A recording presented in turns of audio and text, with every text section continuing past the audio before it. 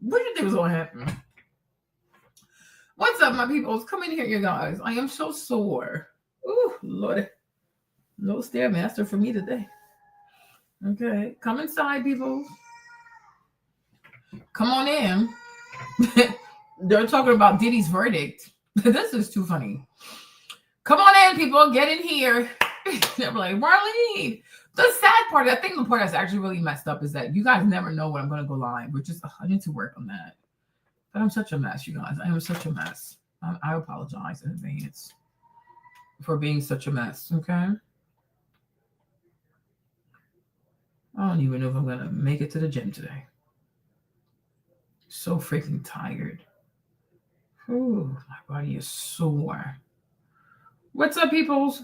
Announce yourselves.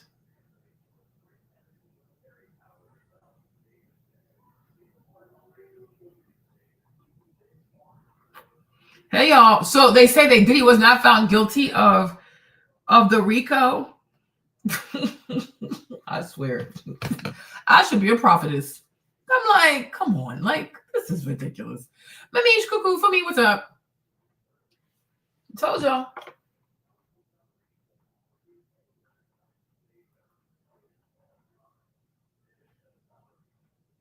This is so damn silly.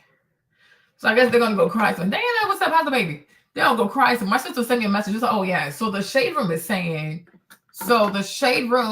saying, that Diddy, okay,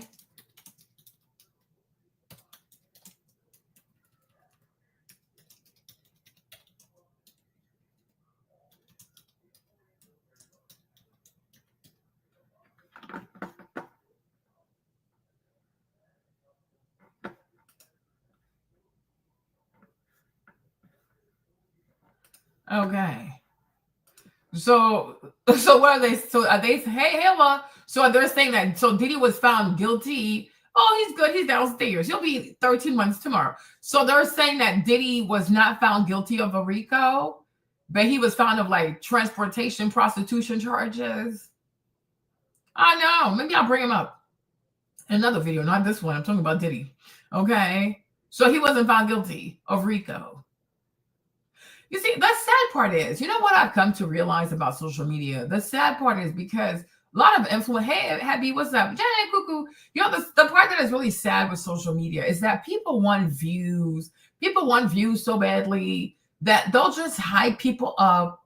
They'll give them false expectations. They'll say all kinds of foolishness, right? Instead of really helping people to think critically, put their emotions aside, right? And to not be set up for a heartbreak, because I'm like, how could you possibly think that Diddy was ever going to be convicted of a RICO? For what reason? Like, seriously, for what reason? For what reason? Man, there's some foolishness. Yeah, time really flies, doesn't it? 13 months, that's crazy. Oh, look, we got 30 people in here. So Diddy is going to go home. My Lord. Anyways, let's watch this video quickly, you guys. Let's watch this.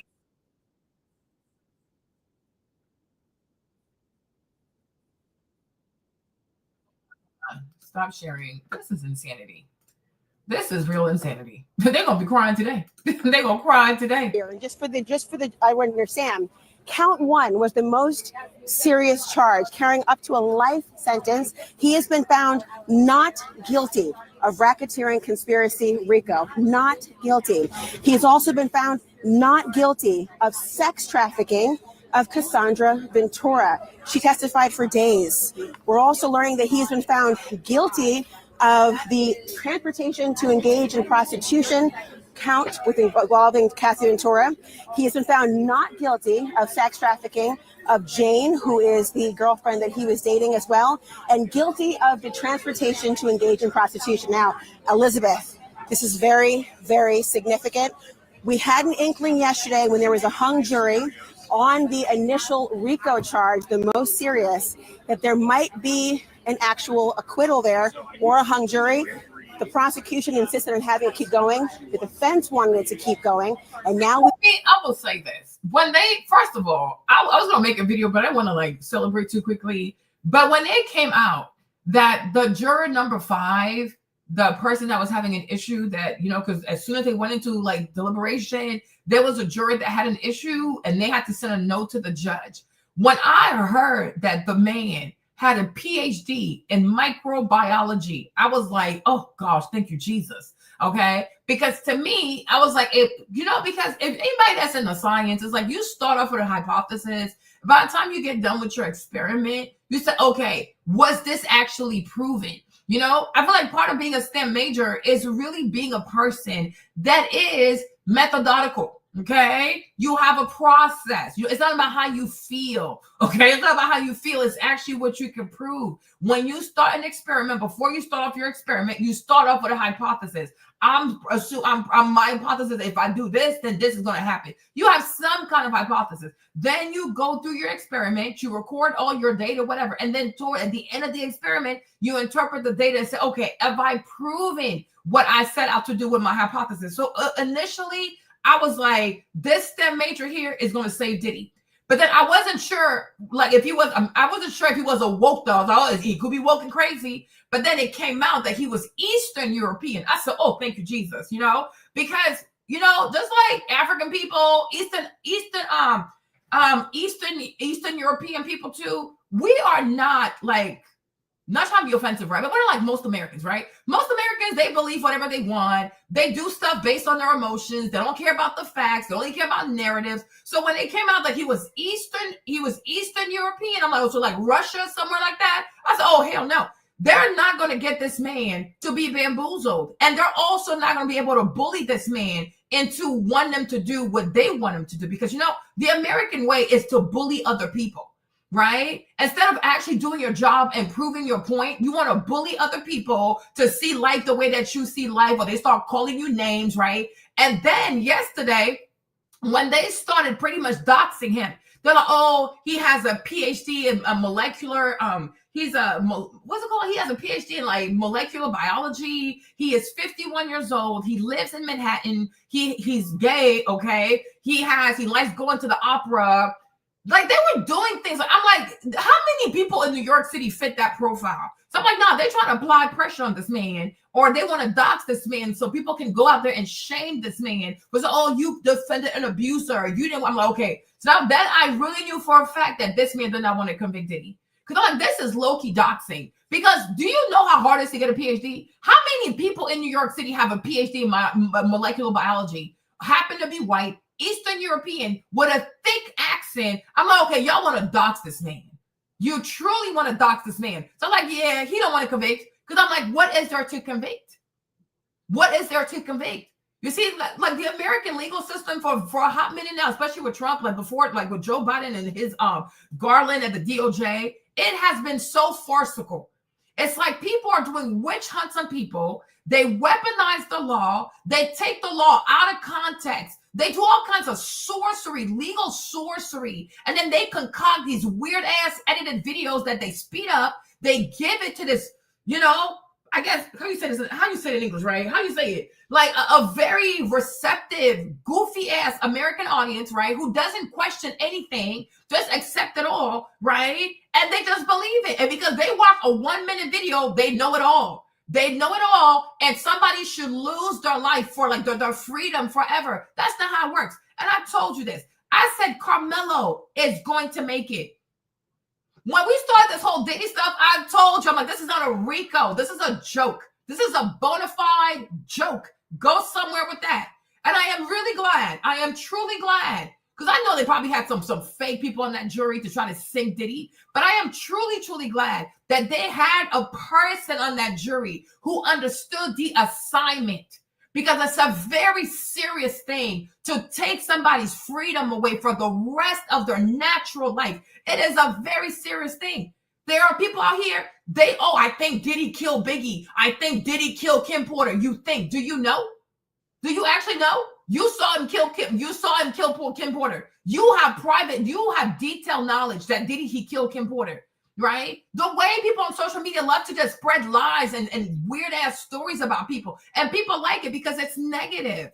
People love to hear negative things about people. They love to hear the worst about people. As if they don't know that one day you yourself can find yourself in that predicament, right? And people will judge you at your worst. I'm like, this is crazy. You can convict Diddy of like domestic violence or being a weirdo, right? But to sit here and to say that he's committing a RICO, are you kidding me? No, you're insane. You are truly insane. So shout out to that European man. Shout out to that STEM person. Shout out to the PhD person.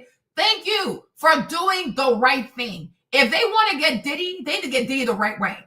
Stop lying. Nobody was trafficking Cassie. You might not like what you've heard. You might not even like how it looked. At the end of the day, she was a grown-ass woman, right, who chose to put greed above her own safety. That's what it is. It's okay. We can all be honest.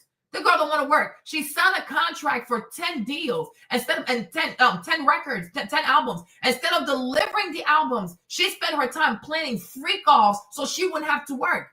Then she ends up suing this man so she still doesn't have to work because she chose to marry a deadbeat, broke-ass, drug-infected-ass, looking-ass white man that can't do nothing for her. So she goes to this black man and extorts him for God knows how many millions, right? In order to keep living a lavish life. But she won't have peace, though, because I'm telling y'all, that white man, Alex Fine, he's going to be her Kevin Federline.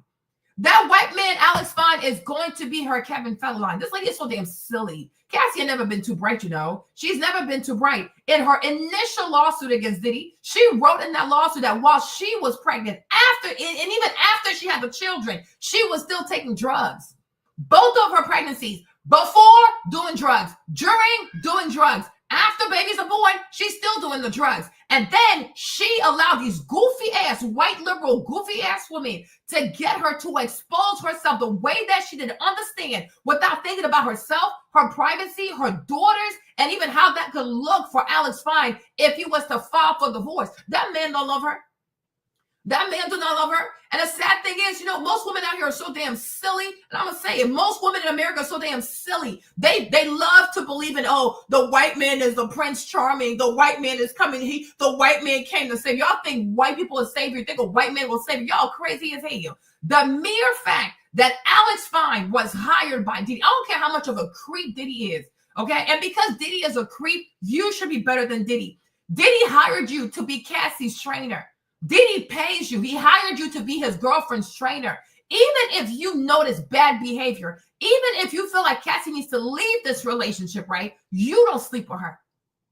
You should have a code of ethic. You should have integrity. And as a trainer, you don't sleep with your clients. That's number one. Number two, as a trainer, you don't have sex with the man that's paying you his girlfriend. Who does that kind of crap? Number three, but if you truly believe that Cassie was being used as a sex slave, right? The last thing you want to do is have sex with her because you understand that maybe she's been groomed to just give her body away to men. And you don't want to be that kind of man. So you're like, nah, sis, we need to get you out of here. We need to get you some help, get you some rehab. And if you want to wait a year or 2 years until you have proper healing and closure, and you think you really want to be with me, then we can do it, right? But look at Alex Fine. Even if we assume, especially y'all, if you assume that everything Cassie is saying is right, how ethical is it for him to have sex with a woman in that condition? How ethical is it? Like he was having sex with her while she was still with Diddy, but somehow he's a better person. Right? Somehow he's a better person? That is a joke. It is a joke. The way some people out here put white dudes on a pedestal, especially those that look like they used to live on a skid row, like the crackhead row, the opioid row, it is crazy to me. This man has no integrity. He has no integrity. It's like if you're a male lawyer and you have a female client and she's going through a divorce, right? And because she sees you a lot and she talks a lot to you, and of course, I mean, she's paying you, but you're fighting for her case. And then the ladies start having feelings for you. What should you do as her attorney? Like, no, sis, you're going through a divorce and you're probably feeling lonely. You know, you're probably confused. I cannot be in a relationship. I can't even have sex with you because I know you're hurting. You are hurting. So we need to get through the divorce, get everything that you're supposed to get, maybe wait a year or 2 years. If you feel better, you've gained closure, you've cried, you've mourned this divorce, you have way more clarity, and you say, no, I really want to be with you, then I know it is the real you. It's not the damaged you. It's not the broken you. right? But for Alex Fine to even be having sex with Cassie while she's still being trafficked, you are just as despicable. You're just as despicable. You're just as despicable. This man ain't shit to me also. He ain't shit to me also. And matter of fact, the moment that allegedly Cassie told you that, because she was going around town to everybody, she said that the Kid Cudi, she said that to everybody, oh, Diddy doing this, Diddy doing that, only to go back to Diddy. Hey, Nafisa. But the moment she told you that Diddy was using her, trafficking her, you should have returned all of Diddy's money. Because once you understand what Diddy is really about, you should have returned the money. No, he never returned the money. When Diddy found out he was having sex, with Cassie, he asked for his money back. And Alex Fine never returned the money. Why don't you return the money? You love her so much. You are the Prince Charming. You are here to save her from this evil, evil black man in America, right? Why don't you return the money, right? And when Cassie finally gave Diddy the keys to all the apartments and everything, and she was completely cut off financially, guess what? Alex Fine followed Cassie back to Connecticut to live in Cassie's mother's basement. That dude is a bum. That dude is looking at Cassie as a meal ticket. I'm telling y'all this, y'all. Please write my words. If I'm wrong, y'all come find me, right? When I tell you this dude right here, he gonna turn into Kevin Federline. He is going to turn into Kevin Federline. And think about this. The kind of stuff Cassie has confessed to, the things that she has allowed these white women to tell her to go up on that stand and say it in front of people, millions of people. The mere fact that Alex Fine was in the courtroom and he heard things he had never heard before. He heard that she was in there doing it doggy style with Diddy while he was calling her on FaceTime. And if you have an iPhone, you know when somebody calls you on FaceTime, their face is all over the phone. And yet she sent that man to the voicemail, and she let Diddy keep hitting that ass, right? So then the fact that he sat there, guess what? He looks supportive. This dude right here, this Alex Fine here, I'm telling you, this man right here, he is playing a long-term game, and he's going to win big. He's going to take all her money, and he's going to take all her kids. You'll see. You will see. And that's the part. That's the sad part. This is the sad part about doing so much to take somebody down. This is the sad part about doing so much to take somebody down, is that you're not even realizing that you're taking yourself down. You see what I'm saying? Cassie ain't too bright. She ain't too bright. Cassie ain't bright. Cassie's not intelligent. And it shows. And that's why she became a sex worker, because she's not bright. You know, I mean, to me, she looks like flounderfish. But to some people, I guess she looks beautiful. To me, she looks like flounderfish. She ain't bright. And that's why everything about her was always sexual. Get with Ryan Leslie, become his girlfriend, so he can do all the music for you. He can produce you for free, do your music for free. She's always been about using her body to get ahead. The girl don't want to work. The girl is mediocre. She is so mediocre. And the moment Diddy realized the level of laziness that ran through her bones, he should have realized she's a freaking liability. Okay, that girl ain't no Beyonce. She's a freaking liability. Men need to be very careful. Any woman who doesn't want to work, who just wants to be known for how beautiful she is and her body, she is a liability. Because the day she realized that her body, she can't sell no more. Her beauty is not pulling men like it used to. What's she going to start doing? Lying on your ass. She going to start lying on your ass. Oh, yes, Kevin. Kevin, I already told you. I said Carmelo will be just fine. I told you about this week. I said Diddy gonna walk. The videos are here. I said Diddy is going to walk, because this is crap. These people are out here doing extortion. Diddy is a wealthy Black American. This man is worth $300 or $400 million. And you think you're gonna take his life for what? You're gonna take his freedom for what? Because some lazy ass, sex worker ass Filipina is running her sick mouth, lying on somebody. Nobody forced that girl. Nobody forced that girl. If it's not that people over here lying, there were people who even got on the stage. We even remember when what's that girl? What's the one that Lauren Rosa, the one that works at Breakfast Club, right? Where Diddy even said, Cassie, you need to calm down. Cassie, we need to pray about this. Cassie, we have to check our souls. She was the one. Hey, Guns, what's up, boo? She was the one calling Diddy.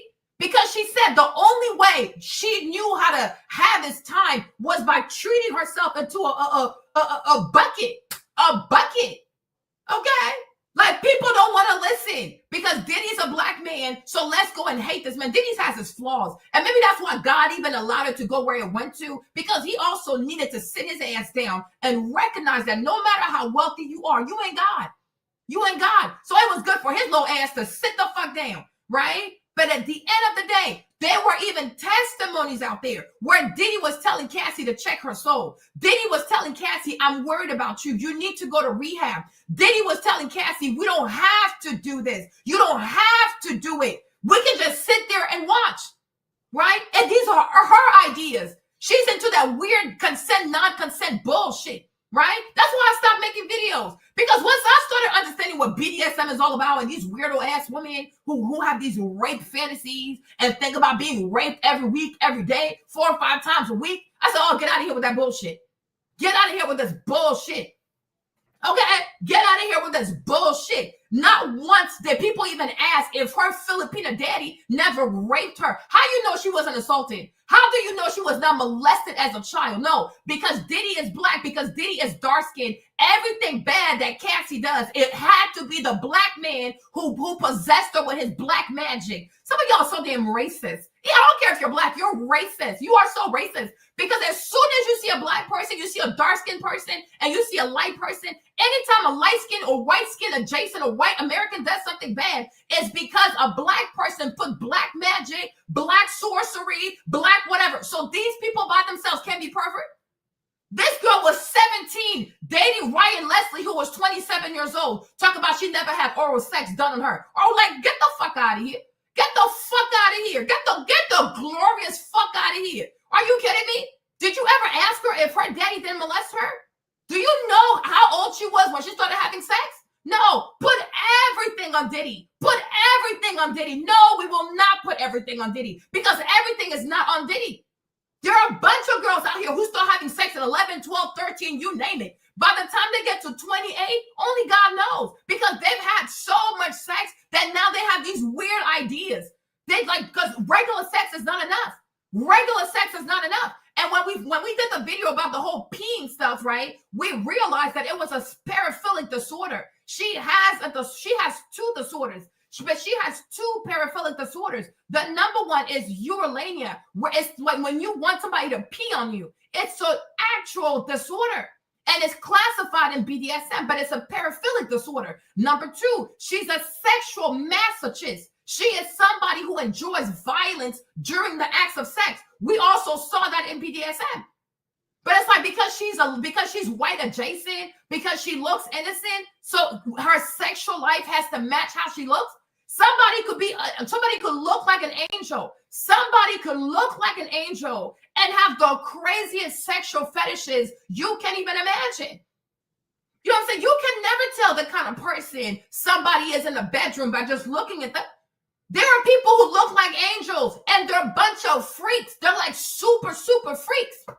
You never heard about pastor kids? Pastor kids out here looking all kinds of cute and handsome and wholesome. But behind this, Kevin's one, but not Kevin. Kevin's not involved in that. But you know what I'm saying? But it's like, hey, but you gotta be very careful. She was, of course, Queen. You didn't listen? I'm gonna show y'all the video from Lauren LaRosa. I'm gonna go find it. But Diddy would say, Cassie, you need to go to rehab. Cassie, you need to go call your mom. Cassie, we have to stop. Cassie, it's okay. Cassie, we can just sit down and watch this stuff. Cassie, you don't have to do this. This lady was the one going for the people. She's the one that's out here looking for the people. When she was the one that would greet the people in the hallway before Diddy even met those people. She was the one that would find the people, greet the people, meet them in the hallway, and she was paying them in the hallway. So who knows what she said? Because how is it? Like, you got to think. You got to think. Because people, they're so racist. People are so racist. You actually have to think.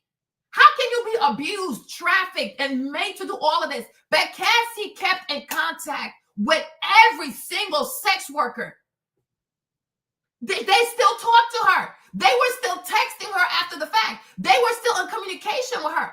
If you remember Armand's testimony, the first guy who came, the short dude that's built like an ugly-ass football player, right? He's like, yeah, I used to text her all the time and check up on her. There was another sex worker who came like, yeah, I used to check on her too. And so what the heck? So how are you trafficked and you're abused, this is against your will, but you keep in contact with these sex worker people and you have their phone number. And sometimes they check in, they say, hi, are you doing good? Like, yeah, I'm good. Are you free? Wumpty wump wump. Okay. No, a lot of these black women, they're really bitter. You got to understand, the vast majority of black women out here are bitter because the sad thing is it's a mental illness. I've come to realize it's a mental illness. The vast majority of black women want to be with a black man. They want to be married to a black man, have children with the black man, be chosen by a black man, right? These are their real internal desires, but they come on social media and say the complete opposite because they want to act tough. They want to act woke. They want to, you know what I'm saying, little gangster shit, but they ain't no gangster because they cry in the closet. And if you're a real gangster, you're going to be bitter because you're going to charge it to the game, not the person, right? But they never do because they always charge it to the person, not the game, right? So the thing about it too is, number two, many of these black girls wish they had a Diddy. Many of these, Diddy is rich as shit. Did you see his house? That's just one house. That's the house in California. $40 million. $40 million, y'all. This man is rich. Okay? Diddy is probably one of the richest black human in the world. Diddy, that house in Miami, $18 million. Diddy came up with a $50 million bail package in cash money. What are we talking about? What are we talking about? What are we talking about? Right? And also, a lot of these black girls, the vast majority of black girls in America, they have body dysmorphia, color dysmorphia, body dysphoria. So many of these girls wish they were light-skinned. I saw this girl today. When I tell you, she is African-American, of course, but she looks African, okay? You look at her like, yeah, I can see that you have African ancestry in you. Oh, I don't have African in me. I'm not related to Africa. I'm not an African. I'm indigenous. Y'all, you should see her nose. First of all, we got the same complexion. Her nose looks about mine. Just like hers is a bit straighter, but it's still white. Like she has a bulbous tip, right? Kinky hair. Talk about, oh, there's no African in her. She's an indigenous to this land. Wumpty wump wump. And mind you, she's thick like a black woman. She's thick like a West African. I'm like, Native American people are a slander people. You think with your body type, your corpulence, your morphology, you can get on a horse? Because we know one thing about Native American people, they rode horses. They climbed mountains. You see your body type, it's not meant for that. Your body type is not meant for a horse. You're going to kill that horse, okay? Your body type is meant for like a mule or an ox. It ain't meant for horses, right? Delusional. Then she ran for her life. I'm like, this is crazy, right? But I'm like, a lot of them truly struggle with the fact that they're black. They're blackity black. And like nobody raped their grandmothers. I'm like, some of y'all, I really think you're sad that nobody raped your grandma because you want to be light-skinned so bad. You want your nose to be straight so badly. You wish your baby hairs could just do all this kind of wavy stuff, right? And also you wish you had a looser curl pattern. But I'm like, it's most people who have that in their bloodline, it's not out of courtship. It's out of sexual assault. So imagine how messed up you have to be in your head when you're out here sad because somebody did not do harm to your grandmother. Are you actually okay? Right? So then she ran for her life, right? So she then ran for her natural life. You understand me? So I'm like, girl, what is going on? You know? But a lot of them, they wish they looked like Cassie because they don't feel good in their child. Maybe my thing about people who claim to be here, Seminoles or Blackfoot, I said the same thing to Nicole. It's funny how it's only one part that's always claiming people, but the other part ain't claiming, right? No. Hold on, y'all. Sorry.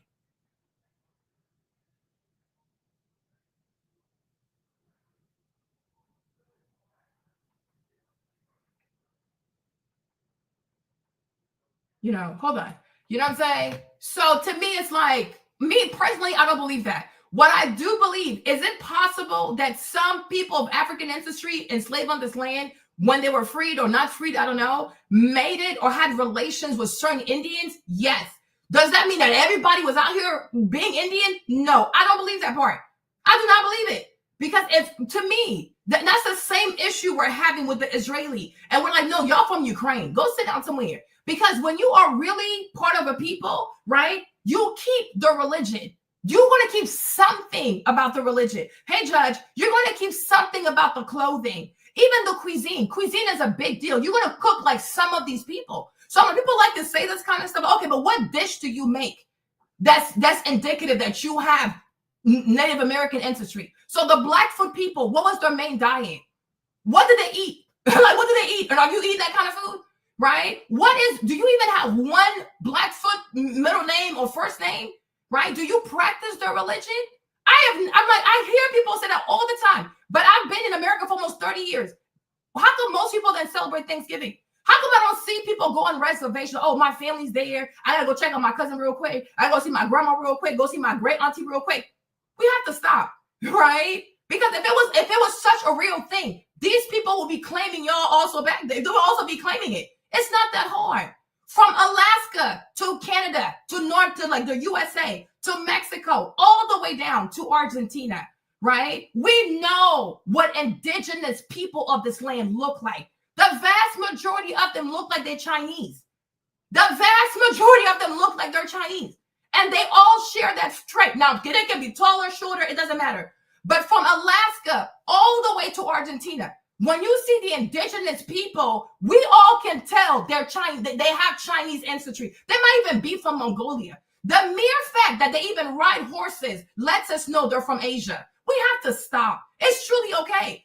In your particular family, it is possible that one of your family members had a relationship with an Indian person. No problem. My uncle also has a baby with an Indian. She's from Guadeloupe, right? But we're like, my cousin might say, oh yeah, I'm indigenous too. Weird. Because my auntie, she's from Guadeloupe, but her people are from India. They were taken by the French and they were brought to Guadeloupe. That's not a problem, right? So my granddad, when he went to war in Vietnam, he got a Vietnamese girl pregnant. My aunties had Vietnamese. She looks just like my mom.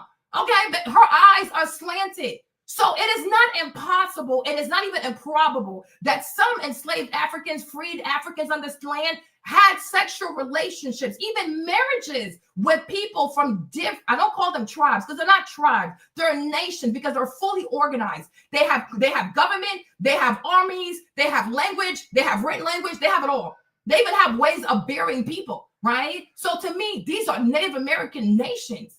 So whether we're talking about the Cherokees, the Navajo, the Blackfoot, it doesn't matter, right? All these people, these are nation people. It's no different than Africa. People who have ethnicities, these were like small nations until the whites forced everybody to identify, oh, you're Ivorian, you're Nigerian, you're from Togo, you're from Senegal. These people did not have that kind of understanding because for them, their nation was their ethnicity. That's it, that's that. And we don't mix with other people. It depends. We're going to see. Right? So and that's a sound distinction. A person can say, my people have been here since America was built, like the America Enterprise, America Inc.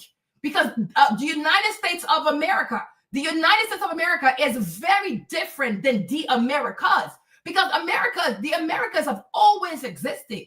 What we know as Canada, what we know as United States, this is like a new project. America is only like 400 years old. China is 5,000 years old. It's the same people. America is 400 for what it is. Europeans, Anglo-Saxons, the Dutch, the French, and then the enslaved Africans and the oppressed native people. Cool. Whatever you call the USA, that thing right here is 400 years old. But before that, there was another history going on here. So the girl was like, oh, but I can trace my people back to like the day America was found. It's okay, no problem. But I want you to understand, there are people who can trace their lineage back to 1,000 years on this land before America was even a thought, right? So we have to be serious when we say, oh, we're indigenous, because then you are erasing other people who are truly indigenous to this land. You are not a newly minted, fresh off the boat African people. Of course not. And nobody will ever expect you to say that. Because that's not true. You've been here for like some people have been here for over 400 years. So we cannot say, oh, we want you to say that you're African. No, you don't even have to. But to really look like a West African person, to have kinky hair and to say, oh no, I have no African in me. This is it's a level of psychiatric pathology that truly needs to be investigated. You know what I'm saying? Unless in your head, African people are ugly. So because they're ugly to you, you do not even want to be connected to these people, right?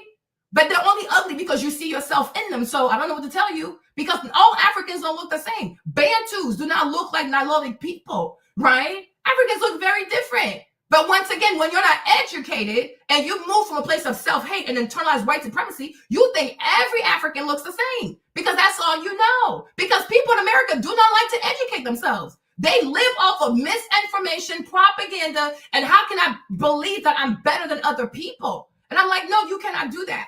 But if there was I told Nicole the same thing. And I'm like, Nicole, it's so funny to me because I hear many of y'all say these things, but yet you always go to African women to get your hair braided. Why don't you go to Native American hair salons to get your hair done? Like, you're so native, you're so this, you're mixed. Why don't you go to those people and get your hair done? Why do you do Bantu knots? Why do you do Senegalese twists? Why do you do knotless braids? Like, everything on your head is stuff that comes out of Africa. But somehow, oh, there's no African in me. Oh, I'm indigenous. Then why don't you go to indigenous hair salons? It's so funny to me. I'm like, what is this? Is it like a pathology? Like, what is going on? It's mental illness. It truly is mental illness.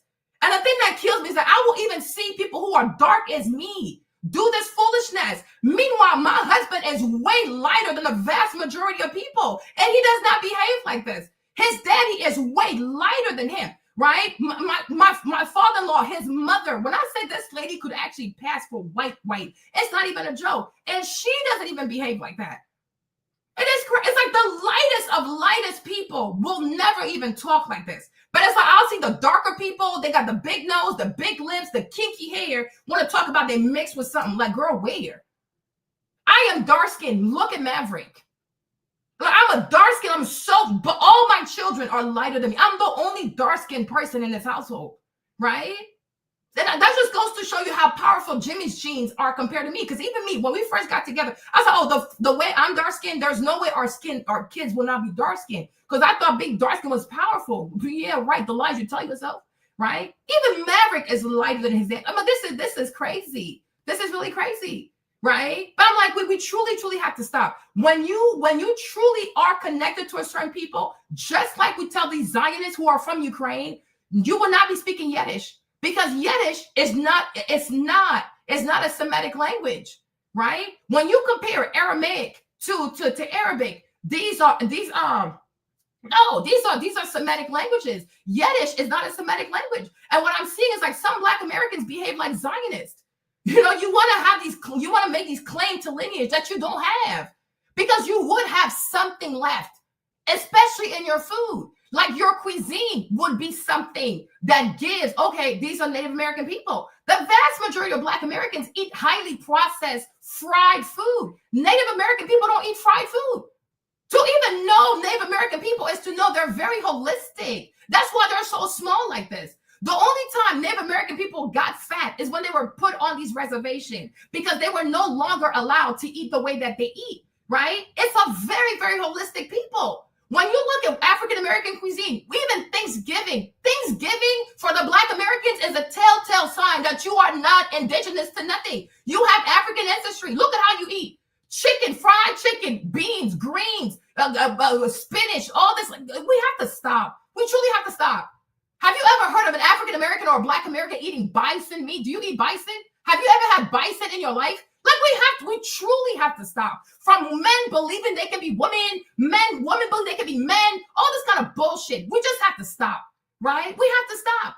Some families can have singular expressions of interracial dating with Native Americans having children. That is not a problem. Even Chinese. A lot of people in New Orleans, a lot of people in Louisiana, because Chinese people also immigrated to Louisiana. There are a lot of Black Creole Blacks in the Louisiana that have Asian in them. They got Chinese features. Even James's older sister, she's also Chinese, and you can see it in her eyes. Like it's right there. But you don't practice any of the religion. You don't know any names of their gods.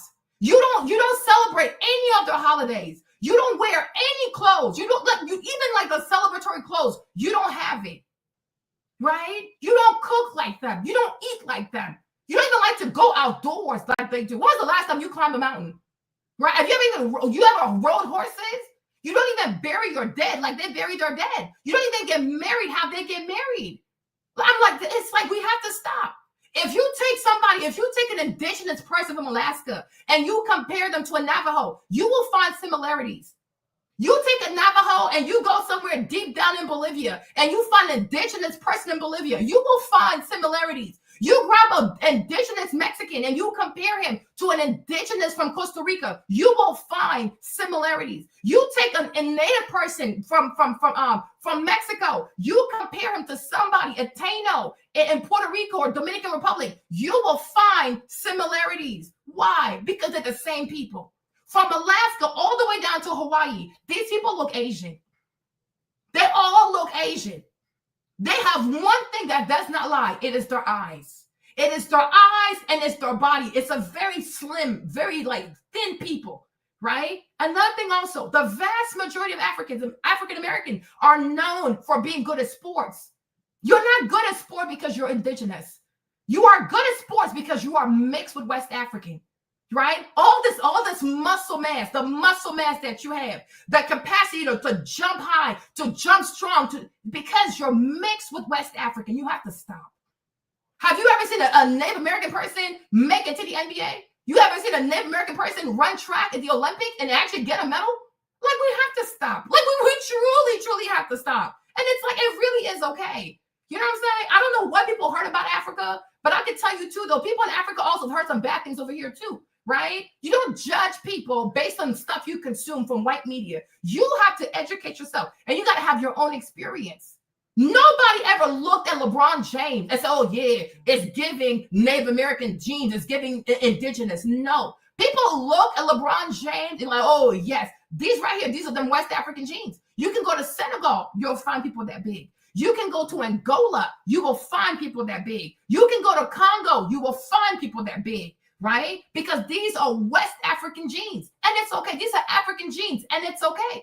Right? Even Europeans don't have these genes. Some Eastern Europeans do, but that's also because they're mixed. That's also because they're mixed. Right? But have you seen these boys from Sudan? You see these black boys from Sudan who play basketball? They're like 7'2", 7'3", they're 14, they're 7 feet, they're 12 years old, they're 8 feet tall. They're all like that. If you go to see, you'll see them in Sudan, in Burundi, in Uganda. They're tall as hell. They're just tall as hell. And the Bible talks about giants, right? Because the people of Sudan, like the crescent of Africa, these people are so tall. But once again, they're very slender. Just like if you see Kenyans, some Maasai people are super tall, straight nose, very like chiseled cheeks, beautiful complexion, super white teeth. They're super tall, right? It's okay. Like, it truly is okay. Slavery was traumatic. And maybe it's true, that some Africans sold black people into slavery, which they really ain't shit for doing that, right? But do not act like part of you having West African ancestry or you having African ancestry has not played a part in not just your survival, but your ability to be at the top of certain fields in America, even though it was a racist country. It's okay. It truly is okay to give credit. Nobody is saying that you have to identify as an African. That is crazy. Africa is a continent. Nobody even expects, oh yeah, I identify with this country. No, you don't have to. You truly don't have to. You're American, and that's fine. Claim that. Claim your lineage. Claim that you were here since this nation was founded. But please, people have to stop saying that, oh, you're dark skinned, you have a white nose, you got big lips, you got kinky hair, but somehow there is nothing of Africa in you. That is sick. That is truly sick. That is truly sick. Okay, like they're super tall. Like these people are just ridiculously tall. When I was living in Burkina Faso, we had neighbors. They were from Burundi. You guys, even at 12 years old. Here is the house. Like every house has like walls and stuff. When I tell you these girls like this, giraffes like this, I'm like, why are they so dead? And then their dad. Oh Jesus, people are giants. People in Burundi are giants. Like they're just a bunch of giant ass people, right? And you saw, if you watched the Olympics for basketball recently in Paris, right? You should have seen the kids from Sudan. They are super tall, super dark, with a really nice muscle mass, right? That's part of having African ancestry. It's okay. It really is. Everything about Africa ain't bad, right? Just like when I hear people like Tariq Nasheed say, oh, Africans are booty scratchers. I'm like, okay, but your ancestors, when they came off that boat after like being there for 30 years, like for 30 months, or ever they were on that ship, they weren't scratching their butts also, right? When you try to insult people, you insult yourself too, You know, because people who were sold into slavery, you know, they were not kept in the most sanitary conditions. They didn't have access to toilets. Like, they were really, really abused. So imagine how much of a dunce and an idiot you have to be to talk about African booty scratchers when the vast majority of people who are Black in this country are descendants of, indeed, African booty scratchers, because they were locked up in them ships and could barely do anything for themselves, right? Like I said with Cassie, when you try to take somebody down, you take yourself down the process. You know what I mean? Nobody has to put anybody down to feel good about themselves. And nobody also has to deny what is very obvious, right? It's very obvious. But if you're like, oh, like, if it's, I'm just saying, it's very obvious. The hair don't lie. The nose, it don't lie. Just like when you see a person that's Arabic, you know they're Arabic because that nose don't lie. When you look at Patrick Bet-David, you know he's from the Middle East. Okay, when you see somebody with a certain nose, you know, okay, that's probably a West African person. Oh, that's probably a European person. That is probably a Chinese person. That's probably a Vietnamese person. That is probably an Arab person, because the nose doesn't lie.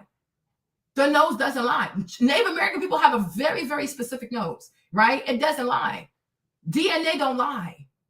Even like you can be on whatever iteration of your DNA, but it stays in the bloodline. DNA don't lie. And certain features, you cannot erase certain features that easily, okay? Because these are very, very dominant genes, and it's okay. Like, it truly, truly, truly is okay. I told Nicole that, right? Because I'm like, me, I would actually have more. I would actually have more like, okay, I believe it. If you could say, okay, like, here's the culture that I kept. Here's the religion that I kept. Here is the diet that I kept. Here are the wedding practices that I kept. Here are the burial practices that I kept. Right? That's not a problem. But what do you have? You know what I'm saying? And that's the same thing we're asking these Zionists. You claim you're Semites. Okay, what do you have? You speak Yiddish. You write in Yiddish. Your food is from Ukraine. Okay, you're not Hebrews. You're people who study a certain form of Judaism. That's why they call you Jews. You're related to nobody there. In Jordan, you have no relative. In Egypt, you have no relative. In Qatar, you have no relative. In Omar, you have no relative. In Lebanon, you have none. In Syria, you have none. In Saudi Arabia, you have none. In Qatar, you have none. In the Emirates, you have none. So you're not a Semite. But they don't want to accept that. You're not a Semite. And the more you keep calling yourself a Semite, you're going to do more harm to people. You'll do more harm to people because you are erasing somebody else's history to center yourself. And I'm like, we have to stop. Like me, I don't know. Like, it's like, to me, it's I have secondhand embarrassment. Like, we really have to stop. Some people, yes, they can say in my bloodline, somebody married that person. I'm not gonna go ahead and discount that. But if the continent of Africa has the largest population of Black people, how can you say that you have no Africa in you? Black people are indigenous to Africa. They're not indigenous to the Americas, right? And also in the Americas, and I told her that because people don't read. In the Americas, the largest population of Black people are in Brazil, right? I think Black Americans only make up like, what, 42, 43 million people? Okay. Brazil has 93 million Black people, okay? On this side this side over here, the largest population of Black people is in Brazil. Right? And these Afro-Brazilian, they know they're Nigerian. To this day, that's what I'm saying, to this day, after everything they've been through with the slave trade, the abuse, having to learn Portuguese, to this day, right? They still practice the worship of Orishas. They worship Oshun. They worship Yemoja. They worship Oya. They worship Oludumare. They worship all Shango. They worship all these people. So if the largest body of Black people in the Americas are in Brazil, and these Black Brazilians know that they are Nigerians, they don't even just know they're Nigerians. They have Yoruba religious practices. So if they say, okay, I'm related to I'm my people from Nigeria, I am more likely to believe them because when I look at their religion, they are worshiping Orishas. Where else could they have gotten that from? Right? So I say, if you claim to be indigenous, what is your religion? Right? What is your religion? And why don't you practice your religion? Because indigenous people did not practice Christianity. So why don't you practice the religion? Right? So it's not possible. You cannot be the smallest number of Black people in the Americas and claim to be indigenous. No, that's not how it works. And when people are indigenous, you can find them all over, not just in one space. You will find people all over, from, like I said, Alaska all the way all over. Because Native Americans, you find them all over. From Alaska all the way down to Hawaii, even down to Puerto Rico, whatever they call Hispaniola, Puerto Rico, Dominican Republic, Cuba, they're all over there. Right? But we only have two distinct places where we find Black people in the Americas, the United States and Brazil. Argentina had some, but then they slaughtered all of them. So they're all dead. They did a genocide and they killed all the Black people. So right now we only have two main places where you can find Black people. And it's mostly, I mean, you can also find Black people in, what's it called? In Honduras, right? In Honduras, the Black people there are called Garifuna. And those people too know that they have African ancestry. So it's funny how every African people that's all over the Americas know that they have West African ancestry, but somehow over here, you have some people who want to say, oh, there's no African in me. Like, how is that even possible? Brazilians know they're Nigerians and they worship like Yoruba Nigerians, right? The Garifunas of Honduras, they know they're West African. And they even speak Garifuna. They have their own language. They speak English, they speak Spanish, but they also speak Garifuna. It's a lot of them. It's a lot of Garifunas in New Orleans. I even had one subscriber too. She was Garifuna. They have their own language. Like, we have to stop. Because some people, sometimes the way they talk, it's like you show people that you're not educated.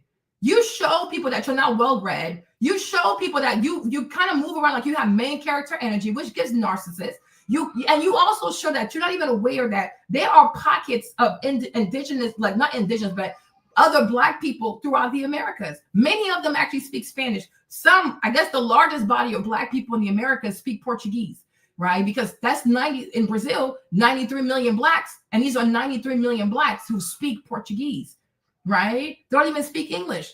So when you look at the dominant Black population in the Americas, the language is not even English. Okay, it is Portuguese, right? But there are many Black people like that. There's like here. But Brazil has the largest population. So it doesn't make sense, right? Stuff, it got to make sense. When you say things, it got to make sense. You might want things to be true, but I'm saying for your own sake, right? And for you not to catch, I guess, because, a lot of people believe that many Americans don't know shit. Right. And I just don't want you to reinforce that stereotype. A lot of people feel as though American people are very ignorant. Do not reinforce that stereotype. Just because something makes, or you want something to make sense, just like a man wants to believe that he can be a woman, just because you want something to make sense doesn't mean it makes sense. Historically, you can't prove it. Scientifically, you can't prove it. If you went to hire some of the best anthropologists in this country, you couldn't prove it. What you could prove is that some people had relations. Yeah. Some people had children. Yeah. Some people have even adopted into these nations. Yeah. Because that's what people do. People mate. People migrate and stuff like that. But where do Black people from America come from? Right? They were not on this land first. We have to stop. We really have to stop. Right across from California is Japan. Right across from California is China. Right across from California is Korea, right? Right across from California is Mongolia. And anybody, once again, if you read, which I know is really hard for most Americans out here, when you read, you should know about Genghis Khan, right? The Mongolian emperor who was out here like doing all kinds of conquests and all kinds of shit, right? It would make more sense. If you also read, you will know that the Chinese were traveling the world before the Europeans. So it is not possible that you were here first. If anybody was here first in the Americas, I will surmise it was Chinese people, or it was Mongolian people, or even Japanese people, because they used to like to bully people too, right? But I'm like, it's okay. It truly, truly is okay. You look at the people of Hawaii, right? What they look like? They look Asian. And it's okay. Right? You look at the queens, the kings, the queens of Hawaii. They look Asian. It really is okay, right? If you read, I don't know, some people don't like to read the first world maps. Many of them are to this day in Lisbon, Portugal, were written in Mandarin. because the Chinese traveled the world first. That's why people often say that when Magellan left, he knew where he was going, that the vast majority of these people, the vast majority of these conquistadores, like these colonizers, these European colonizers, right? People say that they knew where they were going. And to say that, oh, they were just guessing, it's a lie, because the Chinese had already traveled the world. Right. And we know, and like me, like I said, to me, I believe that if there was somebody to be indigenous to have discovered this place, it's going to be Asian people, especially Chinese people. Right. And you can see the same thing even in Africa, like in Madagascar and in Mauritius and things of the sort. Even in South Africa, if you ever get to see Xhosa people, and you look at their eyes, you know they're mixed with Asian. And even their body type, they're very, very slender. Xhosa people are very different than Zulus. Like, they don't have all that muscle mass. Like, they're very small, they're very short, they have round heads, and they have very slanted eyes with very small lips and wider nose. It's like, yeah, you can tell, right? But because South Africa is not far from Madagascar, and we know for a fact that in Madagascar, the Chinese were also smashing people there. If you ever look at Mauritius, if you ever see African people from Mauritius, they all have slanted eyes, light skin, loose curl. Like, you can tell because the Chinese traveled before the Europeans. The only thing is they didn't try to enslave people like the Europeans, because it seems like they were more so doing so for discovery and for trade as opposed to oppression, right? But the oppression really kicks in once the Dutch, then the English, and then the French get involved in world exploration. That's when, like, taking advantage of human beings, it gets to an all-time high. But it's truly okay. The information isn't hard to find. You don't have to guess when you can just educate yourself, right? It's not that hard. You know what I mean? Me, Marlene, I'm fully aware. I look West African, especially my nose. I can't hide from my nose, is what it is. But I have friends from Mauritius, and I'm telling you, like, they look Asian. You know, growing up in Burkina Faso too, I had many friends that were from Madagascar. They were what we call Magash, okay? But you can tell, you can tell they're mixed, and you can tell they're mixed with Chinese. And even the way they cook, you can tell they're mixed with Chinese, because the food never lies. The cuisine never lies. You cannot sit here, like, you cannot eat a certain way, especially in Louisiana. You cannot sit out here, eat okra, plantains, and all kinds of stuff. No, oh yeah, there's no Africa in me. Then why are you eating okra? The Native American people, they eat okra? Like, okra is native to America? Like, okra is native to the Americas. And we have to stop. Like, seriously, we have to stop. Like me, I'm exhausted. People truly, truly have to stop.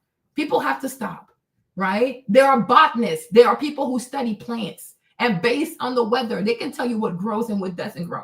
There are people who study the history of grains, and they can tell you how certain grains and certain crops left from this continent and they came to this continent, left over here, went over there, just like animals, right? There are people who trace all of this stuff. People really have to stop. People truly, truly have to stop. It's okay. You know what I'm saying? And the sooner you learn to love yourself, you're going to be okay, right? But nobody is saying that you have to claim being African. That is not even, how's that even fair? Especially if you've never even been there. You don't have to relate to Africa. You don't have to claim to be, nobody cares. But to truly look in the mirror, to post the pictures that you post, to post the videos that you post, to see your lips, to see your nose, to see your complexion, to see the texture of your hair, and to say, oh, I have no Africa in me. Wow. Truly wow. But anyways, let me get back to the story, right? Like, let me get back to the story over here. So my point is, like I said, what I was saying with Cassie, right? Me, Marley, what I'm saying and what I am predicting is that, what's this man's name? Alex Fine is going to turn it into her Kevin Federline.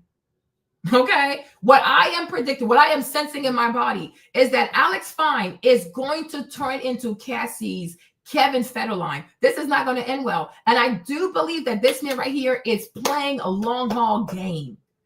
And the fact that he sat in the courtroom, he was, I guess, supportive while she was explaining how much she had sex, how people peed on her, how she was cheating on him pretty much, and things of the sort. I even think there was one part, if somebody even asked her if she still had love for Diddy, and she almost wanted to say yes, right? But he remained calm. He played the part because he understands the cameras are there, and he has to play the role of a very supportive husband, one who's very understanding, one who doesn't judge, and one who's okay with his wife having an extensive past, whatever. No problem. But I'm telling you that all of this is part of a bigger plan. All of this is a part of a bigger ruse. And the sad part is, right, because I said, to me, I'm going to say it again, I don't think Cassie is intelligent. It never gave that. And I also think she's very lazy, right? Why would she fall apart? She's so damn silly, that one, right? But listen to me, right? Alex, fine, you guys, because Judge, you know I love you, boo. Okay, that's my baby, right? And she's white. I love her. She's a sweetheart. But you know one thing about white folks in America, boo, they stay planning. I'm like, if this, like, for the entire time, from the moment she was playing her Diddy lawsuit until now, Alex Fine could truly be talking to a lawyer. He could truly be talking to a divorce lawyer. And if he says, oh, I supported her, but she hasn't recovered, or she's still battling with the drugs, and I don't think it's a safe environment for our kids, people are going to be on his side because they'll say, oh, he was very supportive. He ran a marathon. He saved her from Diddy when the whole time she's nothing but a meal ticket, right? This man is a bum. He is a bum. When you consider, I'm going to get to this video, right? I have about an hour left. When you consider the fact that Alex Fine was hired by Diddy, right? So I'm okay, was your main client Diddy? Maybe, maybe not. You didn't have any other celebrity clients? Okay. Now, Diddy pays you. Why don't you invest that money and start your own gym? Why don't you invest that money and have other celebrity client, right? No, Diddy was his only client. So when he lost Diddy as a client and he never returned the money, yet Diddy's so evil, he had to move in with Cassie and her mother in Connecticut. What kind of grown-ass man would want that? What kind of grown-ass man would want that? I'm like, all this time you're making money with Diddy. How come you haven't done anything with the money? How come you haven't started a business? How come you haven't built an app? How come you haven't brought on, more celebrity clients so that you do not have to rely on Diddy, right? And also, what kind of grown-ass man who's been a celebrity trainer is okay with packing his bags and go live into somebody's mama's basement? Do you even know this lady? Do you even have no shame? So we also realize that just like Cassie, what's his name? Alex Fine is not ambitious. He does not have self-determination. He doesn't know how to multiply money, doesn't know how to build anything. And say whatever you want about Diddy. Sometimes I like him, sometimes I don't. I'm not gonna lie, right? But Diddy has built something quite amazing for himself. Diddy's a builder. And I also will say this because I think sometimes some people can't relate. But I will say this, right? Sometimes to be incredibly successful, you have to be a right arm, okay? Exactly. You have to be a bit cuckoo in the head because you really have to be intense to be extremely successful. That's why not everybody's extremely successful. So do I believe that when you get to a certain level of success, you develop a personality disorder? Yes, I do. Yes, I do. I really do believe that to reach a certain level of success, you got to have a certain level of personality disorder. I saw a quick clip of Tina Knowles with the one that has the podcast, the TV show, Sherry Shepherd. Sherry, is that her name? And so Tina Knowles was saying that sometimes Beyonce can be very mean behind the scenes, right? But that she will later apologize, right? I'm like, okay, do I think Beyonce is overall mean? Maybe she is, maybe she's not. But one thing I do know is that to reach a certain level of success, you got to be intense. You have to be very, very intense. And I think that over a long period of time, you will develop some type of personality disorder because you want more than the average person. You want more success than the average person. You want more money than the average person. You want more fame than the average person. You want more respect than the average person, right? So I do believe that Diddy I do believe he has definitely a personality disorder. Oh, absolutely, right? But at the end of the day, he built something for himself. He never went and slept in somebody's mama's basement, right? So Alex Fine, you as a man, when you decide to take Cassie off of Diddy's hand and be her man and be her husband, be the father of her child, why are you then sleeping in her mother's basement? Especially when you've been exposed to celebrity, especially when you're in LA. It's one thing if you never had access to any of these things, right? But I'm like, what were you doing with your money? Why didn't you build anything? Y'all can go on his TikTok and you can click the link and you can see his website, ratchet. He has a website of the likes we saw like in the early 2013s. No investments whatsoever in his business as a trainer, which lets me know he doesn't care about fitness. He has no passion for fitness. He has no passion for training anybody. Cassie was probably the biggest lick he ever got. Working for Diddy was probably the biggest opportunity he ever got, right? And that became his meal ticket because obviously he is not passionate. You can say all kinds of things about Diddy, that ain't a problem, right? And you might even be true, but you might even be right. But the thing about Diddy too, you cannot deny that Diddy has a passion for music because we have seen the level of mediocrity, the low caliber of vocal abilities that many of these women have brought to Diddy. J-Lo, Cassie, what's her name again? The white girl, what's her name?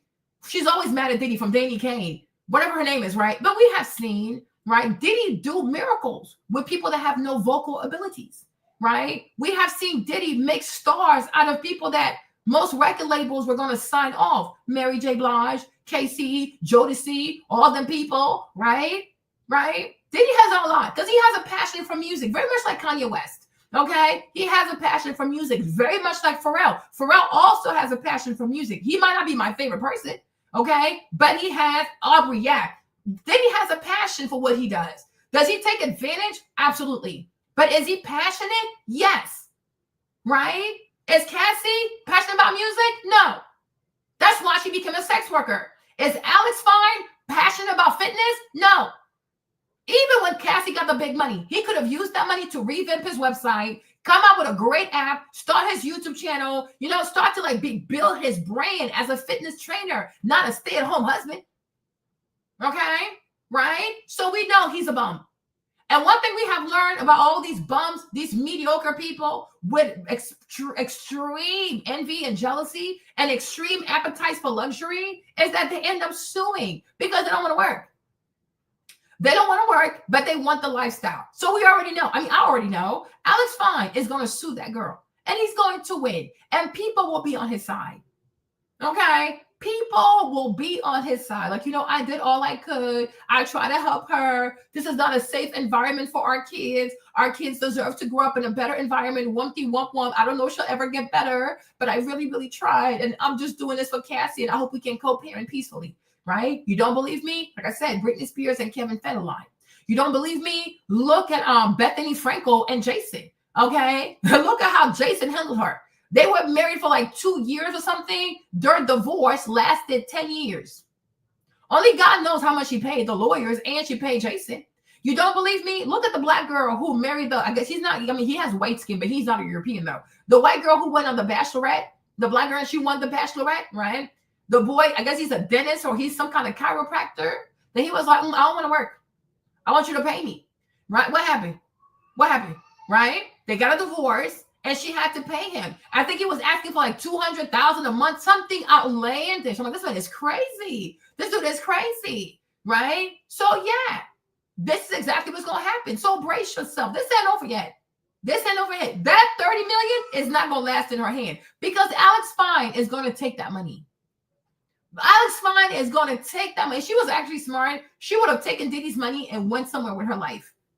Because I'm not going to give you ammunition to come after me and my daughters and take my children away from me. And we know if she goes to a divorce, Cassie's not going to last because Cassie's an addict. She really is a drug addict. And I don't even think that you can ever stop being a drug addict. I think you can just manage your addiction. But I'm like, she's not going to last. She's not going to last. Right? But I repeat, a trainer who gets hired by a boyfriend and he ends up having sex with the girlfriend of the man who hired him. That's not a man you can trust. You don't have ethics.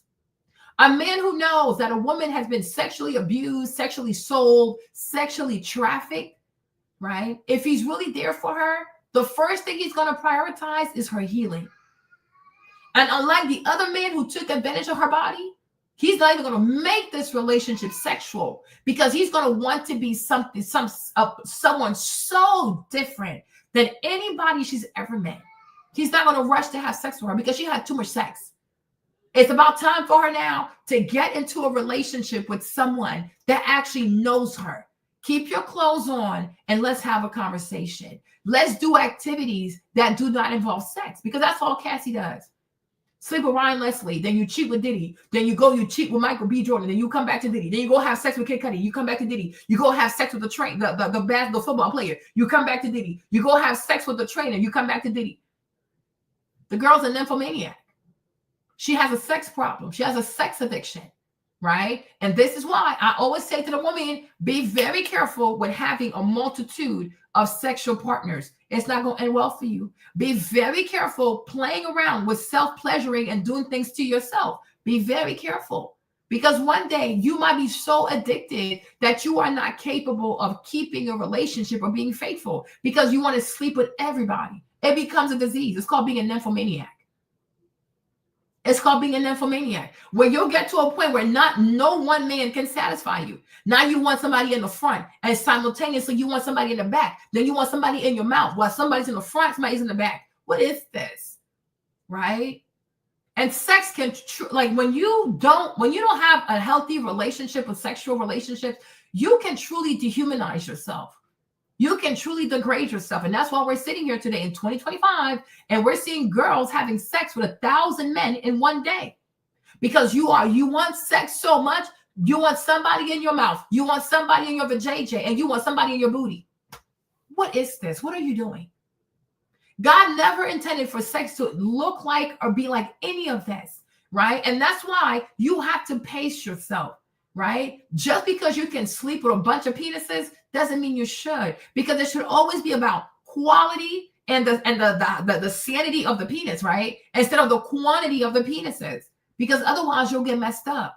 You will seriously get messed up. Women are not like men. And even men who do that kind of stuff too, I think they get to a point it gets to be too much. But the mere fact that we heard testimony where Diddy is even telling her to slow down. Diddy is telling her to go to rehab. He's a man and he's like, okay, this is too much. Okay? But of course, because he's a black man, nobody's going to even try to give him credit for trying to say, okay, Cassie, this is too much. The girl even said the only way she knew to have time with him because he's a busy man. Number two, when you come into his life, he was already busy. Busy with work, busy with business, busy with children, busy with the baby mamas, right? And because you truly had nothing of substance to offer, like most young girls who just want money and bags and shoes, you offered up your body. And I hope, Cassie, I hope a lot of women who are always trying to sell their bodies for money and trying to find a high value man and be all kinds of prostitutes, I hope this is a wake-up call. America is changing. The MeToo movement is almost over. The MeToo movement is dying out, girl. It's a life support, right? Moving forward, women will not be able to come out here and just randomly accuse men of rape. Those days are gone. Because people will say, you are a grown woman, you are a grown adult, you are a U.S. citizen, and you are of age. And these were consensual acts. You consented. The MeToo movement is dead. And thank God, thank you, Jesus, because people were abusing it.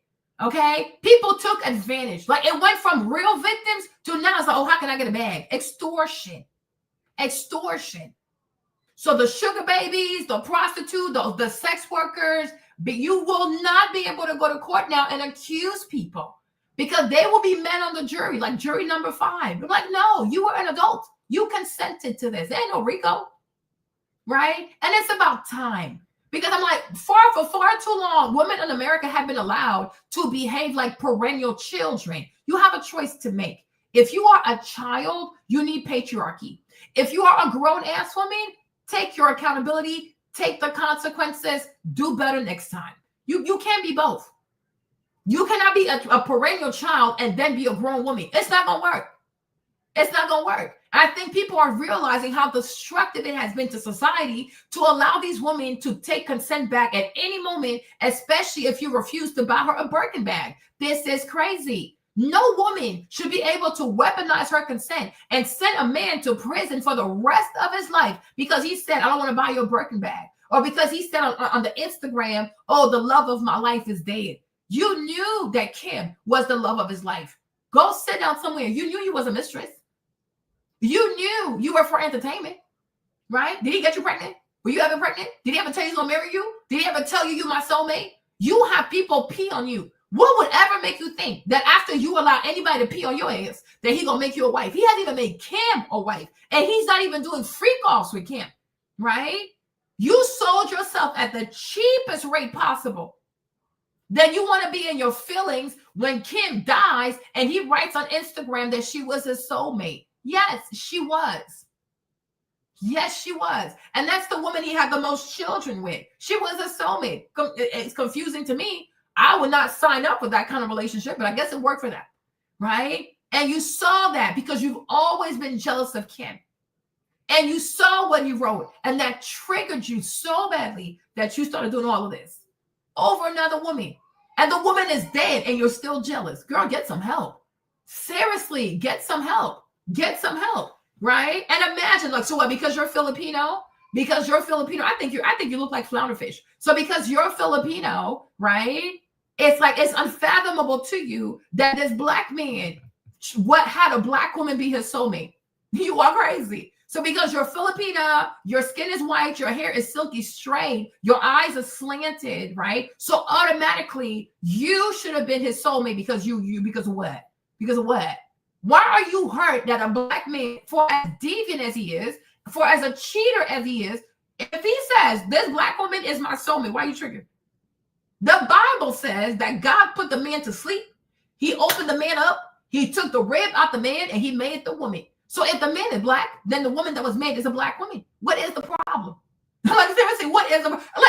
Imagine coming to a different community because you're Filipina and you're mad that a black man's soulmate is a black woman. Kim was a soulmate. Get over that. Okay? Get over that. Okay? Hold on, you guys. Get over that. Truly get over yourself. Yeah, jealous of a dead woman. She's still jealous of her. Okay, and also she was very jealous of Gina because Gina has been around all this time. Okay, Gina has been around all this time. But her main issue was Kim. And the fact that he said that Kim was his soulmate, that truly sent her. It sent her somewhere. Well, I guess she found the feds.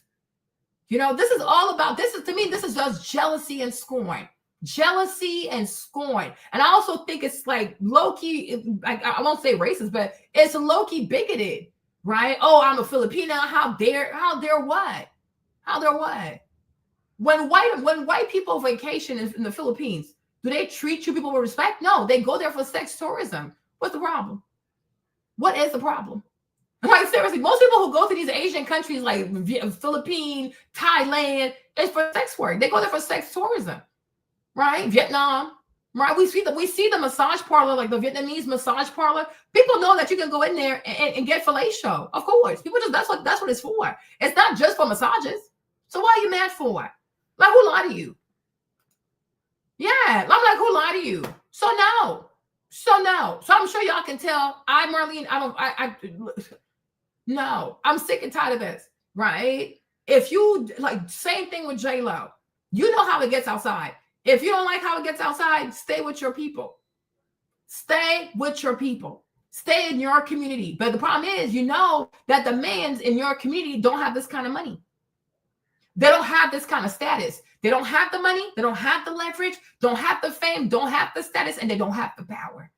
You're always over here. And then yet you're always the one to call the police. You're always the one to run to the police. You're always the one to weaponize your complexion, your adjacency to white people, and your tears. Stay with your people, right? Stay with your people. Even with Alex Fine, yet again, she's with a white man from a different community. Why don't you go to your own people? What's the problem?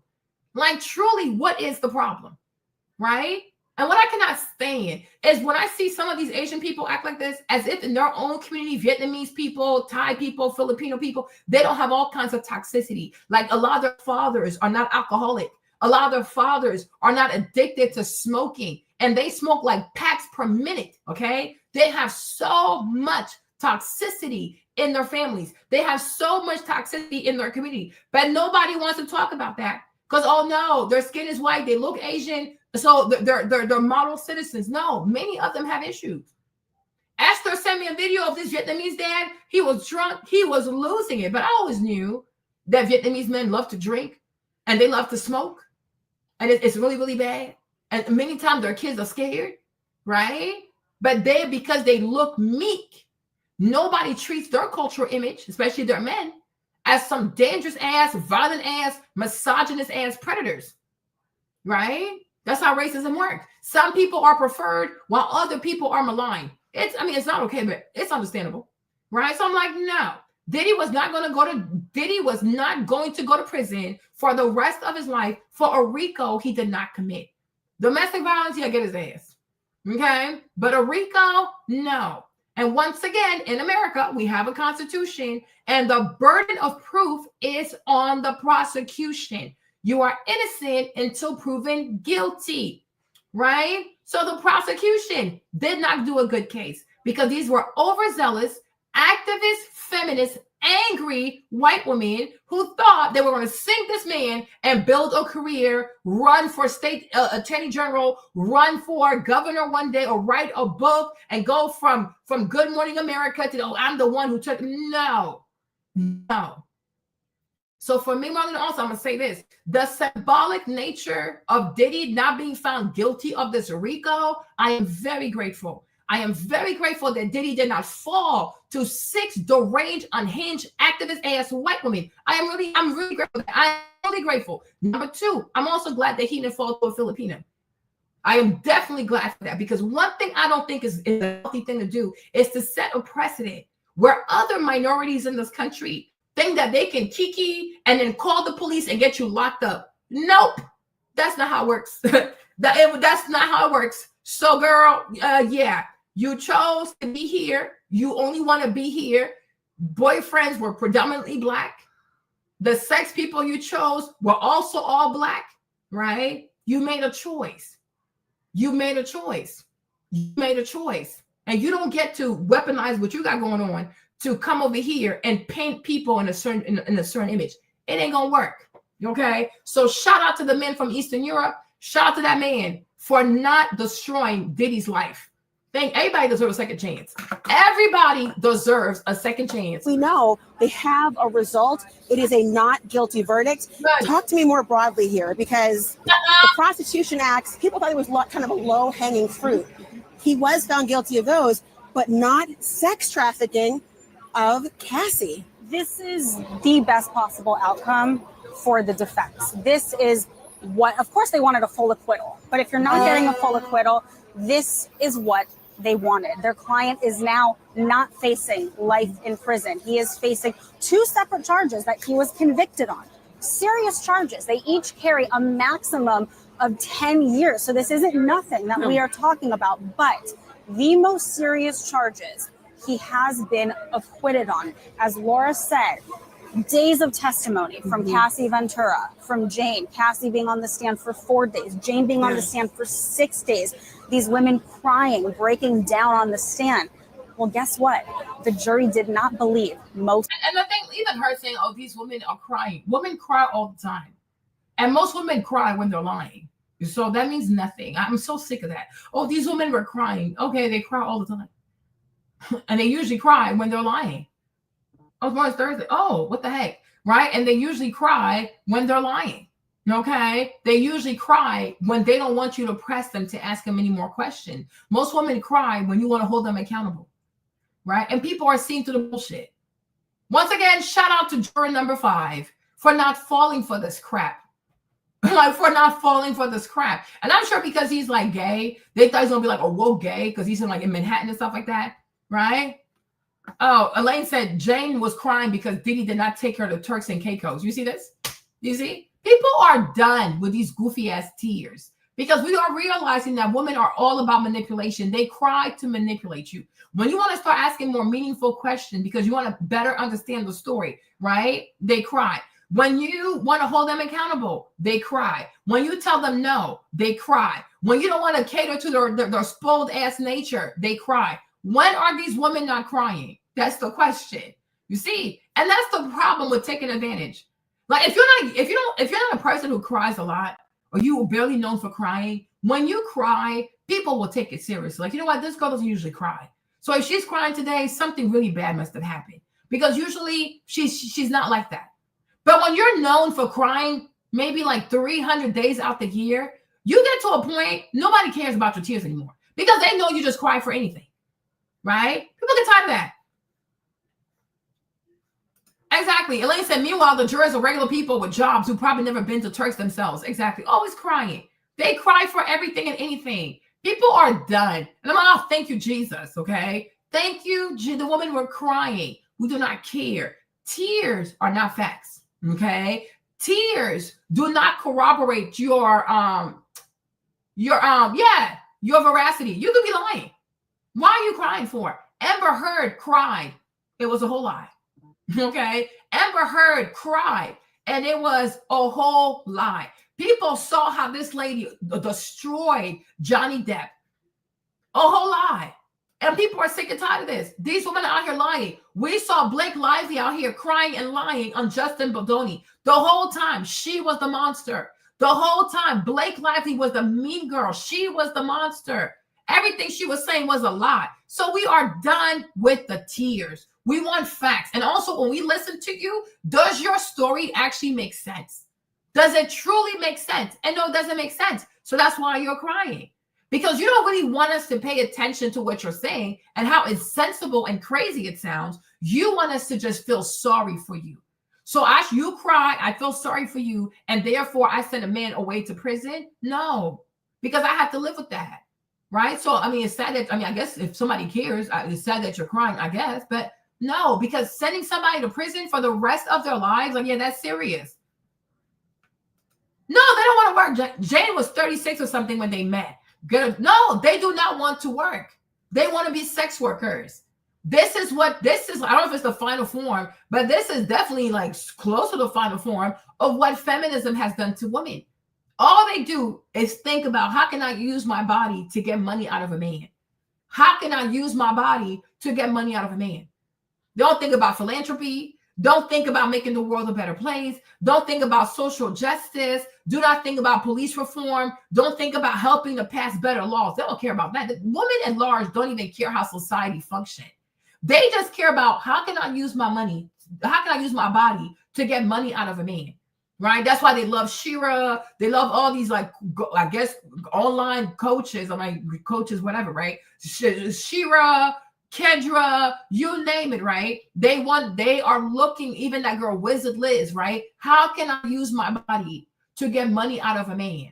How can I use my body to get money out of a man? How can I use my body to get money out of a man? But then they'll tell you don't need a man. Then get a damn job.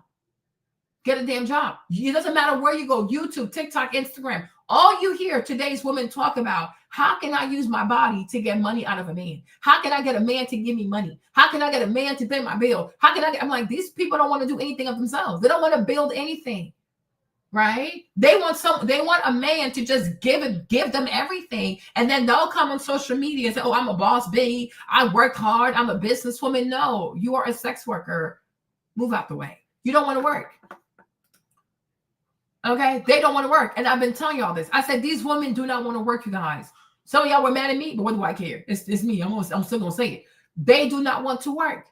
When you're somebody who wants to work, you will not be caught in this foolishness, because you know your hard work and the quality of your work is going to get you there one day. It might not get you there now, right? Even your girl. What's your girl's name? Halle Bailey. What's her name? Halle Bailey, right? Chloe's little sister. Once again, she's on a boat with a man. Did y'all see that? Huh? Sorry, this is a little messy, but whatever. You know it's me. I can never spell her name right. Oh, child. Whatever. Okay. But I don't think I saw this. But yesterday, right, there were pictures all over of her and this man. Her and this man kissing. She met some new guy, right?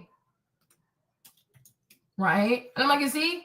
Another person who does not want to work, right? She don't want to work. Hold on. Let me see if I can make it bigger. Hold on. Give me a second, people. Give me a second, right? Okay. You see? And when I told y'all that she was lazy, some of y'all got mad at me, right?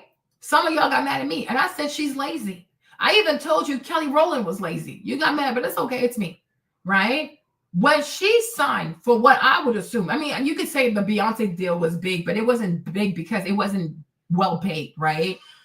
But I think getting to be the first Black Disney princess, like I guess not the first Black, but the second one, because Brandy was the first, right? You signed that major deal with Disney. What does she do? She gets involved with a streamer, starts having unprotected sex with a streamer, does not get on birth control, even though she knows she's playing Little Mermaid. Was Little Mermaid pregnant in the movie? No, in the cartoon? No, she was not. She was never pregnant, right? Disney caters to children. So they do worry about you having a wholesome image. No, she goes and lives a life that is completely against what she agreed to represent, at least until the movie comes out, you have the premiere, you make the money, and then go do whatever you want, right? No. Now, when this whole thing started with DDG, right? She's like, oh, she would never do that. I'm not going to have him around a man. All that, whatever BS she was saying, no problem.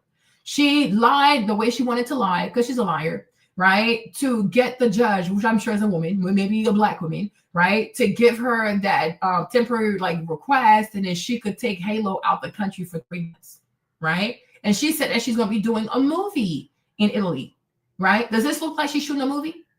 Right. So once again, I really want, I know some of y'all, you get mad sometimes, but because you're emotional, you're very emotional, and you're not yet Cartesian. I'm going to get you there. I'm going to get you to a place where somebody's gender does nothing for you. Somebody's complexion does nothing for you. You're going to be a person who's going to judge people based on their actions, and you're going to see if that's a serious person. Do you not notice a pattern? Do you not notice a pattern? Anytime she goes and signs a contract to play a role, instead of focusing on that role, take extra acting classes, stay later on set, commit to the movie. You're there for something very specific. No, she needs to be in a relationship. This girl cannot be by herself. And I'm like, if you care to be honest, it's giving Sierra. Okay? If you care to be honest, it is giving Sierra, right? And that's how you know she's not intelligent. This girl's not intelligent. You can like her if you want to, but many of y'all too, you like people based on how they look, not how they think and not how they move. And that's why the vast majority of women today are a bad example for most other women, because most women just look at a woman and see where she looks like, oh yeah, I'm gonna follow her. You need to follow people who are smart. You need to follow people who know how to think. You need to follow people who know how to avoid foolishness, right? Make sense? Does that look like a H-E? Does that look like a smart person to you? Every time you have a job, every time you have a role, every time you have a new career move, you got to be with some type of man.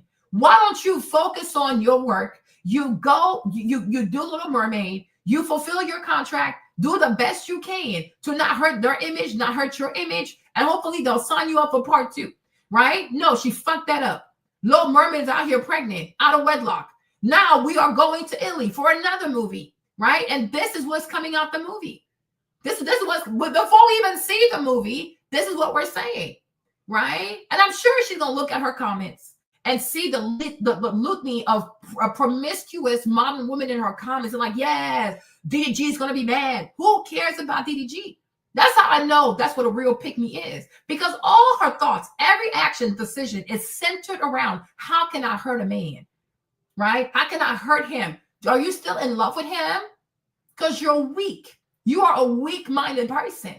Just like Cardi B, a weak-minded woman, right? Because a strong woman does not need another man to forget about another man. You sound crazy. You're a pick-me, right? When you are a strong woman, a resilient woman, and a woman that wants better for herself, not only do you take time for yourself, but you make sure to take accountability, right? And understand the kind of man you never should have gone for in the first place. No, this right here is just paste, and it's just like copy and paste. Copy and paste. So then you have to start saying to yourself, she might be the problem. Her taste in men is the problem. It's not even the men, right? But once again, because we live in a toxic ass, goofy matriarchy, right? And one thing they'll never do is take accountability, right?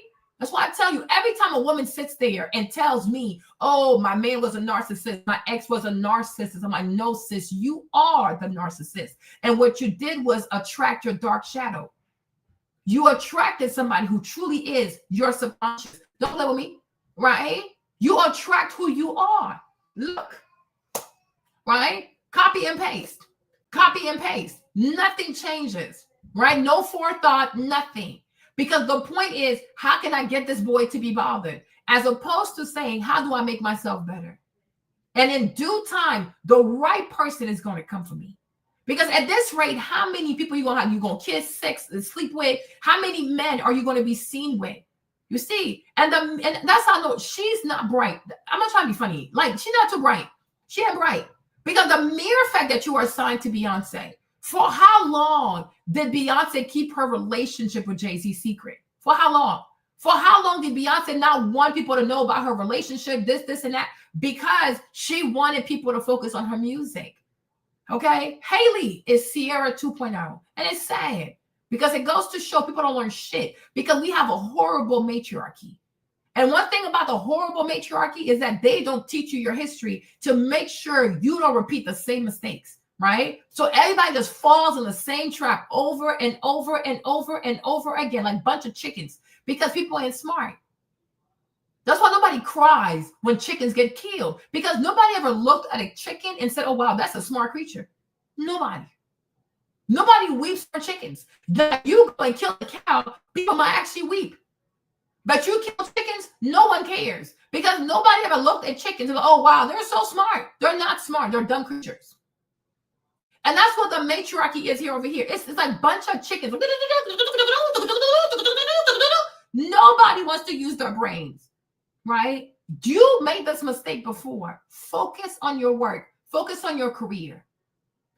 If you're either going to do music or do acting, right? Have singular focus, right? You already have a child, right? Focus on your career.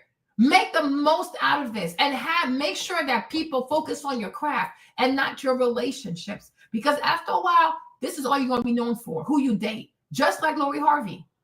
You're going to be just known for that. What man is she with today? What man is she with today? As opposed to what is she building today? You want to be known as a builder. You want to be known as a woman that's about something, a woman that creates something, produces something, builds something, right? You're still very young. You don't have to waste your time in these goofy ass relationships that I know you have not even put an hour of a thought into it, because you're moving from a position of hurt and jealousy and truly feeling vulnerable and feeling insecure. And you never win when you move like that. DG is a man. You know what I'm saying? We're not the same. Men can move a certain way, women cannot. And one thing you have to do as a woman also, you have to preserve your value as a woman. And the more people see you with all kinds of dudes, any kind of dude, broke, rich, in between that, you confuse the brain. Just like the algorithm, right? And when you post on YouTube or you post on TikTok, whatever, if you start posting all kinds of content in this genre, in this niche, that niche, after a while, people get confused because people don't even know what you stand for, right? You got to have singular focus. And I would hope that if you had a child out of wedlock and it didn't work out, that your next relationship would be top tier.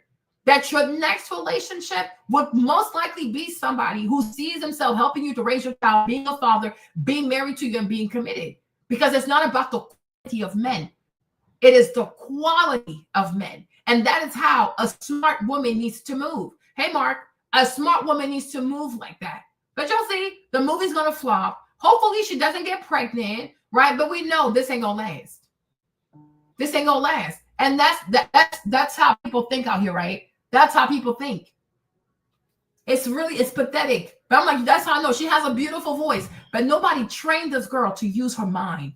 Nobody trained her to be a thinker, right? Sometimes it's even as dumb as you might think you look or as stupid, it doesn't matter because you know what you want. I would rather take my time and wait for the right person than to sully my body, sully my reputation, and be known for my relationships, right? Because the day you actually care about a project, the day you actually care about a movie, they're not going to tune in because they are more invested in your sexual relations than they are in your craft. And as somebody who's signed to Beyonce, I am so disappointed because you should have learned that from Beyonce. Beyonce did everything in her power to hide that relationship from Sean Carter because she wanted to be known for her craft. And even Oprah Winfrey told her that She said, do not make your relationship the focus of who you are, because then people just look at you for your relationship and not for your talent, not for what you built, not for what you've done, not even for your artistry. And to me, every time I see a woman, you see, it's so crazy because for me, I don't know. Sometimes I'm like, I don't know, because I feel like part of me is traditional, but at the same time, part of me really is about woman empowerment. Because to me, as a woman, I feel like when you have talents, when you have gifts, you truly have to be very selfish over your gifts. You know what I'm saying? You really, because I'm like, you only have but a short while to do your thing, and before you go into motherhood and having the Mavericks and stuff like that, right? But to me, to see it, just like Ciara could have been bigger than Beyonce. You know what I mean? To me, Ciara could have been the next Janet Jackson. You understand? But her career, her music was never her focus. It was always a relationship. If it wasn't Bow Wow, it was 50 Cent. If it wasn't 50 Cent, it was Future. If it wasn't Future, it was so and so. It's like, girl. And every time she's in a relationship, she forgets about the music. Right? But Beyonce was able, sometimes Giselle gets on my nerves, but Giselle too, I mean, she is a Virgo, but I really love her traditional side. And like, she knows, hey, I'm going to be a singer. I'm going to be secular, but marriage and family matters to me. Like, kind of like Diana Ross. And the way that Beyonce has managed to juggle all of that, I do give her credit for that. You know what I'm saying? Like, to do all of that and still be a mother, we don't know Beyonce for having multiple sexual relationships with multiple men. But yet when you see her, she dresses very provocative. But then when you see how she lives her private life, she's very traditional, right? Because when you have a gift, or when you have gifts and you have talent, to me as a woman, to not truly see how far that can take you, just so you can go from one relationship to another relationship, it's like, it's just, well, whatever. Okay. Yeah, like, it's just like, it's really crazy to me. It's because me, Marlene, I don't care what nobody says. You're not going to see me dating anybody. Because when I go shoot this movie, it's going to be the best movie ever. I don't want no distraction. Because I allow myself to be distracted for Little Mermaid. And look, and it didn't hit the way it was supposed to hit because of her pregnancy. So now that I have the second chance, I don't want any distraction. My distraction is going to be my work. You know what I mean? And if I decide to become an actress, I'm going to be the best actress I can be. Right? And I see you whenever I see you. And also, what kind of income you got anyways? Because my son's father, like him, don't like him. I mean, he's 27 and he's a multimillionaire. So okay, no. You know what I mean? The quality of men, right? The quality of men, you guys, it's just like posting on YouTube. If you have a food channel and you are known for food, and then one day you want to start dancing, and you are going to destroy your algorithm. You're going to destroy your channel because this is not what people signed up for. And it's the same thing. When you are becoming about your relationships, your petty ass drama with Diddy, y'all's goofy foolish, and obviously you're still in love with him, girl, because you thought about ending your life because he had sex with Lala. Like, girl, what? So we know you're not over him. But to me, it's some weak behavior to need a man in order to forget about another man. It's weak. It is truly weak. Because a woman has to be capable of being by herself. We're not saying be by yourself forever, but you can be by yourself. You can spend time with God. You can spend time in self-reflection. You can take accountability and say to yourself, where did I fuck up? Don't blame Daryl. Look at yourself. Take accountability. Because whatever Daryl did, he did it because you allowed it. Because you were not aligned with your optimal self. Right? That's why I don't deal with little girls. And little girls to me is not even an age thing, because a lot of grown-ass women out here is little girls because they do not like accountability.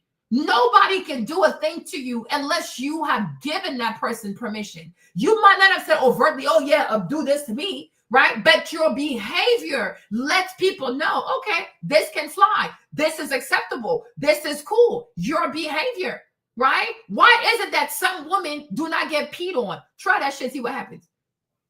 Okay, she gonna beat you with a skillet, right? Why is it that some men do not go to certain women and ask for a threesome? Okay, does every woman get proposed for a threesome? No. Why don't some men propose to have behind sex in the behind to a lot of women? Because they know. Why don't some men say, hey, is it okay if I pee on you? Oh, okay, right?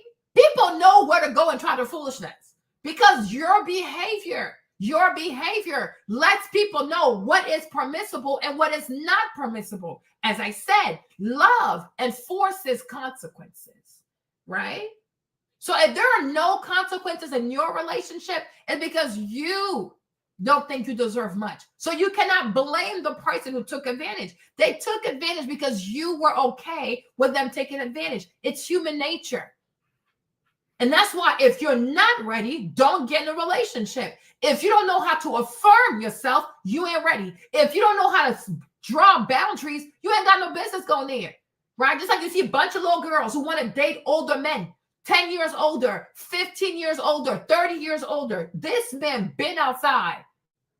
Okay? This man been outside. Are you not afraid? Somebody who's 30 years your senior, that's an old ass lion. Do you know how many felines he's hunted down? How many mammals he has killed? You're only 21 years old. You're a little cub, but you want to go out here and dance with grown-ass lions. You are crazy.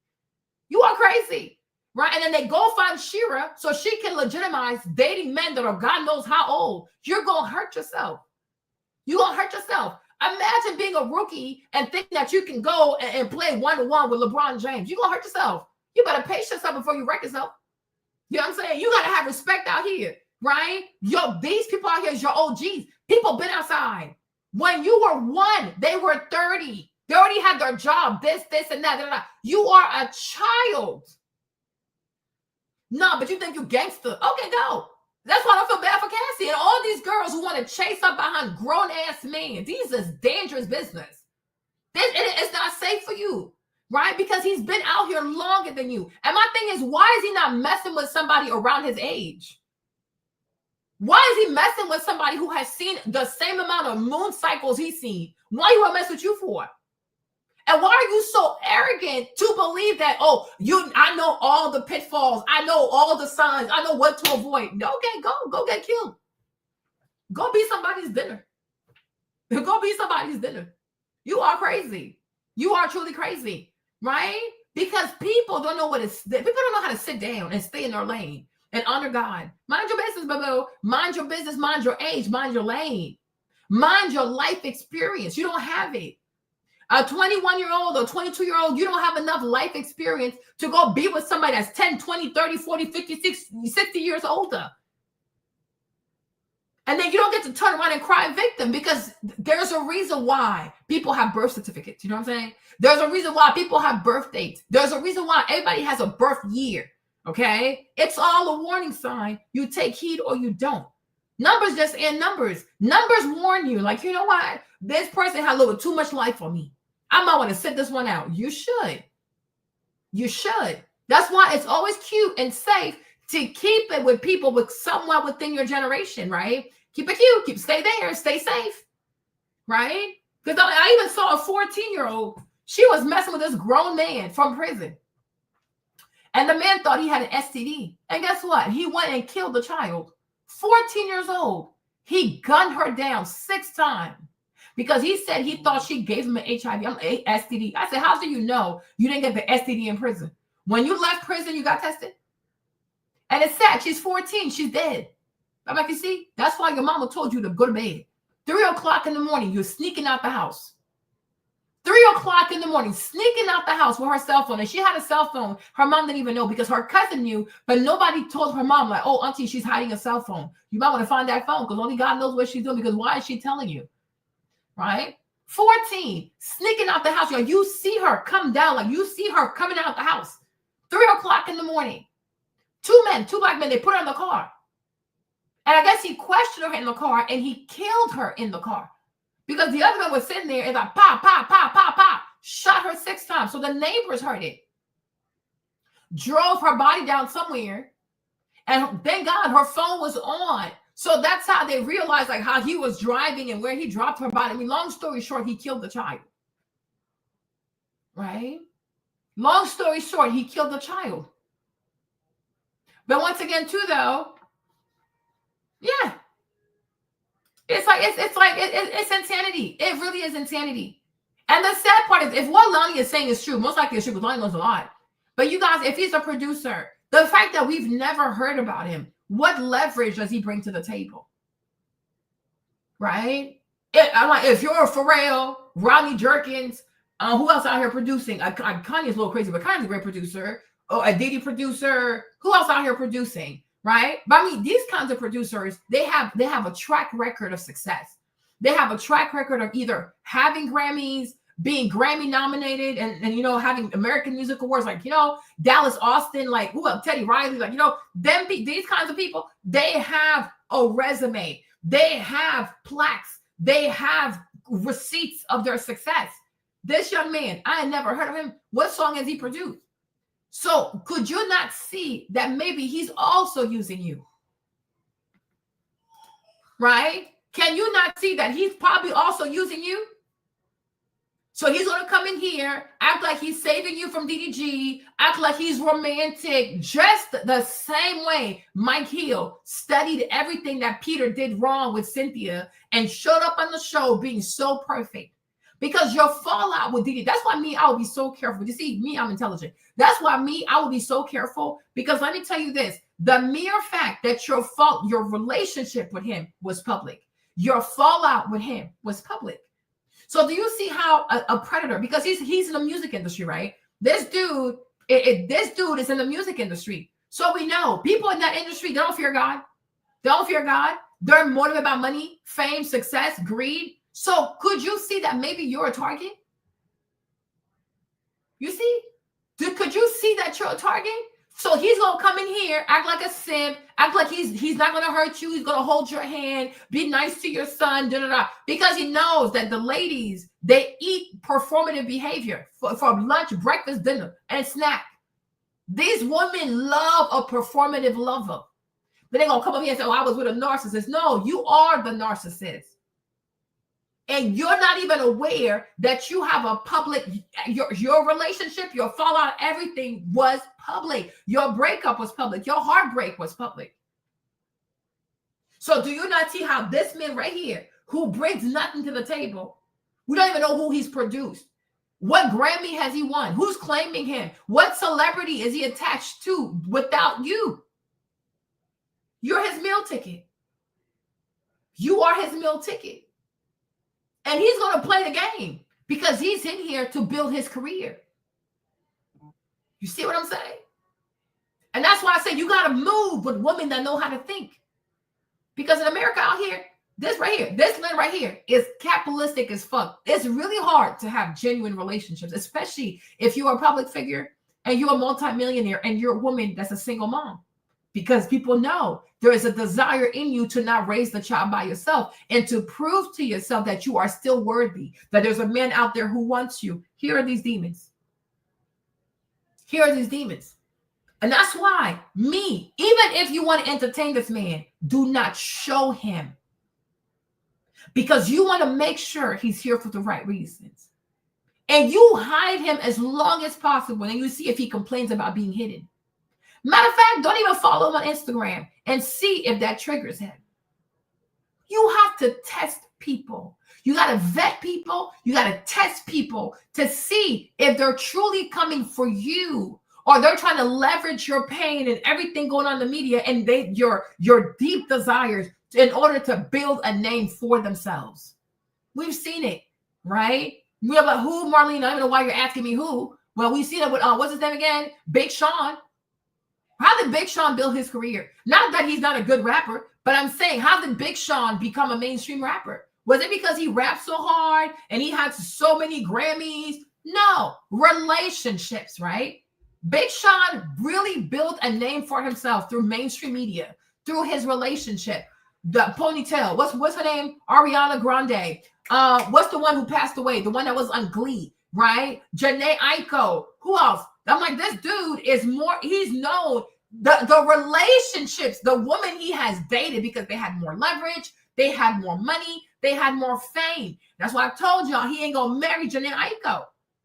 Naya Rivera, there you go, Naya. And remember, Naya was big because Glee was major. Glee was major, right? Then he went with Ariana Grande, who was also major. Janae Aiko, I feel like I'm missing somebody, but what the heck, right? But those relationships is truly how he broke into mainstream. Even though signed to Kanye, produced by Kanye. Exactly. You see? So Naya gave him exposure, and then he turned around and he dissed her. Okay? So I'm just saying, you got to be very, very careful. Lonnie says Zendaya is filming multiple movies on every red carpet and managed to get a ring from Tom Holland because she had a singular focus and wasn't lazy. She listened to Beyonce. Exactly. That is my point. That is my point. And even the man that Zendaya is with, he has his own resume, y'all. That's Spider-Man, right? That's Spider-Man. He has his own resume. So he brought something to the table. Maybe he brought the table. What do I know? Right? But there's good, like we both, like I leverage you, you leverage me. But over here, what does he bring? So why are you making him public so early when we don't even truly know why he's here? And we have not even made sure that this man has built himself, is building himself, and by the next 6 months, he can make it to the future Grammys and get some kind of nomination. You know, they love to build a bear, but then y'all want to sit out here and blame these men. No, y'all need to hold these women accountable. Look, I'm sick of this. I am sick of this. Okay? I am truly sick of this. This is ridiculous, y'all. You are going to at least focus on your work. And like Lonnie said, at least if you're going to date somebody, date a co-worker on the fake to make the movie even bigger, right? But how does this serve you? How does this serve you? Right? How does this serve you? And I know you might not like me doing this. It's okay. But I have to, because I need a challenge, because the vast majority of you guys who follow me are women. I need to challenge you to be a critical thinker. I need to challenge you to understand everybody has a motive. Listen to me. Even me, I have a motive. I'm gonna tell you this, right? My motive with this channel, you guys, is to get y'all to be critical thinkers. You don't just believe what you're told. You don't just believe what you see. You ask questions. You do your own research, and you ask more questions. I never want you to take anything at face value. I need you to understand what drives human beings. Understand that greed. Do not deceive yourself. We're not in heaven. We're on earth. Do not deceive yourself. Don't you ever deceive yourself, especially if you're a public person and you have a public breakup. There's going to be some kind of weasel out here who's going to try to weasel himself into your heart to play your savior because you're vulnerable. You are not in a healthy space. And he's going to use you to build his name. You understand me? Because if you admit a man can sit right here, most women will not find him attractive. But once you date him, it's like you're giving a signal to the other girls like, yeah, he good. So now because you've been with him, all these other girls want to be with him. Okay? You have to understand that. So therefore, you must understand, what are your motives? Oh, I just want to love you and be there for you. No, go be there for yourself because you have yet to build enough for yourself. You have barely enough to feed yourself and a family. So how you going to be there for me? I don't need a man that pillow talks. I need a man that builds. Go work. Leave me alone. And then why do you want to be on my Instagram? I barely know you. Why do you want all these pictures of us like that? Where you're kissing me and you're holding on to me? What are we doing? It's low too, because are you trying to claim me? Because I might be talking to other people. Okay? I can talk to you in a party, but we're not doing it because once you put these pictures out, if you have potential suitors that were even of a higher caliber, they're going to back down. That's the hell to the nah. Because may the highest bidder actually win. Don't play with me. So why do you why do you want these pictures of us like this to be all around the world, to be all over the blog? What are we doing? What are we doing? I don't like sneaky shit like that. I do not like that kind of foolishness. You don't even see me, Marlene. Have you ever seen my husband? Have you ever seen my husband on my social media? No. Okay, because what is mine is mine. Leave me alone. Go build your own stuff. Okay? That's like what, 15, 16 years in? Do you even know this man for more than 6 months? So why are these images all over the place? Out of order. And that's how you know, whatever they signed, whatever management, Park Wood with Beyonce management, it's not good management. Because if I was her manager, I would have called her and cussed her out. Who is he? You know this man? And how long you known him for? You can vouch for this man. You can vouch for his intention. Girl, we are here for a movie. So if you're going to make something go viral, it better pertain to that movie, or it's you holding on to your son. That's it. These women are crazy. These women are crazy. But anyways, let's get back to Diddy. But I told y'all she lazy. I told you this girl right here is lazy. This girl doesn't want to work. Y'all were mad. It's cool. But one thing, like Kevin said, prophetess Marlene, one thing, like Kevin said, I don't lie. And God always proves me to be right. I said, look at Kennedy Simone. Kennedy Simone just dated DDG, but she had enough. She had more business sense than Haley. And her channel is like 1.2, 1.3 million followers because she understood how to leverage DDG to build her own, make her own money without him, get her views without him, build her community without him. She took what she had to take to build her own. You have a whole baby with DDG, and your YouTube channel only has 500,000 subscribers. Every time we see you, we are seeing you with a man, because that's what you want to do. You are mediocre. She's mediocre, angelic voice, mediocre mindset, mediocre goals, mediocre. This girl's not ambitious. She's not ambitious. She's chaotic. She is not ambitious. I'm so sorry. She's not ambitious. I'm trying to be mean, but okay. Yeah. She's not ambitious. She's not ambitious. Even me, Marlene, if I wasn't ill, you guys, not only am I going to worry about my movie or trying to create some PR relationship, I'm going to be looking for brand deals. I'm going to find places to take pretty pictures, hold drinks, hold this, hold that, see how many brands I can bring me some brand deals. When you feel bad, when you had a bad breakup or you had a bad setback, what you do is you dive into your work. Amen. You dive into your work. You become a standard in your career, right? You dive into fitness. You dive into your nutrition. You dive into your mind. You dive into yourself, because the glow up, it got to come from the inside, right? It has to come from the inside. You become a better version of you after everything you've been through by focusing on yourself. Like, I don't need a man to forget about another man. I am not male-centered, and yet I am very traditional, right? You know what I'm saying? Yeah, you see? Doing that. She is obsessed with that boy. I told y'all this. I told y'all. I said, this girl, she's a fan of that boy. She grew up watching that boy. It was her dream to be with that boy, and she wants to be with him. And instead of calming her ass down and letting him come back to her, she's doing foolishness because she's listening to a goofy ass matriarchy that doesn't know how to win. They know how to be promiscuous, and they think laying in a bed with a man makes them a winner. After he don't bang your guts out, does he call you back? Does he check on you? Does he ask about your mama? You see him again? No, you don't. You get fucked and you get dumped. That does not make you a winner. You're a loser. You are a loser. A woman that knows how to win. None of you ever have to sleep with somebody, okay? But he's going to call. He's going to stick around. He's going to care about you, your mom, your family. He's going to want to invest in you. All of that. He cares about you because you won, right? But a lot of women are winners. They're losers. And the vast majority of losers they just do stuff that stage. But any woman, I'm serious, I'm 40 years old, but any woman that has a good heart, that is a good-hearted matriarch, will say to you, I know you're hurting right now.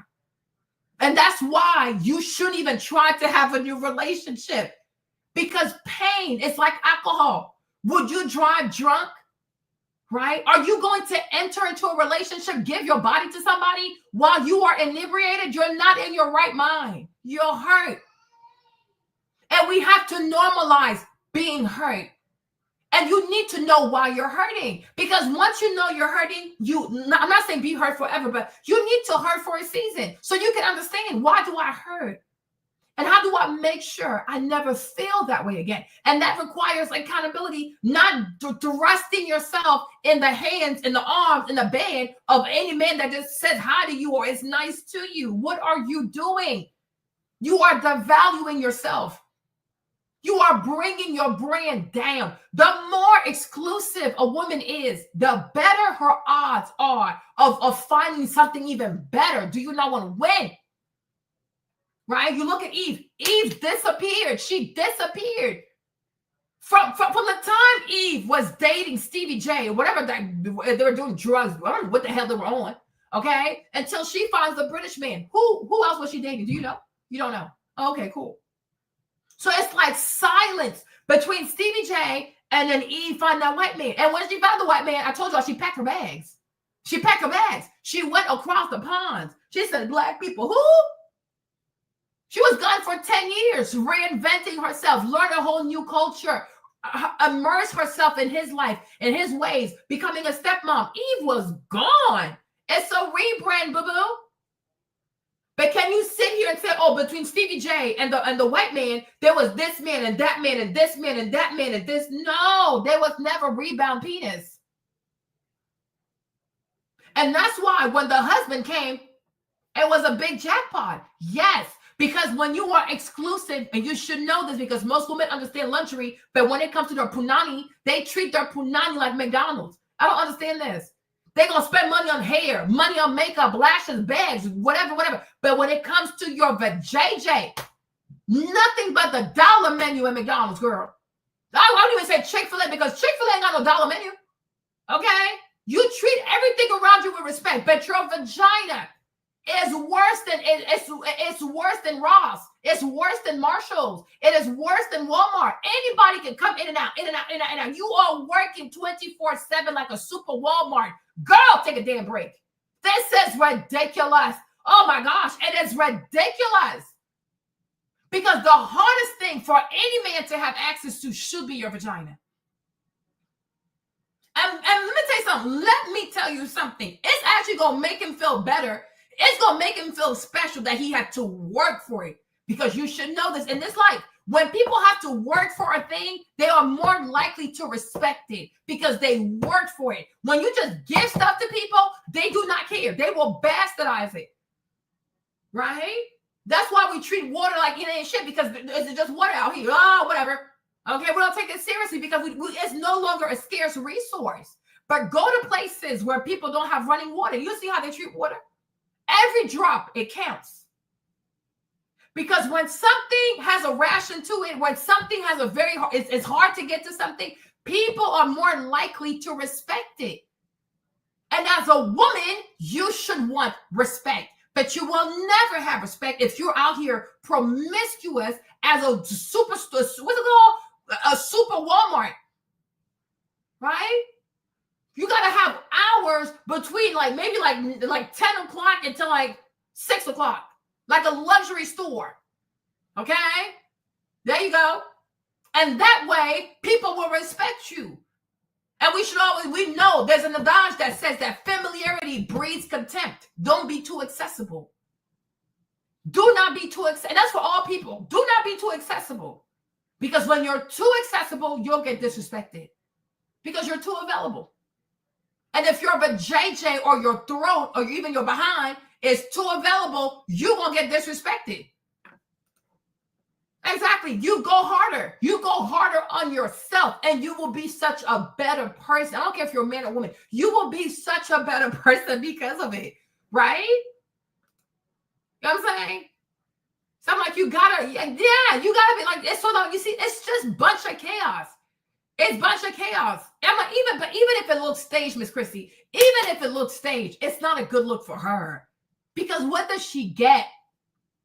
This man is not a prize. And I get it. A lot of girls don't like DDG. That's cool. I didn't like him at first until I took the time to go study him.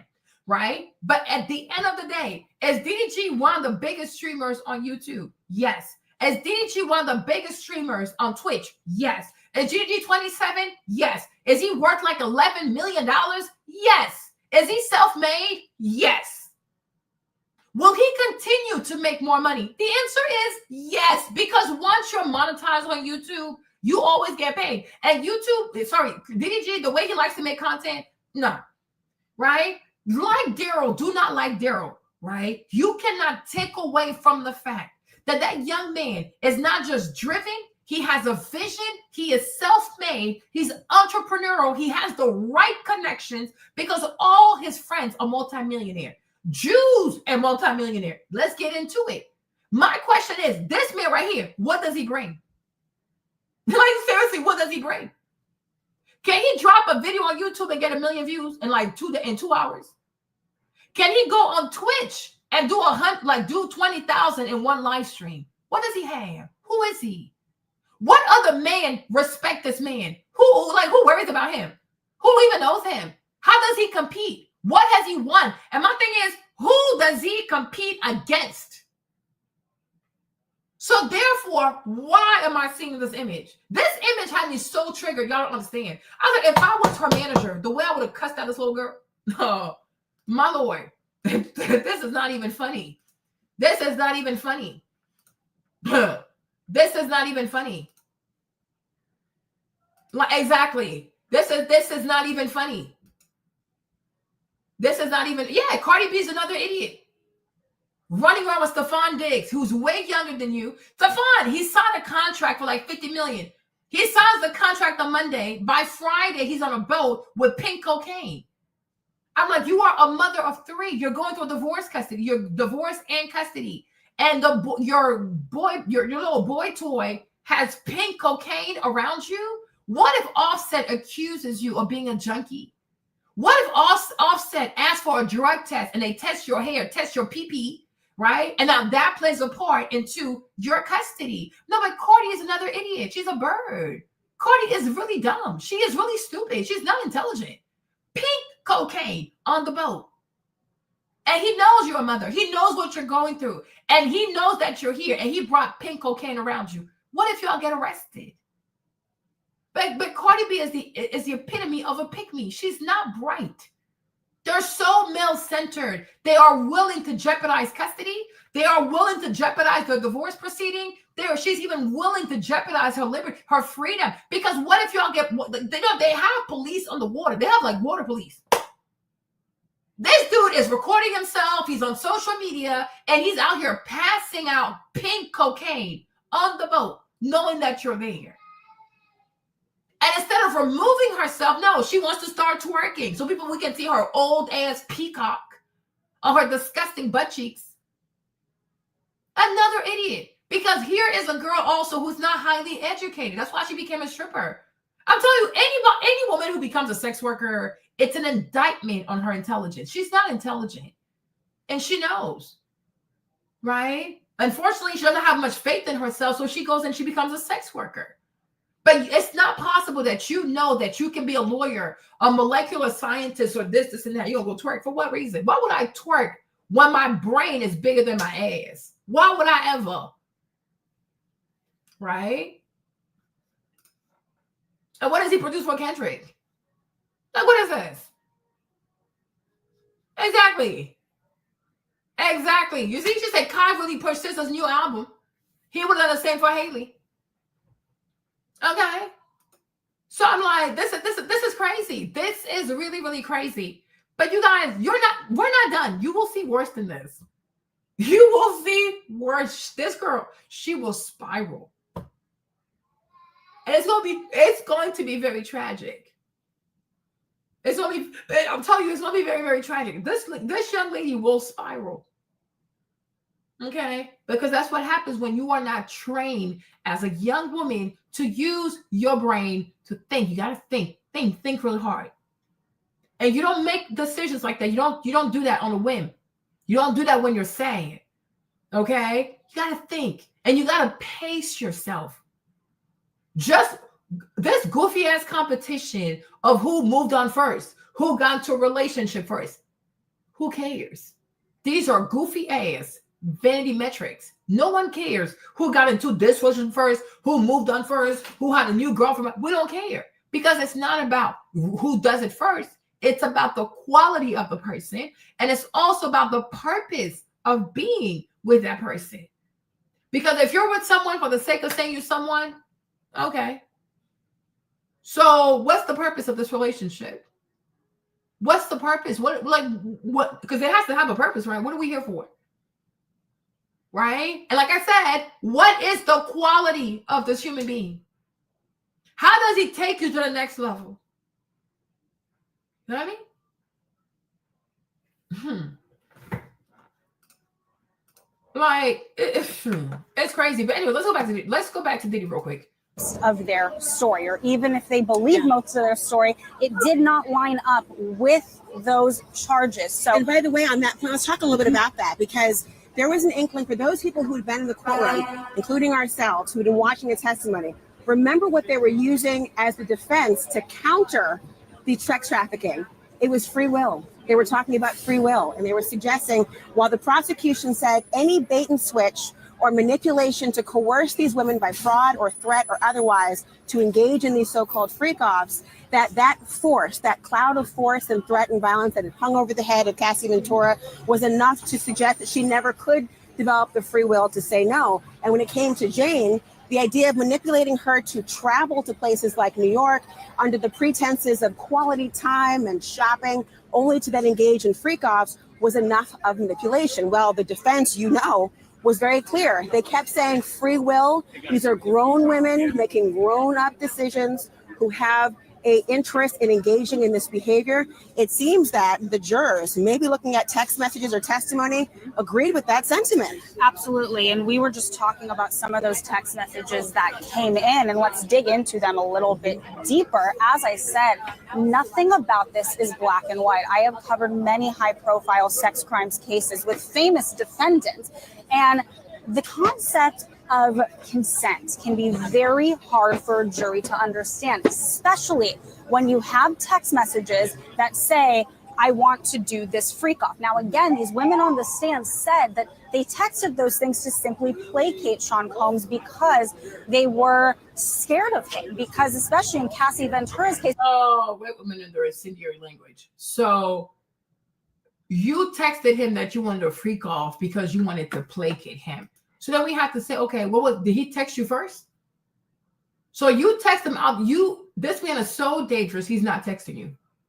This man has such an insatiable appetite for freak offs, but he's not texting you. It's always you texting him. How does that even make sense? Like, seriously, if a man is that sex obsessed and he's so crazy, he's going to harass you. Like, you would have had, like, where are you? Call me back. We would have seen, like, especially like the one-liner text back to back to back to back to back. Or you would have shown your phone record where, like, he's calling you every single 30 seconds. No, you're the one calling him because he's busy, right? Oh, I did that to placate him. No, you did that for Birkin bags. You did that so you wouldn't have to fulfill your contract. Cassie, you had a contract for 10 albums. You only got one. So, as long as you sleep with this man, what are the odds of him asking you to work? He's not going to treat you like an employee. He's going to be easier on you, right? Mind you, you signed a contract for 10 albums. You only deliver one, but yet you end up leaving with 30 million. That's not how it works. But America makes it that it works like that, right? Like, you are a criminal. This is extortion, right?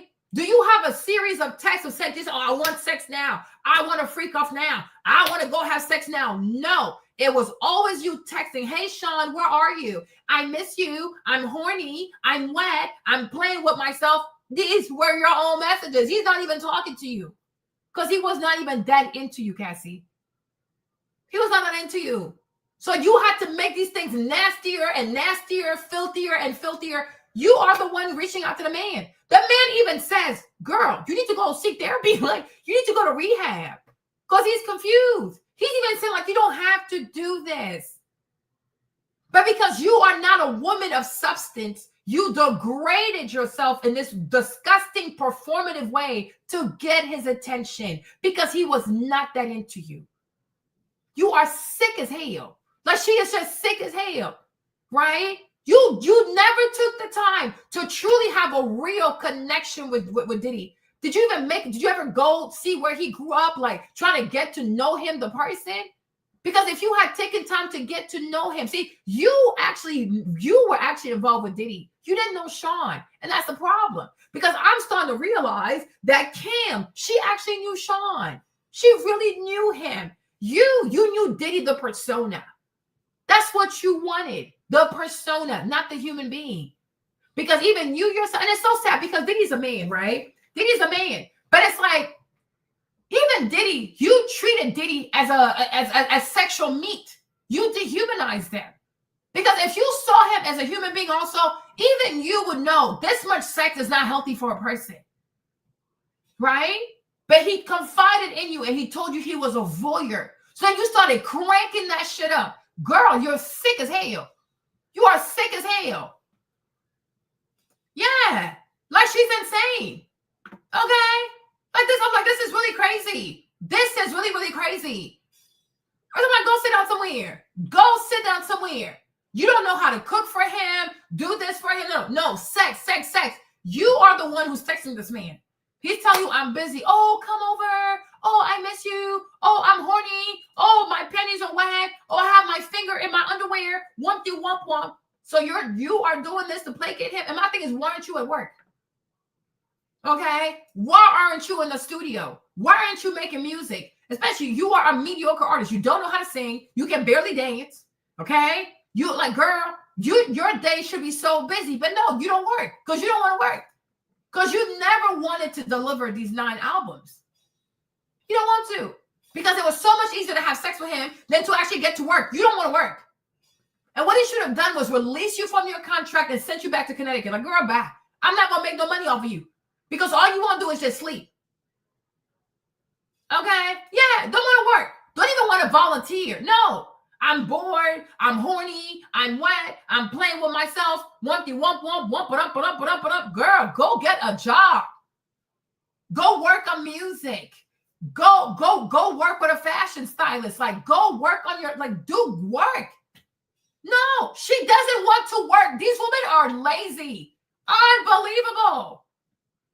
You know what I'm saying?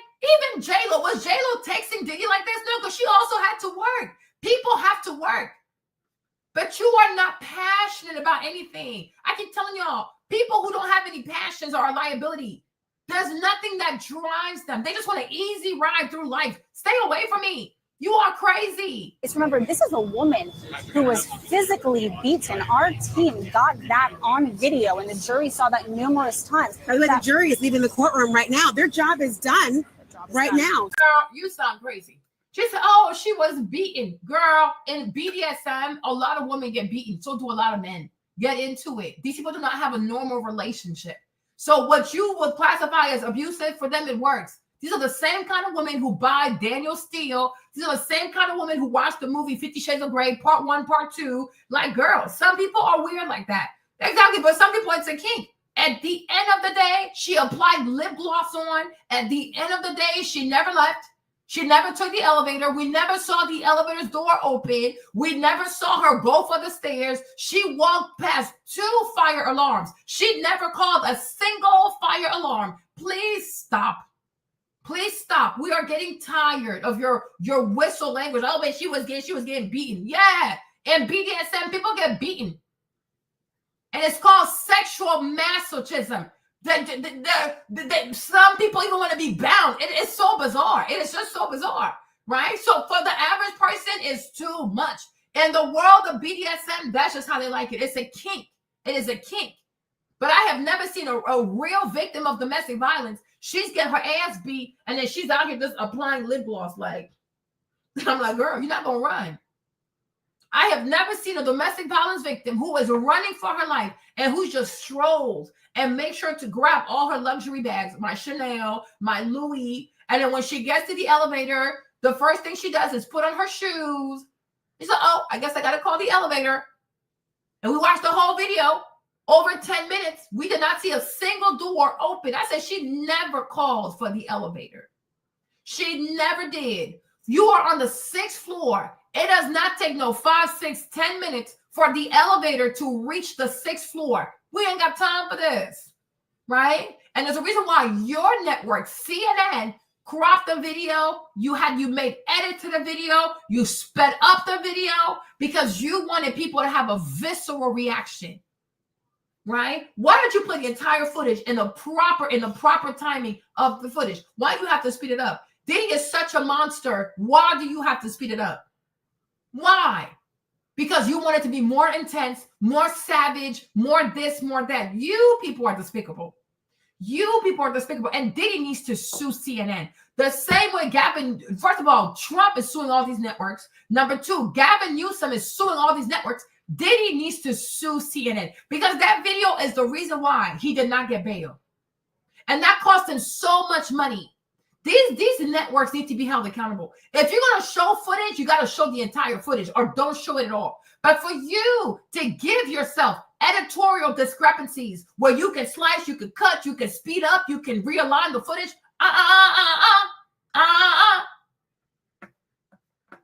Exactly. Why not use the stairs? Larissa, did you see how she was? That's why they had to speed it up, because it's not the right speed. Cassie walked out. She's not even running out. Okay? Hold on. I need to play the video because some of y'all didn't see the video, huh? Because some people might think I'm lying. Because y'all, they outside. They're over here, right? Some people might think I am lying, but no. I am not. Hold on.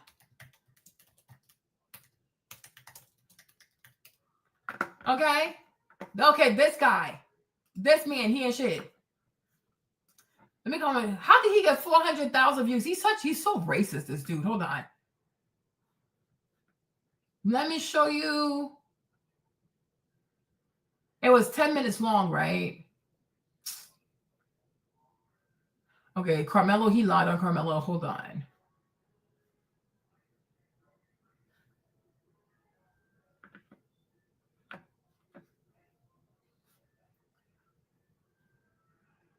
Oh, did he take that video down? Was it this one? Oh, yes, it's this one. Okay, look at the video, y'all.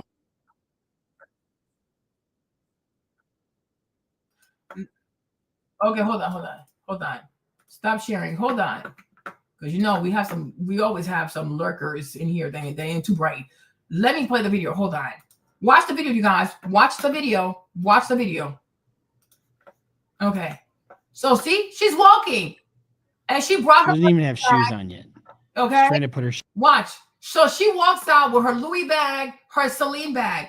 If there's an imminent freak off, Diddy is in the shower, maybe. Allegedly, there's another man, the phantom man that's on the bed waiting to also freak you off for the next 12 hours. Are you going to worry about designer bags? Or if this is your one opportunity to make a run for it, are you going to worry about designer bags? No, this girl is a abused person who needs to run away with Celine and Louis Vuitton, her Louis Vuitton duffel bag. Are you serious? Then watch this. You would think, okay, maybe she wants to take her luxury with her so she can run into safety. No problem. Number two, when she gets to the elevator, right, you would think to yourself, her first reaction would not even just to call the elevator, but to like abuse the call button. Like, get here now. Now, me personally, I wouldn't have gone for the elevator because who knows where the elevator is in this entire hotel. So I would have gone for the stairs, especially if I don't want somebody to catch up to me. I am running for my life, right? There is an impeding freak off, right? For 12 hours, right? Where I'm going to get peed on. I'm going to have sex with men I don't want. I'm going to get beaten. Girl is giving the stairs, okay? Look at what she does when she first gets in front of the elevator. Number three, look right behind her. It's a fire alarm. And you will see in the video how many times this girl walked past the fire alarm. That's number three, huh? And then number four, you're going to count how many fire alarms are around her. Never once did she call any of these fire alarms. Number four, number five, I can't even remember at this point. You need to count. You need to watch this video and count how many minutes have elapsed. And you have yet to see any elevator door open. There are 4 elevators on that floor. The video's almost like 10 minutes long. You will not see any doors open. The girl did not call for the elevator. That girl never called for the elevator. Then you'll see there's a part when Diddy gets the phone. Come to find out that was his phone. But maybe that's a lie, that's the truth. When Diddy gets his phone, you will see her stare down at Diddy and start applying lip gloss. She's not even when the security guy, the guy Israel, that Latino dude, when he comes up, she's not crying. She's not crying. She is not frantic. She's not afraid. She's actually talking to Diddy. She's like, let's go. You will see her walk back in the hotel room. Meanwhile, there's a freak off that awaits her in there. Like, this doesn't even make no damn sense. It don't make no sense. And that's why you got to question everything you see. Because these people will intentionally crop, mess up the footage, speed up stuff to confuse you, to make you think you're looking at something when maybe you're really not looking at what you think you're looking at. Because why? Then these elevator doors open, and we know they're working because security comes. She called security like twice from the black phone right there instead of going for the elevator. She's not even far from the elevators. She don't want to leave. The girl never wanted to leave. The girl never called the elevator. We have to stop. We truly have to stop. Because if a woman is truly being abused and she is scared for her life, when I tell you, at most, it's her cell phone. Because once you have your Apple Pay or you have your PayPal, you know, you can have Lyft. You know, your phone can get you places. Everything else, I can buy later. A matter of fact, I don't even want it. You're a demon. I don't want your Gucci bags. I don't want your Louis bag. I am saving my life. You people will not turn me into your freak off whore for the next 12 hours. I am saving my life. No, Cassie strolls out the room with her luxury bags. She puts her luxury bags down. Then she takes out her shoes. And then she remembers to call the elevator. The girl is not scared. The girl is playing for the cameras. That's why I say these people, it's probably BDSM at this point. Okay? So watch the video. I'm going to replay this. You need to be a critical thinker. And you need to ask yourself questions. And you have the right to question her. She's the one who's accusing people. So she needs to be credible. So therefore, you need to question her. And she does not pass the sniff test and she ain't shit. You can question her. Because she has a vagina does not mean that she's fragile and she's weak. Do you see the level of penises that she took into her body? She ain't scared. She ain't scared. If she took all them penises and the urine, okay, she can take your questions. Do not be scared of her. Please go somewhere with that. Go somewhere with that. Hold on. Watch the video again. Hold on. Hold on. Surveillance video showing Combs physically assaulting the then girlfriend. So let's watch this. His name is Israel, huh? You see, just walking, putting down her luxury bag. She doesn't even have shoes on yet. Yeah. She's trying to put her shoes on here. She opens her bag. She takes out her shoes. She hasn't even had a chance to hit the elevator button. The elevator. Does that look like somebody who's in a rush? She's trying to leave. Does that look like someone who's in a rush, who's scared, who is dead? This is a 16-minute video. And look at how long it takes for Diddy to come out. Now, Diddy's finally here. She could have been gone by now. She could have been gone by. That does not look like consensual to me. Does it to you? I don't know. And then she was asked, why were you just laying there? Because I didn't want to get hurt anymore. Sure. And she's still laying there, right? It's just disturbing when you watch this. Okay. Now watch. You see how she was just laying there? Then he said, oh, she didn't want to fight back. She's just laying there. Cool. When he pulls her away from the main camera, see how her behavior changes. She goes from, oh, I'm not going to act. I don't want him to hit me again. I'm just going to lay there. When he pulls her to the corner, see how she changes. Watch. Watch carefully. Boom. You see, now she fights back. Why? Why is she fighting back now? Because she wants to stay in the camera. She wants to stay right here. You know, when I was looking at this thing, when I was going through this crap initially, I realized that this is a stage for her. Right? This elevator space right here, this lobby space is her stage. She is performing. So as long as she's in front of the camera, she doesn't fight back. You want to pull her to the corner. She's like, she bucked up. Like, what? So now you know how to fight back. And you will even see, there's a part where Diddy even gets tired. And she's still like, okay. And then she applies lip gloss. You need to watch this video carefully. I don't even know how he got this footage. But I'm like, imagine what the entire video actually shows. This is crazy. Hold on. You see, she's talking to him. And then she gets up, right? And look, you would think, okay, girl, you got up. He caught up with you. He took your bags. You would think to yourself, call the elevator again. Where the freak is this elevator? Do you see any elevator doors open? No. You see how she's getting up? Do you think she's going to go for the elevator and call the elevator again? Wait and be surprised. Watch and be surprised. Let's watch this. She picks up a piece of paper. She picks up this. She picks up that. And guess what? She walks past the elevator button. You see? She walks past right there. No.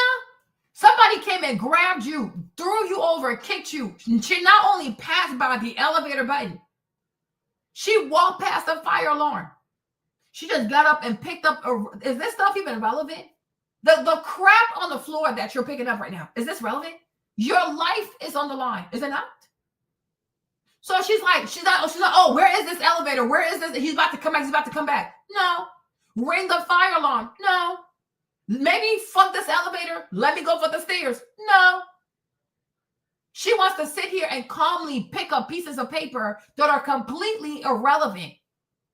So you're not going to call the elevator. She's going to walk to the black phone and call security. Is this normal behavior to y'all? And also, when that security guy made his thing, he was like, "Oh, her face was bruised. It was blue." First, he said it was purple. Then he said it was black. I said, "Hold up, wait a minute. Here is her face. There's nothing on her face. Let her walk again." These people just lie. Hold on. Watch her face. Look at her face carefully. Do you see any bruises on her face? That's how I knew he was a liar. I'm like, anybody who saw the video, Cassie has no bruises on her face. Now, maybe the rest of her body, I don't know. But here is her face. Here is her face. And the thing that also struck me, you see, he's back again. She's not moving. Here he is. You see? So Diddy comes back. She's not scared. She's not shaking. She's not crying. She's not trying to call for the elevator. No, she's just standing by the phone and looking at him. My girl, are you okay? Look. It's in a fucking towel. Is he? Now here's the problem that Sean Puff Daddy, he doesn't have any argument against this. No, he actually does. You're a horrible lawyer.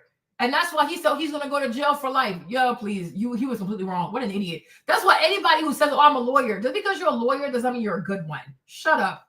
Let's keep watching the video. Except for that he just lost his shit. I'm really sorry. And he already apologized for it on his video. You remember that? Mm-hmm. Now he's not touching her because she's on the phone.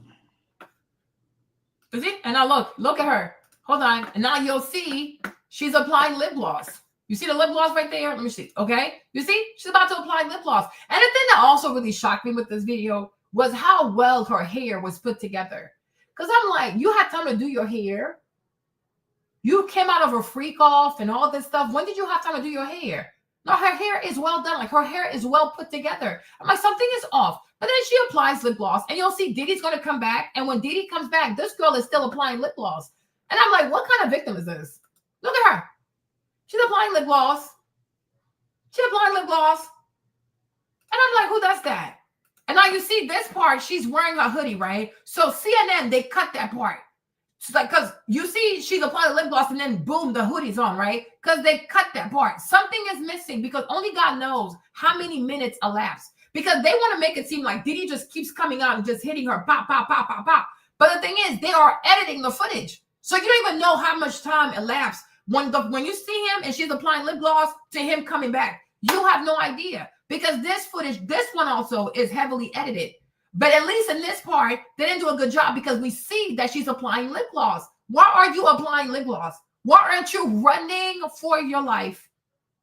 I have never, that's just me. You tell me, what do I know? Okay. But in my 40 years of life, I have never seen a woman be afraid for her life, be physically assaulted by a man. And she gonna sit there and look at this man while he's standing there. And after he don't put his hands on her and be like this and apply lip gloss. This is bizarre. This is not normal behavior. This is not, no, so maybe she's on drugs too. What do I know? But I'm like, this is not normal behavior. And that's why I said this is giving BDSM yet again. Because some people, violence is foreplay.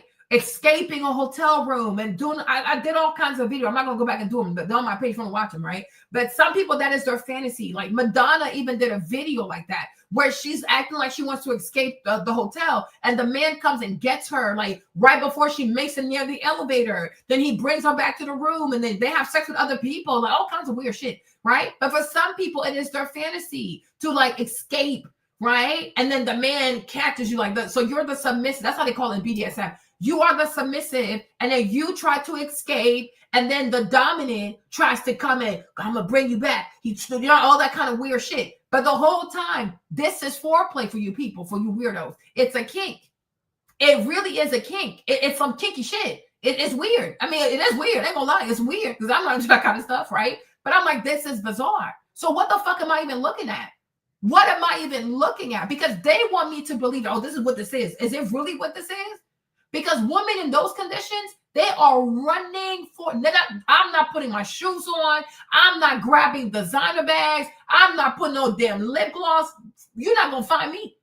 But and I'm taking the stairs because who knows where this elevator currently is? I am running for my life. You're not about to touch me, and you're not about to drag me into a room and abuse me with men and pee on me. That's just not gonna happen. Are we insane? No. This is crazy. No.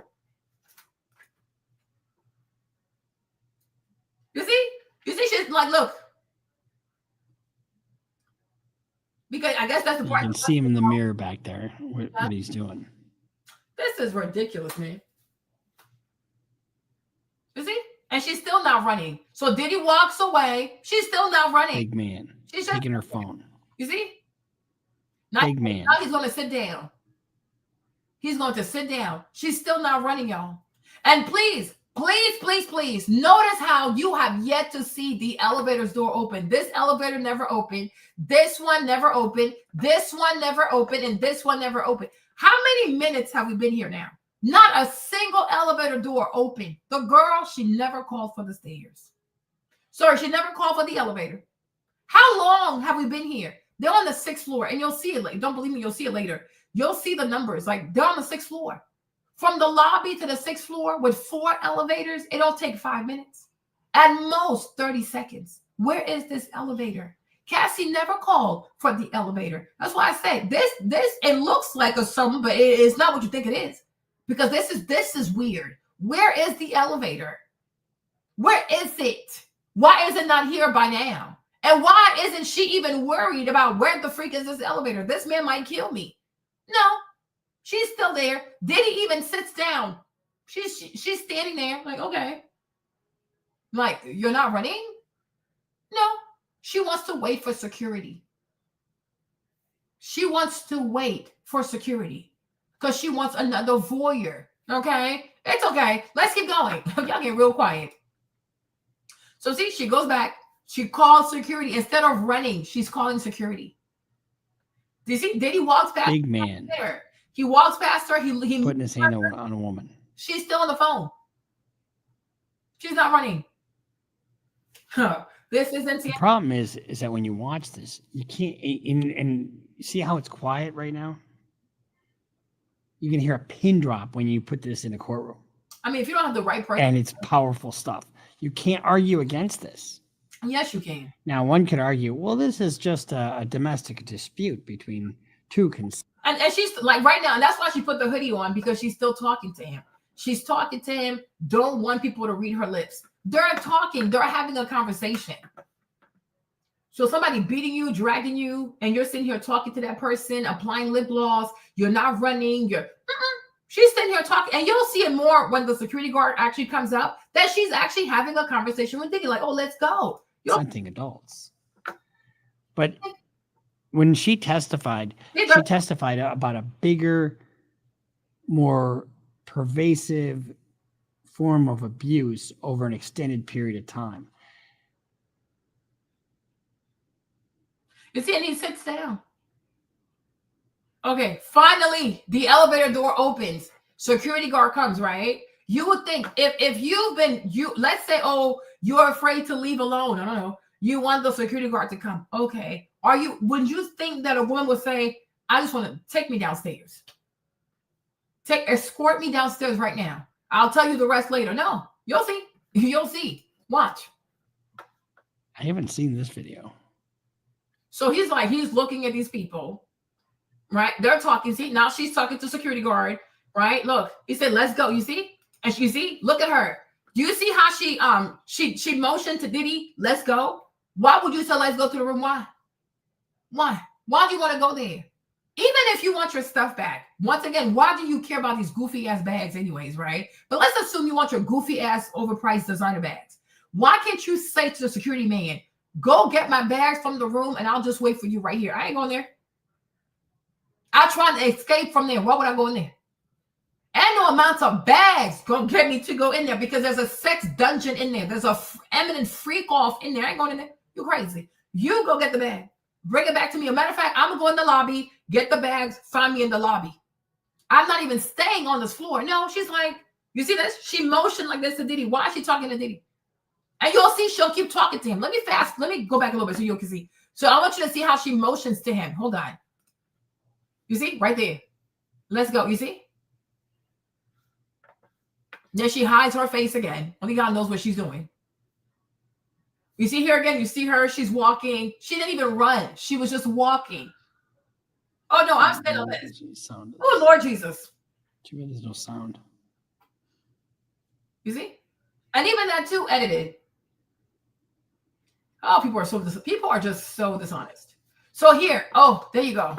So you see right here, hold on. Let me make this bigger.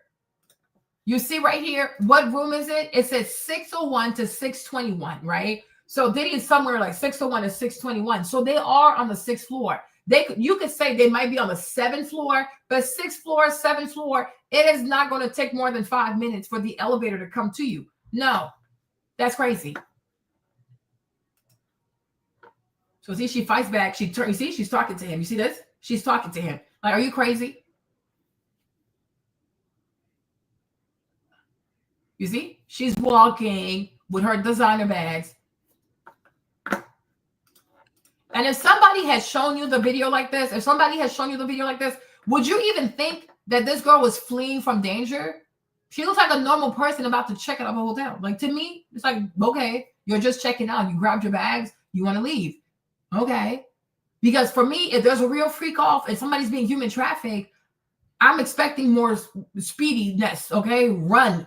Be frantic. Cry. No. You see, even when a security guard came, she's not crying. She's not jittery. She's not shaking. She's not hyperventilating. No, she's calm. And she's like, let's go. Girl, what? No, this is bizarre. So yeah, here you go. She's walking.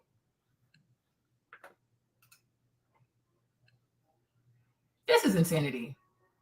Now he's running, but that's also sped up though to make it look more intense.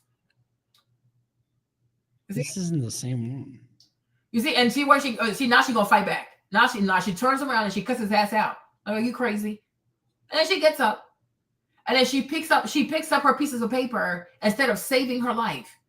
So now you see But he doesn't drag her all. So notice carefully. Once the security guard comes, he stands there. She goes the opposite direction. So she's going from 622 to 640. She comes like towards me, kind of, right? But the room is where Diddy is right now. So look at when the guy comes in. Look. So see? You see? Here she is. Where is she going? Where is she going? Why is she coming towards me?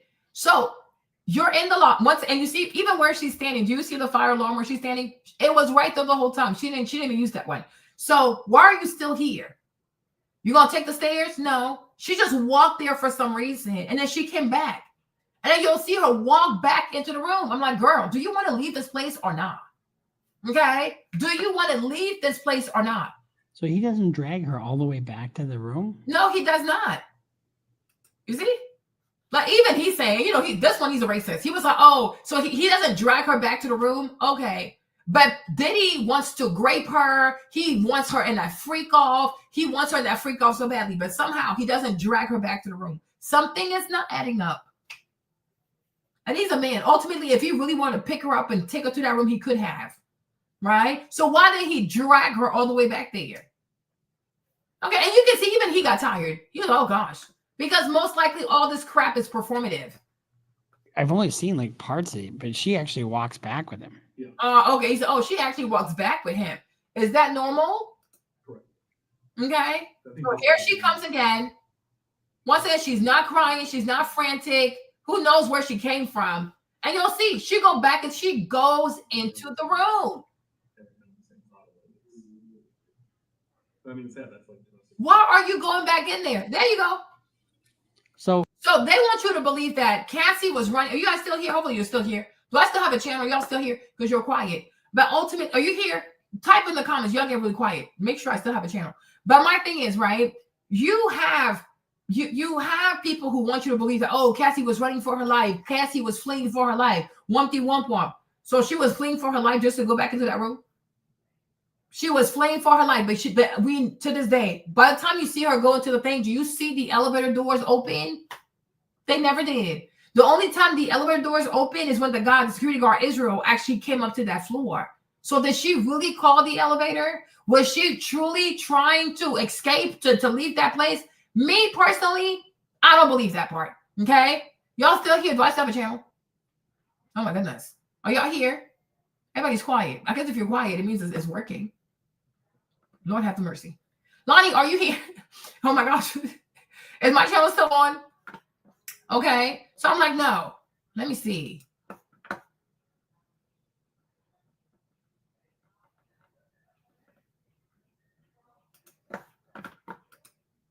Okay, good. Okay, so let me see. Let me replay the whole video so you can watch the whole video for yourself. And you'll see it for yourself. Hold on. Without me talking.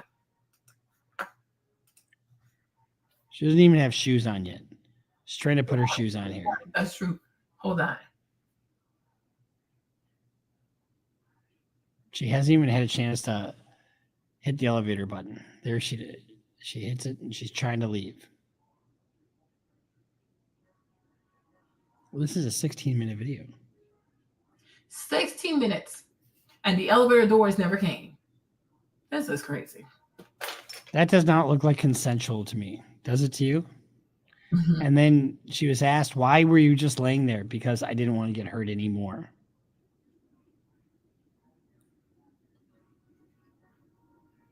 It's just disturbing when you watch this.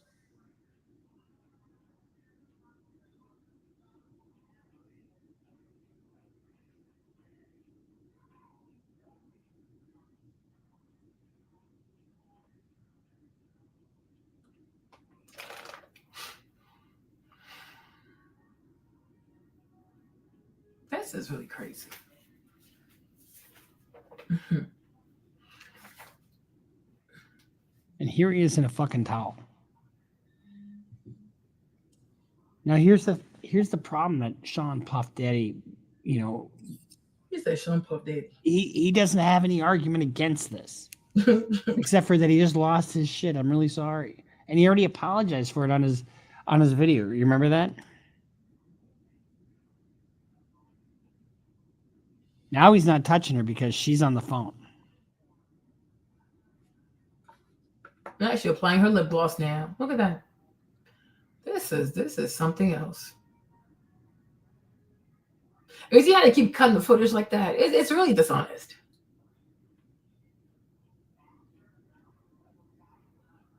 You can see him in the mirror back there, what he's doing.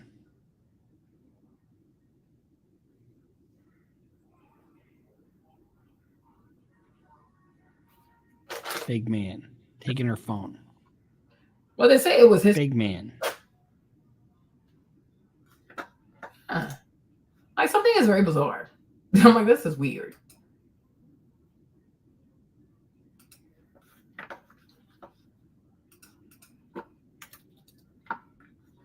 Big man putting his hand on a woman.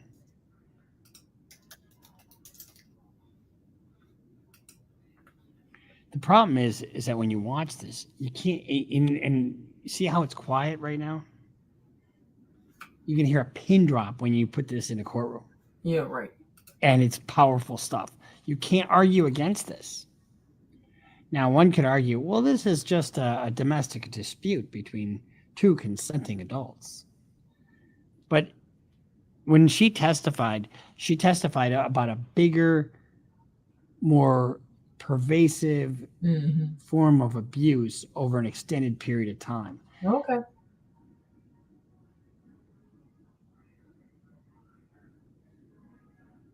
Is he? And look at her. The security guard calm. I haven't seen this video. She's not crying. She's not frantic. She's not panicking. No, she's like, oh, let's go. Let's go. Why are you talking to your abuser? Let's go. You see? Let's go. Let's go. I'm just like, what is this? Diddy needs to sue CNN. If I was his lawyer, I would sue CNN. Too bad there's no sound.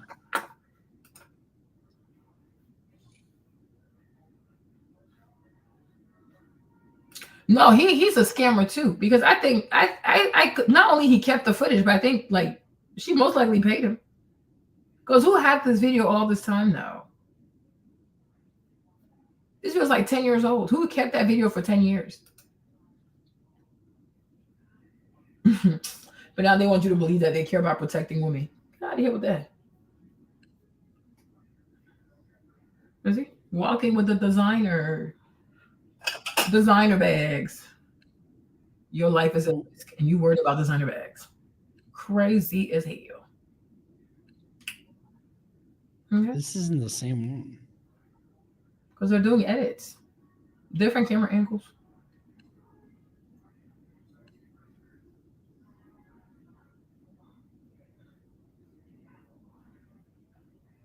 So he doesn't drag her all the way back to the room? No, he does not.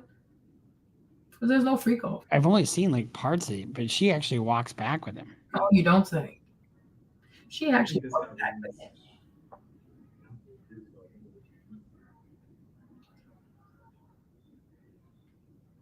Yeah, there she is. She's gonna go back in there. She's going back in there. Okay. So we're watching this. And you know what this even reminds me of? Because I mean, if it's true that she took his phone and that was his phone, she's trying to leave with his phone, like, so you're antagonizing people. But my thing is, this reminds me of when Sweetie and Quavo were fighting in the elevator. Because you could call that domestic violence too. But the thing is, Sweetie took his she took his X5, right? She took something, his X5 or his PlayStation. She took something of his, and she was trying to run into the elevator with his stuff. And why are you taking his stuff? So he chased right behind her and he took his stuff. I mean, it was forceful, but he took his stuff. And I'm like, why are you taking his stuff? Because y'all want to antagonize people. You're leaving, right? Leave. Why are you taking people's stuff? What are you doing? What are you doing? Because you want a reaction. And then when you get one, now you start playing victim. Move around. If that was really his phone, why do you take his phone? Like, why are you taking his phone? Anyways, you guys, now let's do this a little bit. Because some people don't know, because some people were not here when I did this. But let's do this one. Hold on. Well, hello and a warm welcome. Dr. Sill here. I'm a junior doctor from Australia, training to become a psychiatrist. And in today's video, we're going to talk about paraphilias. Well, I had to give a bit of a presentation, an informal chat to the staff where I work about paraphilias. And I thought after all that bloody reading that I had to do, that I should make a bit of a video talking about them. I guess the first thing to say is that it's a gray area, complicated field. Like it's really clear to know what's a disorder, you know, and there's some black and white cases of when it's a paraphilic disorder. And then there's kind of normal variant of human sexuality, and that's pretty clear. But then there's the gray area in the middle. And it's very interesting how it's not just up to psychiatry, it's actually up to society, and there's biopsychosocial influences, but definitely some strong social elements into what makes something a normal sexual behavior versus an unacceptable sexual behavior. So if you're interested in learning more about paraphilias, let's get into it.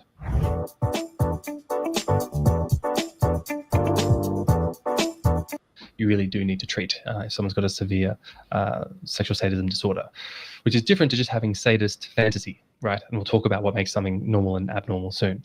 Now, paraphilias are defined as any intense and persistent sexual interest other than sexual interest in genital stimulation or preparatory fondling with phenotypically normal, physical, mature, consenting human partners. Wow, what a definition. Look, I think that's pretty long-winded, but it's essentially anything that society deems as an abnormal sexual behavior. And there's the kind of typical consenting human sexuality, and then there's all the rest of it, which some of it is in the gray area. There's kind of 8 different subtypes of paraphilias, and I'll just list them out for you now. I'm not going to go into like the DSM diagnosis for each of these, but I can talk a little bit about them because I've seen them in my work as a trainee psychiatrist. So let's go through the list of 8. The first is voyeuristic disorder. Voyeur is French for looking, and so we already know Diddy. Diddy confessed to being a voyeur. So Diddy has a what? Paraphilic disorder. Cassie has when everything that was said, I identified 2 paraphilic disorders. She likes to get peed on. That is urolania. It is a paraphilic disorder. Number 2, she likes people to put their hands on her. Okay, she likes that. That is called sexual masochism. People, they actually want to get hit. There are men who do it. There are women who do it. Listen, we don't judge over here. We listen, okay? We listen, we don't judge. I mean, I still judge because it's kinky as hell, but okay? But they are called paraphilic disorders. I even wish his lawyers would have gone there to truly explain to people. You are looking at people that are mentally ill. Like, it's an illness. Like, it's a disorder, okay? She has it. He has it. So we cannot indict people on the fact that they are not, like, you cannot use your normal brain and then indict people who have these disorders. They can't help themselves. They need help. They need rehab. If there's, I don't know if there's a rehab for this kind of stuff. I don't even know. What is this? And voyeuristic is when people are essentially spying on one another. Well, it's when a person is spying on someone else to try and see them in a sexually vulnerable situation, such as getting changed. There's also exhibitionistic disorder, which is, well, it's what it sounds like. It's when one displays their genitals to people, usually people who aren't aware, and it can be in public places. And I've had friends affected by this, and it's very distressing. And these kind of things, voyeuristic and exhibitionistic disorders, are considered kind of hands-off paraphilic disorders because there's no touching of the victim. Some of these other ones are considered hands-on, and that's just important in appreciating risk profile and what level of treatment to consider. Now, treatment, they need treatment. So when Diddy comes there just to see, just to watch, he has the camera, he has a paraphilic disorder. I know it's hard because, you know, he's black. He's a black man in America. People want to just vilify him and make him out to be a monster. Maybe, maybe not, but he's definitely sick, and he needs help. I think this is what falls into cognitive behavior therapy. That's what he needs, and so does Cassie. Because I'm telling you, even to this day, Cassie is not satisfied by Alex, or what's his name? Alex what? Alex Fine. He doesn't do it for her because she has a disorder. She can try to play the cute traditional housewife and raise the kids and then be with one man. Until if she doesn't get her cognitive behavioral therapy, she ain't gonna be okay. She's not gonna be okay, and neither is Diddy, because they're sick. They need treatment. They need help. They truly do. And I even feel like if his lawyers had gone that route, people would have had more empathy on him. He needs help, and so does she. But he definitely has one, which is the voyeur one. That's why he said, like, in your profile, like the risk profile of people that have paraphilic disorders. I don't know where you rank as far as dangerous if you have a voyeur paraphilic disorder, right? But then you have urolania, which is what Cassie has, and then she also has sexual masochism. You know what I mean? And DSM-5, is that what it is? These things are all recognized. This is not a joke. This is truly not a joke. Some of y'all probably missed my other lives, but they're on my channel somewhere. You can watch them. Voyeuristic disorder is the sexual gratification of rubbing, usually non-consenting. Consider. Now, voyeuristic disorder is Freuteristic disorder. Okay, so the first is voyeur, then it's a Freuter. The sexual gratification of rubbing, usually non-consenting people with your genitals. And so that can happen frequently in crammed public transport systems, like trains. The next two are sexual masochism disorder and sexual sadism disorder. Now, sexual masochism disorder is... Sexual masochism disorder. Okay, don't mess it, y'all. I know y'all in your feelings, but you're going to be all right. Good. The thing about some of y'all, you want things to be so black and white. Human beings are extremely complex. Because don't you ever forget we're mammals, and we're probably apex predators. What do I know? Be very careful. It's never that easy. Let's keep going. Hold on. Is when someone... disorder and sexual sadism disorder frequently in your genitals. And so that can happen frequently in crammed public transport systems, like trains. The next two are sexual masochism disorder and sexual sadism disorder. Now, you have sexual masochism disorder, and then you have sexual sadism disorder. Oh my Lord. Okay. Hopefully y'all making notes. Okay, the first one is voyeurism. The next one is frotter, which kind of makes sense because in French, to rub is frotter. I'm like, okay, I can see that. So you see, you rub, right? And now this is sexual masochism disorder. And then you have sexual sadism disorder. Oh, Lord Jesus. Okay, these people need help. Masochism disorder is when someone gets sexual satisfaction from being harmed. Okay, and that can be. They get sexual satisfaction from being harmed. Now, some of y'all probably were not, you didn't watch my other videos, what do I know? But we studied this, like we really did, because we don't jump to conclusions over here. But when you study sexual masochism disorder, one thing that's really important, because Cassie will be considered the submissive, and then Diddy would be considered the dom. Now, when you look at BDSM and you look at sexual masochism disorder, you cannot apply your traditional understanding to those relationships, because in our modern understanding, like our traditional understanding, right? We live in a patriarchal system. So a dominant is responsible, right? And then the submissive has no choice. Well, it doesn't work like that. In BDSM, when you're talking about paraphilic disorders and you are talking about sexual masochism disorder, the submissive is actually the one in charge, and the dominant is the one that's actually serving, because these fantasies are the fantasies of the submissive, which is really hard for traditional minded human beings to understand, because what traditional woman do you know wants to get peed on? Okay, what traditional woman do you know wants to get her ass whooped into foreplay? Like, what the freak? Like, what is this? Okay, this ain't normal, right? So when you are a traditional woman and you're looking at what Diddy and Cassie got going on, I can see why you feel for her, because it truly is jarring. But what I'm saying is, you're not looking at traditional people having a traditional relationship. You are looking at two people that have paraphilic disorders. You already know Diddy's a voyeur, because he records, he watches, and then he comes. Even the fact, like the part, if it's true, with the first man, the guy who's built like a football player, when he came in and he said that Diddy was very specific that he wanted him to ejaculate inside of Cassie, and that one time he didn't feel comfortable doing that, so he didn't ejaculate. And so when Diddy went to have sex with Cassie, he came back and he said, "Are you sure that you ejaculated inside of her?" Right? Even that too is a paraphilic disorder. It's like, and we watched another video, y'all probably not here, but we watched another video where the man talked about auto trashers and things of the sorts, like people who auto trash and they use sex to degrade themselves. And so part of also being an auto trasher is that it's like you can be a man that's a homosexual, because I hope you understand. If one thing should be very clear to you with this Diddy trial, is that Diddy is most likely bisexual. Okay, Diddy is most likely bisexual. Like, don't even get it twisted. Diddy is most likely bisexual. So what that man had discovered is that men who are gay, or who want to be gay, or think they might be gay, but they're not officially ready to live their lives as homosexuals, will do things like that. Like, okay, you're a man, have sex with her first, leave your sperm inside of her, and then I will come behind and have sex with her, but I'm truly trying to have sex with you. Y'all, it's really crazy. It's a lot. Even for me as a Christian woman, it's a lot. But I can be understanding. God has called me to do that. Okay? So he identified that some men who want to be homosexuals, who are low-key bisexual, but are not ready to admit to themselves that they have an attraction to men and they want to have sex with men, the woman is kind of like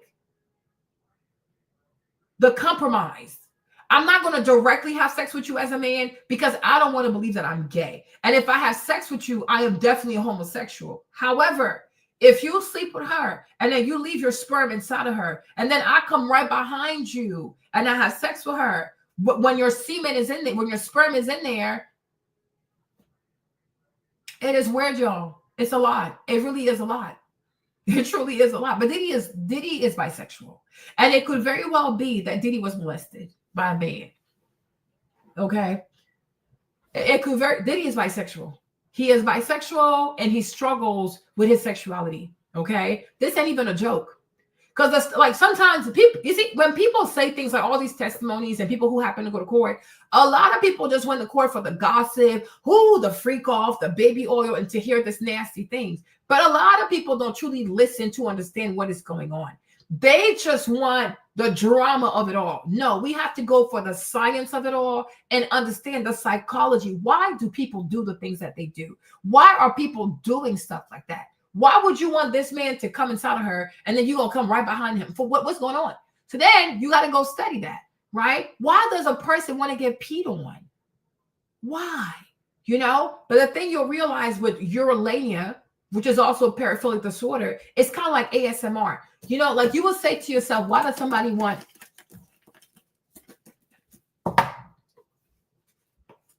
you know?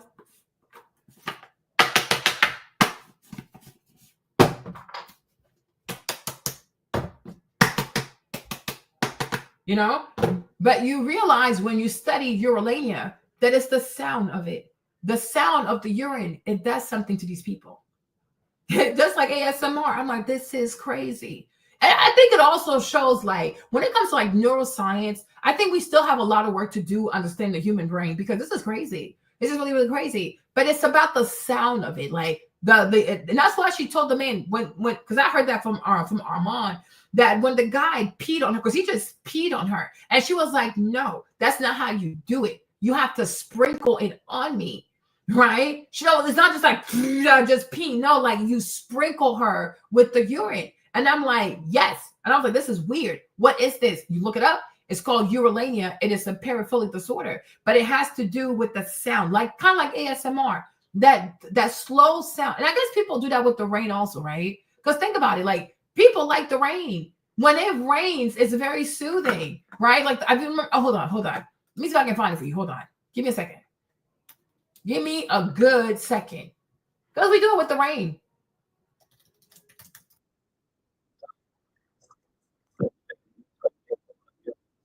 In any way can be. Hold on.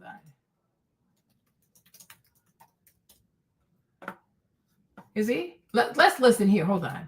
What's that sound like? You see? But you see, like, you see, the rain, the sound of the rain, it puts people to sleep.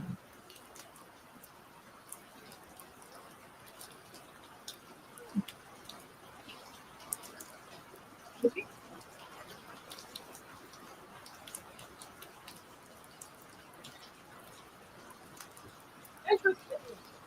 You know what I'm saying? You see, this is really interesting. And you know, and there are people who play these videos to go to sleep. But my point is, right, growing up, most people, when they hear the sound of the rain, it calms them. Like it makes them want to go to sleep. It, you know what I'm saying? But I'm like, you can see how sounds can be erotic. But for people, yeah. But it's the same thing. I mean, because it's pee. But if we're truly being honest, Kevin, right? If we look at the science, pee is actually what's the word again? What's the word for, oh my gosh. Pee is actually sterile. Like if you assume, whether it's like the vagina or whatever, I mean, you assume, right, on average, pee is usually sterile. Right? It would be better to drink your pee. If somebody was stranded at sea, it would be better to drink your pee than salt water. Right? If you were somewhere and you were like next to like dirty water or your urine, it would be better for you to drink your urine. Assuming nobody has an STD, right? But it's just that because we've evolved, I feel like because of society, we've evolved. We call like, oh my God, pee is nasty. Like what the heck? Right? But remember last time when we saw with the rams, like rams and wolves, they smelled the pee to determine if the female is ovulating. They smell the pee. So we are mammals. And we do have certain things that have stayed with us. Right? So I'm like, I can see it. Makes a lot of sense. Okay. Let's get back over here. Whipping, cutting, burning.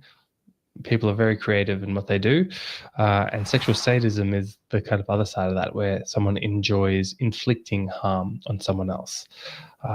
Yeah, that too. I'll talk about what makes a disorder and what makes kind of not a disorder in a second, but sadism can be quite dangerous and leads to very violent. When someone without a sexual sadism disorder does a sexual assault on someone else, they'll usually only use enough violence to get that victim to do what they need, what they want. But if someone has a sexual sadism disorder, often they'll be much more violent than is necessary, because it's the violence that gives them the sexual satisfaction, and so it's considered quite a high risk sexual disorder. Now, the next disorder is called pedophilic disorder, and that relates to having a sexual attraction to those under the age of 18 or 16. I think in terms of ages, that's a legal issue. The law is what defines by ages. From a psychiatric perspective, what we look at is Tanner stages. Now, the Tanner stages are the kind of secondary sexual characteristic developments of youth. And so when we go through puberty, we start off as Tanner 1, and as we go through puberty, we move through it up to Tanner 6, I believe.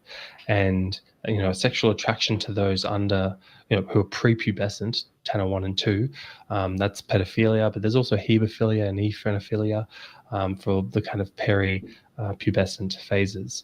So there's kind of subtypes of pedophilia. And then the next, you know what? I just had like a flash through moment. Like pedophilia, it's a paraphilic disorder of children, because it's like pediatrician, pedo is like, children, pediatrician. Okay, so if you have a paraphilic disorder with children, pedophilia, paraphilia, I'm like, oh, okay, I see it now. Oh, that makes a lot of sense. That's why it's called pedophilia, because it's a paraphilic disorder. Oh, wow. Disorder is fetishistic disorder. And yeah, fetish, it's anything that's not really related to a human body part. So shoes and I think feet can, so I guess are not related to a human sexual organ body part. So feet and shoes, I know that's a common one. It can be anything. It can be nails. It can be earrings, all sorts of things. For it to be a disorder, it has to, well, we'll talk about that in a second. And the last one is transvestic disorder, which you don't see much anymore. I think it's related to when people are, it's related to when people get sexual stimulation from wearing clothes of the opposite sex. But with the movement in trans communities. And so you see, Bruce Jenner has a transvestic disorder, because Bruce Jenner used to dress up in Kris Jenner's clothes when she wasn't home. And then one day Kim came to the house and she saw Bruce Jenner dressed in her mother's clothes, and she ran for her life. Like, what the heck?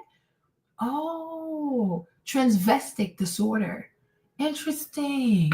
This is crazy. Gender identity, this is getting diagnosed much less, and it's being more accepted. But if it's causing, well, let's talk about it. What makes any of these things a disorder versus normal kind of sexual behavior? So everything I just mentioned, probably except for voyeuristic and exhibitionistic and frotteuristic disorder, but all the other ones, and pedophilic disorder. Okay, so maybe I should name. In terms of masochism, sadism, fetishistic, and transvestic, all these disorders can be normal to an extent. And if they do not cause distress or harm to others, or distress to others, or cause any functional impact, if you're able to maintain your relationships, your job, you're not hurting anyone, you're not being hurt, it's not causing distress, then these things are usually considered paraphilia. Okay, that's just atypical sexual interests. But if they're causing distress, harming others, harming yourself, causing issues in relationships, causing issues at work, well, then it's a paraphilic disorder. So that's the difference between a paraphilia and a paraphilic disorder. Mm-hmm. And all these things are on a spectrum. It is very surprising to kind of hear the statistics of how common some of these different kind of sexual interests are, but when it's high risk, it's high risk. So let's talk a little bit about the treatment. And it's interesting, the treatment is kind of stepwise, and you increase the intensity of treatment based on the risks that the person has to themselves or others. Now, the treatment, there's not that much evidence around what treatments to use. It's definitely a suboptimal level of evidence, but it's hard to do these studies. And a lot of the studies are open trials with lots of confounders. And that's just the nature of it. But the first thing to say is, and this is not done anymore, but well, it might be done in some places. It's very rarely done these days. But the most effective treatment to reduce the recidivism rate of sexual offending is a bilateral orchidectomy. Now, recidivism rate, what that means is reoffending rate. And bilateral orchidectomy, that's cutting off the testes. That's cutting off the testicles. That has a very impressive impact on recidivism rates. So in the group that doesn't get it done, it's usually around 40% reoffending rate. In the group that gets the testicles cut off, it's a 4% reoffending rate. And some people in that 4%, by the way, are injecting themselves again with testosterone. I should take a bit of a tangent here to note that the mainstay around treating severe, let's talk about sadism. The mainstay around treating high-risk sexual behavior, especially with sadism, is reducing testosterone, and it's really about treating adult men. That's where most of the problem behaviors are seen. Now, the first-line treatment for sexual sadism, we talked about the bilateral orchidectomy, the castration. That doesn't happen much anymore. The first line treatment is high dose SSRIs. So SSRIs, you've probably heard of them, selective serotonin reuptake inhibitors. These are the drugs used in depression. But did you know they're also used at very high doses in OCD? And so the thinking is that maybe in some people who have, these very severe sexual disorders, that there's an OCD element to their disorder, that they can't stop thinking about it, that it's an obsession and the compulsion to need to go in and harm and do those those dangerous behaviors is an OCD influenced symptom. Also, the side effects of SSRIs, especially at high doses, is you do get sexual side effects. So it's treating probably two elements of the sexual disorder issue. Again, just taking it back a second, we don't understand the exact cause of why people get these disorders. There's psychodynamic theories, there's psychosocial theories, there's neurodevelopmental theories, there's post-trauma theories. It's probably a mix of all the above. But multifactorial cause is very likely, and so we probably need a multifactorial solution, which means medications and therapy and social supports. But we're just talking about medications right now because that's what I studied about for my talk with the staff. So high-dose SSRIs is the first line. The next line up from that is progesterone. Anyone, have you ever think about why giving a male progesterone would help reduce sexual offending? Well, it comes back to testosterone. It's about reducing that testosterone, and when you bump up to progesterone, it actually inhibits the release of this hormone called gonadotrophic releasing hormone from part of the brain called the hypothalamus, and the inhibition of that hormone means that the pituitary gland doesn't release the hormones that trigger the testicles to release testosterone. It's a whole pathway from the hypothalamus to the pituitary all the way down to the testes.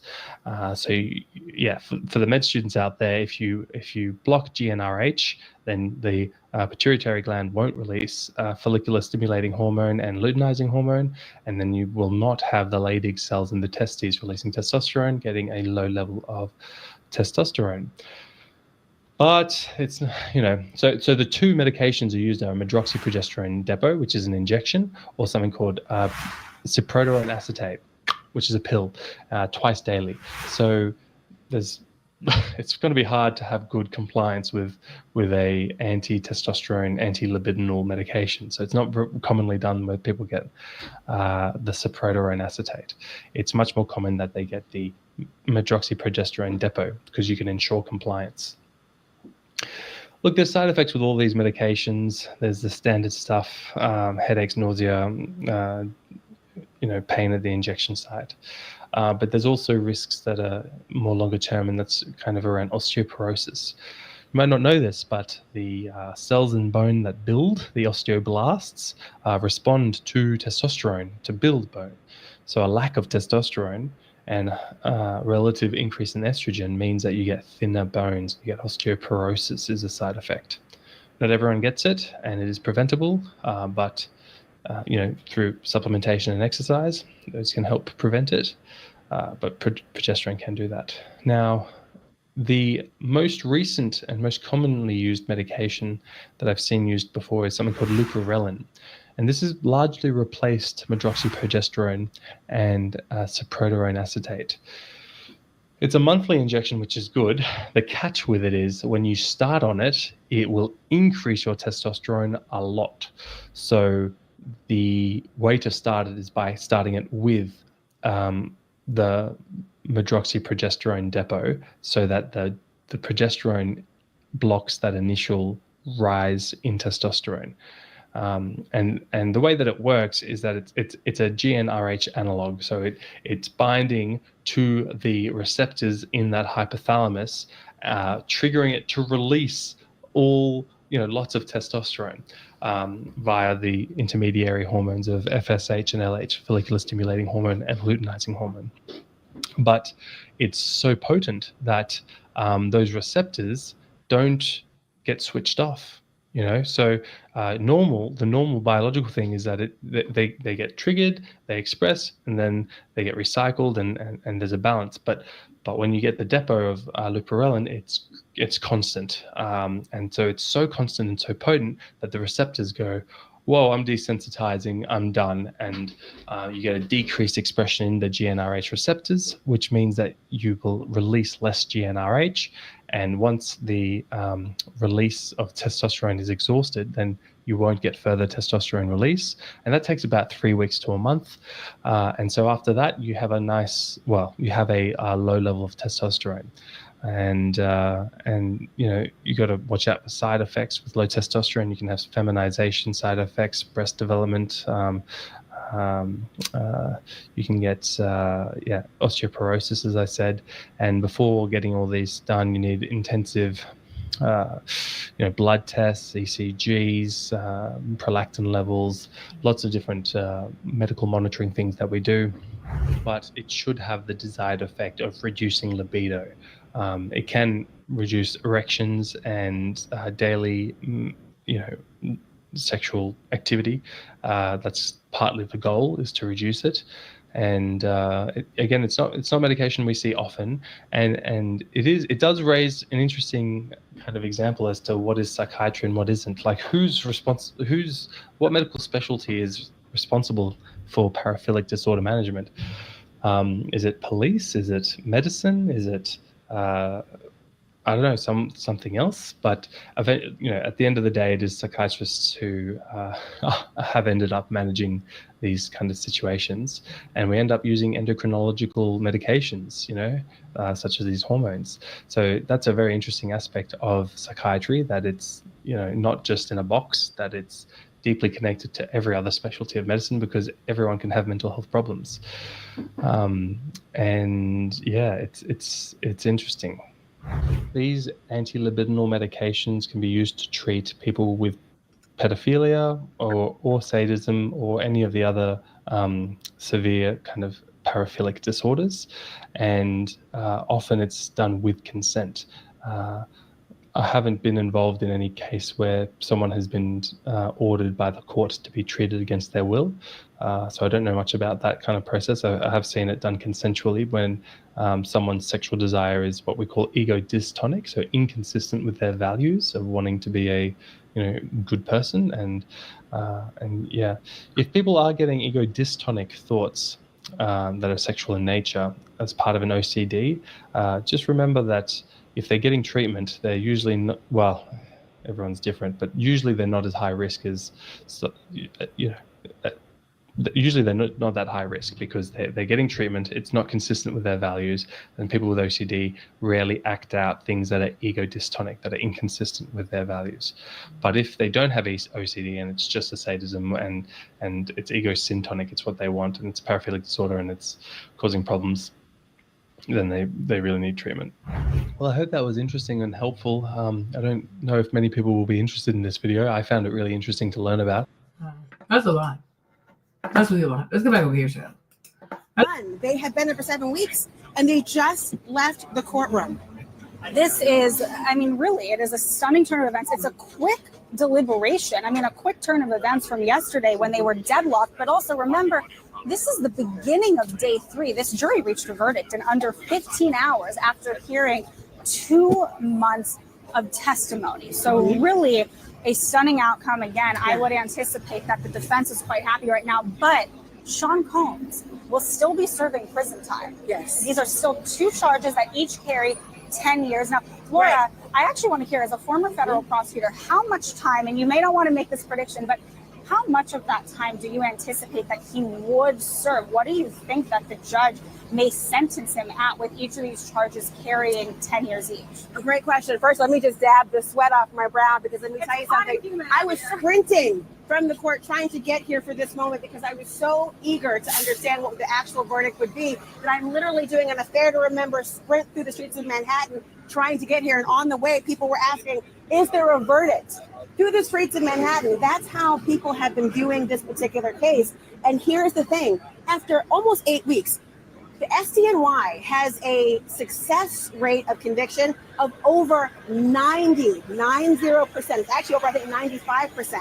So think, the resources that are being used in this case, more than what, it was 6 prosecutors, including Maureen Comey, a top prosecutor in the SDNY who handled Ghislaine Maxwell and other infamous cases as well.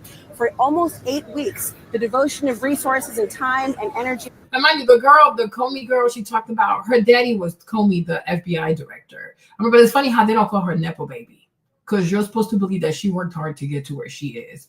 And also, I thought about this. Oh, they have a 95% conviction rate. They have a 99% conviction rate. What are the odds of that? I'm like, most likely because you lie. Most likely because you lie. Or maybe you plant somebody in the jury so that it goes your way. This time, I guess it didn't work.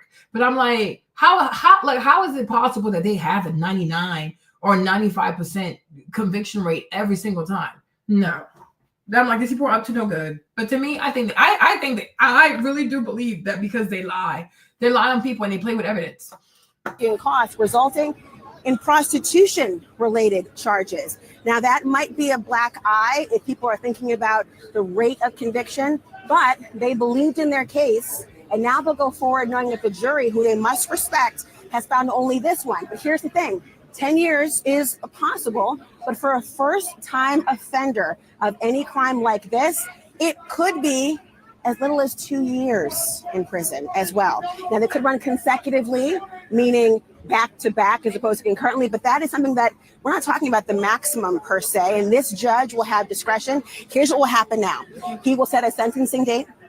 He will have a probation report that is coming up. And over this probation report, he is going to essentially figure out issues of remorse and recidivism, which is a fancy way of saying, will they commit the crime again? He'll look at the different factors that are in play for sentencing guidelines. This is federal court, and he will draw a conclusion on that. He will not walk out a free man today at all, but he knows right now the possibility of life without the rest of his life is no longer on the table. Prostitution, though, is, like I say, I'm a little surprised in a way. Although this was low-hanging fruit to have the prostitution, because, again, there was almost a guffaw heard around the world when they said, no, I didn't pay these escorts for sex. I paid them for their time. And the defense said, well, that's what it was. And they weren't always paid if they didn't perform. But they didn't actually call a single male escort who traveled across state lines. They called 2 who were in this area and who also talked about their sexual performance. But did that surprise you that really this came down to the documents alone? It came down to the documents, and I think that was obviously incredibly effective for the jury, because again, when they are seeing flight records that show said sex worker went from Atlanta to New York, that's pretty clear cut and dry that you are traveling across state lines. So it did come down to that evidence, to the documents, because you are right, Laura. If that's the case, then if they're saying, oh, because there are travel logs of sex worker going from Atlanta to New York, I guess a lot of people are going to a lot of sex workers are going to lose business. Because if people can be charged for prostitution charges, because a lot of people fly out strippers They put strippers on buses, you know, like a lot of celebrities do that. Entertainers, athletes, you name it. Many people fly out strippers. They fly out dancers, sex workers, you name it. And I'm like, well, unfortunately for y'all, many of your clients are going to stop calling. They're going to have to get people locally. Like, shoot, it's a lot of people not going to get flued out no more. I'm like, well, you're going to have to sell the cooch locally. Okay. Not only did they not call any male sex workers who traveled across state lines, but also none of these sex workers called themselves prostitutes. So that is you bring up a really, really good point, that these male escorts on the stand, they were not saying, yes, now in hindsight, I realize that I was paid as a prostitute. So that wasn't cut and dry, but that documentation, the bank statements, the hotel records, and also the flight records clearly is what compelled the jury to convict him on those 2 charges. I think we're hearing something right. I think they just like to save these girls, they wanted to give these girls some type of a win. Because if they're sex workers, then how do they get paid? They don't work for free. So, oh, it's the travel log, it's the payment. Yeah, they gotta get paid. And they have to be transported. So I'm like, you don't make no sense. Okay. And maybe that's why they wanted that man to like, oh, please, like agree to this charge, you know. And the guy was like, yeah, whatever. Right. They probably apply pressure on the man. But I'm like, that sounds stupid. If you're a sex worker, you have to get paid. So he paid them. Hey, Egyptian, oh, what's up? I'm like, he paid them. Like, how's that prostitution? If they themselves don't call themselves prostitutes, why do you call them prostitutes? I'm so confused. Oh, but it's the travel logs. Okay. Were they forced on those flights? They chose to fly. They could have flied on their own. It was cheaper to fly with Diddy. It's free. Okay. But I'm like, I'm confused though. I'm like, y'all just want to give these white girls a dub. That's it. Because that makes no sense. The travel logs. The payments. They're sex workers. They have to be paid. Sex workers got to eat, sis. They got bills to pay. Okay. Now that they're asking for Sean Combs to be released pending the sentencing. I believe you're saying he wants to go back to his home in Miami, which of course was the subject of a lot of discussion. He lives on 1 and 2-star island. Talk about the level of wealth we're talking about here. He will not have access to a plane or the ability to travel, we're being told in my ear right now. And so they're making that request. Now, it is not unheard of for somebody to be released pending sentencing, particularly if they're not sentenced on the far more serious of charges. And remember, part of the consideration for any judge deciding whether somebody will be released and until sentencing is their threat to the community. Do they pose a risk to the community? Do they pose a safety threat to themselves or others? Now, for him to be held on prostitution would suggest that prostitution or transportation as such would be enough to hold. I'm not familiar with that happening with a lot of different people. So the judge could take into consideration, well, the jury has found they do not pose a threat in this moment in time. They want to set aside or put some conditions of release. It could be an ankle monitor, it could be otherwise. But again, the risk of flight, the posing of a threat to the community, all things that the judge will consider. Can you imagine? And Laura, I want to read to you the exact quote that comes from our Nikki Brown, who is in that courthouse. This is what Mark Agnifilo, who is Combs' defense attorney, said, quote, he has been acquitted of very, very serious charges. He has been convicted of a far less serious charge. The judge asking, as Laura just said, is your proposal that he leave this courtroom and walk outside? And Agnifilo said, yes, it is. Now, he's right. Agnifilo is absolutely correct that he has been acquitted of the most serious charges. But I still want to underscore the fact that Sean Combs, one of the biggest celebrities in the world, one of the most powerful entrepreneurs and men in the world, has now been convicted. He has been found guilty on 2 sex crimes. One point. So has your daddy, girl. Convicted of getting your mama pregnant. Anyways. Let me see if I can find a good video. Okay. Let's see this one. That's not who I thought it was. Okay.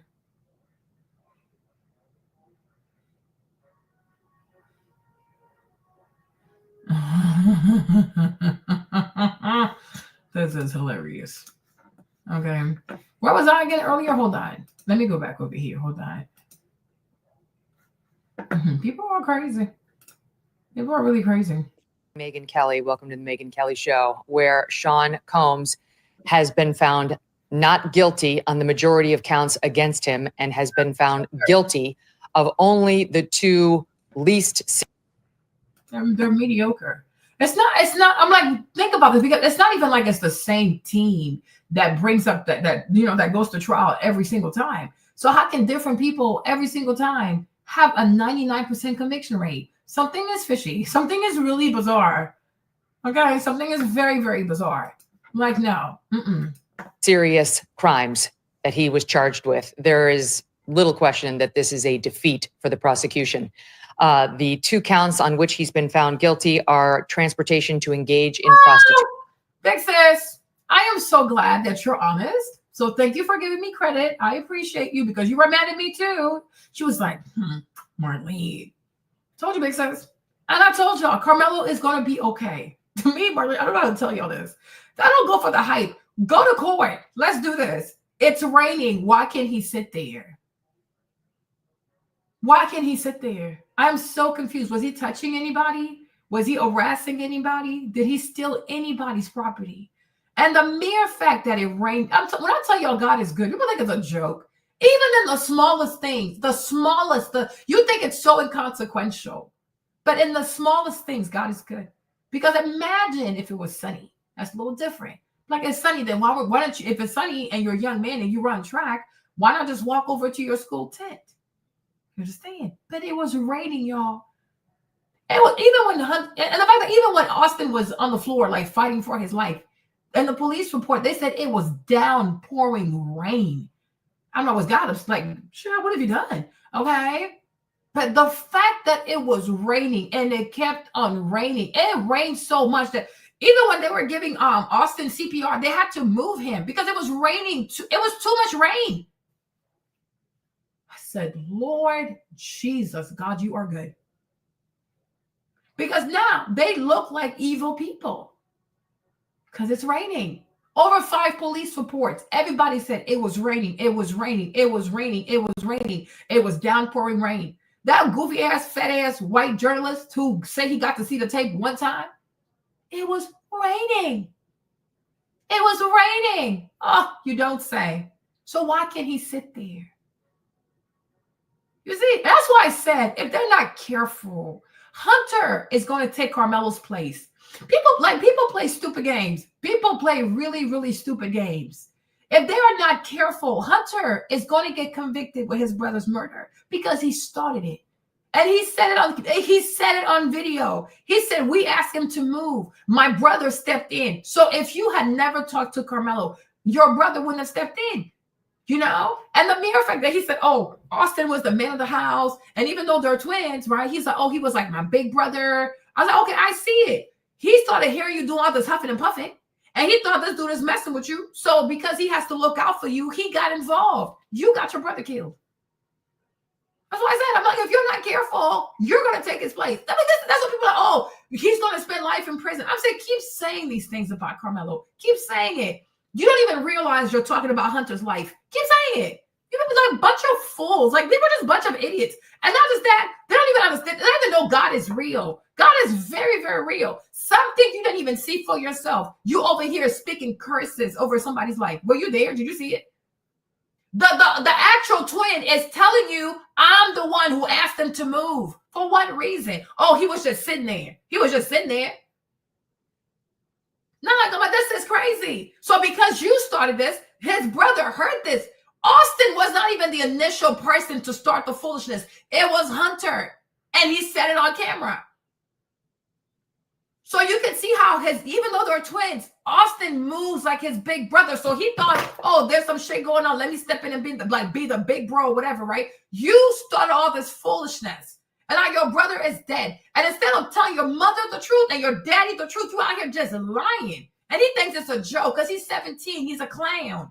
He doesn't understand what he's doing. And he does not understand that lying on an innocent person is serious work, serious business. Curses are real. Right? That's what I just feel like people are funny. People crack me up because I'm like, how often am I wrong? Because when you move, and you know, I know it sounds crazy too. I know it sounds really, really crazy. It sounds really, really crazy. It sounds hella crazy because even I used to think I was crazy too.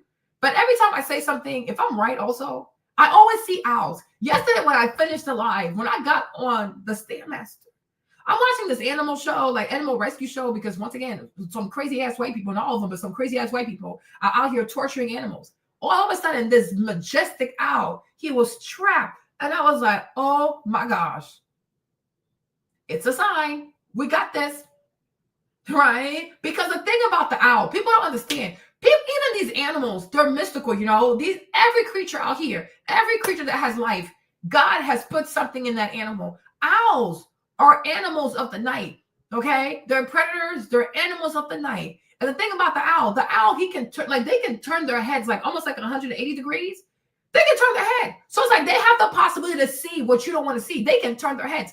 Also, the fact that owls are night creatures means that they see what's in the dark. They see what people do not want to see. That's why people fear owls, because they are creatures of shadow work. What you're hiding, the owl, he saw it. What you don't want people to see, he has seen it. What is really hard for people to understand, he understands it.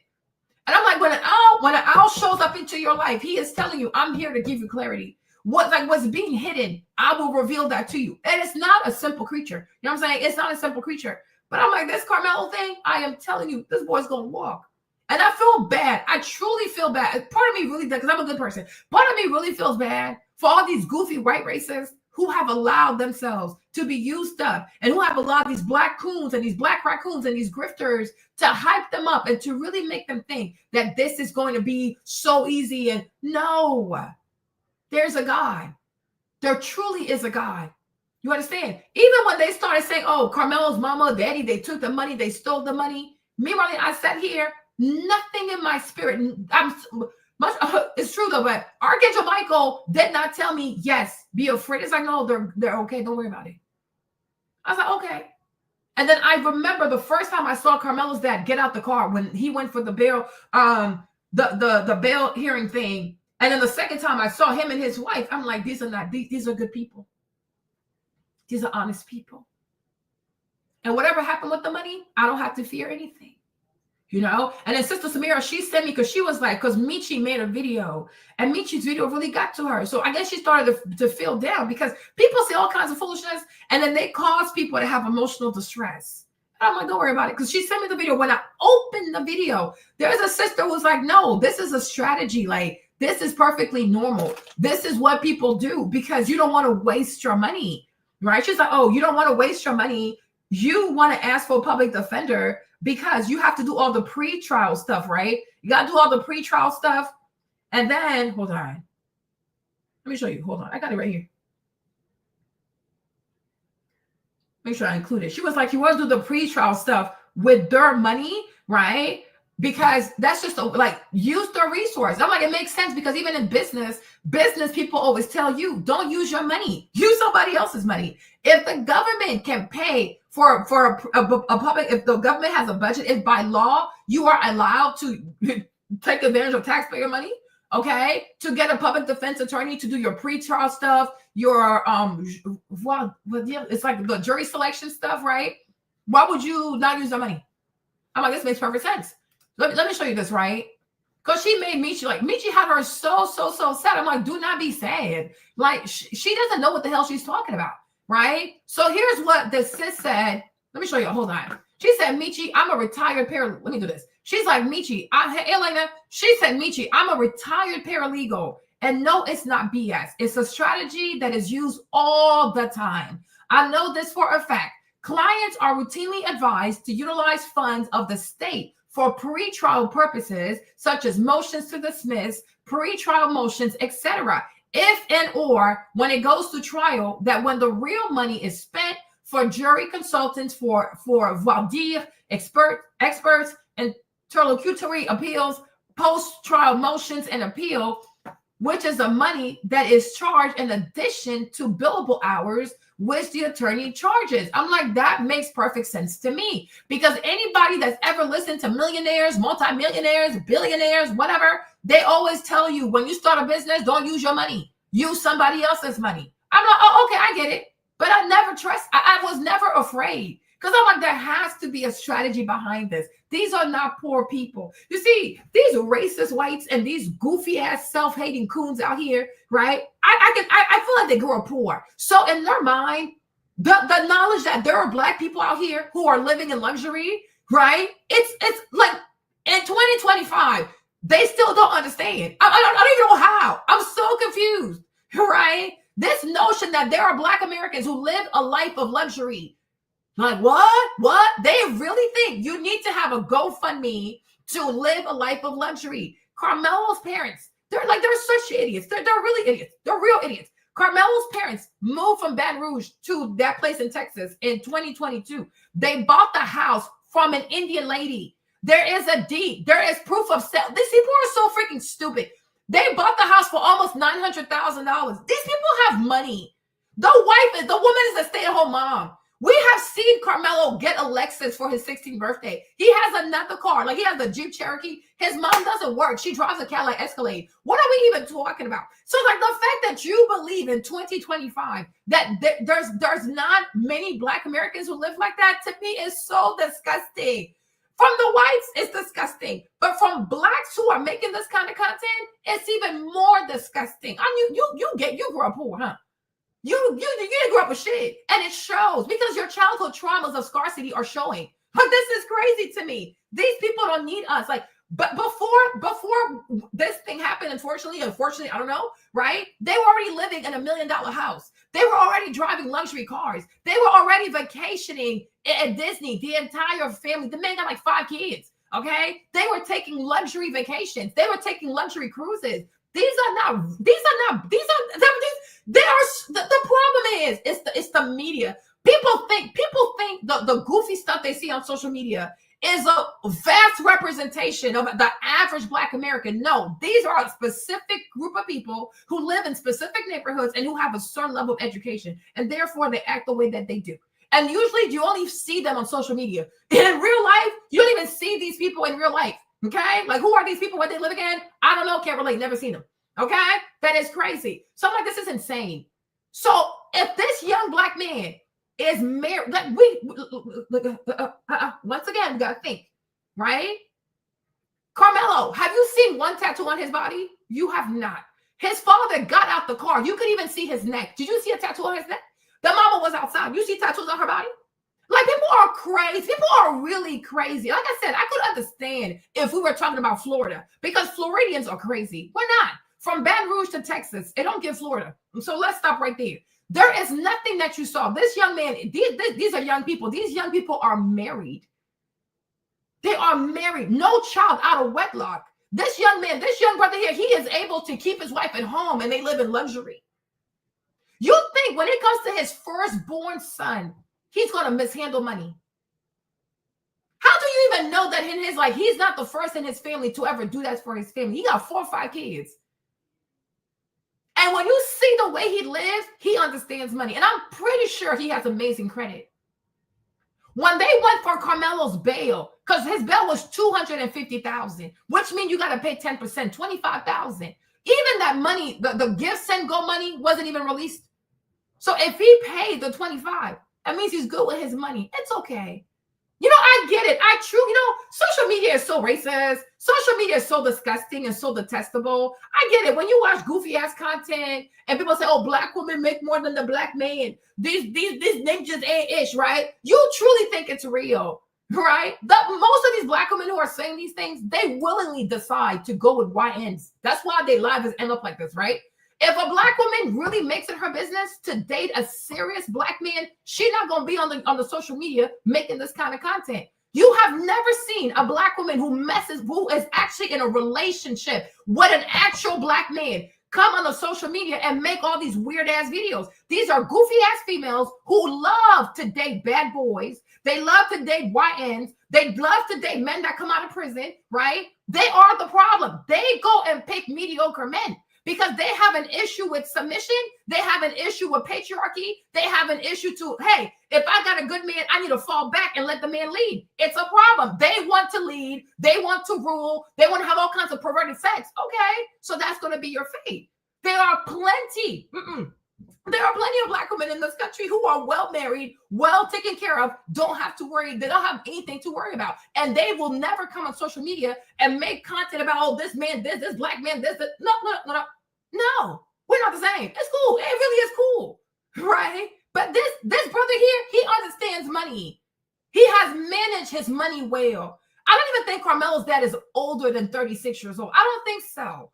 Because they look very young. And most likely they got together since high school because they look super young. But look at how successful they are. So why would they mismanage gold like 600,000? For what reason? Right? And people swear, even if you don't give any more money, they can just go refinance the house. They can refinance the house and get more money on the house. They have property. They have assets. People are so crazy. Like, people have a scarcity mindset. People are so used to poverty. They think everybody's poor. Like, I'm like, just because you're Black and you're struggling financially doesn't mean that everybody, I don't think he's 40. I don't think they're 40. They look super young. I'm like, y'all so damn successful. But just because you don't have it, don't mean that other Black people don't have it. Just because you can't afford it, doesn't mean other Black people cannot afford it. Just because it's not relatable to you, sorry, don't know what to tell you. For some people, that's their mode du jour, that they live like this every single day, right? But I'm like, why would they take that money? Also, they have been doxxed. They put out their address. They put out the address. They put the outside of the house. They showed pictures of the house. They showed pictures of inside the house. Officer Tatum made a video completely doxing them inside and outside the house, right? So these, yeah, like, you'll be surprised. Like, you will be surprised.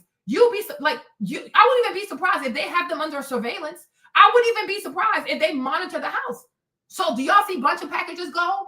Has Carmelo missed any of his court dates because he got to go once a week, right? Have they seen a new car, a Urus, a Lambo go to the house? No, I'm sure they are surveilling them.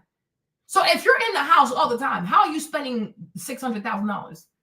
Just saying all kinds of foolishness for the sake of saying foolishness. So when she sent me the video, I opened the video, this was the first comment that popped up. And I said, you see, this is confirmation, because I was never worried. I was never worried. I'm like, they're not going to do anything with this money but pay for the lawyers. However, when you don't know how long this could last for, right? When you don't know how long something could last for, you got to take your time. You got to be very careful with your funds because you don't know how long you might be in there for. Okay. So then I went and I asked I asked DeepSeek too, right? Let me show you. I asked DeepSeek as well. And here's what DeepSeek said. That retired paralegal is describing a legitimate and common legal strategy. You see, every Black person is not corrupt. Every Black person is not BLM. And let me also say this, because they love to lump up BLM and Carmelo. It's so weird. Patrice Cullors, she stole. That's wrong. But at the same time, too, though, Patrice Cullors never lost any family member to police brutality, right? Nor was any of her family member trying to fight for their freedom. This is not, it's a false equivalency.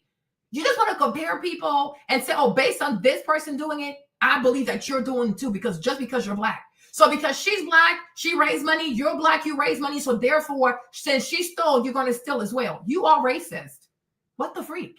Like, this is weird. Like, we don't even know this. Like, don't even know each other. Like, what the heck? Patrice Cullors, she never experienced police brutality. Nobody in her family did. Nobody in her family died. No man in her family died to police brutality. What she's a woman who just preyed on people who suffer things like that. And then she got rich off of it with the help of George Soros, who is a white man. Move around. When it comes to Carmelo, the Anthonys, these are his actual parents. That's his family. These are his parents. He is the firstborn child. The stakes are not the same. Okay? Patrice Cullors never lost nobody to police brutality, nor was she trying to pay the legal fees of her child who was fighting for his life.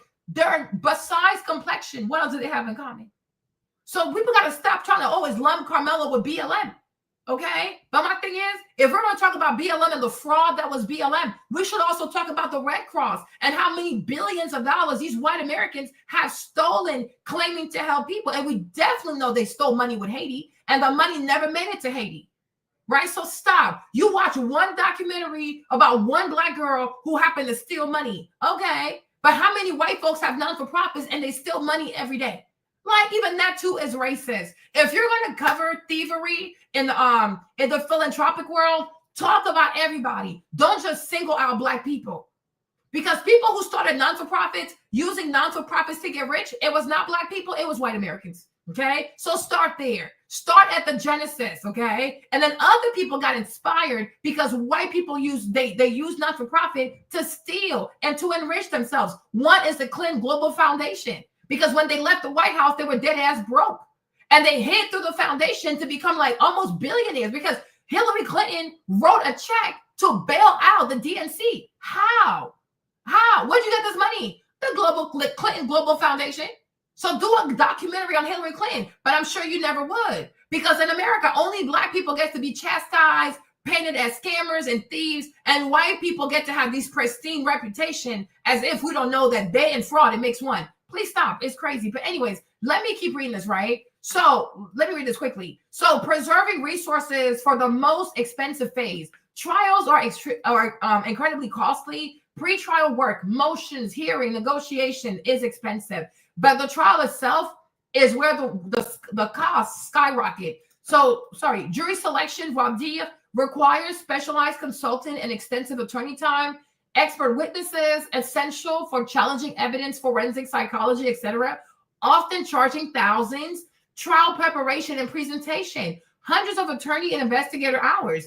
Post-trial motion and appeal can extend for years, requiring ongoing legal work.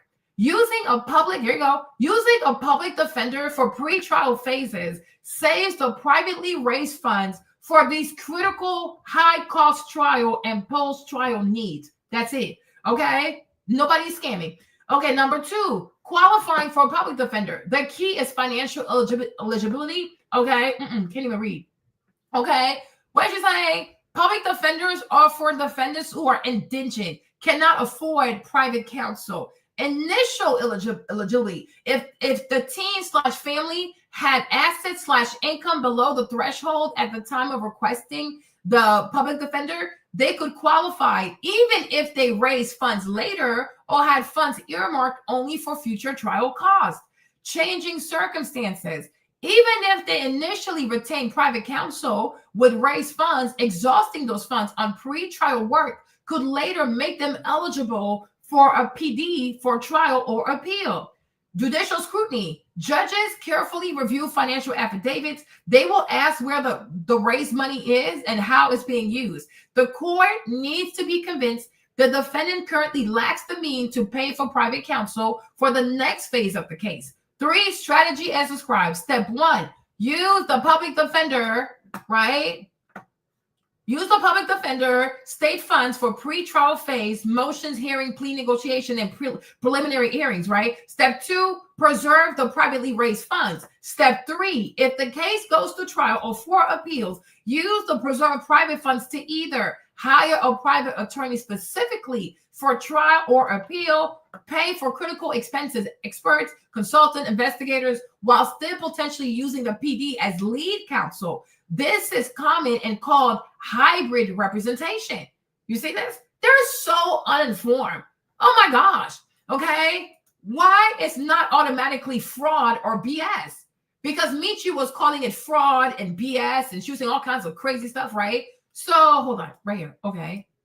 Eligibility is snapshotted. Qualification is based on current financial ability to pay for counsel at the time of the request. And that's why I think some people are saying that they have yet to cash the money out. They left the money in there, so it doesn't probably mess up their finances. Okay. Funds are earmarked. Okay. The raised money is often specifically donated for defense costs, not necessarily to make the family wealthy. Using it strategically for the most critical phases is responsible. Okay, there you go. Transparency is key. As long as the defendant or family fully discloses the existence of the funds and their intended purpose to the court on their financial affidavit, and the judge accepts that they are preserving it for future necessary expenses they cannot otherwise afford, it's a legal strategy. Hiding the funds would be fraud, but they're not hiding because it's a public GoFundMe, right? Okay. Potential pitfalls and criticism, right? Judicial discretion. A judge might deny the PD request if they believe the raised funds are already available now to pay for private pretrial counsel. They have significant discretion, which is why I think some people were saying that the family has not cashed out the money. They left the money in there. Okay. Public perception. Oh, these idiots. Okay. It looks bad to the public, leading to exactly the kind of vitriol and accusations of scamming you are seeing, especially in high profile cases. The racist element you mentioned is abhorrent and unrelated to the legal validity of the strategy. Okay. Attorney continuity, switching from a PD to a private counsel or vice versa, mid-case can sometimes be disruptive. The good attorneys coordinate. Okay. PD workload, public defenders are often severely overworked, uses them strategically while legal add to their caseload if the defendant could afford private counsel for the initial phases. Conclusion. The retired paralegal is correct. It is a well-known and legal sound strategy to request a public defender for pretrial phases while preserving privately raised funds for exponential higher costs for trial, experts, and appeal, provided the defendant meets the financial eligibility requirement at the time of the request and is transparent with the court about the funds. Whew, Lord Jesus, I am done. Okay? Boom, boom. Boom, boom, boom, boom, boom, boom. And you would think with so many AI tools that people would have gone and maybe asked AI before running to insult that family, insult these people, insult the dad, insult the mother, insult Carmelo. Like, what is this? Are you a lawyer? No. Criminal defense attorney? No. Have you ever worked on anybody criminal defense funding strategy? No. So why are you insulting these people? Right? You know nothing about this money. You haven't even seen the money. Like, so how do you know that they oh, the money's gone? Because that's what you would do. And I've come to realize people say about people what they would do. If you had that money, you would go shopping. So because you would squander the money, you think everybody is like you. No. No, and no, and no. And it's very smart because you have no idea how long this case could last. For Diddy, they were saying that Diddy was spending at least $100,000 or more a week on all his lawyers. So if you have 8 weeks of trial, that's $800,000. That doesn't even account for the stuff they did before going to trial. So put everything in perspective. Carmelo only raised $600,000. So he will be short $200,000. Would it not make sense to compensate by saying, okay, let's use what we can that's free, right? Use that up. And then once we are done with the free stuff, then we can start using our money. So that way you give yourself more runway, right? But once again, this is why also a lot of Black people, their businesses don't succeed. They don't know how to raise money, have a hard time raising money because we try to do things with our own money instead of trying to use other people's money and learning how to pitch yourself and use what's free. So many businesses do that. They get, even Tesla has subsidies from the government. Okay. There are a lot of businesses who get subsidies from the government. They get subsidies and they get contracts from the government, and they get they get loans and all. They get bailouts from the government, right? Everybody out here is trying to use free resources to get ahead. But when you're Black and you want to use a free resource, oh, you're scamming. Oh, you're a thief. Why don't you use the money you already have? You don't use your own money. You find a way to use somebody else's money. If the Constitution allows you to a public defender, go do that for your pretrial. And then when everything is set to go, if y'all can come to an agreement, then just go to trial. And at that point, you can use your own attorney. If people give more money or they don't give more money, I'm sure the family can always get a home equity line of credit, or they can just refinance the house. It's not a problem. It truly, truly is not a problem. But the way people can be so ignorant and so loud and then slander people and insult people when all you have to do is just do your research. And like I said, there is nothing about the Anthony to me that ever gave scammery, weird, whatever. I never got the vibe from them. Okay. So calm down. You would steal the money. But just because you would steal the money and you would let your child go into prison and rot in prison doesn't mean that everybody will do the same.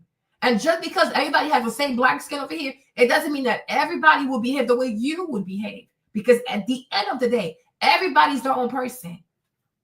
And your standards are not other people's standards, right? Your foolishness is not other people's foolishness, right? You see evil and scammer and thief in everybody because maybe you're a thief. Maybe you are a scammer. Because that's just crazy to me. Like, yeah, that's just like, that's really, really crazy to me. It's like, go sit down somewhere. Really go sit down somewhere, you guys. So, and they will see and they will be embarrassed because the money is there. The money is there. But I'm like, to me, that is very smart. Even when I heard that, I was like, it probably is a strategy. I thought it was to delay the case, to like delay as far as back as possible, to let it die out. But come to find out, it's more so financial, so that they don't exhaust the money that they raise. And that's really smart.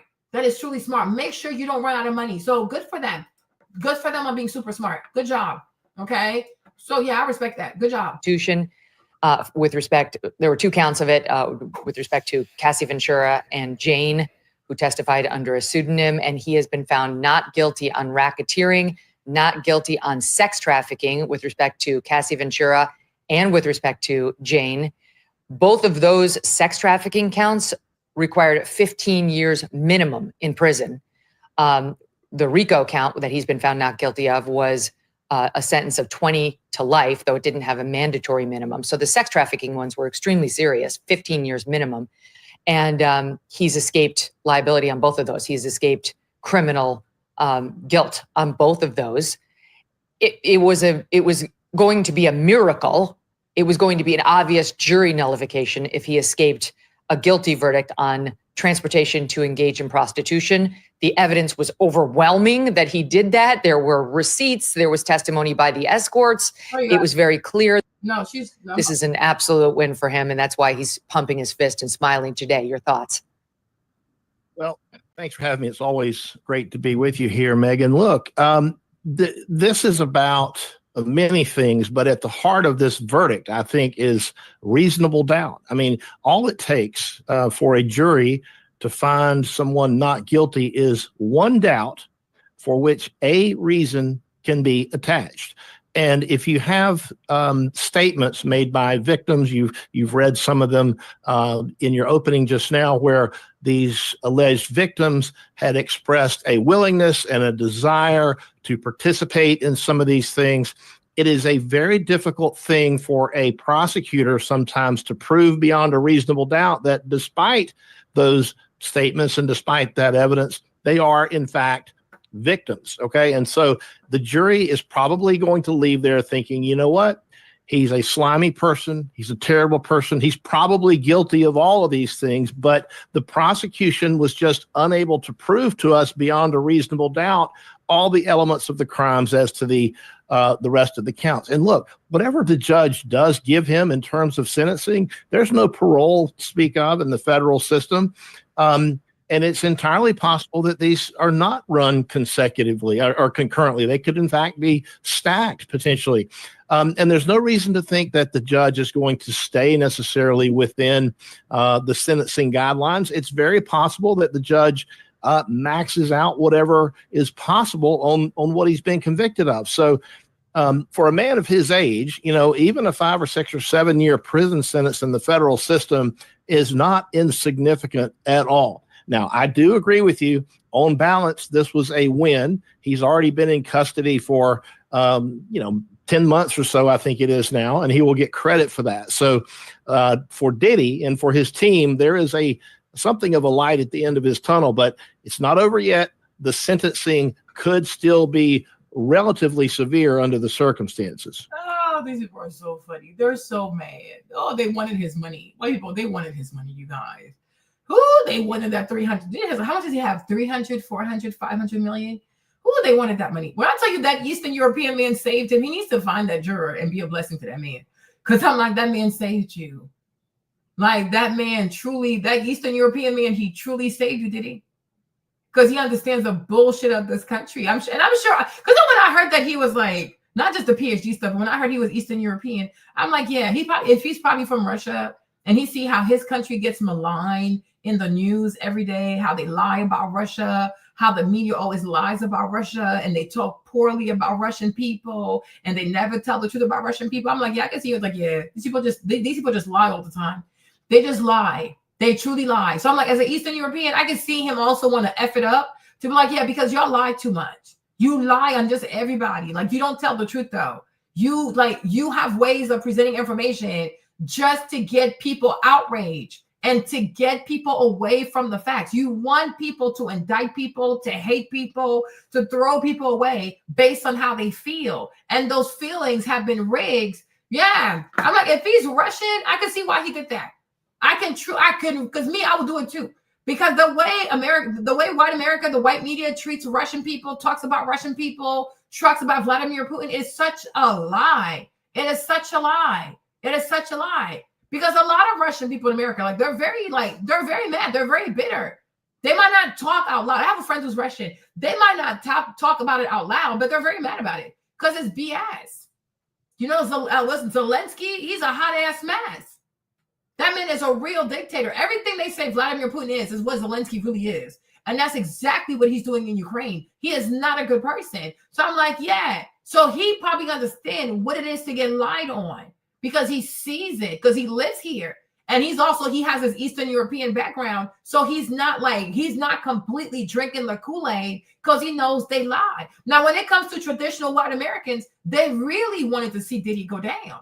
You know what I mean? Because that way they can pretend to be righteous people, right? They were praying for Kyle Rittenhouse not to get convicted. They were praying for Daniel Petty not to get convicted. They were praying for Donald Trump to not get convicted, right? So they always need to send a black person to prison for something. So they can, oh, look at me. I'm a righteous white person. I stand for justice. I stand for protecting women. Wumpy wump wump. Like, they're full of shit. They're mentally ill. That's another set of people that's mentally ill. You know what I'm saying? Yeah, he said, ain't no way, boy, ain't no way. I'm like, good for him. Good for you, because it's a bunch of crap. And I can even see how for a Russian man, it's like, okay, you were grown, like you were 28 years old. Like, why are you here? Why don't you work? You know, because a lot of things like here in America, people just make excuses for grown people, for grown ass women to just use their sex to get ahead, right? But I'm like, in Russia, they're like, no, you have to work. Why aren't you working? You're a grown woman. Why don't you work hard? Why don't you leave? Why are you here? Why do you keep going back? Why do you keep calling this man? Right? Because here we baby these women, even though we know they're chaotic, and they are the architects of their own foolishness. They are the architects of their own foolishness. But we baby them. Oh, you didn't do nothing wrong. Everything is the man. How will these women ever grow up? Right? Meanwhile, in Russia, people don't think like that. So I'm like, if he's Russian, I can see why he did that. But like, they're seething right now because they wanted him to be convicted of that RICO. Because then you attack the 300 million, the 400 million, the 500 million, because all these white Americans know how to do is loot.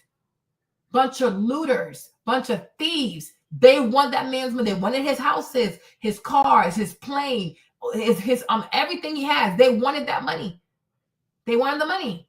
And now it's not going to be that easy to get to his money. Because everything's about money here, y'all. They might make you believe that it's about protecting women. No, everything comes down to money. Everything comes down to money. If these people cared so much, they will go after the actual woman, the everyday women who are going through domestic violence, and they will bring their abusers to court. No, 300,000+ missing children, and they worried about Cassie and the choices that she made as a grown woman, right? Like, there's a bunch of people out here who are trafficked. There are a bunch of children who are trafficked. There are a bunch of illegal migrant women who are being trafficked. There's a bunch of vulnerable people who are trafficked. Every day, every year, 800,000 children go missing in America. And instead of actually solving real cases that truly matter, no, let's get involved in celebrities and their weird lifestyles and their weird kinks and their weird fetishes so we can make it seem like we're actually doing some work. You're not doing some work. You just nosy as hell. Like, you just a different kind of gossiper. You weaponize your office to pry into people's personal affairs because they're famous. You ain't no different than Wendy Williams. You just Wendy Williams with a badge. Move. Go somewhere. Yeah, because they're probably from here. So, like, they just drink the Kool-Aid. Oh, they're crying. Oh, they're abused. Oh, domestic violence. Oh. That is not a reason to send somebody to prison for the rest of his life for some damn RICO, especially after she made $30 million. Like, what more does she need? Get out of here. My team's informing me if there are no enhancements to the bare minimum sentencing under the transportation to engage in prostitution charges. One conviction on this charge would be 15 to 21 months. 2 counts, convicted under 2 counts, which is what he has been, is 21 to 27 months. So about 2 years. But we believe that there will be enhancements given the level that he was accused of coercion and so on. Coercion. This is the same lady who said that she loved Kyle Rittenhouse. He murdered people with an automatic rifle, just shot these people down on camera. Oh, he's a hero. Oh, I am so proud of him. I love it. I love it. I truly love it. Oh my gosh, the way I love it. The fact that they put 6 mediocre white girls on the case. Took a big L, huh? Waste of money. 6 women. That's one thing. I'm like, 6 women? That's when I knew they're gonna lose. Not even a man on there. No, 6 women, the Avengers, okay? The white feminists, the white liberal feminists, right? Okay. Like, I'm like, the fact that these white girls took an L, oh gosh, thank you. The fact that she's mad also, I mean, wait until Carmelo, oh my gosh. Wait until Carmelo's verdict. This bitch is actually gonna eat some food for once. She's actually gonna eat some food she's gonna be so mad. She's gonna start binge eating. Okay. I love it. They're a bunch of racists. They are jealous. They are racist. They are some of the biggest perv. Even this man right here, you're going to find out one day that they discovered child porn on his computer, right? That's what they do. White Americans, especially white American men, they come outside, try to be so self-righteous, try to like give an image of family and God-fearing men. So many of these white men have child pornography on their computers. So many of them. Because they're fake. They are duplicitous. You are fake. You are truly fake. Yeah, a pack of 6 goofy-ass white women. And they embarrass themselves. They truly embarrass themselves. In prison, if he got convicted on the that he can be sentenced to. So if you're the defense attorney, though, Megan, you're very satisfied with the outcome of this case. You're thrilled. You can't say thrilled Yes. because your client did get found guilty on 2 counts, but you're thrilled. No, you're thrilled. This is a huge You're win. This guy was looking at life in prison if he got convicted on the RICO count and those sex trafficking counts, 2 of them, one for Cassie. The thing is, like, Kyle Rittenhouse killed 3 people. He killed 3 people at close range and he injured another one, right? Oh, he's a hero. Oh, he was defending himself. But Diddy should go to prison for life because he's a freak. Nobody died, y'all. No one died. Everybody in there was consenting. So when somebody kills, that's what I'm saying. When like this white girl was trying to hit me with Austin is a child. Austin is a child. I'm like, a child where? Children don't act like this.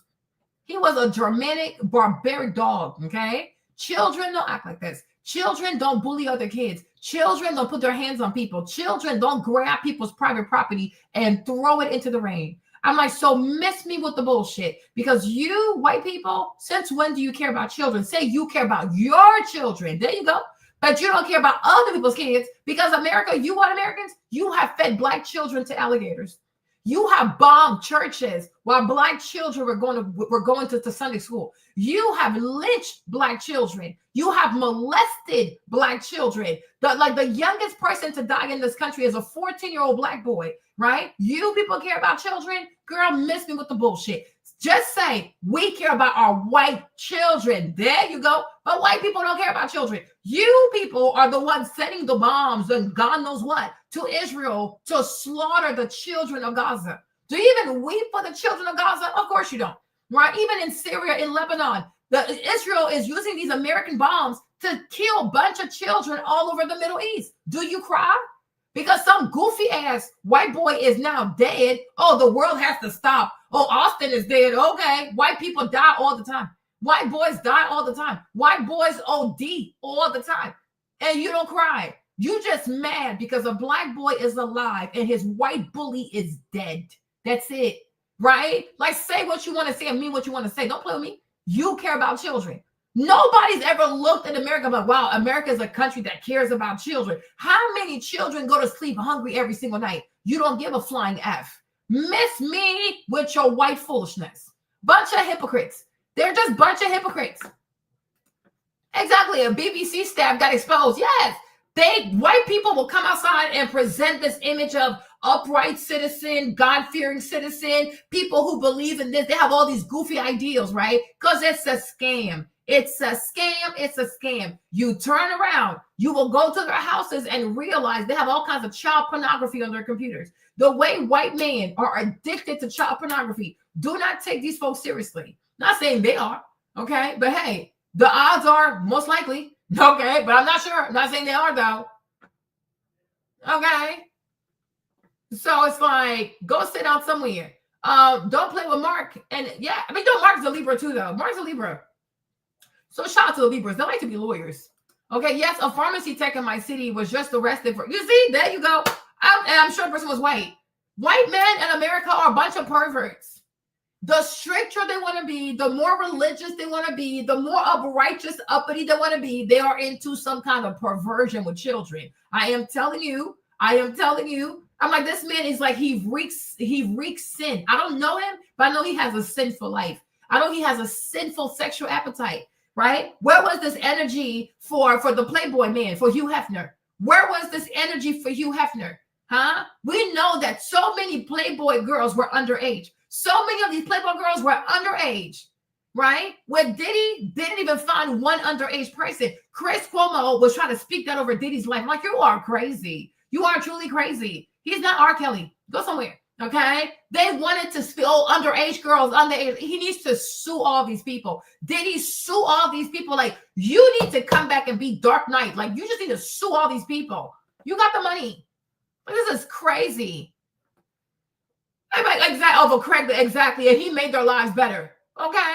Shoot, they set the prices. Like, that's like, yeah, Diddy was not out here doing the minors like the Abercrombie and Fitch CEO trafficking minor. Exactly. Why is he not in prison? Why is he not in jail? Why hasn't Homeland Security raided his house on national TV? Right? They protect their own. But then they wait for a black person so they can act like, oh, we believe in the law. We believe in maximum sentences. We believe they're a bunch of racists. That's one thing I know about white Americans. They're a bunch of hypocrites. It's a hypocritical people. It's one measure for them. It's a whole different measure for other people. Matter of fact, when it's black people, it's a heap, okay? It's like, please. Oh, yeah, Megan been divorced. This is her second husband.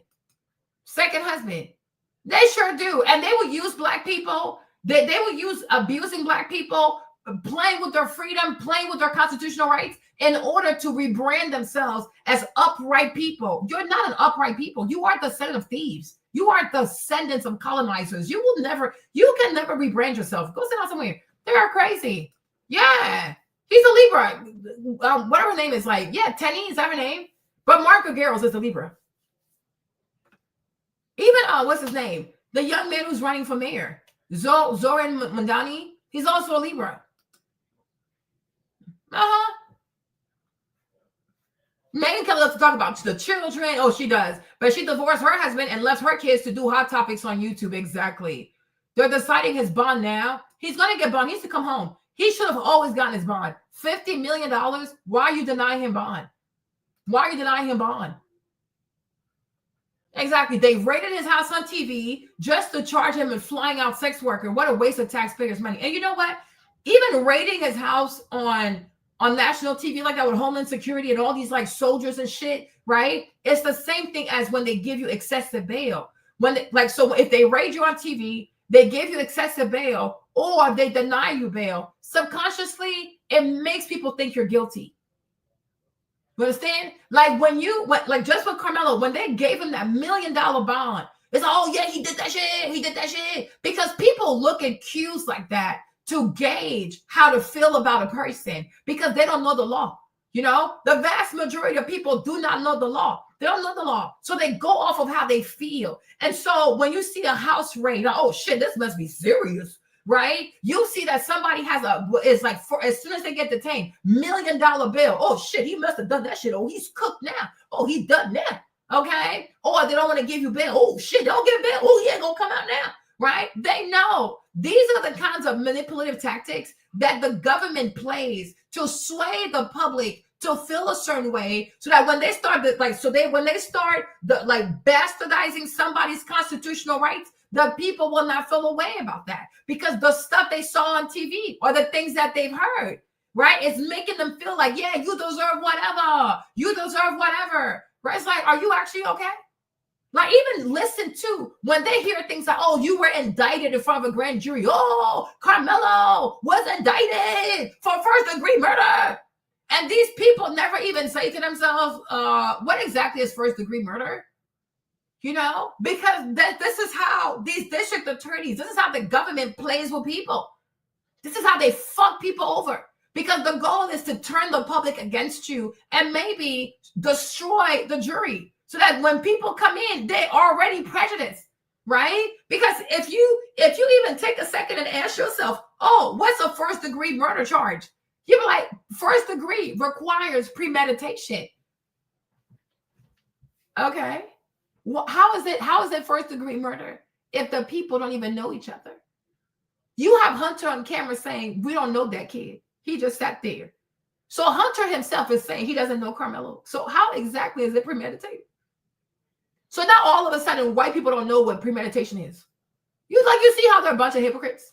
They're not serious. It's a very unserious people. Also, how many times have we seen people be indicted by a grand jury and then be released by a petit jury? But do people even know that there's such a thing as a grand jury and a petit jury? No, don't even know shit. They just hear things and they don't even do the work to, okay, what does this mean? What does this mean? What does this? And that's why we have so many imbecilic people out here. They're so dumb. And unfortunately, the dumb people are the ones with the biggest platforms. It's really crazy.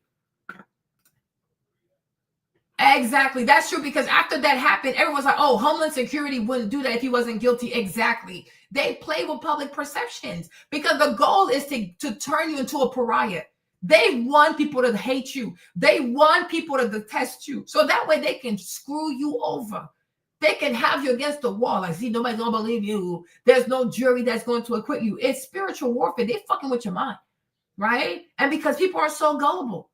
After all the evil things the government has done, people continue to trust the government. People have a problem. It's like Stockholm syndrome, or maybe that a lot of people are just intellectually asleep. I don't know. But to me, when you see all the evil things the government does, why would you ever trust these people? Why would you ever trust these people? And you start thinking, okay, did Jeffrey Epstein get raided? No. Okay. Did Harvey Weinstein get raided? No. Did the CEO from Abercrombie get raided? No. So what's so different about Diddy's case? Did even Hugh Hefner get raided? No. So why Diddy? Why the only black man is getting raided?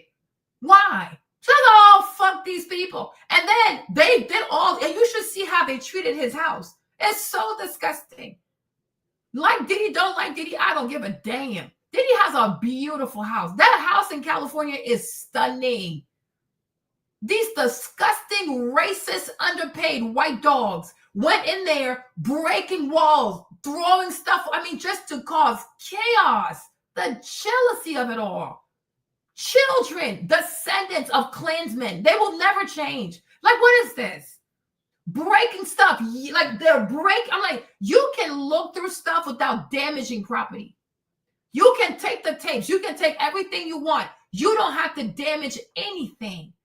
But white people are thugs, and they hide behind the badge. They hide behind their offices to terrorize people, especially black people. And it's disgusting. You can come in here. If you want to take my stuff, you can just take my stuff. You don't have to just grab my stuff and just yank my stuff. Like, what are you doing? Because they live like filth. They're underpaid. They're mad, and they're racist. A black American man lives in a $40 million house. Y'all, have you seen Diddy's house? It is so beautiful. They could never afford that. Can you imagine? You only make $100,000 a year and you go into somebody's house. That's how much he pays his trainer a month, bitch. Your basic ass. And you coming over here destroying shit. Me, I would send a bill. If I fix my house, I'm sending a bill to Homeland Security. You gonna pay for these things? Like what? Like what's all this? And the only thing you got was baby oil. So you didn't find any woman that was being kidnapped. You didn't find they did all of this. They handcuffed people. They handcuffed his children. They had helicopters doing the very most. And the only thing they retrieved was baby oil. These are very unserious people. White Americans are mediocre by far and large. You are a mediocre people. They use the most excessive force. And you wonder why they don't win these wars. You wonder why they didn't win in Vietnam. They didn't win in Iraq, Iran, you name it. They never win these wars. Why? Because all they do is brute force. There's never any strategy because they're mediocre. And that's why they can't keep up with the Chinese, because they're not intelligent. White Americans are by far mediocre ass people. There's no rhyme or reason to their barbarity, right? Why are you so barbaric like this? You can go into somebody's house, get what you need. Even before you destroy something, they should have scanners and things of the sorts to see, is there really something behind there that we have to destroy walls? And this is a luxury house. What are you doing? will retire with not even $1 million in their 401k, doing the very most. With your broke ass. With your broke ass. They've always been terrorists. All they do is to destroy people's property, still kill, destroy. That's all they do. They have no class to their asses. They did all that for hours just to retrieve baby oil. This is disgusting. And Diddy needs to sue them for racial profiling. Because why me? Why are you raiding me, but you're not raiding any of these Jewish people? Why don't you raid the Jews? Why don't you raid them? Because we all know they're Jews. We know Hugh Hefner's a Jew. We know Heifstein and Weinstein are Jews.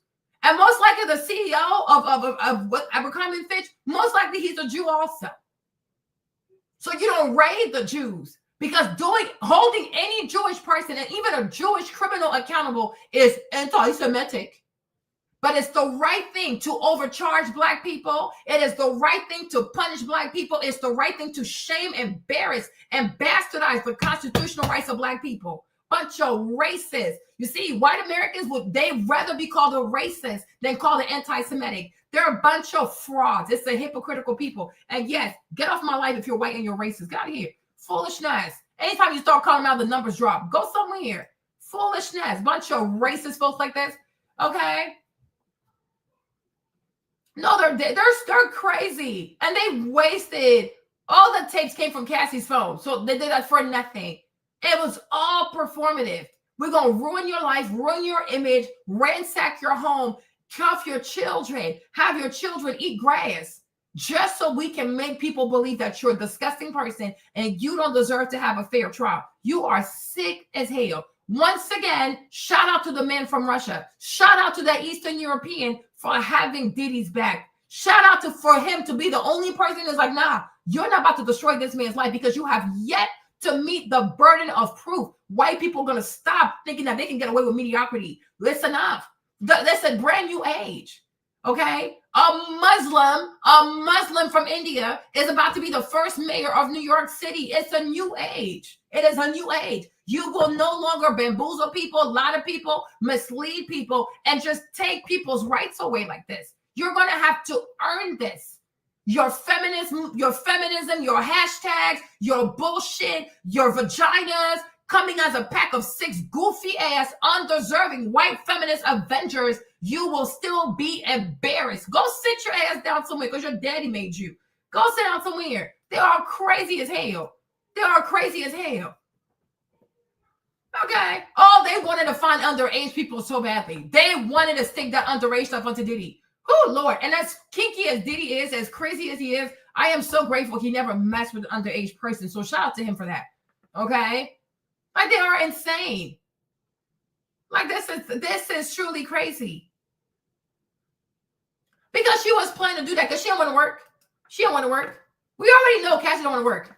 See, one for Jane are no joke. 15 years minimum, required minimum. The judge, mandatory. Right. The judge has no discretion.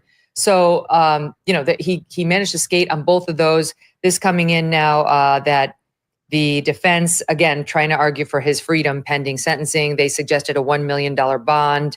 The judge had rejected that pending trial. They asked repeatedly to get Sean Combs out on bail pending trial. And the judge repeatedly said no. The government here vehemently opposing Sean Combs' release. The lead prosecutor, Maureen Comey, saying the defense is underplaying the seriousness of the conviction and is urging the judge. Oh, shut up. Go call your daddy and cry. And the thing about this, that girl, Comey, I am so glad her dad, you guys, I swear, for as much as I'm not all the way happy I voted for Trump, but in moments like this, I am truly glad I voted for Trump. Because if Biden or if Kamala Harris had remained, if Kamala had gotten elected, Comey would have stayed an FBI director.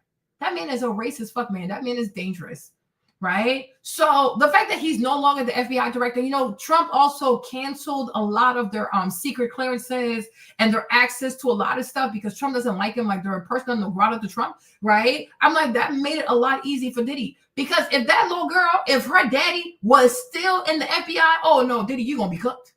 Because he would have made sure his daughter did not get embarrassed.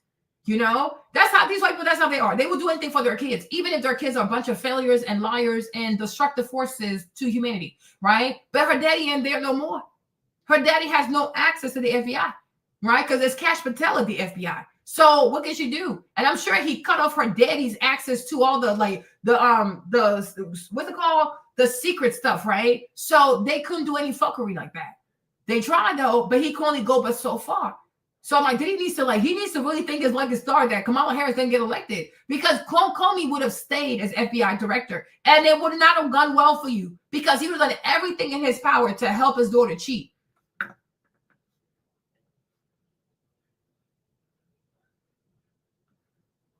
Oh, I'm sure they did. I'm like, if they could have put pedophilia on him, they would have. They are a bunch of liars. Welcome to white America. They're, hey, Miss V, they're a bunch of liars. If they could have put pedophilia, if they could have put bestiality, if they even could have even put, like, I don't know how you call having sex with corpses, y'all, they would have put everything on Diddy, because the goal is make him persona non grata. And because America is racist. It's not even just white people. Like, it's black people, it's immigrants. It's like everybody here has bad feelings towards Black American men. So the ground is already fertile, because if you say, oh, he's black, he got raided and this and that, right? They're not even going to try to do any kind of critical thinking. Oh, he's black, so he did that shit. Oh, he's this, so he did that. Oh, he has money, so automatically he's abusing everybody. Oh, he has money, so automatically nobody can say no to him. Oh, he has money. Oh, he has money. You think he's the richest man in America. So people don't say no to Elon. Elon is way more than Diddy, right? People don't say no to Trump. People don't, who else is rich? People don't say no to Jeff Bezos. It's only Diddy that people are afraid to say no to, because he's so rich. He is not the richest man in America. Okay? So it's okay. Like, please. I mean, he like, I don't know. I'm like, so I'm like, girl, bye. Like, you are crazy. Let's watch this video, because she gets my nerves.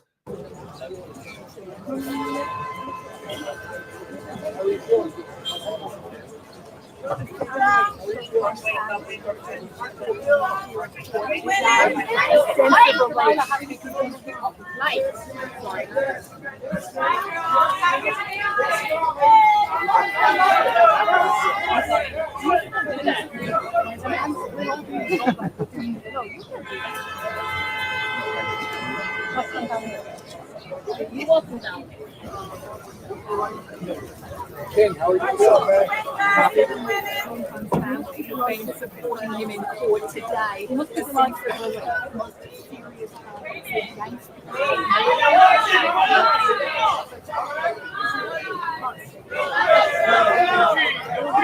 Christian. One day I'm gonna do a video about Christian, because he really bothers me. I think he's like, he needs to step back like an idiot, because he needs to understand the family doesn't have a good image. Now, Diddy is going to walk, okay, but image rehabilitation is a real thing, right? Rehabilitating his image is a real thing. And I think, like, one thing I do not like about Black children of successful Black parents in entertainment is that they don't understand that they don't get to be entertainers.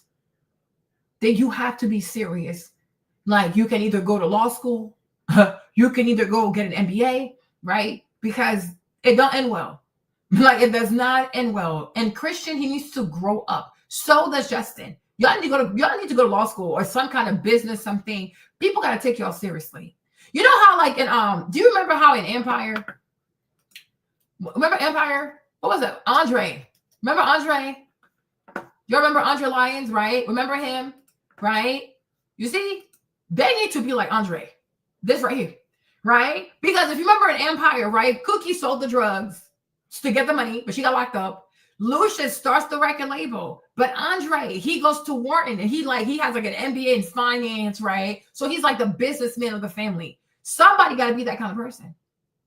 Someone has to look like that. Somebody has to have those degrees. Somebody has to have that level of seriousness, right? And somebody has to rebrand the family. It's a real thing. And also, dating these Instagram models like Raven, it's a waste of your time. Because my thing is, Raven, who is she? She's not intelligent. You need to also date and marry. If you're a Black girl, right, that's in law school or about to be a lawyer, a financier, MBA, like some powerful family, like, you cannot date Instagram models. They're idiots.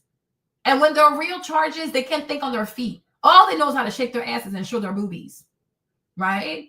I'm like, even that too, if you had the right image and the right connection, you could have helped your father out too. But there's nothing you can do because you come off like a knucklehead, right? So I'm like, these two boys, they need to take their life seriously. Because if this had gone left and Diddy had been convicted of these RICO, I don't think they would have been able to take care of themselves, take care of their sisters, and manage the family's wealth. And also, I blame Diddy for that because he didn't raise men. He raised little princesses, and that needs to stop. So hopefully when he comes out, okay, he tells these boys, so no, y'all gonna have to learn to take care of yourselves because this right here, you have to rebrand. The family needs to rebrand. And yeah, Michael Corleone. Michael went to school. Michael went to law school because they want Michael to be attached to that. No, even Quincy too. Like the whole play. Oh, Quincy, yeah, but that's not really his son. Though. Like I'm saying, like, yeah, like you stop that because it doesn't end well. It's like no, this is not healthy. You need to position yourself as a business person. Like, oh yeah, I can dance, but I'm here for business. Dad was the entertainer. I'm here to be the business person. You got to have something very serious about your energy, like manly, serious, and then like, you know, kind of like takes you out that kind of lifestyle, whatever. Because I'm like, otherwise you might also catch cases. And that's going to be back to back. If it's not you, it's your dad. It's not your dad, it's your brother. You know, you need to rehabilitate your image because it's not a good image. But it's like in Empire, I'm like, you need to be like Andre. Like you really do. Because it's not a good image. Like being a rapper and all that stuff, it comes with a lot of stereotypes and it comes with a lot of negative biases. People think the worst of you. They don't mind dancing to your music, but if you get accused of something, they don't say, oh, but I remember when you used to make me dance. Oh, who cares? He's a criminal. He's a rapper. Go lock him up. You know, and that's not what you want. That's not what you want. Look, even her slit, look at this. Her slit is all the way up to her butt. Look at this. Like, what are we doing?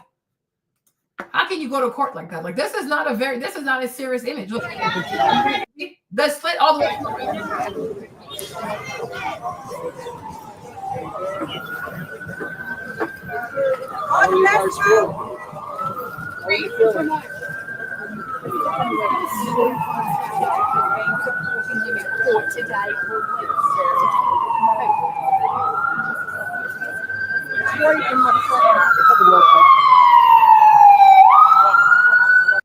Rebrand. Bit of a commotion outside the courthouse. Sean Combs' mother just returned here. She walked in just a second ago, said she is feeling good because her son was acquitted of the most serious charges that he faced: sex trafficking and racketeering conspiracy, both of which could have sent him to prison for life. He was convicted, though, of transportation to engage in prostitution, and that charge could put him in prison for up to 20 years, although it's not expected he would get that much time.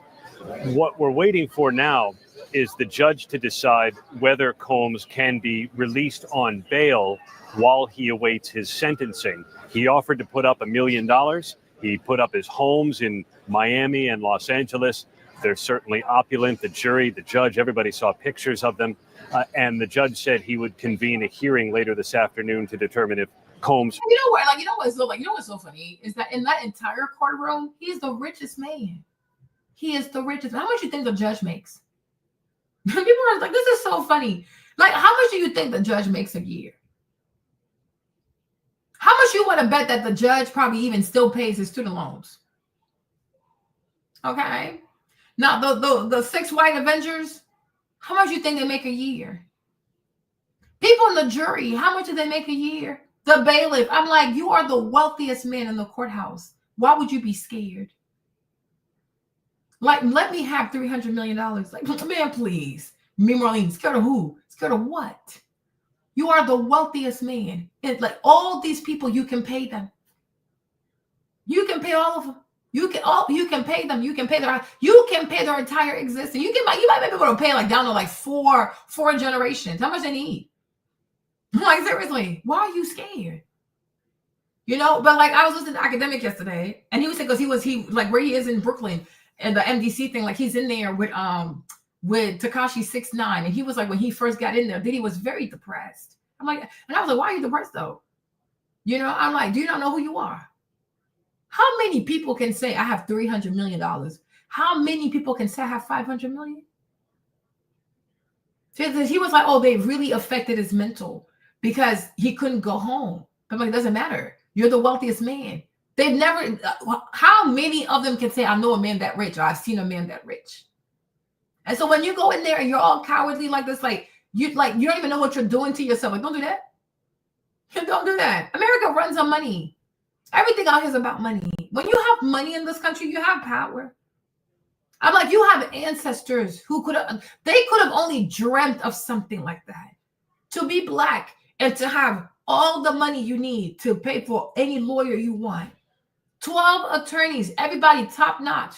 You pay them, it's not a problem. No check bouncing. Everybody gets their money. You live in luxury houses. They could never imagine. And they will never. Because they're like, damn, this man really has money. Yeah, I do. And you don't. You're playing these games. I'm going to go back to being a wealthy person. And what you going to do? You're going to be out here prosecuting these cases with your bad ankles, praying and begging for a promotion. What is it, like 10% increase a year? You're going to go for like, what, 120 to like, what, 130 or whatever the fuck it is? When will you ever get to $200,000? My Lord, that's crazy. You should sign to Bad Boy Records, okay?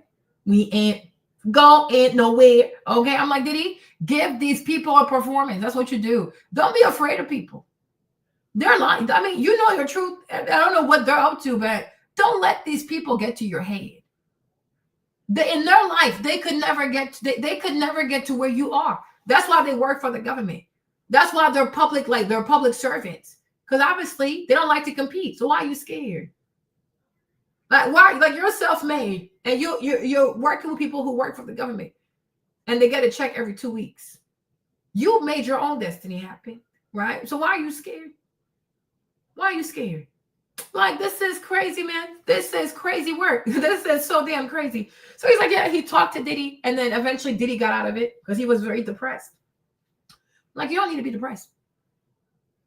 Like, I don't know if one day I'll be worth that kind of money, but damn, I can only imagine me, Marlene, if I had $300 million, $500 million to my name. Oh, you are crazy. You poor little thing. And all you efforts, I would have investigated everybody, your finances, your taxes. I would have investigated everything. I would have made their lives a living hell. And even if I'm released, I will make it will never be over. Like me, the way I am, it will never be over. Because I would just track you every single day until you fuck up. And I will invest in your demise. Oh, yes, I would. I really would. And I'm going to make everything you did to me, I'm going to make sure I do it to you right back. So you're going to know what it is to weaponize your office, to do this to people. I will weaponize my money and ruin your life. Don't pay a parking ticket. I'm going to make sure it's in the news. Flirt with your soul cycle trainer. I will make sure he knows that he has the option to sue you for sexual harassment. Play with me. Play with me. You see, with white people, you got to give them exactly what they give to you. Black people are too forgiving. That's the problem. They're not petty enough. Me, I'm very petty.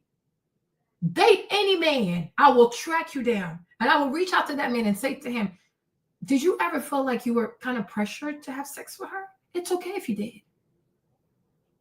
You know, you can actually win money if you want to, because she has a lot to lose. You know, she's a district attorney. So do you think you were pressured? Did you feel pressure to have sex with her? Okay. Would you like to talk to an attorney? I'll cover the charges. I'll pay for it.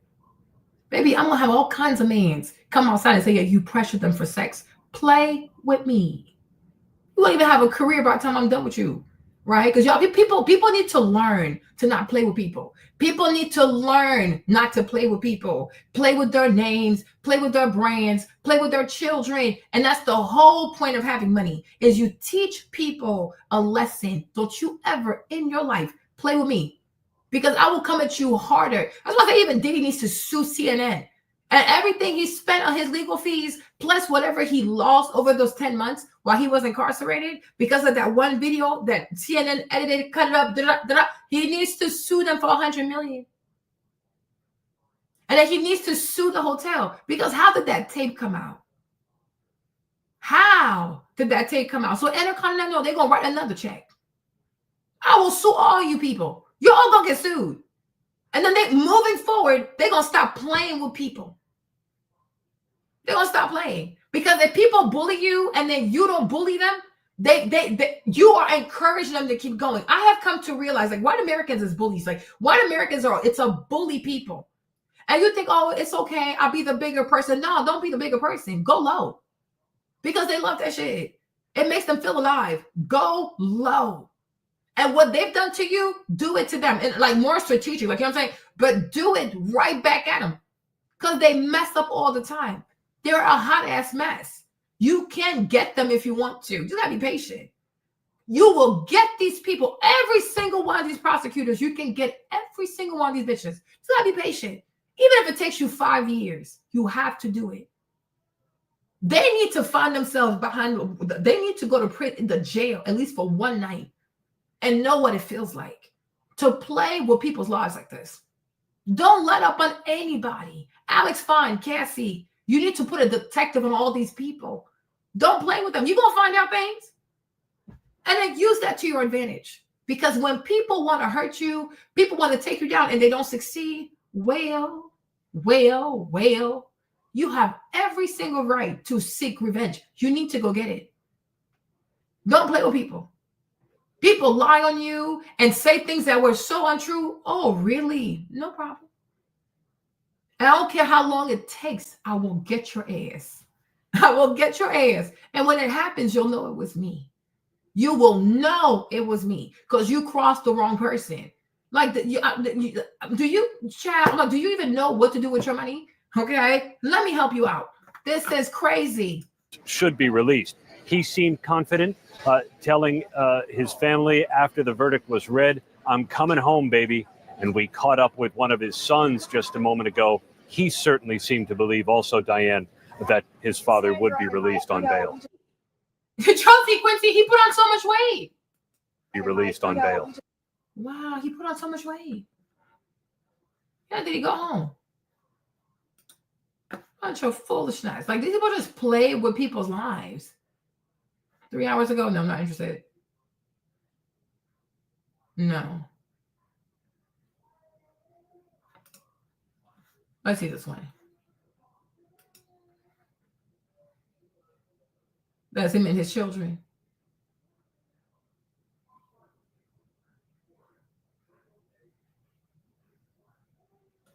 A whole lot of foolishness. Look at him get on his knees. No, this one, she's an idiot. It's a very fair question to ask. Bail Reform Act aside about keeping him in, why should he not get out when he's not facing mandatory incarceration? But what at this point would you say the prosecution's or the prosecutor's main concerns are about if they let him out on bail? I think there's an integrity check here. Do I really believe, or do they really believe, that he's a danger to the community at large, he's a danger to any particular people, that he's not going to return to court? That's a hard stretch considering the man came down prior to being in charge. The man surrendered his passport. There's been no allegations since the accusations began that he's made any threats. And the bottom line is all of those things he's accused him of in terms of violence, guess what? He was acquitted, not a conviction. Right, and I think that's the thing that's so hard for us to understand. So one of the bail denials, because there were several attempts to get him bail all the way through this process, the prosecution said, well, we're worried about him intimidating witnesses. But that would even be a point right now because he was cleared of the sex trafficking and the RICO charges, right? Yeah, I think it's a heavy lift, even more so than the RICO charge itself, for the prosecution with a straight face to say, this man is a danger to society, this man is a danger to any particular women, this man is a risk of flight. Absolutely not. The evidence doesn't bear it out in terms of what he's been convicted of, and nor does the history in terms of his compliance with returning to court or behaving and following the judge's instructions. I think they come up empty-handed, but again, there's something called the Bail Reform Act, which says in substance, barring exception, he should be held in. And then in terms of the final decision, that should be the judge, right? That will make that decision based upon these letters that he's gotten that Natasha and Bianca were talking about from the prosecution and the defense. Yeah, he's going to have to assess everything. He's going to be the arbiter of everything. The defense is saying, let's set $1 million. Combs will easily make that and be out. You can monitor him. We can regulate where he travels to in certain jurisdictions he can go. It can be done, and there's really no reason from a practical standpoint. And to be clear, he, yes, faces up to 10 years in prison, theoretically consecutive. That's never going to happen to 20 years. We're talking potentially months and nominal years if he's ultimately sentenced to that. For that, on the transportation for prostitution for charges. But then in terms of the conditions and that they would have to satisfy, there were other things that he had offered in the past that were turned down by the government. An ankle monitor bracelet, having 24-hour security watching him.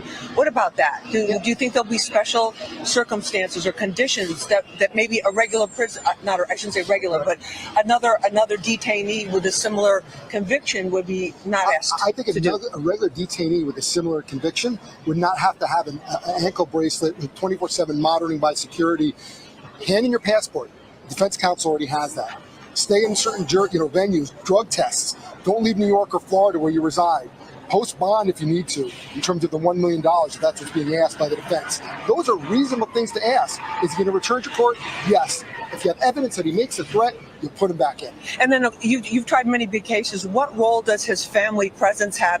It's been very strong, very consistent, especially this last final week. His mother's been there every single day. He said his 85-year-old mother, in one of the defense application, he needs to be the main caretaker for his 85-year-old mother, Mrs. Janice Combs, who's been here every single day, and also be a father to his 3-year-old baby daughter.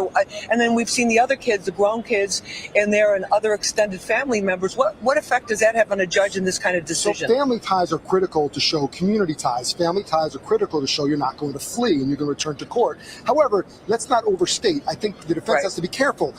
Well, if he's a primary caretaker, who's been taking care of him for the past 10 months? If he's the primary caretaker for a young child, obviously someone else has been doing it. Let's not overstate, but let's also be very clear. They showed their support. They came for him. They're available for him. They're going to ensure his return. They offered one of the bail packages previously that was denied by the judge and by the court was $50 million. Do you think this is going to be, we're going to be in the 7 figures to 8 figures? Assuming that the judge agrees to release him, it's either going to be release him, or subject to certain conditions, or it's going to be much, much more nominal in terms of what that dollar amount is. There's no reason, if it was that high or higher, when you're talking about violent, ugly crimes, they don't exist. They're gone. Granted, I will say this, the prosecution at the time of sentencing can raise that evidence, even though he was acquitted, for the purposes of sentencing. So there is still that element, but bail needs to be reduced or he needs to be released. All right, we'll stay tuned and find out. Jeremy Selden, thank you so much for being with us. See what I like, because he wanted to get out of there so badly. He was really willing to give them $50 million cash, $50 million to the government. These corrupt people who have millions, billions of dollars disappearing, they're financially irresponsible. Okay, your money would have ended up in that big, beautiful bill. Okay, but I'm like, that's what you wanted. It didn't work out. But ultimately, it worked out for you, though, because they don't have your $50 million. And now, if you do get out and you have to put up some money, it's going to be something negligible. Because Diddy was really trying to sell his house. He was trying to sell the house, $18 million, trying to sell his planes, trying to sell this. And I'm like, what? You're crazy. They're like, no, you have to sell anything. You give him $1 million, you might be getting $500,000, and you get to go home, which is nothing to you. But I said the whole point was to just bankrupt you, like have your money, take your money, $50 million cash. How many people can even say I have $50 million like cash money ready? How many people are liquid like that? That is crazy. We even saw B. Simone over here crying because she's losing all her cash building that stupid app. But I'm like, that is insanity. $50 million bail. They said no. The big, beautiful bill. It sounds like a scam. Like, it sounds like a scam. Lacey told me it passed in the Senate.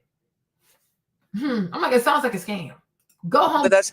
And again, if you're just joining us right now, the bail hearing for Sean Diddy Combs happening inside this courthouse. He'll find out whether tonight he's going to go back to the Metropolitan Detention Center that has been named by numerous prison watch groups as one of the worst in the United States in terms of conditions, or whether he'll be in a much more comfortable setting for his first night out after this verdict was released. Anyway, that's the latest here from federal court. Natasha and Bianca, back to you in the studio. All right, Lisa, thank you so much. Keep watching Fox 5 for continuing coverage of this breaking Diddy verdict. We're going to have more legal analysis coming up.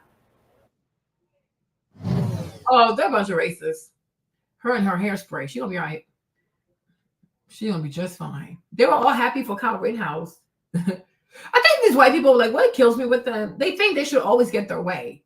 Like every verdict, every trial, everything should always go the way that they planned. And that's why they were so happy to have Armand, because Armand went on her show.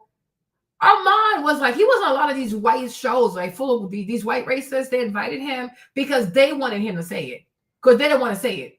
Okay. They're like, yeah, these are gonna go to jail. Yeah. Oh, Diddy is cooked. Diddy is done. Diddy this, Diddy that. I'm like, Armand, they're using you. They were using you because if this was Kyle Rittenhouse, they wouldn't have called you for your opinion. Would they have? Right? So I'm like, you're not a legal expert. Like, you do gossip on the YouTube. Like, you do girl rap, female rap, and their beef. It's okay. It's okay. It's okay. It really is okay. So let's see here. What do we have for the Diddy? Hopefully you go home tonight, Diddy. Hopefully you go home. You can take a good shower.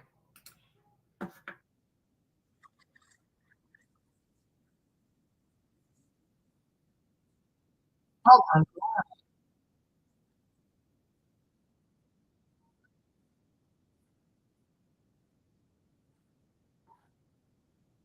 Bail.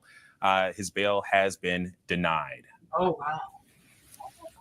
So they denied Bernarda, in just getting that news, I'm curious your initial reactions. Did it surprise you? I am not surprised that this judge denied Sean Combs' release pending sentencing. You have to think that this judge is in a different position than when he first heard the bail application when Sean Combs was first arrested, because this judge has sat throughout the entire trial and has heard all the evidence that was submitted before this jury and evidence that was not submitted before this jury. So he has such a huge insight as to who Sean Combs is. Also taken into account that he knows what the guidelines are. And those guidelines, even if you take it from the perspective of the defense of 21 to 27 months, or you take it from the prosecution, whether it's over 50-something months, he's going to sentence him at least within those guidelines and not the 10 months that he's already served. I think I just saw Aaron Katursky walk out of the courtroom, our chief investigative correspondent. Kelly Carter, your initial reactions to hearing that the bail has been denied for Diddy?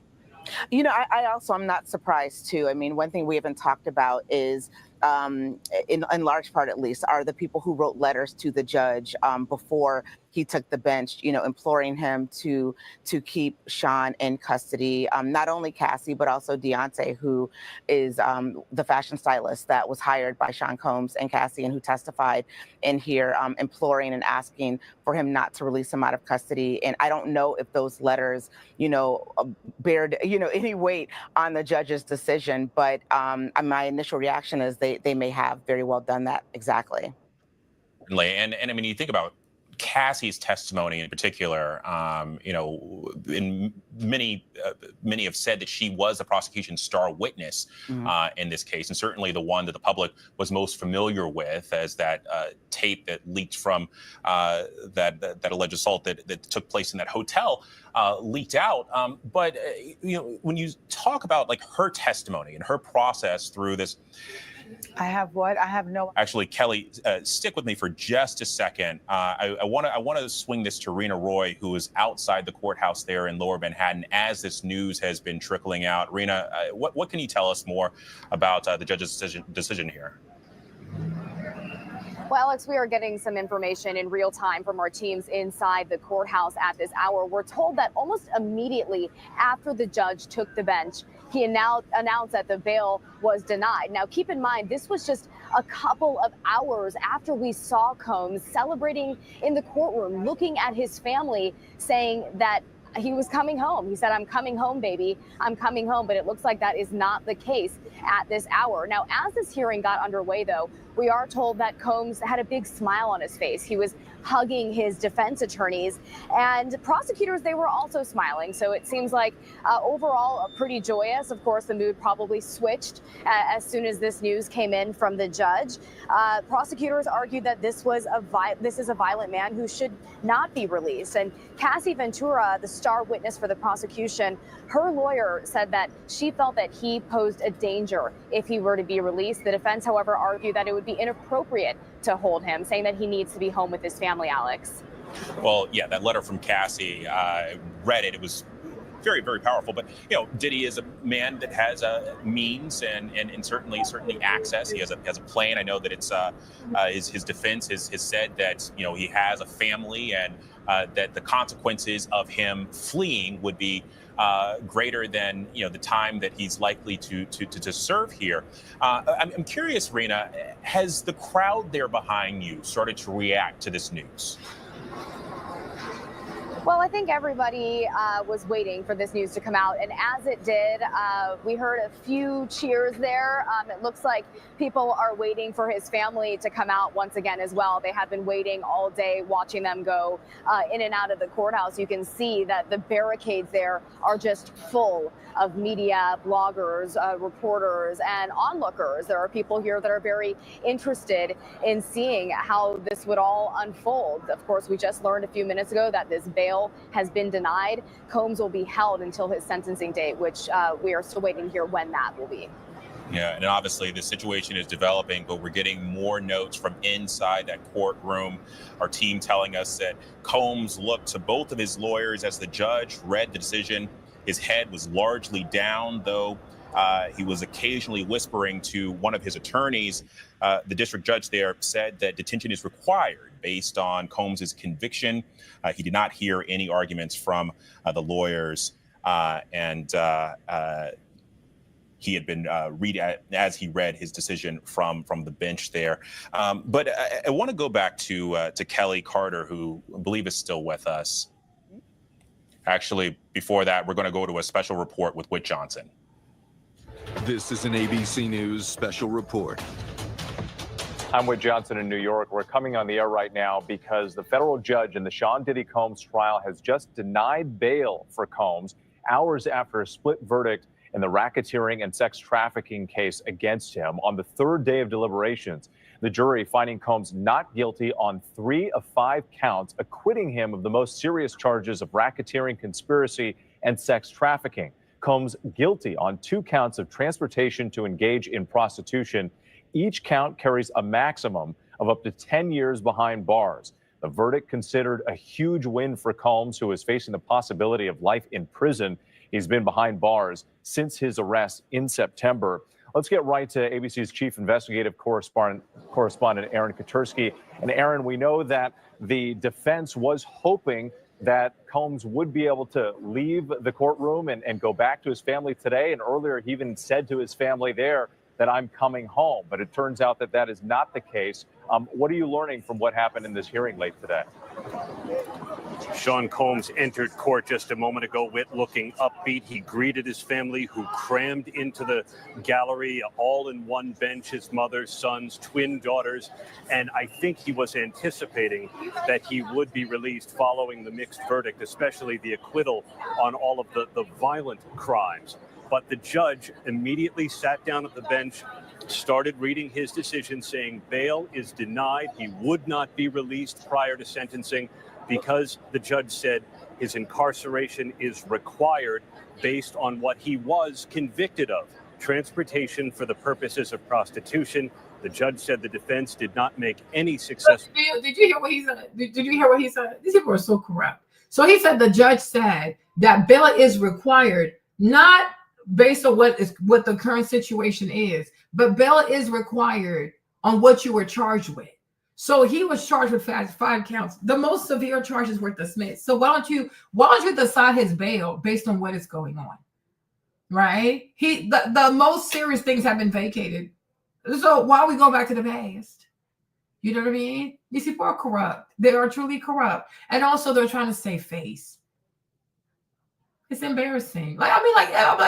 America's such a corrupt place, such a corrupt ass place. But he's lucky he's rich though. But I'm like, oh, but based on what you were charged with, what am I found guilty of? Oh my Lord. Okay, and you know that judge, when he went back there, they were calling him. And I'm sure Cole called that judge like, don't make my daughter look all the way stupid. I'm sure she called her daddy. Okay. But I'm like, either way, Diddy, the most important thing is you were not found guilty of a RICO. You were not found guilty because I'm like, that thing right there, that was just diabolical, right? Let them play their games. They don't want to look all the way dumb. They don't want to look all the way embarrassing. They still have to keep up the farce. You know, they still have to make people believe that you are a dangerous man. You are a dangerous man.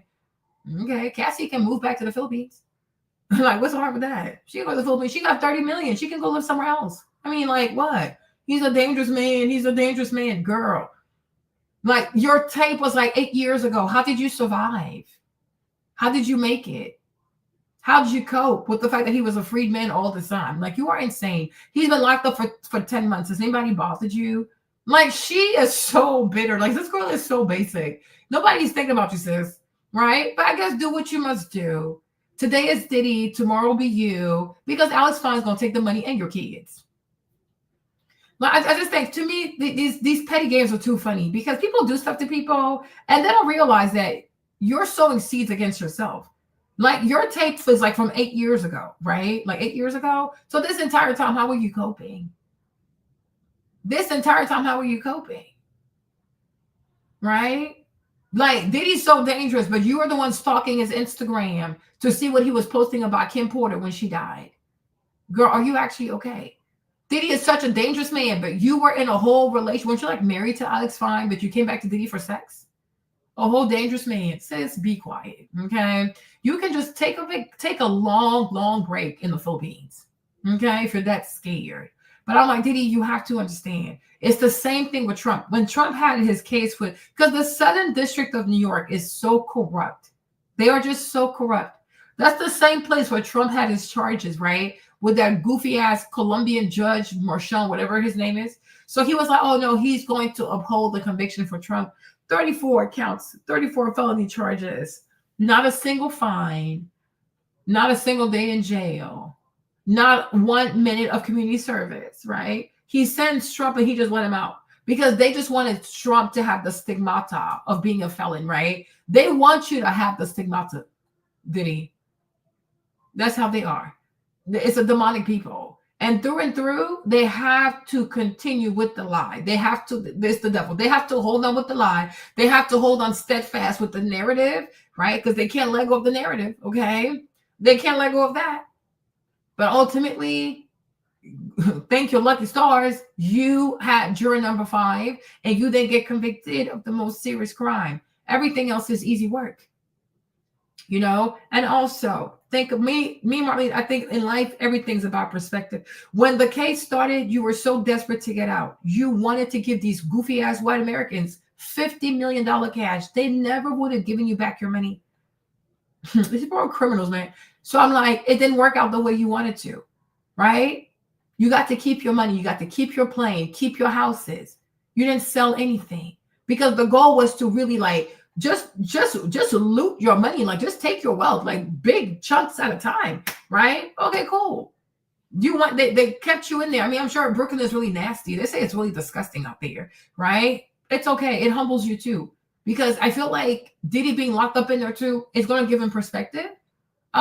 He's going to see how rich he is compared to most people. You also get to see who your real friends are, which is always good. Right? You also get to talk to other young black people, young black men who are in there. And I hope that when he does come out, he decides to engage himself in prison reform and helping a lot of young people, you know, have bail or have better attorneys. There's always a purpose, right? Even if they're evil, it doesn't matter. God can use everything to his purpose. It's not a big deal, right? You did 10 months, right? Now, the longer you stay in there because they want to do your bail, it actually works out for you. Because then they can just say time served. You see what I mean? So it's not a big deal. Do you know what I mean? It's not a big deal. Because it's that RICO that was truly frightening. You won. You know? And if they want to set a precedent, it's the same precedent that's going to get a lot of white boys arrested. Because a lot of these white men pay for prostitutes. A lot of white men pay for prostitutes. A lot of politicians pay for prostitutes. So if they want to set that precedent, let them do it. But to me, I'm like, a dub is a dub. You did not get that RICO charge. All like the most violent charges were vacated. So that's really good. You understand? That is really, really good. Now you only have like 2 minor charges. They had to make something stick on you just to make it seem like it wasn't a witch hunt. You know, this white Americans, they just a bunch of liars. That's all they do. They're corrupt, right? So go through their goofy ass farce. Don't play their stupid ass game, because now they got to figure out how to do it so it doesn't seem like it was a witch hunt. Let them stress. But I'm sure if you go back to your cell, you sleep, you're good. You're good. You don't have to worry about spending the rest of your life in prison. You won. You won. Now, Act 2 is going to be us watching Cassie lose the money and lose her children to Alex Fine. I can't wait to watch that part. That'll be really interesting. Very, very interesting, because it will happen, you guys. He will take the kids. He will take her money. And me, I think that's so funny with this young lady, because I know she's lazy. I know she's a drug addict, and I know she has no work ethics. She might even end up being homeless. She might end up being in the streets. You see, that's the thing about being a person that bears false witness. You can be upset, but you should tell the truth, though. Don't exaggerate what happened. No, I'm serious, Kevin. I'm telling you, this girl, because she's lazy. She's very lazy. You know, and she also has these disorders, and she's a nymphomaniac. It is not a joke. Diddy didn't tell her to go have sex with Michael B. Jordan. Diddy didn't tell her to go have sex with Kid Cudi. Diddy did not tell her to go have sex with the football player. Diddy didn't tell her to go have sex with what's his name again? Alex Fine and whoever else she was sleeping with. Cassie had sex with a lot of people outside of Diddy. It's not just the free calls. Like outside the free call, she had other relationships, right? The girl's a nymphomaniac. It's like, it's okay to admit that. She has a sex problem. She has a sex addiction. And she has these paraphilic disorders. These are disorders because, like the man said, when they are not debilitating, they are paraphilias. When they become debilitating, where you can't work, you can't. Ever since she's left Diddy, what has she done? Even when she was with Diddy, what work has she done? She's been married to Alex Fine now for how many years? What has she done? She doesn't work. She doesn't know how to work. She has a disease. And I'm like, if Kevin Federline was able to do what he did to Britney Spears, it's going to be so much easier to do it to her. Because Cassie hasn't built anything. And the victim card, it can only go but so far. You see, Britney Spears actually had a career. Like Britney was like the queen of pop, the princess of pop, right? And even she was able to get swindled by Kevin Federline. Cassie is a nobody. Like, she hasn't built anything. She's known for being Diddy's arm candy. And I guess Diddy's freak off bucket. I don't know. But what has she built? What business does she have? What work ethic does she have? What skills does she actually have? Spreading her legs, drinking urine, booking men for freak offs? Like, what? So you'll see. And you see what Britney Spears, when it happened, she was so devastated, she ended up in a conservatorship. And most likely that's what's going to happen to Cassie. She's not okay. She really is not okay. And she thinks, oh, Hurdy Diddy, girl, Kim is his soulmate. Kim was the love of his life. You did all this. It didn't really work. Right? So it didn't work. But this is just the beginning. If you think Alex Fine is a good person, you are sadly mistaken. He's going to be the John Smith to your Pocahontas. Right? Yeah, just drinking urine shit. I keep telling you guys this. You don't understand. And I tell you this all the time. Look at Beyonce. Beyonce has some strong work ethics. So you're not going to see her in some foolishness because she can actually work. Beyonce takes her business very seriously. She takes her brands very, very seriously. She takes her work very seriously. How many albums now? How many tours? How many documentaries? How many movies? How many world tours? Look at the level of work ethic. Look at Cassie. And that's the thing, I feel sorry for these people because, it's no different than winning the lottery. And you guys know this. Anybody who wins the lottery, it always goes bad.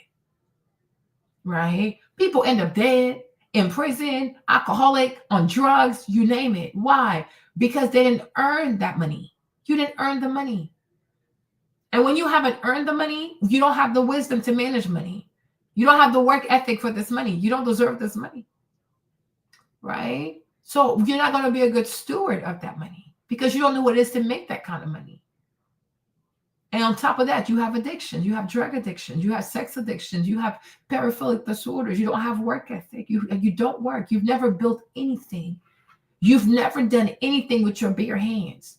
You just know how to accuse people and play victim and get money. So the money's not going to last in your hands. The money's not going to multiply in your hands. On top of that, you want to marry some goofy ass white boy who looks like he belongs on Skid Row and has a drug addiction himself. He's very lazy. He doesn't work. He doesn't push himself. He doesn't try to grow his business. So how do you think two lazy people who look like drug addicts, how do you think it's going to go? How do you think it's going to go? Two lazy people with money. How do you think it's going to go? Greed is going to take over. And because of what she said about herself, yeah, like what she revealed about herself and her all these addiction, drugs, pee, whatever. If she goes to court for custody, compared to Alex, like she's horrible. She's really horrible. She's a horrible parent. She's a horrible parent. The girls are not safe with her. And what if she teaches the girls to become freak off queens? That's not safe for the children, is it? We don't want that for the girls, right? They deserve better. And the mom needs treatment. And we're actually doing this out of love. Doing it out of love because the little girl shouldn't see that, right? And they shouldn't have to grow up where they can have friends come over to the house because the friends actually know who the mom is. And the mom used to be a freak-off queen that used to open her mouth wide open and let people pee into her mouth. You don't want little girls to be raised like that, do you? I don't know. Exactly. So I'm like, she don't even know what she did. But I'm like, you will see. We will sit here and one day we're going to sit down and be like, it has begun. Act 2. Because here's the real Alex Fine. He's a white man. He's white. They're colonizers. Because Asher said, what kind of man is not even going to feel some type of way that his wife was opening her mouth and getting peed in her mouth? Like, girl, what? You did what? You know? Come on now. He has to have some kind of manhood in there. Right? But he's okay with all of that. It doesn't bother him at all. No, it's not awful. It's just no, please, whatever. They couldn't let people like close the night in this euphoric high. They had to do something. But ultimately, Marlene, a dub is a dub. The RICO, it didn't go through. The most severe charges didn't go through. Bail, no bail, who cares? Just like the man he convicted Trump, 34 felony convictions. Not a single fine, not a single minute of community service, not a single minute behind bars. It's just to put a stigmata on you. So they can say, oh, he's a felon, he's a felon, he's a felon. Just to be able to say that about you. It's to just ruin your reputation. You know what I'm saying? And then they need time to figure out their sorcery. But the math is still not going mad. And it's okay. If he stays there for a month, he stays there for 2 months. Even if he stays there for 6 months, okay. Then they will have to say time served. And it's over. You never gave them your $50 million. You never, he might even get that. I even get that. You never gave them your $50 million.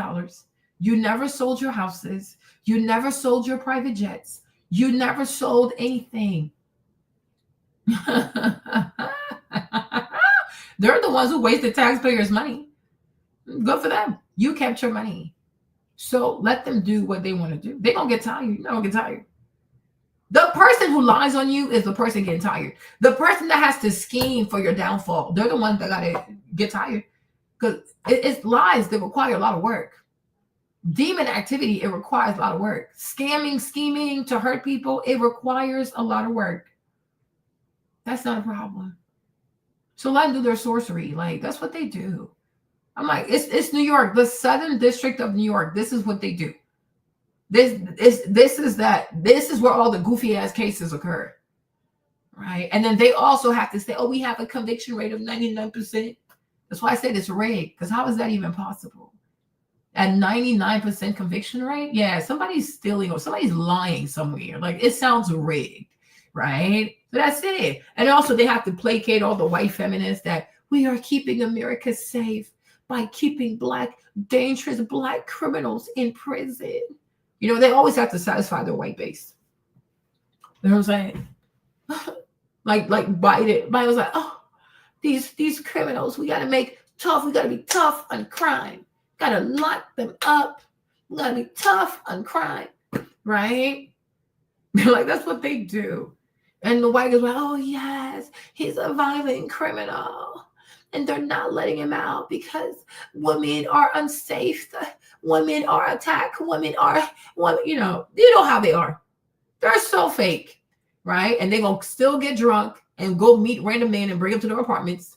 They're going to still get on dating apps and give all their private details to strangers on the internet, right? Men are so dangerous, but yet white women are so forthcoming with all kinds of private information in their bodies.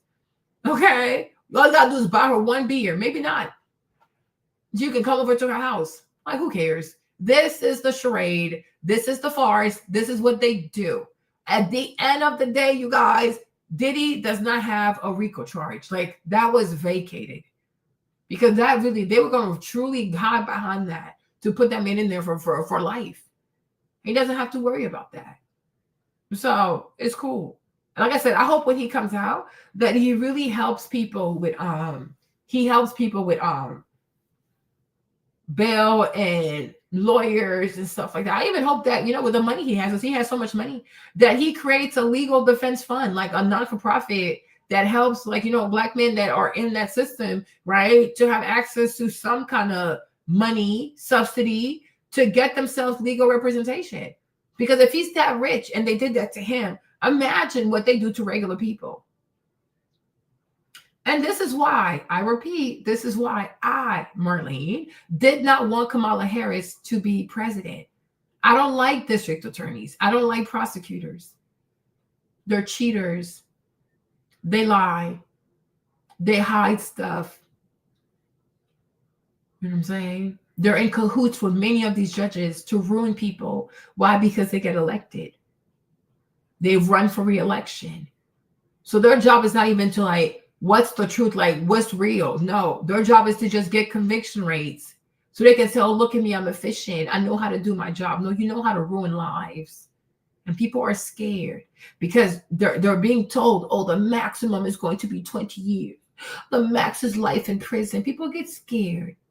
And people take these pleas because they're scared. They don't even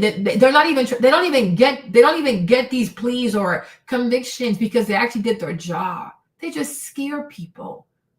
They stack charges on top of charges. If you're not careful, you might even be looking at 100 years. Like, what the heck, 100 years? It's to scare you. Because one thing I'm starting to realize, you district attorney, the biggest war they'll wage on you is not in your pockets. It's your mental. You have to be strong mentally. You have to be strong mentally because they will try to tell you, oh, you're going to go to the prison for life. You're going to do life in prison. You're going to be in there for 20 years. You're facing 100 years. You're looking at 1,000 years. Your mama, okay, leave me alone. Go somewhere. Okay, that's what they do. And then everyday people, poor people, they take these plea deals because they are afraid to go to court. Because they don't think, oh, can somebody look at someone like me and actually hear my case? Or are they going to judge me based on how I look? So people take these plea deals. America is a corrupt ass nation. And the judicial system here in America is so racist and it's so corrupt. It's a joke. It really is a joke. It's a joke. And because they knew when that guy, juror number 5, started doing what he did, they knew if they didn't handle that properly, oh, Diddy had all kinds of grounds for appeal. So only God knows what they did, right? It's a corrupt people. It's a corrupt ass people. Oh yeah, I'm gonna deny your bail based on what you were charged, even though the trial is over. You're not gonna determine his bail on what he is currently convicted of. No, I'm gonna decide to deny your bail based on your original charges. All right, Mr. Indian, no problem. Okay, I hope it gets you all the favors you need with these white people. But they're going to treat you like Vivek Ramaswamy also. All right? This is ridiculous. But this is what cheaters do. They are ridiculous and they out themselves. So yeah, we don't care. Good job, Diddy. I guess good job to your lawyers. But I would have talked about BDSM, but that's just me. Arguments to say that expectation should be overridden. All right, Erica Tursky, thank you. Stand by for us a moment. You're taking a look at some of these live images from our WABC New York chopper camera here. You can see the crowd gathering outside the courthouse. A lot of people were hoping people who are waiting there outside the courtroom to be able to get a glimpse of Sean Diddy Combs as he was released. But again, that news coming down that he will not be released on bail for now. Let's bring in ABC News legal contributor Bernarda Villalona. And Bernarda, we know that this case was not technically about domestic violence. At least those were not the charges against Combs. But of course, there was that now infamous video from the hotel surveillance that showed him physically assaulting Cassie Ventura. Is it possible that any of that evidence came down to what the judge was considering in terms of his release back to the public on bail? 100%, absolutely. You have to think that this judge is in a unique position that he heard all of the testimony, all of the evidence that was provided through this 7-week trial. He also knows of evidence that wasn't submitted before this jury. So he took into account what he actually heard. He took into account that it's no longer that Sean Combs is accused of transportation to engage in prostitution, but now that he has been convicted by a jury of his peers. He took into account that his ability to flee and not return for sentencing, as well as that he's a danger to the community and also to victims. Remember that Cassie Ventura's attorney, Doug Wigdor, submitted a letter to this court requesting that Sean Combs remains in custody because he is a danger to society. So taking all of that into... I'm like, you see, another idiot. I guess that's for a job. He's a danger to society. Who has he hurt? I'm like, that video is over 8 years old. Has he, like, you have anything else? I'm like, this is what I keep saying. This man is so violent, but all you have is one video. And the video that is heavily redacted too, by the way. He is so violent, but you only have one video, right? Cassie and him have been done for 8 years. Have they even seen each other? Like, I'm so confused. Has she been feeling unsafe for the past 8 years? And this is why sometimes I really do question this idea of, like, don't speak, like, don't take the stand and let your lawyers do this and do that. Because I'm like, you see, I'm like, even me, I feel like that's just me. I feel like all his charges could have been vacated. But when you don't speak up for that's just me. I could be wrong. I'm not a lawyer, but I just feel like when you don't speak up for yourself and you just allow anybody to get on the stand and just say whatever they want to say about you like that, I don't know. I don't like that kind of stuff because I just feel like that's how bullies thrive. Bullies thrive on your silence. Extortionists thrive on your silence. People that end up to no good thrive on your silence. And when you stay silent too, people are more likely to believe that, yeah, you probably did that shit. Right? Because I'm like, me, honestly, I'm like, no, I'm going to take the stand. Especially if I'm facing life in prison. You are crazy. I'm not going to be quiet. Are you insane? So this happened 8 years ago. Have I talked to you? Have I called you? Have I read? Where do you even live again? Have I even checked for you? Like, what are we talking about? 8 years. We haven't talked. You reached out to me out of the blue because you wanted $30 million. I said no. As soon as I say no, you release your lawsuit and made it public. Okay, then the video comes out. So who had this video all along? You people claim to care about women and their safety, but you sat on a tape of domestic violence for 8 years? Really? Is this really about protecting women from a man who's dangerous? Or is this about extortion? Right? Because the moment whoever had that tape, they should have made that tape public. No, you wait until the statute of like, you wait until it like, what's it called again? The statute of limitation expires, right? And then you want to release the tape 8 years after the fact. For what reason? Why didn't you release that tape the week you had it, the day you had it, the week you had it, the month you had it, when it was like fresh and hot? So someone was sitting on that tape as leverage? This a joke? Is that why I'm here? It's like a witch hunt? Like, this is crazy. This is really crazy. How was she coping all this time? How was she living all this time? Like, so she wasn't, the past 8 years, she never went outside. She never went to Whole Foods. She never traveled. She never jogged. She never ran. She never went to a fitness class. Is this a joke? Is this really a joke? Like, this is insanity. This is true insanity. So now all I have to say is, oh my gosh, I'm so afraid that this person is going to be released. And people can just detain people. It is a joke. America is a joke. This place is a joke. Like, this is insane. Okay, stay inside your house. But the past 8 years, how have you coped? Has he reached out to you the past 8 years? Has he talked to you? Have you even seen him face to face? When was the last time you talked to him? Oh, when my lawyers sent him a lawsuit to ask for money. Okay, so you reached out to him. You reached out to Mr. Dangerous to ask for $20 million. So you wasn't afraid he was going to kill you instead of paying you? And when he said he wasn't going to pay you, what happened? Did he come to your house? Did he send people to your house? Did anybody attempt to kidnap you so you wouldn't have to be paid? Just saying all kinds of foolishness. All kinds of foolishness. Because certain people, based on their complexion, their hair texture, and their phenotype, are allowed to do this foolishness. Oh, I'm scared. Oh, I'm scared. Okay, you should be scared of your past, sis.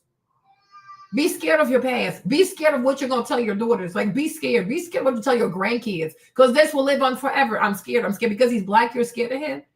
When was the last time you talked to him? When was the last time you seen him? Does he even have your number? Do you even have his number? What are we talking about? Like, you are just insane. You are truly insane. Like, go somewhere. He's a threat to society. And what about Trump? To account, in addition to what his potential sentence would be, does give us a cue into what he will actually sentence him to. While it's a mandatory of 10 years on each of these counts, there is a sentencing crime guidelines, and the prosecution is claiming that it's about 51 months to 63 months, while the defense is saying 21 months to 27 months, and Sean Combs has only been in custody for 10 months. Bernarda, thank you. We are just getting this information from the U.S. District Judge here, citing Combs' domestic violence as part of that justification for his continued detention. He called it a propensity for violence. This is also a quote here, the judge saying it is impossible. When he says that Diddy has a propensity for violence, Diddy has an excessive record for violence. He's been arrested multiple times for violence. Like, why did they get to say these things about people? He has a propensity for violence. So he hasn't, like, I don't know, y'all tell me, like, Diddy has an extensive record for physical violence? He's always arrested, like he's in and out of prison for arresting people, for beating on people? He would just lie. It's so disgusting. This is so gross. For the defendant to demonstrate that he poses no danger to the community. Again, that as part of this decision not to grant him bail, to deny bail. He is no danger to the community. The man doesn't even live with the community. The man lives on an island. He lives on a luxury island. Like, what community? These people are just weird. So I'm like, no. Sean Diddy Combs. I want to go to our ABC News legal contributor, Brian Buckmeyer. Brian, you've been watching this case very closely. You've been inside the courtroom at times. So now that bail has been denied, Brian, what are the next steps? So the next steps will be sentencing. And between today and whatever the sentencing date is, and we're waiting to hear what that is, Sean Combs will be visited by someone from the probation department. And they'll interview him, speak with Sean Combs, family members, anyone else that they may be directed to, and they'll create what's called a PSI, or pre-sentencing investigation. That information will be given to both the attorneys as well as the judge, and will help guide them in terms of a sentencing. Now, Bernarda had pointed out the sentencing guidelines that both parties have put forward. The defense saying that the sentence should be anywhere from 21 to 27 months. The government saying anywhere from 51 to 63 months. But that PSI will provide what they believe the sentencing guidelines will be. And then either side will try to argue, come sentencing, that there are either aggravating circumstances, the government will oppose those to go higher, or mitigating circumstances to go lower. And that's where we'll find a sentence. And of course, the potential of what's called victim impact statements, people who will testify or give testimony about the sentencing of Sean Combs. Brian Buckmeyer, thank you. I want to go back to Aaron Katursky. Aaron, we know that sentencing hearing scheduled for the fall.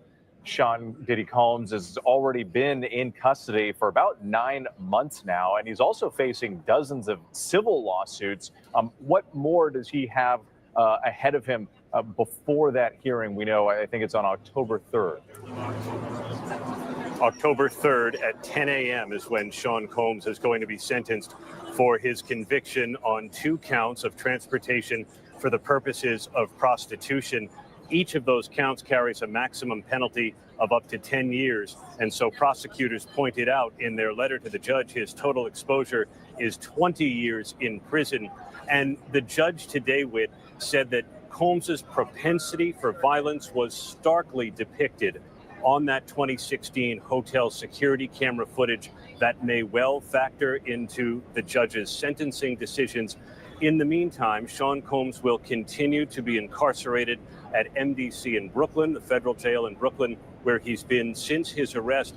This is at least the 3rd, possibly even the 4th time that bail has been denied, and he will have to fight those civil lawsuits, at least at the outset, from behind bars. With Aaron Katursky, thank you, and the entire team. Again, the judge denying Sean Combs bail following that split verdict earlier today when the jury acquitted him of the most serious charges of racketeering and conspiracy and sex trafficking. But the jury did find him guilty on those 2 counts of transportation to engage in prostitution. We're going to return you in just a moment here to regular programming. Our coverage does continue on ABC News Live and abcnews.com. Also, a programming note, an ABC News special report, Verdict, the Diddy trial, airs tonight at 10 Eastern right here. And then I'll be back with our entire team for a full wrap-up on World News Tonight. I'm Whit Johnson in New York. Have a great day. This has been a special report from ABC News. What'd you ask? Where's your sweat from? You were sweaty again. Oh, I'm not sweaty. Maybe you're sweaty. Do you struggle with your blood pressure? You need a towel? You struggle with your blood pressure? I'm sweaty again. That's your read. Are you okay? Do you know who you remind me of? Yeah, they make mischief by law. What's the guy that used to? You know who you remind me of? You remind me of that dude, the guy that used to do the aerobics. What's his name? That used to be with Jane Fonda. I'm like, you look familiar without the curly hair. You look really familiar. What is it? What was that? Oh my God, what's his name? He was so cute back in the day. What's his name? Yes, him. What's his name? Oh my gosh, you guys, what's his name? You remind me of this guy. Richard Simmons. There you go. You look like Richard Simmons. What is going on? Oh wow, everybody has a doppelganger. I was like, is that Richard? Yeah, I was like, is this Richard Simmons arising from the dead? Oh, it could come in handy. Yeah, maybe it can, maybe it cannot. Who cares? I don't need a towel right now. Thank you, though. Thank you for being concerned for me. That's all you have. This is what a feminist looks like. That's all you have, Mr. Feminist? You're mad? I'm like, oh yeah, a black man. Oh, he's not gonna spend. He's gonna be a Rico. So if I need a towel, what do you need to wipe your goofy ass white racist tears? A bucket? A whole bed sheet? A duvet? A blanket? What do you need? Because I can tell you're in your feelings. So go ahead and cry. You're mad. You're upset. You wanted him to rot in prison? Then it would have made you feel better? Okay, maybe the go. I'm good. That's good. Be pro-woman. That's good. But I would hope instead of being pro-woman, that you would actually be pro-humanity. I don't like self-righteous shit. You know what I'm saying? I don't like self-righteous shit. Because in this world, there are men who need help. There are women who need help. There are children who need help. So you should be pro-humanity. You should be pro-decency, pro-kindness. Let every human being try to be the best selves, like be a good person. And that should be gender agnostic, you know? Like you shouldn't care about gender. Yeah. No, that's not a good idea. I'm straight. I'm fine. Maybe you need one. Maybe you struggle with your blood pressure. Out here trying to keep up with these crazy ass women and being pro-woman. I can see how that could get your heart rate up. That's going to be bad for your vitals. But I'm good, though. I'm not pro anything. I'm good. But thank you. I appreciate your concern. God bless you. Yeah, of course they're biased. Of course. This is how they play their white people. This is how they play the self-righteous card. I am pro-woman. I am pro-justice. I am pro-this. Why do white people always need a hashtag or need something hyphenated? Like, I am pro-this. I am a this. I am a hashtag. Why don't you just be good people? Like, why not just be good people? Like, I root for good people. That's it. That's that. Why do they always need a hashtag, something hyphenated? I am pro this. I am pro that. I'm pro. Why don't you just be a good person? Wouldn't that be less exhausting? Like, seriously, wouldn't that be less? I have to be a pro, a this, a that. Why not just be a good person? Be a good person. Tell the truth. Stay out the way. Do not be corrupt. Work. Have work ethic. Don't go out here looking for quick fixes. Don't try to sleep your way to the top. Don't commit crimes. Do the right thing. Stay out the way. Be an honest person. Be patient. Work hard. Like, why don't people say I am a person who supports like sound moral values and integrity, and people should do the right thing. Do the right thing.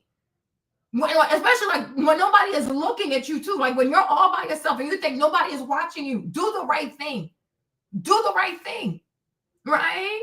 A lot of things will be so much better. A lot of people, many things, many communities, many nations, many people will be so much better if people just did the right thing. Do the right thing. I don't care what you are, boo-boo. I do not care. Like, that's the thing. I don't care. You see, the reason why, let me tell you this, right? The reason why I talk about white people is because white people can't stop talking about black people. That's the part that triggers me, is that white people don't have self-awareness, is that white people are hypocrites. So I keep talking about them. I don't really care. I don't care. But what I don't stand for are bullies. What I don't stand for are hypocrites. I don't stand for that.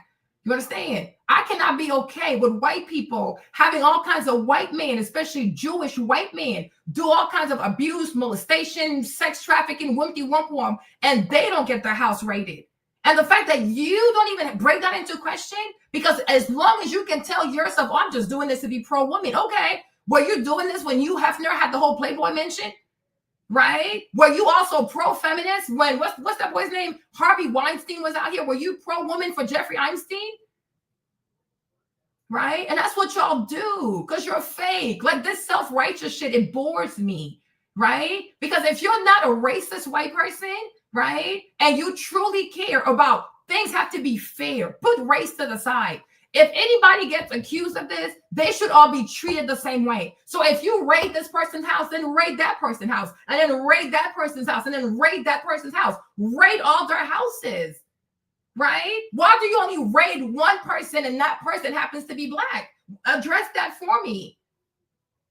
Right? That's the thing. Because y'all are racist. The day you white people stop making things about race and treat everybody equally, and especially if you believe that somebody's a criminal, then treat them equally.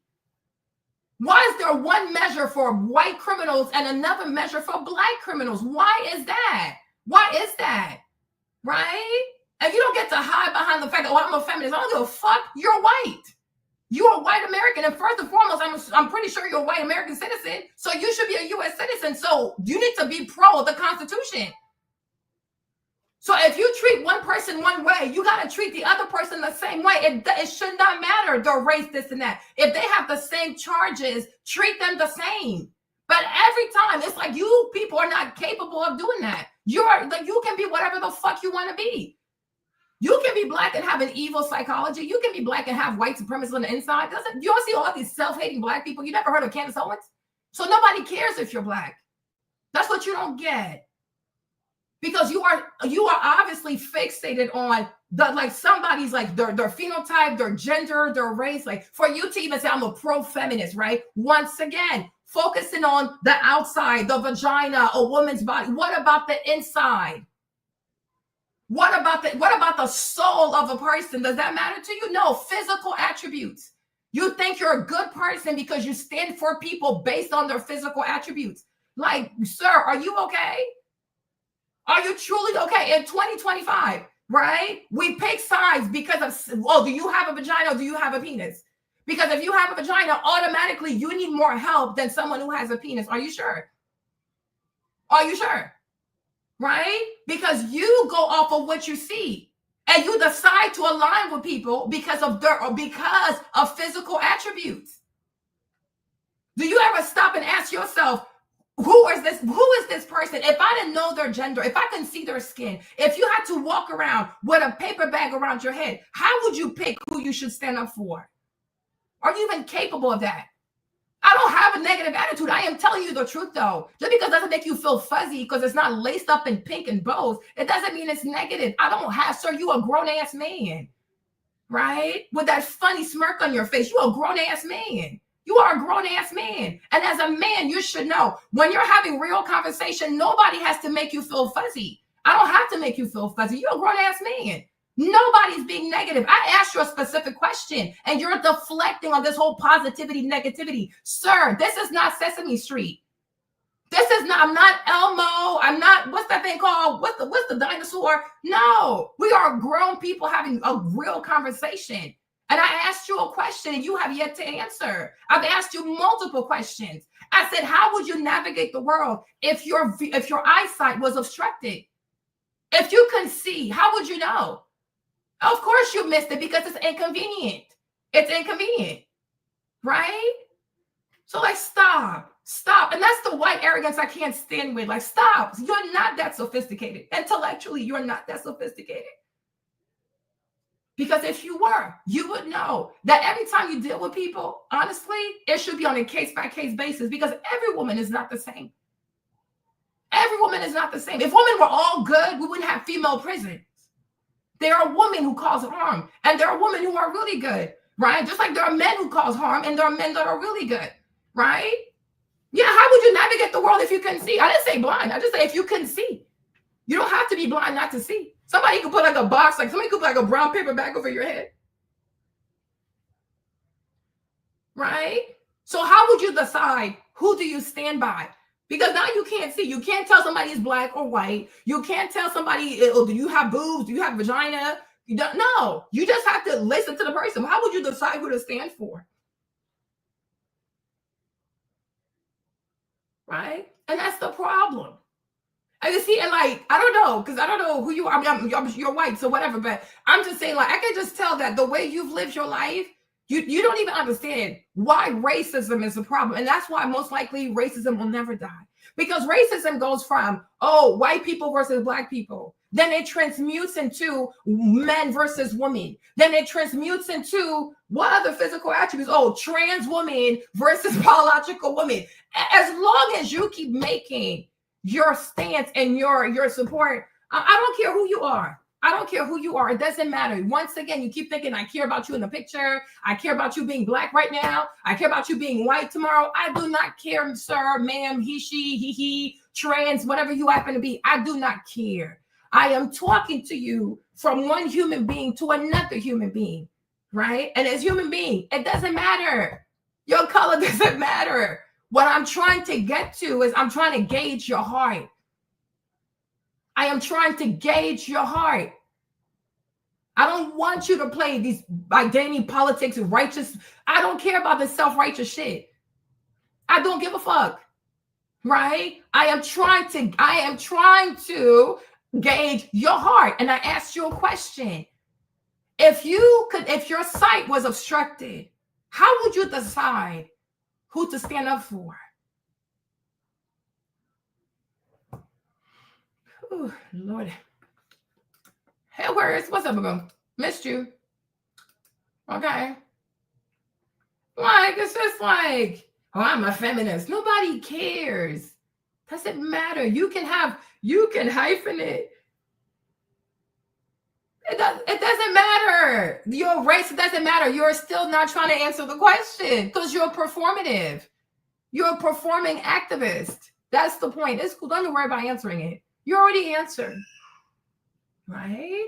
You are just like, and most likely you're a white person. Because that's how you people get off your rocks.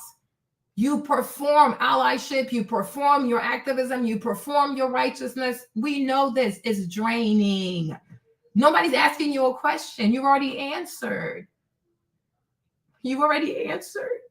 It's not that hard to understand a question, right? So if you haven't answered because you've already answered, right? And that's what you people do. You're always a hashtag. You're always a hyphen. You're always something, because you have the need to not only feel special, to feel self-righteous, but like most white people, you have a godlike complex. See, your goal is not to say, how do I make my community a better community? How do I make my country a better country? Your goal is to always take sides. Oh, this side is better. Oh, this is better. Oh, this is better. This is better. Why? And that's what insecure people do, right? That's why we recognize whether you are dealing with, no, you don't have to. No, you don't have to. We're moving on. We're moving on. You already answered the question. I'm straight, right? Good. That's what I say. Whether you go from white liberals, white conservative, you'll have the white conservatives say, oh, we're tired of identity politics, but yet all they do is run identity. Oh, we don't want Madani to be the mayor of New York City because he's a Muslim. But it's not his identity. Why don't you talk about his policies? Talk about his policies. You go over here to white liberals. Oh, my friends are black. My friends are queer and black. My friends are trans and black and queer. It's like, okay. Do you engage with people because you actually value their soul? Or do you look to their physical attributes because you need to prove to yourself that you are a good white person and you are capable of harvesting human beings, okay, from different backgrounds, different culture, different communities, because you're just not a racist. You're a humanist. It's getting old, okay? It is getting old. Child, it's getting old. No, he ain't gonna answer because he knows what I'm trying to get to, right? It was whites. Okay, well, I guess we thank you for that. Thank you for voting for Mandani. Okay, that's good. Well, it is what it is. You know, some people also, they vote for what's familiar, even if it's at their own detriment. It happens. You know what I'm saying? But when we are opening our eyes, though, it is white people calling him a Muslim and a this and a that, and he's Muslim, he's this. He needs to be deported. He needs to be this. I'm like, but why does it matter, though? He's a U.S. citizen now. He's naturalized citizen. So what does it matter? If you don't like him, say that you don't like him because of his policies, right? Why are you worried about is he Muslim? He's not going to the city hall to be a Muslim. He's going there to be a mayor. Like, and there's only so much he can do. Like, so it's like, that's just my thing. Like, I don't like all these like hashtags, hyphenated crap. Just be a good person.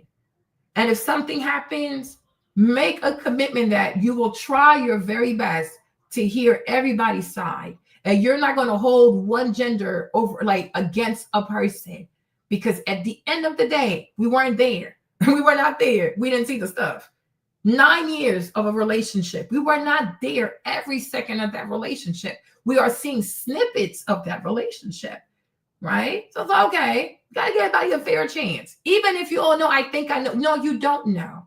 Because it's very easy to judge and misjudge people based on what the media allows you to see. And the media is also very, very divisive. Like, I definitely would put that on them, though, because they can be very divisive. And they know how to edit and do this and say certain things to make people like, oh my gosh, I'm scared, I have anxiety. But all of that is intentional because they love to weaponize fear. Because if people are not fearful, they're not going to watch the news. It's like it's a sick cycle, like always selling fear to people. So they also need to be sued for that. You know what I mean? But that's it. That's all I'm saying. Listen to both sides, because some cases, indeed, a woman is the victim, right? But you also have cases where men also are the victim. So it's like, okay, if this man needs help, we have to help him. If this woman needs help, we have to help him. If this child needs help, we have to help him. But at the end of the day, no matter what anybody says, we have to stop saying, I believe you automatically because you have a vagina. That is crazy to me. There are women who lie. There are women who steal. You see them stealing at self-checkout. Like, what the heck? I don't know if you have integrity. I don't know you like that. I'm going to believe you because you are credible, not because you have a vagina. And if you tell me something and that involves somebody could go to jail forever, I have to ask you some hard questions. And if you cannot answer these hard questions, and you can't ask me to send somebody to prison for the rest of their life, I just can't do that, because that's also going to be on my conscience. So you have to truly convince me. And how can I be convinced if I can ask you questions because you'll start crying? Why are you crying? Why are you crying? When the moment you realize that you are asking a set of people to send somebody to prison for the rest of his life, you have to give these people like real shit. Okay, like this shit was so compelling. Yes, he needs to go. But no, you have sex with him, you go back. You say he raped you, you go back. It's like he pees on you, you go back. You're married, you come back. Girl, what is going on? But people are confused. And people have the right to say we are confused because we know you're a drug addict. How do we also know that you're not having a psychotic episode? How do we know that you're not schizophrenic? I had a friend that I've had for a very long time, you know, and I talked to her over this weekend because she hasn't been trying to talk to me about that. Oh, I just found out she's a Libra. But something happened and Susan called me. So then I called her like, friend, like, what's going on? So then she called me. And I'm looking at her and I was like, I think something, y'all, it felt bizarre. And then she started saying this and that, and she's not talking to her mom, and she's not talking to her siblings. I'm like, sis, that's 8 people. Like, I'm saying, like, if you're not talking to 8 people, you could be the problem. And it's me, I ain't gonna lie. But I'm like, okay, if at least you have half the side, if you have half the family on your side, I can kind of see where you're coming from. But if it's just you against 8 other people, so all your siblings and your mom, they're all evil, no, something is off. And I said to her, okay, can I get your sister's number? She said, I'm not going to give it to you. I said, please do, because I need to talk to her, because I don't understand what's going on, right? And I feel like that's what honest people should do. I heard what you're saying. I hear all the things you said about them. That's amazing. But it's not fair for me to fully believe you if I've not given your sister a chance to also tell me what's going on. That's not fair. Because how do I know you're not lying? You could be lying. You could be mad. People lie, So eventually she gave up the number because she knew if she didn't give up the number, it kind of like suspicious. Okay, you're saying this, but you want me to talk to her? So I texted her sister, then her sister called, we talked. Her sister even got on the call, but then she started insulting her sister. Okay, and I told her, she's a grown-ass woman. I did not bring her here for you to talk to her like this. You can be upset, but you don't have the right to insult her. Do not insult her. She didn't want to stop insulting her. I told her sister, leave. Because this is not why I called you. And I'm not going to stand here and watch her berate you and demean. It was so disgusting. So then I called her sister privately. Her sister told me when she told me, I'm like, okay, it's somewhere in the middle. But then I came back to the friend and I was like, I said, friend, are you sure you're okay? Because from what I'm seeing, you could be having an episode. You understand? It's okay to be honest with people. But what we do here in America is that we are treating women like an endangered species that's about to go extinct. So therefore, don't hold them accountable. Don't have hard conversations with them. Do not tell them they have to be careful. Do not tell them they have to make better choices. Do not tell them, okay, you have to work. Do not look for a shortcut. Do not try to sleep with your boss. Don't do that, because then it gets all kinds of confusing, right? Oh, no. Don't give her any advice. Don't give her any sound counsel. Don't give her any, do not admonish her. Just, oh yeah, do whatever. No, don't just do whatever. Do what is right. Do what is prudent, right? And also, if Cassie, I'm going to say it again, you can be mad if you want to, right? Get me mad if you want to, right? But once again, with Cassie, right? If Cassie had focused more on her work, she would have been so into her work that a lot of this goofy ass distraction, it wouldn't have even made it on her schedule, right? Also, the fact that Cassie went to meet Diddy with Ryan Leslie, you go in there with your boyfriend, you meet the CEO of the company, and you dump your boyfriend for the CEO of the company. But yet nobody wants to admit that she's treacherous and she has no loyalty. She has no loyalty. This girl is despicable, and feel how you want to feel. If you held my hand, not even on some sexual stuff, but let's say you held my hand and you took me somewhere and you helped me to have an opportunity. And then because of you, I now know this person. And then me and that person start working out a deal and we completely exclude you. How would you feel? How would you feel? Cassie and Diddy were out here making a fool out of Ryan Leslie. Right? But because the goal is to make Diddy the scapegoat for everything that goes wrong in this goofy ass girl's life, right? People don't even want to see that this girl has so much moral turpitude. Cassie and Diddy decided to create a fake concert or a fake nightclub event for Cassie to be in Miami. They even went as far as making fake posters. These people made fake flyers. This girl Ben had a criminal mind. Who even thinks like that? If you are that greedy and all you care about is being with a rich man, all you had to do was say, Ryan, I don't want to be with you anymore. That's it. Move with integrity. Just move with integrity. If you don't, and I'm like, that's for anybody. The moment you realize that you no longer love a person, that you don't want to be with a person, do not string people along. Because when they find out, they're going to feel foolish. And you don't have the right to play with people's hearts. You don't have the right. That to me is so disgusting. And then people wonder why some of these men out here go red pill, because somebody played with their feelings. Somebody made them look stupid. So now they're on the red pill because they're mad, because they're big mad, because nobody wants to be made a fool out of. If you don't want to be with Ryan, all you got to do is be a big ass girl and say, you know what? I don't want you because I think I can make it with this rich man because he got more money than you. He has more money. He has more connection. He has more Grammys. That's all you had to say. But the mere fact is she got into a relationship just like she did with Diddy. Because your boy Ryan, he's also a great producer. He's not as decorated as Diddy, but he's a great producer. He produced her songs for free. He wrote her songs for free. And this is the kind of thank you he got. She could even have the decency to do a clean breakup.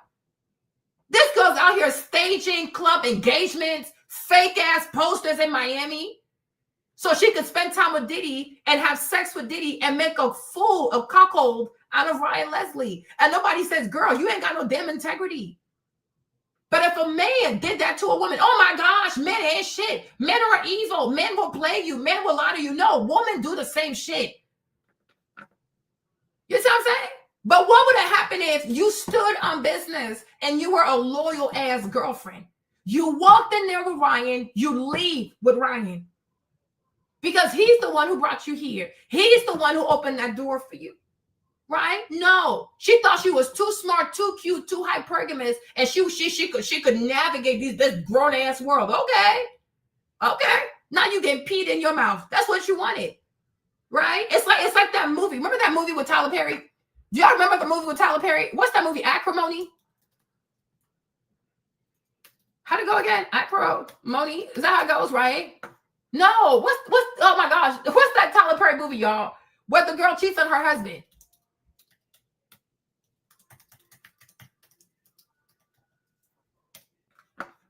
Temptation. There you go. Remember Temptation? Y'all watch Temptation? That movie made me so sad. Right? Who remembers Temptation? With Journey Smollett, right? So Journey, she was married to Lance Gross, right? She was married to Lance Gross. He was a very nerd. A good husband. He's a nerd. He's a pharmacist. He sits out the way, right? Nah, she wanted that. So that's Ryan Leslie. Yes. So that's Ryan Leslie, right? He was like, he went to Yale. He's a little nerdy boy. You know what I'm saying? He just wants to make her music, produce her music, because her most popular songs were written and produced by Ryan Leslie. If we care to be, I can be honest, I don't even think Diddy did much for her career, because certain things were released under Bad Boy Record because they have a bigger distribution. But what song did Diddy make for her? What song did Diddy write for her? What song did Diddy produce for her? It's Me and You. It's Ryan Leslie. Ryan wrote the song and Ryan produced the song, right? The other one, It's Not the Way It Goes, right? You got a long way to go, right? That's also Ryan Leslie. He wrote, he produced it. It was distributed through Bad Boy Record. But it's like, I'm like, even Diddy, what do you do for your career? So imagine if she had stayed with Ryan Leslie, right? Because she was like it seems like she was his singular focus, right? Imagine how many more songs she would have had. She probably would have had a better career. But like I said, Cassie don't want to work. Cassie wanted to have sex with a rich man, live like the concubine of a rich man, and be around all these celebrities by doing the least amount of work instead of earning the work. And I wish that people like our brother Dick over here, right? When you even talk about being a pro-feminist, I even wish that for y'all, feminism meant also earn it. Right? Not just, oh, you're a woman, so we just gonna give you stuff. No, I wish a lot of feminists would truly double down on, as a woman, right? You have to earn it. So that way, no one can take it away from you.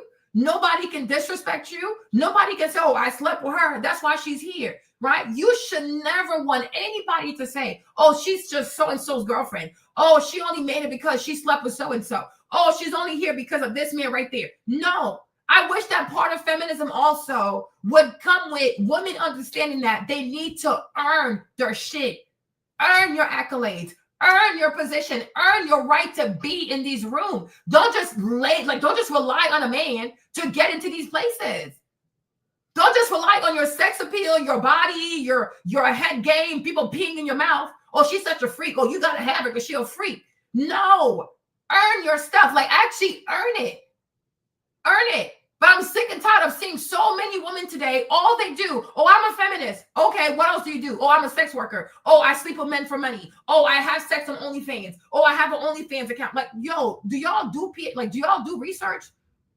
Do y'all get involved in like PhD research? Are you trying to find a cure to something meaningful? You trying to make the world a better place? Do you volunteer? Do you help children?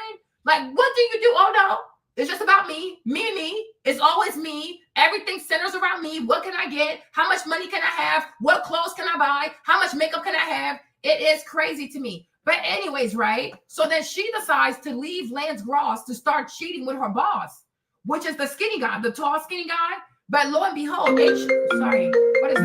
But lo and behold, right? HIV, all kinds of foolishness, marriage falls apart.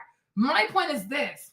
If you had stayed with Ryan Leslie, if you had been loyal to Ryan Leslie, right? How do you think your life would have been different?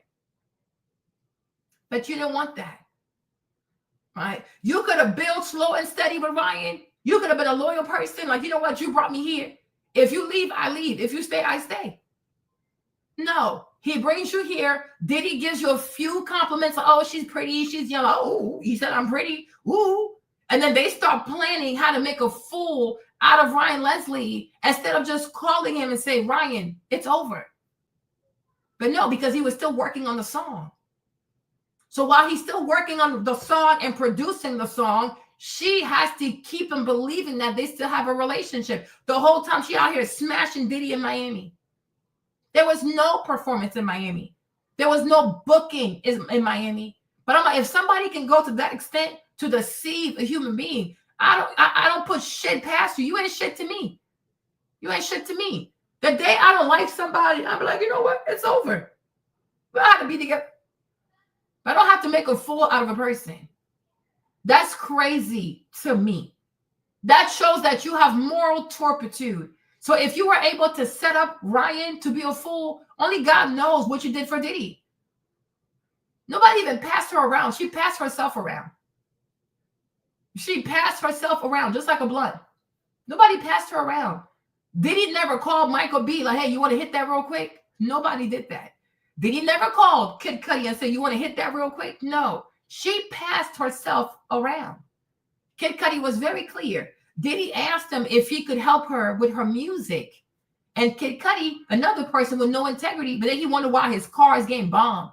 If you out here backdooring these dudes out here, you out here smashing other people's girls, there are a lot of people who might want you dead, fool. You're an idiot. But that's also a dude that has no integrity. You meet a man, he tells you, hey, help my girlfriend out with her song. How do you end up being in between her legs? What part of that is making music? Because he also has no integrity. But once again, let's not hold Kid Cudi accountable for not having integrity. And even if you claim Cassie told you what she told you, then why are you having sex with her? You should feel sorry for her. No, he also has sex with her. But this is a woman, oh, she's abused, she's trafficked, she has no choice. Her body is completely being used and torn apart. So then why are you doing that to her? Why don't you say you've been through too much? I don't even see myself having sex with you because you're broken. No, he has sex with her. And then he thinks he's some type of man because he's coming to court like it's a remake of Grease, the black edition, and he's John Travolta. He's gonna play the badass. You a clown. You have no integrity. Bunch of people with no integrity trying to talk about Diddy. Y'all some crazy ass people. Diddy never called Michael B. Jordan and said, oh, you want to smash? No, I don't know how she met Michael B. Jordan. She was also smashing a football player. Diddy never even called that person because she was hiding it. So she passed herself around because she was not a priority for Diddy. And also they had an open relationship because there was one text message where she asked Diddy, oh, what about that trainer girl? Right? So she passed herself around. Stop doing that. They are girls. You see these two white girls that came out on the TikTok? They are the ones who said they want to have sex with 1,000 men. Are you going to tell me, oh my gosh, these men passed her around like that? No. These girls said, I want to sleep with 1,000 men.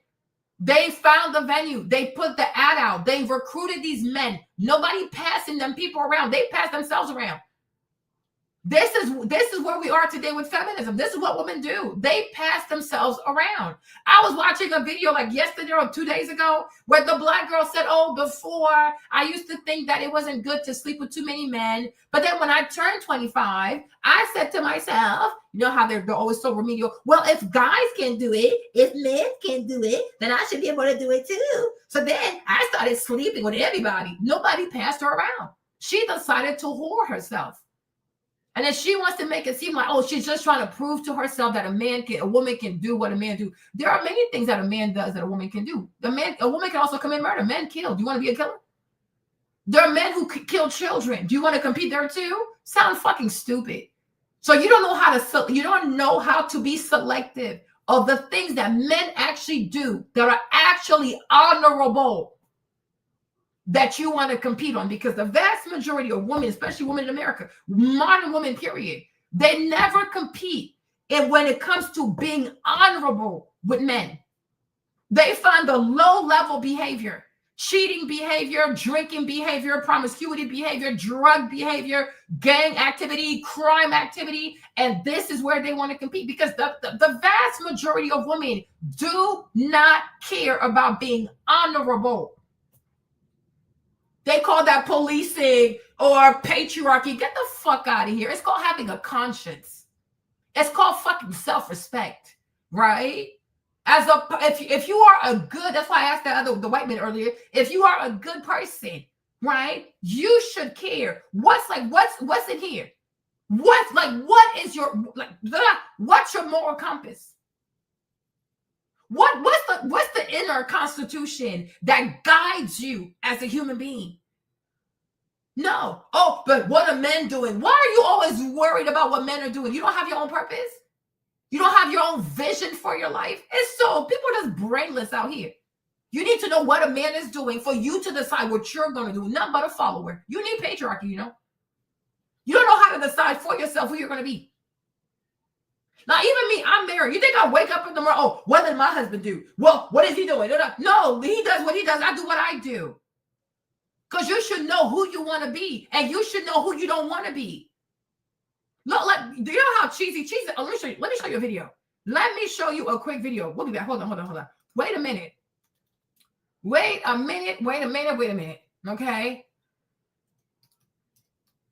Diddy, you're going to be okay. Okay. You see this?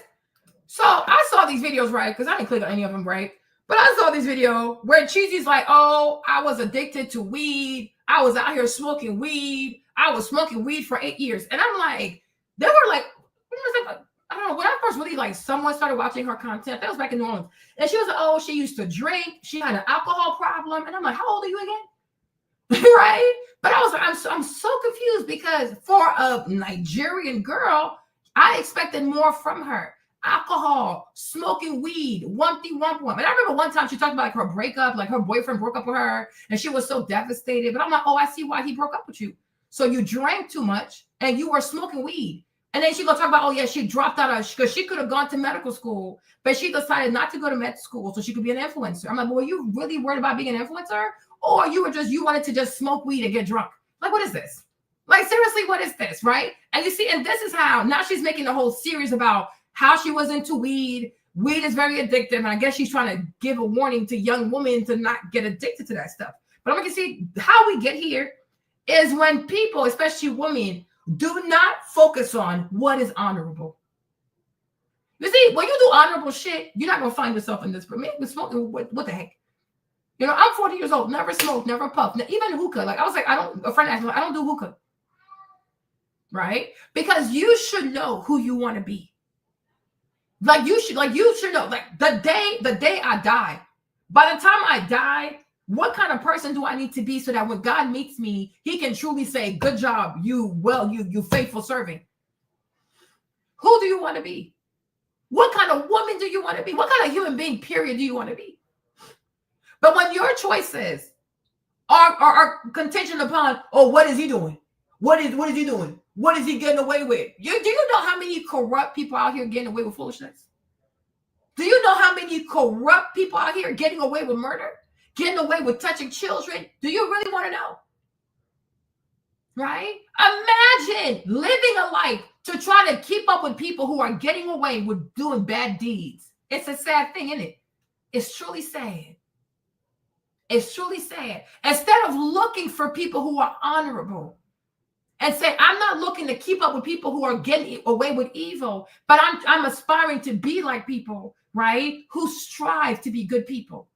Even if when they can't take advantage, they don't take advantage. Even when they can't lie, they don't lie. Even when they can do X, Y, and Z. If it's not honorable, they're not going to do it. How often do you even hear these feminists out here talk about doing things that are honorable?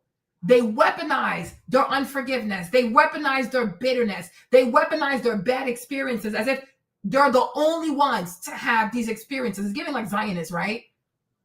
Right? You have a choice. But some people know, hey, if I don't hold on to my bitterness, then I can justify my bad behavior. So I need to hold on to bad experiences. I need to hold on to negativity. I need to hold on to stigmatizing people. I need to hold on to propaganda. I need to hold on to fictitious narrative so I can justify the foolishness I want to do, because the heart is already wicked. You see, when you have a wicked heart, you are more likely to hold on to bitterness because you're a wicked person. Right? When you have a good heart, even when people have done you super wrong, you try as much as you can to forgive, because you don't want that thing to turn into a cancer in your body. Right? You don't hide behind negative emotions to say, well, because of that, I'm going to go do X, Y, and Z. You was never shit from the start. Right? Because honorable people don't use weak ass excuses to go do all kinds of foolishness. You wasn't shit. And a lot of people ain't shit. And because they have vaginas, people don't want to say you ain't shit. You are not an honorable person. I will never even have you around my children. You're not a good role model. Your language is that of an idiot. You are an idiot. You are a true idiot. Vagina, no vagina, I don't care. You are not a good role model. If I had daughters, I will never want you around my daughters. I would never even let you step into my house. Because your mindset and your goofy ass stench, I will never want that around my children. Are you okay? You're crazy. You are truly crazy, right? Because when you are a parent, you want your children to be around honorable people, because you want your kids to carry themselves. Not, oh, I fear my mom. No, be a good person, be honorable, because you're like your name. That's all you got. Your reputation, that is all that you have. Be a good person. Do the right thing. Do the right thing. Treat people right. Now, you can anticipate their foolishness, but that still doesn't give you the reason to take advantage or to be mean. Let people be who they're going to be. But you need to know who you're going to be. And that has nothing to do, well, what is he doing? What is he not doing? No, it has everything to do with the Most High. Who has God called me to be? And you got to be brave and stand on that. You got to be brave and stand on that. You got to be brave and call people out on their foolishness. Because on Judgment Day, your color, your gender, your whatever, it is not going to freaking matter. Because God does not care about genders and hashtags and hyphenated bullshit. Get the fuck out of here. What did you actually do? And what did you actually stand for? Don't come out here and distract the people. We will not fall for distraction. Nobody's going to be distracted, right? You will have to answer for your deeds. What did you do? And did you leave this earth a little better than you found it? Of course not, because it was all about you and your chaos. It was all about you and your chaos, right? Selfish ass people like this. This is so damn crazy. But we are seeing a young woman move with so much moral turpitude. Because today, to be rebellious in America, it's a badge. Rebellious all over the place, doing all kinds of things that's just so trifling ass behavior. No fear of God. People even do stuff to their bodies and don't even say, what would my mom do? How would my mom react if she saw me doing this? They don't even care about their parents. How would my dad feel if he knew I was doing this? They don't give a fuck. They don't care. And you think you can live a life in rebellion and this, and that also applies for Diddy. Don't get it twisted. It applies for him also. It applies for him also. You better believe that. It applies for him as well, because he also walks and lives in disobedience, because he knows better. He knows right from wrong also. So that's why I said, I also feel like it's good for him to have set his ass in there too. It's good for everybody. I'm not all of this. It's a learning lesson for everybody, that no one gets away with anything. Whether you get a slap on the wrist or you get a full RICO charge, it don't matter. You have to live a life of righteousness. And even Diddy too, his daughters got to see all this. His sons got to see. I'm like, look at the stress you have put on everybody. For what? Over sex? For sex? And when you have money and you know that you got a mental disorder and you have these paraphilic disorders, you need to go get help. You can find a way to get $50 million because your life means that much to you. But what about your mental health? Because if you got $50 million for your bail, you have money to get help. All of y'all have money to get help. But everybody chose to use their money, their looks, their sex, whatever, for foolishness. For nothing but foolishness. Y'all kinds of wicked people. All kinds of wicked people. And the Bible says the wages of sin is death. He's lucky he didn't get a RICO. Because maybe everything in him, like I said, everything in him ain't bad. I don't think everything in Diddy is bad. And I hope that when he comes out of this, that he takes his life and uses for something great. Like, do something meaningful with your life.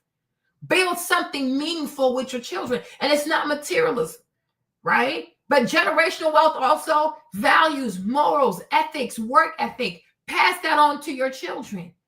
Do everything in your power to live a life that you, without reproach, try to live a life that's honorable. And stay away from lazy people. Right? But I'm like, to me, Marlene, you went in there with Ryan Leslie. You should have stuck with Ryan. And you would not even be in this predicament. And maybe you never would have been on a private jet. Okay. Maybe you never would have been at the Met Gala. Okay, who cares? But when you put it all on the scale, was it all worth it? Cassie agreed to sell her soul for a lifestyle she was not willing to work for. So did Young Miami. But these are not victims. They are, I guess they're victims, but they're victims of greed, of their own greed. Because if you work hard and you remain steadfast, one day you're going to be successful. One day your dreams will come true. Unfortunately, so many young people now, they want overnight success, overnight fame. My song needs to go viral on TikTok in less than 24 hours. When you are always letting the devil know that you are so impatient to make it, he will give you the right opportunity to self-destruct. But don't sit here and pretend that your greed did not play a part in this. No, don't sit here and pretend that your greed did not play a part in this. Because if you were not greedy, you would have worked hard. If you were not greedy, you would have waited. Wait your turn. And as you wait your turn, be happy for other people, because now it's their turn. It will be your turn later. Learn to be happy for other people. You know? It doesn't always have to be you. Every season is not going to be your season. But you need to be happy for other people. Right? Take joy in seeing other people succeed, and take joy in seeing other people be blessed. It's not a big deal. You know, opportunities, they exist every single day. Money is out here all the time. You don't have to wish harm on people. You don't have to try to take something away from people. Oh, I got to have what she has. And too many women are wasting their precious years in these vain competition. Who has the biggest bag? Who has the man that has the most money? Who has the most sponsors? Who has the best sugar daddy? Who takes the most trips? Like, competing on absolute bullshit. And you wonder why your life is so chaotic, because you don't have real purpose. Nobody's life is to grow up to see, how can I build the biggest closet possible? That is crazy. Nobody's real, and nobody's purpose is the same. How many men can I sleep with? How many trips can I take? How many shoes can I buy? How many wigs can I collect? How many this? What about your soul? What about your soul? Like, why are people not afraid to lose their souls? Even with Diddy, right? You see how he's afraid? He was really afraid to lose his freedom. They're all like, but you are afraid to lose your freedom. But think about your soul. You should be way more afraid to lose your soul, because the body can be free, but the soul is already sold out to the devil. Like you belong to Satan because you've made goofy ass choices. You have contracted evil ass covenants. Now look at your life, right? So it's a real thing. It is a real thing. You have to fear losing your soul. You have to fear losing your soul. Judgment day is real. God is real. And even Diddy, he's going to face God. Everybody's going to face God. But I really do believe that maybe also like, because I really believe that you got to always try to have the best perspective possible. But I also do believe that this trial, whatever it was, like it was good for him. Yes, there was a lot of racism, a lot of BS, but it was also good for him. Because sometimes maybe God knows you need to be slowed down a little bit. And he will use wicked people and their BS. But ultimately, sometimes it's good to sit down. It's good to sit down. It's good to reflect. It's good to be like, oh shit, like this is what they think of me. You know what I'm saying? I also, I'm not going to be trying to be funny, you know, because I do believe he needs to be free. But I also think it's a good thing also for Diddy to also realize that sometimes things don't work out in your favor, because that also produces humility. You know, that also produces humility because, you know, you let Shine go to prison. So it's good that you also got to taste of that too. Because at one point, Diddy, not trying to be funny, but it's the truth though. At one point also, Diddy, you were a false witness. You gave false testimony and Shine got convicted for 10 years. And now here's Cassie lying on you. So I think you needed that kind of medicine. Like you needed that. That's why I say be very careful what you do. Be somebody who's honorable. And when you're honorable, and things like that, your reputation will speak for you because you're an honorable person, right? And people like that, they can go anywhere because they're honorable people. People feel safer around them. People trust them more. People feel, you know what I'm saying? That's it, right? But I really will say this. For as much as I am proud that he is, you know, he's successful, and you know, as a Black man, he's really, really successful. You know, I really do wish that you would have focused on your soul as you were building your wealth. But God gives second chances. Hopefully, you don't squander this chance. And when you come out, you know, that you really focus on your soul and understand like the importance of your soul, because everybody is going to have to give an account to God. Judgment day is real. I will never stop saying that. Judgment day is so real. It is so very real. And every day you wake up, you truly have to work on perfecting your soul, that you will be the best person you can actually be. You will try to be as fair as you can be. You'll try to be as patient as you can be. You will try to be as impartial as you can be, and so help you God. You will try to love as much as you can, learn as much as you can. And whenever you realize that you're in the wrong, you will try your very best to apologize as quickly as you can. Nobody's asking for perfection, right? But I'm like, for me, it's like you truly have to make an intentional effort, right? To make sure that every day you wake up and you live your life, that you truly try to perfect your soul. And that when people say you're beautiful, it's not because you're so pretty and this and that. No, it's like there's something about you. They just can't explain it. But you're so beautiful because your beauty is emanating out of your soul because you're such a beautiful person, right? Be that kind of person. Be that kind of person. You go to sleep, you wake up, never forget about God. Never forget to do the right thing. Do the right thing. Even when you see, oh, look at these girls, they're getting flued out, they're getting this. Let them sell their souls out to God, because you're not doing this stuff for the short run, right? What God has in store for you, it won't even be about you getting flued out. It's going to be a lifestyle. But what God does first, he has to teach you how to be a good steward before he can trust you. So that way the blessings ain't going to ruin you, right? But when you seek the blessings, or you seek what seems to be blessings without having God in it, it will be self-destructive.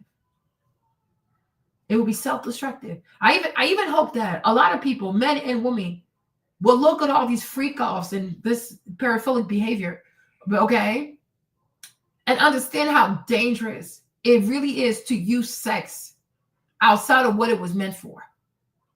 You know what I mean? I think sex can be intimacy can be a beautiful thing, like amongst married people, committed people. But when you start to just do it for fun, do it because you're bored, do it because da-da-da, I hope people can see how devastating it can be. And it can get to a place where it's like even regular sex is not enough anymore. One person is not enough. Then it's 2 people. Then it's 3 people. Then it's 4. When does it stop? When does it stop? Right? There are perils when people decide to use sex outside of marriage for fun, for entertainment, for porn, for OnlyFans, for this, for that. You are more susceptible to develop these paraphilic disorders we're talking about. Sexual masochism, sexual sadism, voyeurism, Freuderism. I'm like, what the freak is this? Because when you have an unhealthy sexual relationship with sex, right? It's a door. Like it really is a door. It's a door that invites other things and other spirits and other ideas and other kinds of weird people. And whatever they're going through, you have sex with these people. Now you also start to feel the burden of their foolishness. Oh, this is crazy. This is really crazy. God never meant for sex to be any of this. Sex is not even supposed to be that hard. But these people are so bored. They are so bored. They are so, because they've done so much and they've done so much so soon. They're so bored. Now we got to pee on each other. We got to beat up each other. We got to have great fantasies. Like, what the freak is this? What is going on? What is this? Why can't we just have normal sex? But when you abuse a thing, you can no longer do it normally because being normal is boring because you damage something in your brain. You damage something in your brain, right? Just like food too, right? Food is good at first, but then you start abusing it, nothing works. Your metabolism, it stops working. Your pancreas, it stops working. Your stomach, everything, your small intestine, your gut, everything just stops working. You know what I mean? And you're like, yo, the more I ration what I eat, like, okay, I can have this on that day, but I got to take a little break. When you go back to it, it tastes so good because you don't have it all the time. Right. And I really pray that we go, I mean, hopefully by God's grace, but I hope that a lot of people, especially if they're into this whole promiscuous culture, that they truly go back to a moderation mindset when it comes to sex, right? So that you can keep yourself safe. And also you can keep yourself sane. You don't have to sleep with everybody. You know, you don't have, oh, I'm 25. I need to have it. It's not a race, right? Take your time. Find the right people. It has to be something special. It's not a sport. It's not something you do out of boredom. It's not, you know what I'm saying? You don't want to be that. Because God forbid you start having a sex addiction. God forbid you are no longer satisfied by just, normal people sex. And now it has to be this and this and this and that. And you see, the more you involve yourself in these things, even though they might be consensual at first, somebody can say 2 years from now, you raped me. Somebody could say 5 years from now, oh, you know what? I changed my mind. Because now I feel nasty and disgusting. So yeah, you raped me. You gotta be very careful. Right? And so when we do things, I'm like, especially with sex, when we do things in moderation, right, with quality people, we are less likely to open ourselves up to lawsuits and having our reputations tarnished and things like that. You got to be very careful. Even in college. Oh, you're in college, you should experiment. Oh, no, not really. You've worked hard to get to college, right? 18 years of school pretty much, right? Like 13 years of school. You work hard to get to college. All it takes is one accusation. You're done. They will kick you off that college campus so damn fast. Right? You've worked hard. So yeah, enjoy college, but don't do the most. Because there's a code of conduct in college. They have a code of conduct. They have things about harassment and this and this and this and this and that. They have a lot of things. They can take your degree from you. They can stop you from graduating. They can kick you out the college. Over sexual behavior, sexual misconduct, right? So you got to be very careful. You don't need to experiment in college. You're in college to really get a job, okay? You want to have a career and take care of yourself because one day your parents are not going to be alive. And this is your opportunity to get the degree so that when you're done with this, you can have a job and take care of yourself. You know what I'm saying? You're there for that. Not there to throw your life away or somehow find yourself accused of sexual assault, sexual harassment, sexual this. Whoa, you didn't come here for that. Okay? If it didn't happen in high school, it should not be happening now. Same thing for people's career. Don't go to the workplace trying to sleep with your coworkers. It never ends well. It never ends well. Coworkers are coworkers. Once again, have integrity. Be honorable. If you really want this relationship, somebody needs to quit. Somebody needs to quit. Somebody gotta go work somewhere else. And if nobody's willing to quit, if y'all can even sacrifice early on like this, you're not meant for each other. So don't even do it. Do not smash your coworkers. And also, do not have sex with your coworkers who are married. All this work husband, work wife foolishness, it is really disrespectful. Exactly. No, it's true, Lonnie. Think about how many young people get in trouble like that too. When you talk about this, okay? You worked so hard to get to college. 4 years. Don't fuck it up. Do not fuck it up. We can all have fun and not catch charges. That's what I expect you to do. Thank you very much. You go to the workplace. You are not there to sleep with your coworkers. Get so drunk that now you feel like you got to sleep with your coworkers. You ain't shit. You need to get fired. Right? Do not sleep with coworkers also who are married, because God forbid her husband comes into this office and starts shooting up the place. Because not everybody deals well with infidelity. Even Diddy, I could be very honest, y'all, even with Diddy.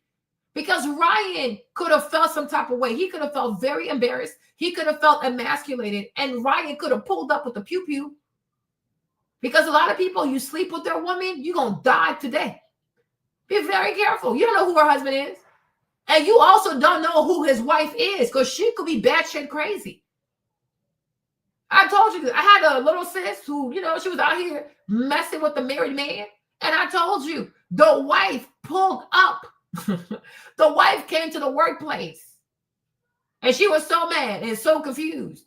Because my little sis, she went to the restroom, so she wasn't there. I guess as she was going to the restroom, the lady was pulling in. Maybe she saw her. I don't think she did, though. The lady walked into the bank. She saw a black girl. She thought it was her. Y'all, she walked up. And then she grabbed her. Grabbed the girl in front of people, y'all, at the bank. Screaming, "You are sleeping with my husband." Then my little sis comes out like, "What the freak?" And then the co-worker says, "It's not me. It's her." I'm like, "Oh, Jesus." And I said to her, "What if she had a gun?" Because I told her, "Don't do this." I'm like, the mere fact that you work at a bank and he's a married man and he's pushing on you, know that you're a teller. How do we know it's not a romance scam? You know what I'm saying? Because you just never know. But so many girls, they want to feel so special, right? But I'm like, you don't know. The fact that you work at a bank, this man could seduce you, because once you love him, you can commit a crime. You have to be careful. I even had Jimmy talk to her. I said, "Jimmy, talk to this girl because she's crazy. She don't want to." I said, "You need to block his number and then delete his number. This is so dangerous." When you work at a bank, money is missing. One. These is federal crimes, y'all. Money ain't a joke, y'all. You can play all kinds of stupid games, but games you can't play out here are games with the federal government. That involves money, the post office, like anything that has to do with money and stamps and money orders. Don't you dare. But I'm like, how do you know? How do you know that this man is not doing all this courting stuff and flirting with you and crap like that? Because you work at the bank and he has a dark plan. He has something nebulous going on the back of his head. Because I fear people. Because don't always, he likes me. Oh, he finds me pretty. Why? You don't know you're pretty? Like, people's compliments should never shift your mood. Oh, thank you. I already knew it though, but whatever. Because everybody wants something. But he's already married and he's hitting on you. So we know he ain't shit. Because he don't have integrity. Because he's already shown that he's a thief. He already shown us that he ain't loyal. Because you made an oath to your wife, so why are you here? You know what I'm saying? So that right there, red flag. Then you are a teller. You handle money. So who knows what this man could really be about? Who knows if this man had came here and he looked at all the tellers and he realized that you were going to be the easy one? You never know. Just like, how, not to be offensive, but you know how some men will prey on women that are overweight because they think they have lower self-esteem, or some men who, especially pedophiles, they will pick on a woman that's a single mom because they're, oh, she probably tired. She probably think nobody want her. She probably struggle with the bills, right? People, we are predators. People prey on people. So don't always have your ego. Oh, he thinks I'm so cute. Oh, he sees somebody wants me. Nah. Listen, put that to the side and ask yourself, what if there's a target on my ass? You know, so the wife came in, grabbed the girl. She came out the restroom, and the girl was like, it's not me, it's her. I'm like, oh my God. I told you. Jimmy told you, don't do this, right? I guess you want to keep doing it, so she stopped talking to me. No problem. But I told you, don't do it. You know what I'm saying? Yeah, exactly. She said the sad thing is Cassie could have lived a softer life by just keeping it simple and finding a professional. Yeah, being a professional with values, right? Might not be a billionaire, but she could have found a millionaire without the free calls. And also, she could have been a millionaire herself. No woman needs a man to be a millionaire or to live the life of a millionaire. Today, there are many ways for a woman, instead of looking for a man that's a millionaire, instead of looking for a man with a bunch of money, she can make the money her damn self. You don't need a man for that, okay? College is not a freak off. The workplace is not a playground. Keep it cute, right? So I'm like, be very careful because you are in the work. Oh, that's my work husband. That's my work wife. And then y'all cross these boundaries. And now you slept with somebody's wife. You slept with somebody's husband. And now somebody's coming to the office, pew, pew, pew, guns ablazing because they can't take the betrayal. And it's a real thing. Yeah, crimes of passion are real. You gotta be very careful. Yeah, I'm like, this is so crazy. Somebody gotta be very careful. Stop messing with people's. Even Diddy too. Ryan could have felt cuckolded, and Ryan could have pulled up on you with the pew pew because y'all played this man for a fool. You took his girlfriend. You out here making fake ass posters, fake ass flyers, and no damn booking in the freaking Miami. Y'all over there having sex. I wrote the songs, produced the songs. You're getting paid off the song, and then you take my girlfriend? You know? If he didn't have a strong mentor, he'd be like, no, fuck this shit. Who does he think he is? And Ryan could have pulled up in a pew-pew. And even that too, Diddy, I'm even trying to be funny. I'm not even trying to be funny. Had Ryan Leslie killed you and I was on the jury, I would have found him not guilty because you triggered him. You should not be temptation for other people. You should not trigger people. You should not be out here antagonizing people into sin. Because when he met you, everything about him was honest. Like he trusted you. And look at what you did. So if I was juror number 5 and Ryan Leslie had pew-pew your ass, I would have found him not guilty. Because don't trigger people. Be an honest. That's what the Bible says. Everybody needs to have their own wives. You have your, like, you already rich. You already got Kim Porter. Sir, be content. Yeah, I mean, even Ron Leslie tried it too, right? That's true, though. But I'm like, if Ryan had pulled up with the pew-pew and shot Diddy in the butt, let me tell you something. I would have been like, okay, that's what you get. That is really what you get. Because a man, from one man to another, you should not be out here sleeping with other people's girlfriends. And now you see, she also slept with other people while being with your ass. That's what you get. Karma. My point is, all you people don't have no damn integrity. Like, y'all get on my nerves. You have no integrity. And what you do to one person shall be done unto you. But I just feel like if a man comes to your office with his girlfriend, you should have enough honor not to take the girlfriend. Because you're already rich. That's the same way I felt about Alicia Keys. I'm like, Alicia, you are really rich. You are super rich. You are super famous. You can be with any man that you want. Why you gotta be with Swiss Beats? Why do you have to be with that lady's husband? And also, what's her name? Mashonda, right? How can Mashonda compete with you when you rich? You rich, you're famous, you play the piano really well, you're very cute. You got acting, but you're pretty. Okay. You got a beautiful voice too. How can Mashonda compete with you? How's that even fair? You know what I mean? You met Swiss Beats, he had a wife, he had a child. What's the problem? Sis, go get your own man. I always thought she was a stud. That was so weird though. But I'm like, go get your own man. Get your own man. So that's me. Also, I've been like, I've been supporting Alicia Keys for a very long time. but my fellow couriers, but she ain't shit. You can go get your own husband because that's not your husband. And now you can't leave that man because you'll be so embarrassed. So you're going to put up with the man. And now he has you. Like, he really, really has you. Because if you leave, you see, he was no better for you, huh? Right? But I'm like, for the longest, I was like, what the heck? Like, you can be with any man you want to be. You have money. You have opportunity. You have, you can do whatever. You have the exposure.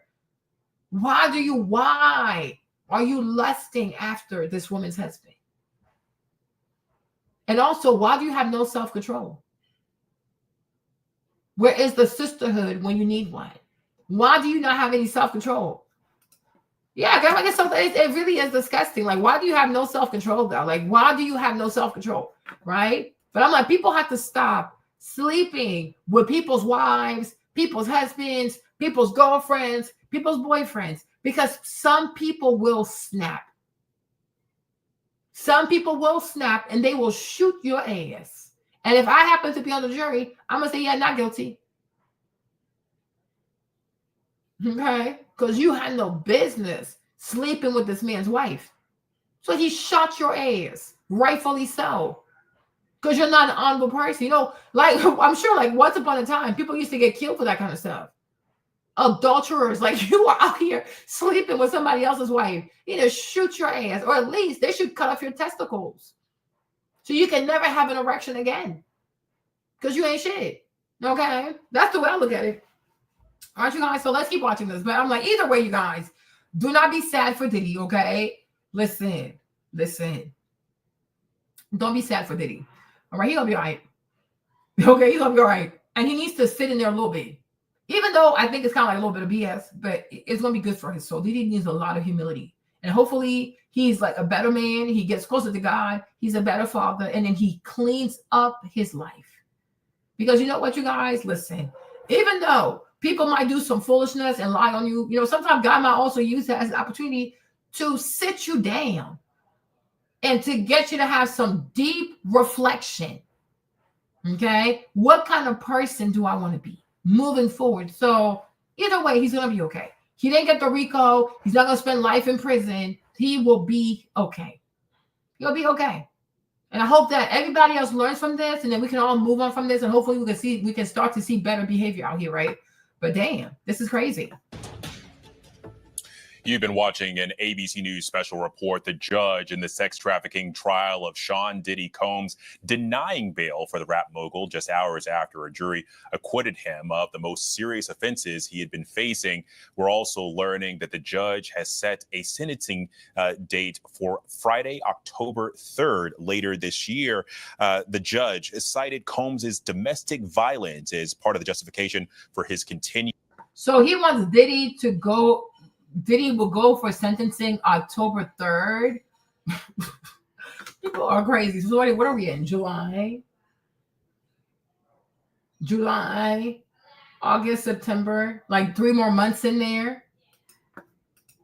Detention there. He called it a propensity for violence, saying that it is impossible for the defendant to demonstrate that he poses no danger to the community. The defendant's violence was starkly depicted in that 2016 Intercontinental video of him attacking then girlfriend Cassie Ventura. And I want to go to ABC News' Rena Roy, who was outside that courthouse in Lower Manhattan as this news trickled out. And Rena, what more can you tell us? Well, Alex, the judge took the bench shortly after 5 p.m. and almost immediately he read out his decision. Prosecutors and the defense, they submitted their letters at 1 p.m., making their cases for both for and against his release here. And it appears that the judge sided with the prosecution. They attached a letter from celebrity stylist and Cassie Ventura's friend, Deontay Nash, who said that he also suffered violence at the hands of Combs and urged the judge not to release him, saying that that would send a dangerous message. And Cassie Ventura's lawyer also told the judge that she felt that he would pose a danger to alleged victims like herself and the community as well. Now, as he pointed out, the judge said, quote, "It is impossible for the defendant to demonstrate that he poses no danger to the community." And he cited his domestic violence that we saw in this trial over and over as part of the justification for his decision here. And he said that he had a propensity for violence. And remember, this is something that the defense did not deny in this trial. They agreed that Combs can be violent. They agreed that Combs can be abusive. You see the images of that 2016 video on your screen there that has now become infamous. It was really a key part of this case. The jury saw it multiple times. It has been seen around the world on, news coverage and social media as well. So at this point, Combs will go back to MDC Brooklyn. That's where he's been held since September of last year when he was arrested by federal authorities. So he will be going back there until his sentencing date, which we have now learned is scheduled for October 3rd at 10 a.m., Alex. Thank you for that, Rena. I want to go to ABC News contributor and trial attorney Brian Buckmeyer. And Brian, we're learning that as the judge made his ruling here denying Diddy's release, Combs, he appeared to look at his lawyers as the judge read that decision. His head was largely down, though he did whisper to one of his attorneys. And that's a stark difference from how he came into the courthouse, smiling and greeting supporters. But I'm curious, in your professional expertise, does this decision, does it surprise you? It doesn't surprise me. In fact, I assumed that this judge would deny any request for bail. And I think, and again, I'm not at the table, but I understand, I know some of these defense attorneys, what probably happened was, like what we all do as defense attorneys, we tell our client, this is how we hope it goes. If it goes in our favor, then you're going to walk out. If it doesn't go in our favor, then here are the plans that we can try to make this work. And what I think Sean Combs is probably whispering to his attorneys and what they're listening to is, what's next? And what's possibly next for Sean Combs is what's called a writ of habeas corpus, where the defense will file a writ to go to a higher court, potentially the Second Circuit, and say that this judge erred in not providing bail for Sean Combs. I would not be surprised if the document is not being drafted now or shortly tomorrow morning, that they request to go to a higher court to try to get another bite of the apple for trying to release Sean Combs. It's the 4th of July weekend, so it might be difficult, but maybe Monday or Tuesday, they'll try to set something up in the near future. Well, and I want to go to ABC News contributor, legal contributor, and criminal defense attorney Bernardo Villalona. Bernardo, we're just getting this new note from the district judge in this case. He did not weigh in on Combs's future sentencing, but did note that there is a wide divide, he said, between what the prosecution and defense attorneys have suggested for a sentence. Can you break down to us what is his exposure looking like here, and what are some of the guidelines there? Yeah, so one thing that is definitely definite in terms that both sides do agree is that the maximum sentence as to each count is 10 years and that it can run consecutive up to 20 years. However, there's something that's called the criminal sentencing guideline recommendation. And in those recommendations, in that guideline, it takes into account the transportation to engage in prostitution, the acts that took place, how many of them took place, how did it take place, and who was involved in those acts. And for each of those items that were taken into consideration, points are assigned to them. So depending on how many points are assigned to each of those acts, that would determine the range, the sentencing guideline range that Sean Combs could face. Look, in the end, I think the issue here is like they started this whole narrative like, oh, he's a dangerous criminal, he's a violent criminal, he's a rich black man who uses his money to scare people, beat people, kidnap people. He has a propensity for violence. I mean, all kinds of bullshit. So it's like they have to keep going with their farce. It's like the whole thing with Joe Biden and his cognitive decline. They never really confessed to it. And if Joe Biden had not made a boo-boo, okay, on that debate with Donald Trump, they would have kept that bit on the ticket. These people, they don't give up. They will keep lying. Do you think even like Joy Reid, you think Joy Reid is going to admit that she knew that Joe Biden was like done in the head? Okay. Do you think that the one, what's the white girl with the red hair? I forgot her name. She's also at MSNBC. Do you think she used to work for him, right? She was his White House press secretary before Karine Jean-Pierre, right? Do you think she's also going to admit that she knew that Joe Biden had a cognitive decline? No. They never admit that they're lying. They will keep going. These people are relentless. They are so relentless. I was watching this debate with Governor Cuomo, like, because he's running for mayor. They asking this man, did you undervalue like the number of deaths, right? The number of deaths that happened during COVID. He was like, oh, I'm like, this man will never confess to that. Are you kidding me? He never will. So it is what it is. That's how they are. They don't have it in. I mean, he might or he might not. He might or he might not. You know what I'm saying? He might or he might not. He might or he might not. But either way I look at him, like, Diddy, you didn't get a RICO charge, Chad, right? You didn't get a RICO charge. They probably want you in there for like 13 months so they can say you at least you did a whole year or something like that. So let them have the little victory, Chad. Okay? Because imagine after everything they've said, like, I mean, imagine what they look like. They invested so much money. Like, they invested so much money. Like, even Trump, when you think about it, even Trump also, if Trump didn't have all these people supporting him, yeah, they locked his ass up because he had real support. Then he doesn't have real support like that. And they made sure of that. That's what they always do. They make sure. And they know you're Black and you dated a woman with different skin. So we can definitely leverage that. They pay people to make content on social media. They pay, if they're paying people to make content about Candace and all these people, right? But they make sure, they make sure that your community doesn't stand behind you. And where do they always go to? They start with the woman because they know they're emotional. These women don't care about the facts. They care about their emotions. Right? Oh, they're gonna, he did this. Oh my gosh, he is shit. Oh my gosh, he just did this. That chicken shit, right? That's what they do. They dehumanize you. They really will make you a pariah. And they do such a good job at it that anybody is scared to stand up for you. You are standing up for an abuser. You are standing up for a man who committed domestic violence. You know how they are. Right? So a lot of people are like, oh my gosh, like, I'm scared to say anything. That's what they do. So the first thing is destroy your public image. Number 2, pay enough influencers to sell all kinds of foolishness, shade room included. Right? Number 3, cause like some kind of social punishment for anybody who tries to even stand up for you. They want you all alone. That's how white people do their shit. You need to be ostracized. You gotta be a pariah.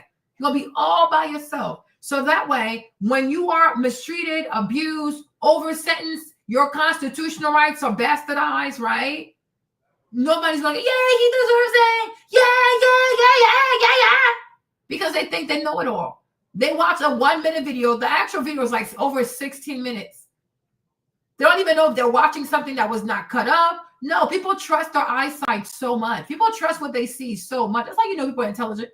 They trust what they see, as if what they see has not been manipulated time and time again. And yet they continue to trust what they see instead of questioning everything and anything. And you wonder why some people went and put an experimental drug in their body because of what they saw on TV. Okay, sure, whatever. Okay. Like, so it's like people don't even like, that's what they do. The first is destroy this person's image, destroy their image, destroy the reputation. That's why I say, like, honestly, I am not proud of his lawyers. I think he overpaid for a bullshit product because a lot of lawsuits should have been going out. But definitely the moment his bail kept getting denied, he should have sued CNN because that is the video that made him look like this dude is batshit crazy. Right? Instead of like play the whole video because that is not the actual video. Where's the real video? Okay. If you don't have the real video, I am suing you for defamation because you weren't there. And I know what happened. And it didn't look like that. So I'm going to sue you. I think Gavin Newsom is suing some network for like $700 million. Like, good for him. But you see, white people will sue your ass. Black people are submissive. Because you were there. You know what happened. There's no audio. You know what you were saying. So if this don't look right, sue them. Because why do they have this video? And my thing is, did they even reach out to you to say, okay, do you want to comment on the video? Is this the full video? Does this even look right? No, nobody's asking you. And they use your image and they put it, they edit, they splice it, they speed it up, and then they put that all over the world for people to see. Right? And then they pay, just like with the whole Carmelo Anthony stuff, people are getting paid to make disparaging videos about him. Charlie Kirk is paying for that stuff. People are getting paid. If you watch carefully, like every single black so-called conservative channel on here, they're all saying the same. They watch the same video and they say the same thing. Oh, Carmelo is done. He's going to do life in prison. I'm like, what are we even talking about? Are you okay? Right? And you can tell they're not even thinking for themselves. Like the dumbing down of people in America, like it really is it should be like a national concern, because people just get dumbed down. Like people are just so dumb. They're so dumb. And they don't even question, oh yeah. Oh, they stole the money. Oh, they stole the money. Yeah, they stole the money. They stole the money. It's like, how do you know that? Somebody told me on TikTok. Because TikTok is a credible source. They're going to, oh, I heard one video on TikTok. Now I know it all. Let me go destroy, defame, malign a person, slander a person because of one video on TikTok. Human beings are just ratchet. You know what I mean? So that's that. You know what I mean? And they know women use social media more. And women tend to be more emotional on social media than actually logical, fact-based, right? And actually sticking to, here are the charges. After everything you heard, has he done this? Oh, he killed Kim Porter. Oh, he killed Biggie. Oh, Diddy's evil. Okay, what does that have to do with the case? Is this case about who killed Biggie? You know, is this case about who killed Kim Porter? Are you sure he even killed Kim Porter? People just say things. Like when the baby oil thing came out, people were saying on TikTok, there were drugs. There was some kind of drug stuff inside the baby oil. Just making shit up. And because it feels good to talk bad about people and to malign people and defame people, people just keep repeating stuff because it's not them, it's not their life, you're not their family. So I don't care. Anybody's saying mean things about you, I'm gonna repeat it too. People are saying that you're doing X, Y, and Z, I'm gonna repeat it too. Because people, I feel like the need to fit in, right, takes precedence over the need to move cautiously. No, I want to fit in so bad. I'll just repeat whatever because that's what everybody's doing. As opposed to like, let me be my own person and think about what I like. Does this actually make sense? Right? Because to me, a lot of stuff doesn't make sense. And what I heard, I'm like, yeah, these people are freaks. These people have kinks. These people they're different. They are truly different. And if you judge them through your traditional lens, like, yeah, they look crazy, but they're not traditional people. They're not traditional people. So should your morality apply to people who don't live based on the same moral code that you do? I think that's a little crazy. You know, that's a little crazy, but they branded him as something. If they just say, okay, you can go and then you can come back later for your bail hearing, then it shows that they were just doing a witch hunt. So I don't know. Would that also, if they were to let him go today, would these people expose themselves to a lawsuit? You know, you got to think about that. I don't know. So, oh no, we have to keep him because he's so dangerous, right? Is that a way for them to keep themselves from a lawsuit? Because a lot of district attorney's offices get sued, right? Because they do all kinds of bullshit. Like Kamala Harris, when she locked up that boy Jamal Love, what's his name? Jamal Love, right? And she didn't want to let him out. She's like, oh well, you know, because he was there serving life in that prison, and she didn't want to let him out. But when he finally got out, he sued. And I think he got a few millions. You know, so a lot of them get sued. They truly get sued. You know, but in America, people have to know this. Like a lot of people get cheated by the court system. It's a rigged game. Now it becomes harder for them to rig it against you if you're rich. But I also do believe that people really have to reconsider. Like when your case no longer feels like it's a case, it feels like it's a witch hunt. It's to feed the media machine, the gossip machine, the slander machine. I think people have to reconsider whether it truly is in your best interest to stay quiet. especially with social media. Once upon a time, we had cases here in America where the public was not that much involved, especially not in real time. So it was a lot harder to pollute a jury, and it was a lot harder to worry about what is the public going to say. Today, you go to court, everything is happening in real time. So it's not just like the courthouse that you're fighting in the courthouse, but you're fighting also for even your reputation in the courtroom of public opinions. And because of that, I do think people really have to reconsider, do I really stay quiet? If I know somebody is lying, yeah, my lawyer can say a thing, but my lawyer wasn't there. I know you. I know what happened. I know the kind of person you are. You coming up here crying on that stand. I know exactly who you are. And I feel like this is where also people who are accused people need to practice. Like you have to practice standing up for yourself. You have to practice. If I was to talk to a jury, what would I say? If I was asked these questions, how would I answer these questions, right? You got to practice. You don't have to be afraid. But my thing is like I don't think you can have any better lawyer for the most part but yourself because you were there. You know what I mean? In some cases, I guess you can shut up if the public is on your side. But I'm like, when it comes to Tory Lanez, for example, I think Tory Lanez should have taken the stand. Even if they want to convict you, you should have said, I didn't shoot her. Right? And this is who shot her. Because, I'm not going to talk. I'm going to stay quiet. And then if I get convicted, I'm going to file for an appeal. Yeah, right. You don't know what kind of hurdles they will put you through to file for an appeal. They're playing shit. If they're already playing games now, imagine. Because once you have a guilty conviction, the perception is that you're guilty. Even if you're not guilty at all, but you have the conviction, why would they convict you if you ain't guilty? People are really dumb like that. So to me, I'm like, the moment Kelsey walked in that courtroom and she asked for total immunity, he should be like, oh shit. They come for my ass. And I hear you lawyers, but at the end of the day, it's my life. And you have the right, it's your life. You have the right to speak up for yourself.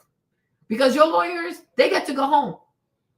They get to sleep in their beds. But you, not only are you convicted, but you're going to be charged of shooting a Black woman in her foot. Do you really want that to be your reputation? Hell no. So if I gotta be a snitch, I'm a snitch, but at least I'm gonna be known I didn't shoot her in the foot. And they say who did it. Explain what happened. You were there. Now you might get a conviction charge for holding a gun, and okay, but at least you're not gonna be in there because you shot a woman. But when you get convicted, like you go to court, you don't take the stand, you don't stand up for yourself. You put everything on your lawyer and you hope that reasonable where this game is rigged is gonna get you off the hook. Then you get convicted. Now you want to file for an appeal. People are going to say, oh, he got caught, he got convicted, right? And now he only wants to file an appeal. He's only saying he didn't do it because he's scared in there. People move with bad faith. So when you think about when you realize like that human beings are wicked people who truly move with bad faith, they intentionally do not want to hear you. They intentionally don't want to see your side because people are self-righteous because they're wicked. And also I think sometimes people who are self-righteous, it hides their ignorance. It hides their lack of intellectual sophistication. Right? Because when you are truly smart, you don't have a problem listening to other people. Like, you know what? Yeah, I can see how I missed this. Okay, cool. I'll just correct that real quick. It's not a big deal. But a lot of ignorant people have a hard time with correction. You know what I'm saying? That's why illiterate people are a liability. Okay? They are truly a liability. The more someone knows less, the more they think they know more. It's like, you don't know anything. But they think they know, and them thinking they know is to them is actually a greater testament than what they actually know. They don't know much, but I think I know a lot, and that's why on social media, even out here in the Black community, like you see it, a lot of pseudo intellectuals, right? People who sound smart but are truly dumb. They use fancy words, but they don't know much. We have a lot of pseudo intellectuals. And it causes a lot of chaos. And it causes a lot of misinformation. Because they sound, I mean, I guess they're loquacious. I guess, I don't know, right? They sound good. Oh, look at the big words the person using. But it's like, are they even saying anything that makes sense? Does it actually make sense? They don't care. They just care about how it sounds. That's why I say like there's a serious dumbing down of the people. Okay? But that is how it goes. But I just feel like Tory Lanez, he really should have taken the stand and say, I did not shoot this girl. And you have to prepare yourself. And your attorneys also should prepare you for the kinds of questions the defense could ask. You need to be ready to answer the questions. You have to be ready to answer these questions. Do not be afraid. You have to practice. Like I said with the whole Carmel thing. Oh, why would he bring a knife to a track meet? I'm like, oh, it's Texas. Have you seen the borders? Are you okay? He works at night. He works at the mall. You think everything revolves around Austin? He has that to protect himself because it's Texas. Anything can happen. Crime don't book an appointment with you. That girl Jocelyn Noguera who got killed in Texas, like almost like 4 hours away. She got raped and killed in Texas by those illegal immigrants. Did they book an appointment to murder her? What have we known that bad news or a horrible thing is booking an appointment? Like, is it okay if I come into your life tomorrow at 12 p.m.? Is it okay if I come into your life next week at 12? That's not how it goes. So if you stay prepared, you ain't got to be prepared, right? The borders is wide open. Over 8 million people crossed the Texas border in the past 4 years with Joe Biden. All kinds of criminal. Trente de Agua, MS-13, you name it, all kinds of gangs. Like we're right at the border. But was he at the track meet brandishing a weapon? No. And if people had been civilized, the weapon never would have came out because they wouldn't have been a threat. The weapon came out because they were threats, physical threats. So the threat had to be neutralized. Just like when you say Israel has the right to defend itself, Carmelo has the right to defend itself. There you go. He defended himself. If it works for Israel, it works for Carmelo. But you have to answer these questions. Do not be afraid. As if the vast majority of white folks don't even go to the grocery store with all kinds of automatic weapons in their pickup trucks. Why are you bringing an automatic rifle to freaking Walmart, to Winn-Dixie, to Costco? Like, go sit down somewhere. Go sit down somewhere. There are even places in Texas you will see people walk into a store with a gun, like right there on their waist. Why you bring a gun to a grocery store? Why you bring a gun to a grocery store? Shut up. Miss me with the bullshit. Just grabbing at straws, right? To try to make it seem like an American does not have the right to carry something to protect himself. So that's why when somebody said, don't touch me, see what happens. Do not touch me, see what happens. You need to be very careful. And when you see they're opening up a bag, oh, I don't care what you got in there. Okay. Then you assume the consequences of your actions. Because I will not be blamed. Because I told you, I warned you, you see me open this bag and you are still moving forward towards me when you are 65 pounds bigger than me, full of muscle. Okay. Then you are responsible for the outcome. How can I be blamed for this? Why am I even here? Right? Like you have to handle these people. Do not be afraid of these people. But if you are afraid to answer questions, you look like you're guilty. Your spirit is broken. You don't want to speak. You don't want to eat food. They're like, oh, well, he must have done that because why? If you didn't do anything, because that's how people think. If you didn't do anything, why is your spirit broken? So you have to walk in there like I'm an innocent man. You got to have that energy about yourself. You got to believe in yourself. You know what I'm saying? Oh, people come out and say, oh, you're not guilty of a RICO. You break down crying. So you thought you were guilty of a RICO? Like, I'm like, what is, like, pick your ass up. I would have told them, pick your ass up. Are you insane? Do you truly in your heart believe that you committed a RICO? Okay, then why would they have found you guilty of a RICO? Make it make sense. You know what I'm saying? But when you fall on the ground, you start crying, you start like praying to God. You don't need God for this. Do you think you committed a RICO? So why would you be convicted of a RICO? You got to have confidence in yourself. No matter what you go through, I don't care how like difficult, challenging it is. I don't even care that it doesn't seem like there's anything worth like having hope. I mean, you should always have hope because you're alive. I believe in yourself. And you have to believe that things are going to work out for you. You have to. You have to. Do not let anybody affect your mental state. Don't let anyone affect your mental state. They can say whatever they want to say. Oh, you're crazy. Oh, you're this. I don't give a fuck. I don't live for other people. People don't even know you. They watch one of your videos and somehow they think they're going to tell you, oh, there's something wrong. This girl was like, oh, there's something wrong with you. I'm like, well, coming from you is a compliment. Something should be wrong with me is that I don't abide by the programming. Like I'm not just going to say things that the media wants me to say. America is a very corrupt country. Like America is seriously corrupt. The American media is extremely corrupt. And if after we've been through in like 2020, you have yet to realize that and make peace with that, and you are still the kind of person to trust the media, that's listen. Yeah, but something is wrong with me. Something is absolutely wrong with me. I refuse to be brain-fed information. You will not feed me information. You're not going to tell me how to think. You're not going to tell me who to be. I'm my own person. Everybody wants a strong, independent woman until they actually meet one who's really independent. I think for myself. I make my own decision and I make my own, analysis and I think for myself. I'm independent. I don't need a hive, a mob, a sisterhood. I don't need that. Leave me alone. I do better when I'm by myself. So it's like you gotta have confidence in yourself. And I truly believe if you're someone who truly seeks the truth, though, you will find it. If you are not here to side over here and partisan crap and this and that, you are somebody who truly cares about the truth, you will find it. You will find it. Right? All you have to do is to seek out the truth. Seek it, you will find it. And you'll see many times the media is just lying to you. All they do is lie on people. And that's why I really feel like America is so divided, because the media here is like a terrorist organization.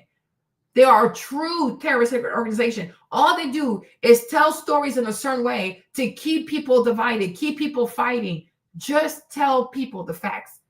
The news is not even the news anymore. It's all about their opinions. Oh, I'm giving you, they're like podcasters. Like they have no integrity. They have none. Give the facts. No, they can't, because they need to control. So they give people narratives. And it's like, no, not doing that. Department of Probation is going to do their independent calculation as to what the guidelines are, and the judge is going to take his cue from the Department of Probation. And ultimately, at the time of sentencing, there will be a hearing to determine what are those guidelines. And if there's any case where the guidelines make a difference, it's going to be this case, for the reason being that there's no mandatory minimum. And I am sure that Judge Subramanian is not going to look to go below the guidelines in handing out a sentence to Sean Combs, because this is not your typical transportation to engage in prostitution. Prime example, when the prosecution put up a picture of 27 men that were hired to engage in sexual acts with either Jade or Cassie, or sometimes with the both of them sharing the same men at different occasions. Well, and Bernardo, one other thing that we're seeing. You see what she said? The prosecution put a picture of 27 men who engaged with both Cassie and Jane at different occasions. So why put their pictures all at once? You see, once again, shock value. 27 men, because they know most people here have a 4th, 5th grade reading level. They're going to think, oh, they were having sex with 27 people all at once. It could have been you, baby, she slept with 10 men and you slept with 17, or was it 27? So everybody slept with 14 men. But even if you do 14 men divided by 9 years, how much is that? It's not even 2 men a year. But you see, people, they know people are stupid, right? Put a picture of 27 men all together. Oh, 27 men slept with these girls. Okay. It's 2 girls, right? So make it 28. That's 14. Diddy was with Cassie for 9 years. Divide 14 by 9. What do you get? You don't even get an average of 2 men a year. Oh my Lord, the trafficking of it all. That is crazy, right? Okay. They had 2 kinks. Okay, so 2 extra men for the threesomes. Okay, every year. Okay. I don't do threesomes, so I don't know, but I'm like, okay. There are women who have more sex than that. How many people does the average prostitute sleep with in a given day? And even me, I'm telling you, I think his lawyers did a mediocre job. Because I would have even brought prostitutes into the courthouse. I would have asked them, on average, how many clients do you take a day? And I'm sure most women who are full prostitutes, they probably do 5 to 6 johns a day. So if you're asking me, once again, Cassie's lazy. So in 9 years, your batting average is 14 men. If a woman sleeps with 6 men a day, multiply that by 365. What'd that give you? And then multiply that by 9. How is that prostitution? I am bored. People annoy me. Okay? People truly annoy me. Do people even know how many men most prostitutes sleep with in a given year? And that's what they should have done. Bring in some prostitutes and then ask the people, what's your batting average in a day, in a week, in a month, in a year? Okay, so if you had a 9-year career as a prostitute, how many men do you think you slept with? Okay. So Cassie, 14 men in 9 years. Oh my Lord. Oh my Lord. Once again, an underachiever. From one of Diddy's attorneys, they're asking for him to be sentenced as soon as possible. Why is that? Because they believe in their mind that Sean Combs would be eligible for a lesser sentence, that the judge will give him a lesser sentence than whatever the guidelines recommend. And it is in the prerogative of the judge to give a below guideline sentence, which could equal out to Sean Combs being released as soon as the date of sentence. So that's why they are asking for an immediate sentencing date. But what's going to be the bump in the road is how long the Department of Probation takes in interviewing Sean Combs and conducting their independent investigation for this pre-sentence report. This pre-sentence report is not going to be 2 or 3 pages. We are talking about over 10 or 20 pages that this report is going to encompass, that's going to take into account the life of Sean Combs from when he was born up until the day of sentencing, his actions in custody, what he has been done or even accused of doing, his prior bad acts, interviews with family members, interviews with other people, interviews with the victims of this case. All of that is going to be encompassed into this report that ultimately will be a recommendation for this judge to make the ultimate decision as to what should be the sentence in determining deterrence, accountability, and rehabilitation for Sean Combs for these 2 acts that he's been found guilty of. Okay, saying all kinds of bullshit. The moment the trial started, they should have also been doing their probation interview. Because either way, if he gets found guilty, you're going to have to do this, right? Why wait until now to start? You see, and this is how they play with people's lives. Do you see how mediocre the federal government is? Do you see why I was so happy when Doge was out here firing people? Because a lot of people who work for the government they're just mediocre. They are just mediocre. The moment you had him detained, the moment you started the trial, they should have started this whole probation, whatever this is. Because if he's found guilty of anything, you're going to have to do it, right? So get a head start. Why do you need 20 pages? America's a joke. For you to type 20 pages, you need 3 months. 3 months. You've been here for 8 weeks. Why didn't you start interviewing these people? Right? You've known this day will come. No, they need to do the all 8 weeks, deny you bail again. And then, we need 90 days so we can write 20 pages. 20 pages? It's like they're just a bunch of idiots. They're a bunch of lazy, grimy ass idiots who are just sucking all of the taxpayers' dollars with their mediocrity. These are mediocre people. Nobody needs 3 months to write a 20-page document. Most universities, your semester is only like what, 3 or 4 months. At this rate, you only write 1 paper per semester. That's not how it works.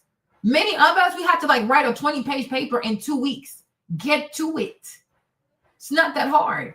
And also, you should have been starting on this while the case was going on, because you should have been prepared. So, hey, if he's found guilty of the RICO, here's what we recommend. If he's found guilty of this, here's what we recommend. You should have had all this ready. All your interviews with all these people, it all should have been ready. And this is how they play with people's lives. They are so mediocre. The federal government, whatever, they are federal government, state government, you name it, county. These people are so fucking lazy. Exactly. They need 3 months 90 days to write a 20-page document. And all of this, people of New York are paying for this. I'm like, sometimes these taxpayers also, they get what they deserve. Because when you don't care about what your money is being spent on, I don't know if I can feel sorry for you, right? But who needs you need 90 days. Do you know what you can do in 90 days? You can even lose 30 pounds in 90 days, okay? And that's hard. They need 90 days to write 20 pages. Not even 90 pages in 90 days. I thought you thought, 100 pages. No, it's 20 pages. 20 pages. You need 90 days to type a 20-page document. If America was not so corrupt, I'm telling you, it'd be a third world country. Because these are the kind of people you people hire at the federal government. Like this is your efficacy rate in the federal government. It takes you 90 days to write 20 pages. I thought you were gonna say 90 days in a 300-page document. No, 20 pages. Is that front and back? Like, what are we doing? What are we truly doing? This is just annoying. Like, this is just dumb. 90 days. Oh, we got to talk to his family. We got to talk to the victims. We got to talk. Why weren't you talking to them this whole time and slowly working on this document? They're so mediocre. So now you know they're going to weaponize. They're going to, they're very lazy. They are truly lazy and they're quite incompetent. And you know, so now that's another way to make him stay in there a lot longer. But if they were serious people, they would have started working on this document from the moment the trial started. Like, get yourself together, slowly start interviewing him. And also, he's been in there for 10 months. Why didn't you ask? You had 10 months to ask him these questions. You need 3 more months. When you've already had him in there for 10 months, are you okay? Even me, I would file a complaint. But like I said, his attorneys also, anybody could be in cahoots, seriously. Because me, I can't be okay with that. Because why didn't you start this early? He's been detained for 10 months. Why didn't you do all of this stuff early on? Because from the jump of it, people thought he was going to be convicted of a RICO. So either way, you should have been ready, right? Your recommendation should have been ready because you should have prepared for it. If he gets convicted for a RICO, here's how we want him to be sentenced. Yeah, they're very lazy. They're very, very lazy. They are truly lazy. And that's why I'm like, I don't understand how people can trust the government. I don't understand how people can trust the federal government. I don't even understand how people can trust federal prosecutor. These people are shiesty. And I pray to God that you never have to deal with these people or nobody in your family has to deal with these people because they are criminals. They are bona fide. And the thing that makes it worse is that these people go to school to learn the law. At least like a criminal off the street, he doesn't really have no real knowledge of the law. He's just a criminal. But you go to school to learn the law. So when you commit your crimes, you can get away with your crimes. You're a bunch of sociopaths, like a bunch of demonic ass people. Because this has nothing to do with keeping the streets safe. It's all about you needed some kind of poster child for abuse in Hollywood and women, and it had to be the face of a Black person. That's it. Because otherwise, to me, I'm like, why do you need 90 days to type 20 pages? What? I've never heard of that.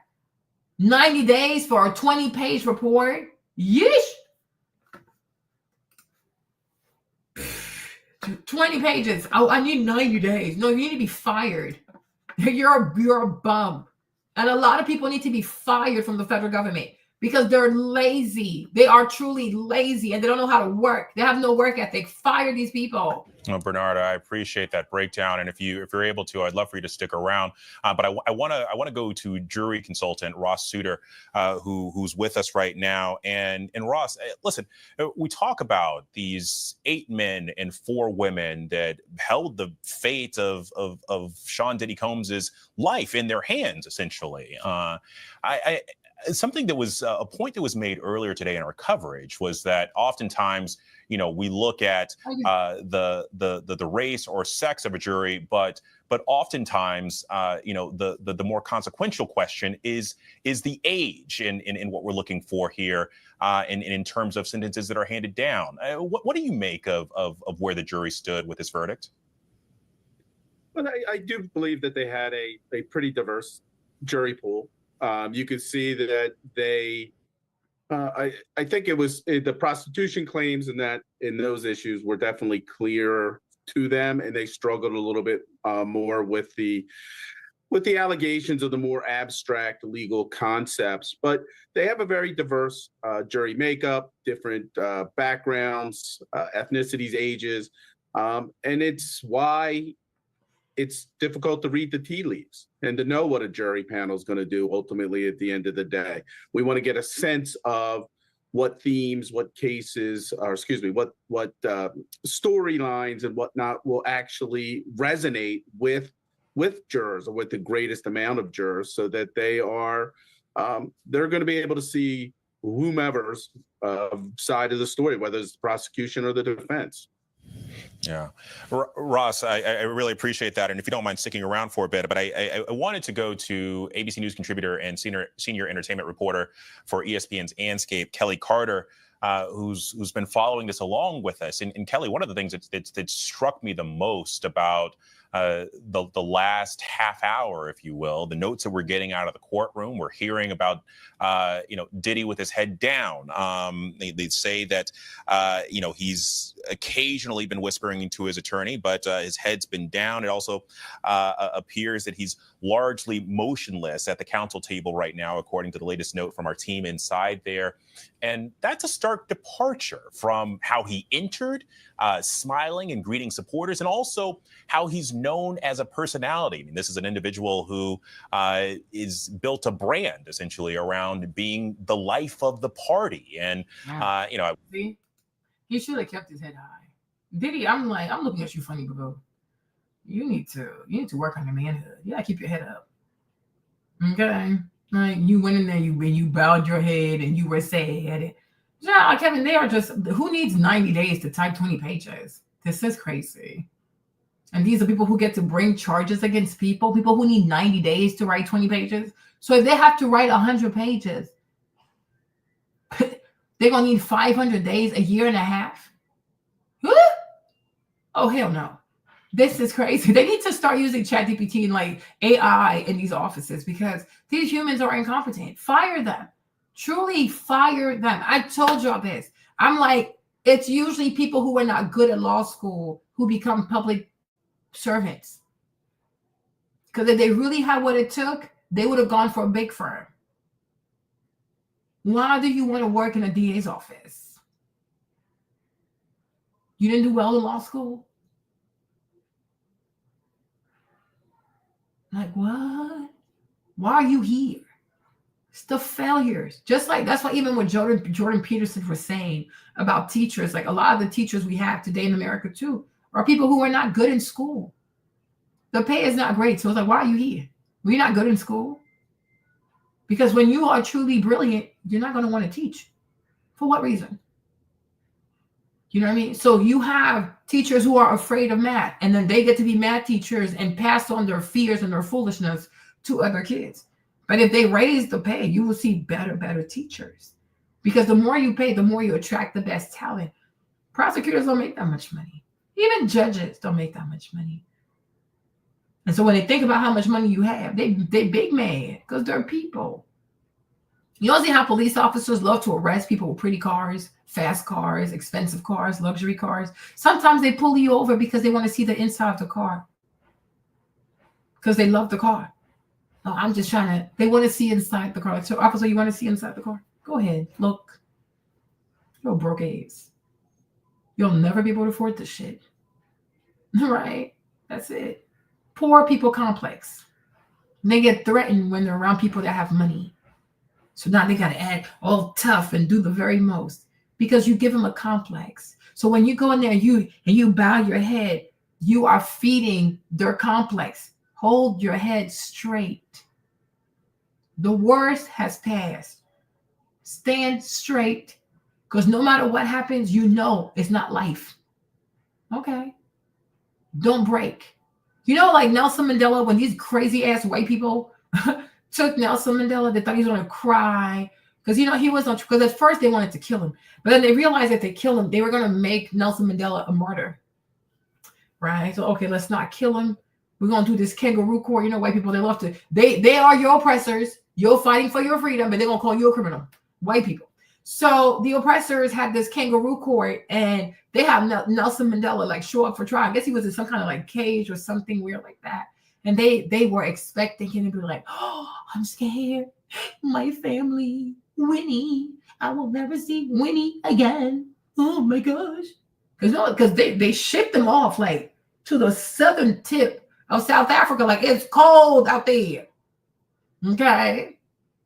But they really wanted Nelson to start begging for his life. He was like, who, me? You are crazy. He even asked them to kill him. Because they let me see if I can find it. They let him make a they allowed him to, I guess, make a speech, right? Hold on. See if I can find it. There you go. Is that oh, hold on. Let me see. Yeah, I think it's this one. Yeah. Ooh, baby. They wanted him to beg. He said, who, me beg? You are crazy. You are insane. Okay. Let me see.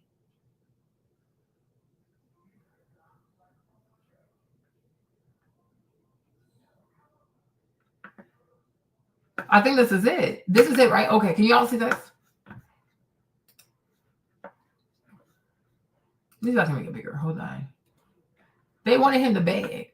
So it said, during my lifetime, I have dedicated myself to the struggle of the African people. I have fought against white domination. Say it to their faces. Don't even be shy about it. And I have fought against Black domination. I have cherished the ideal of a democratic and free society in which all persons live together in harmony. White people in harmony, good luck with that.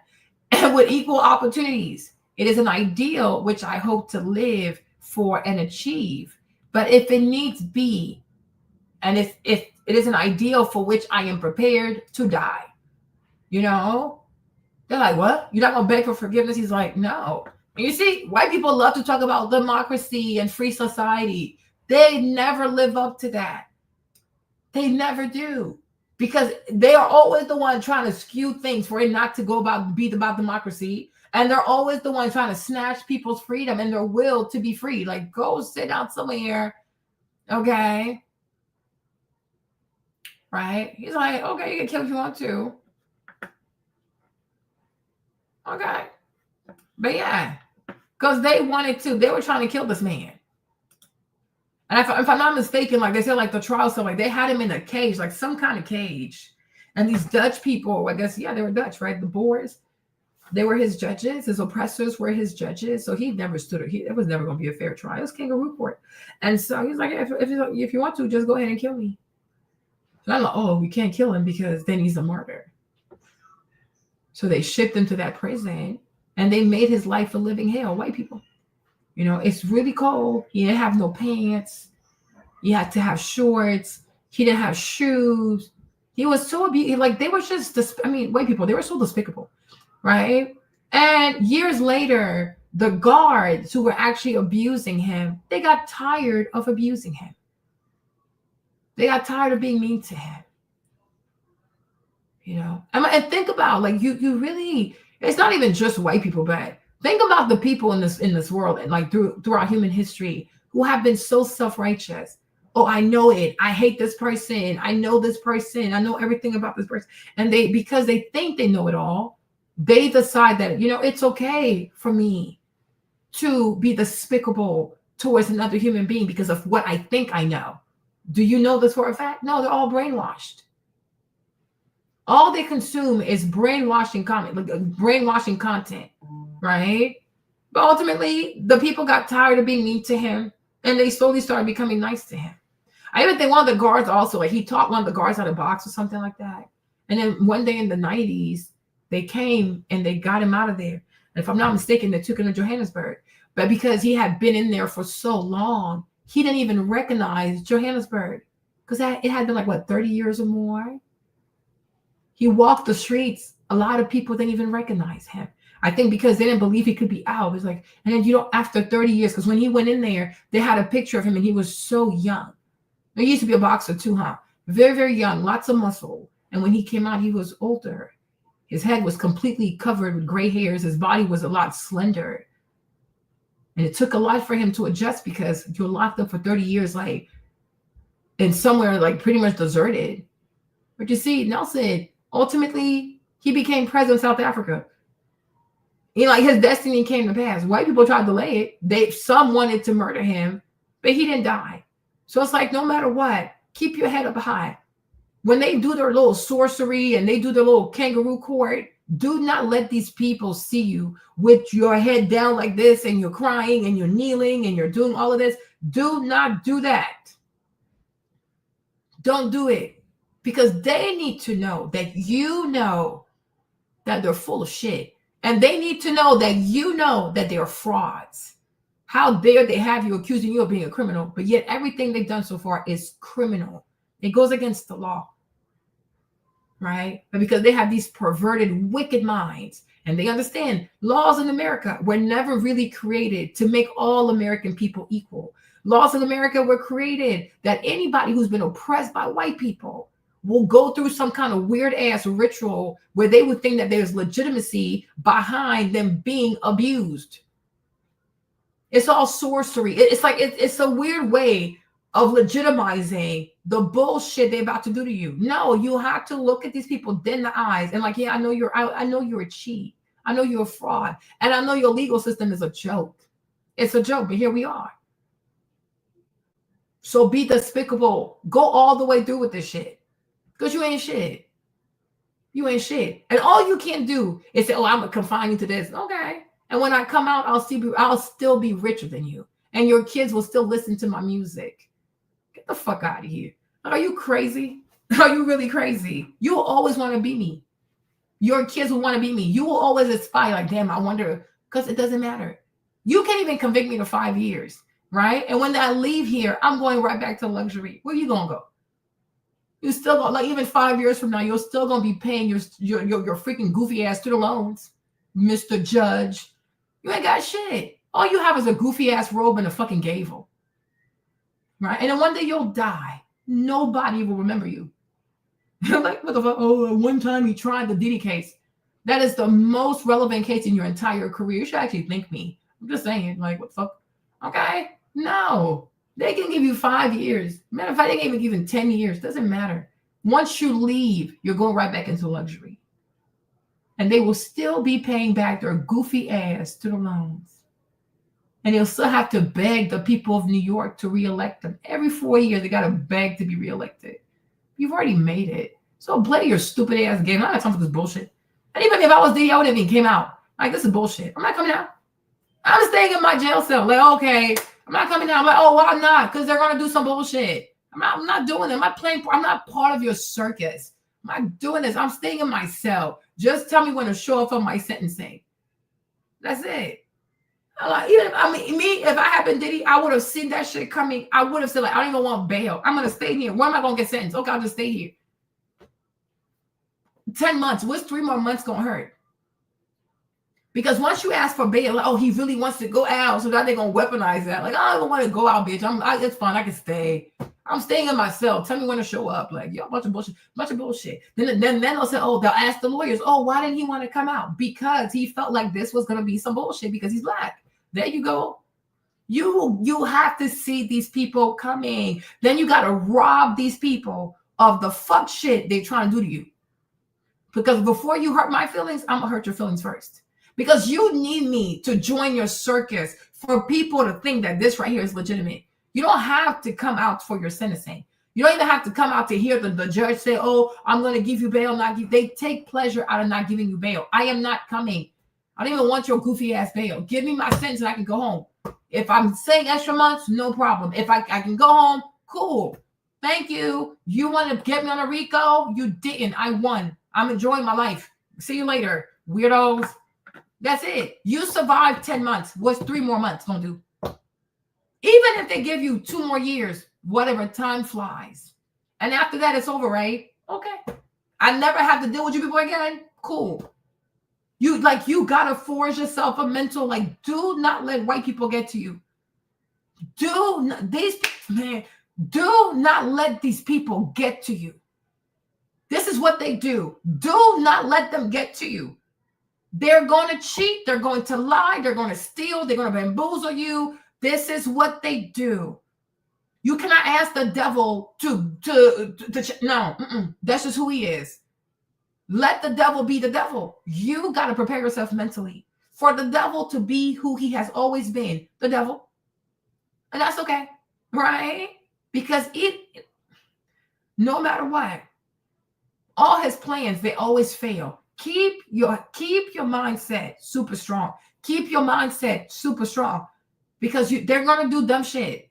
That's just who they are. White people, white Americans, it's a cheating ass people. Like, the truth is not in these people. Like, it's just not. It is what it is.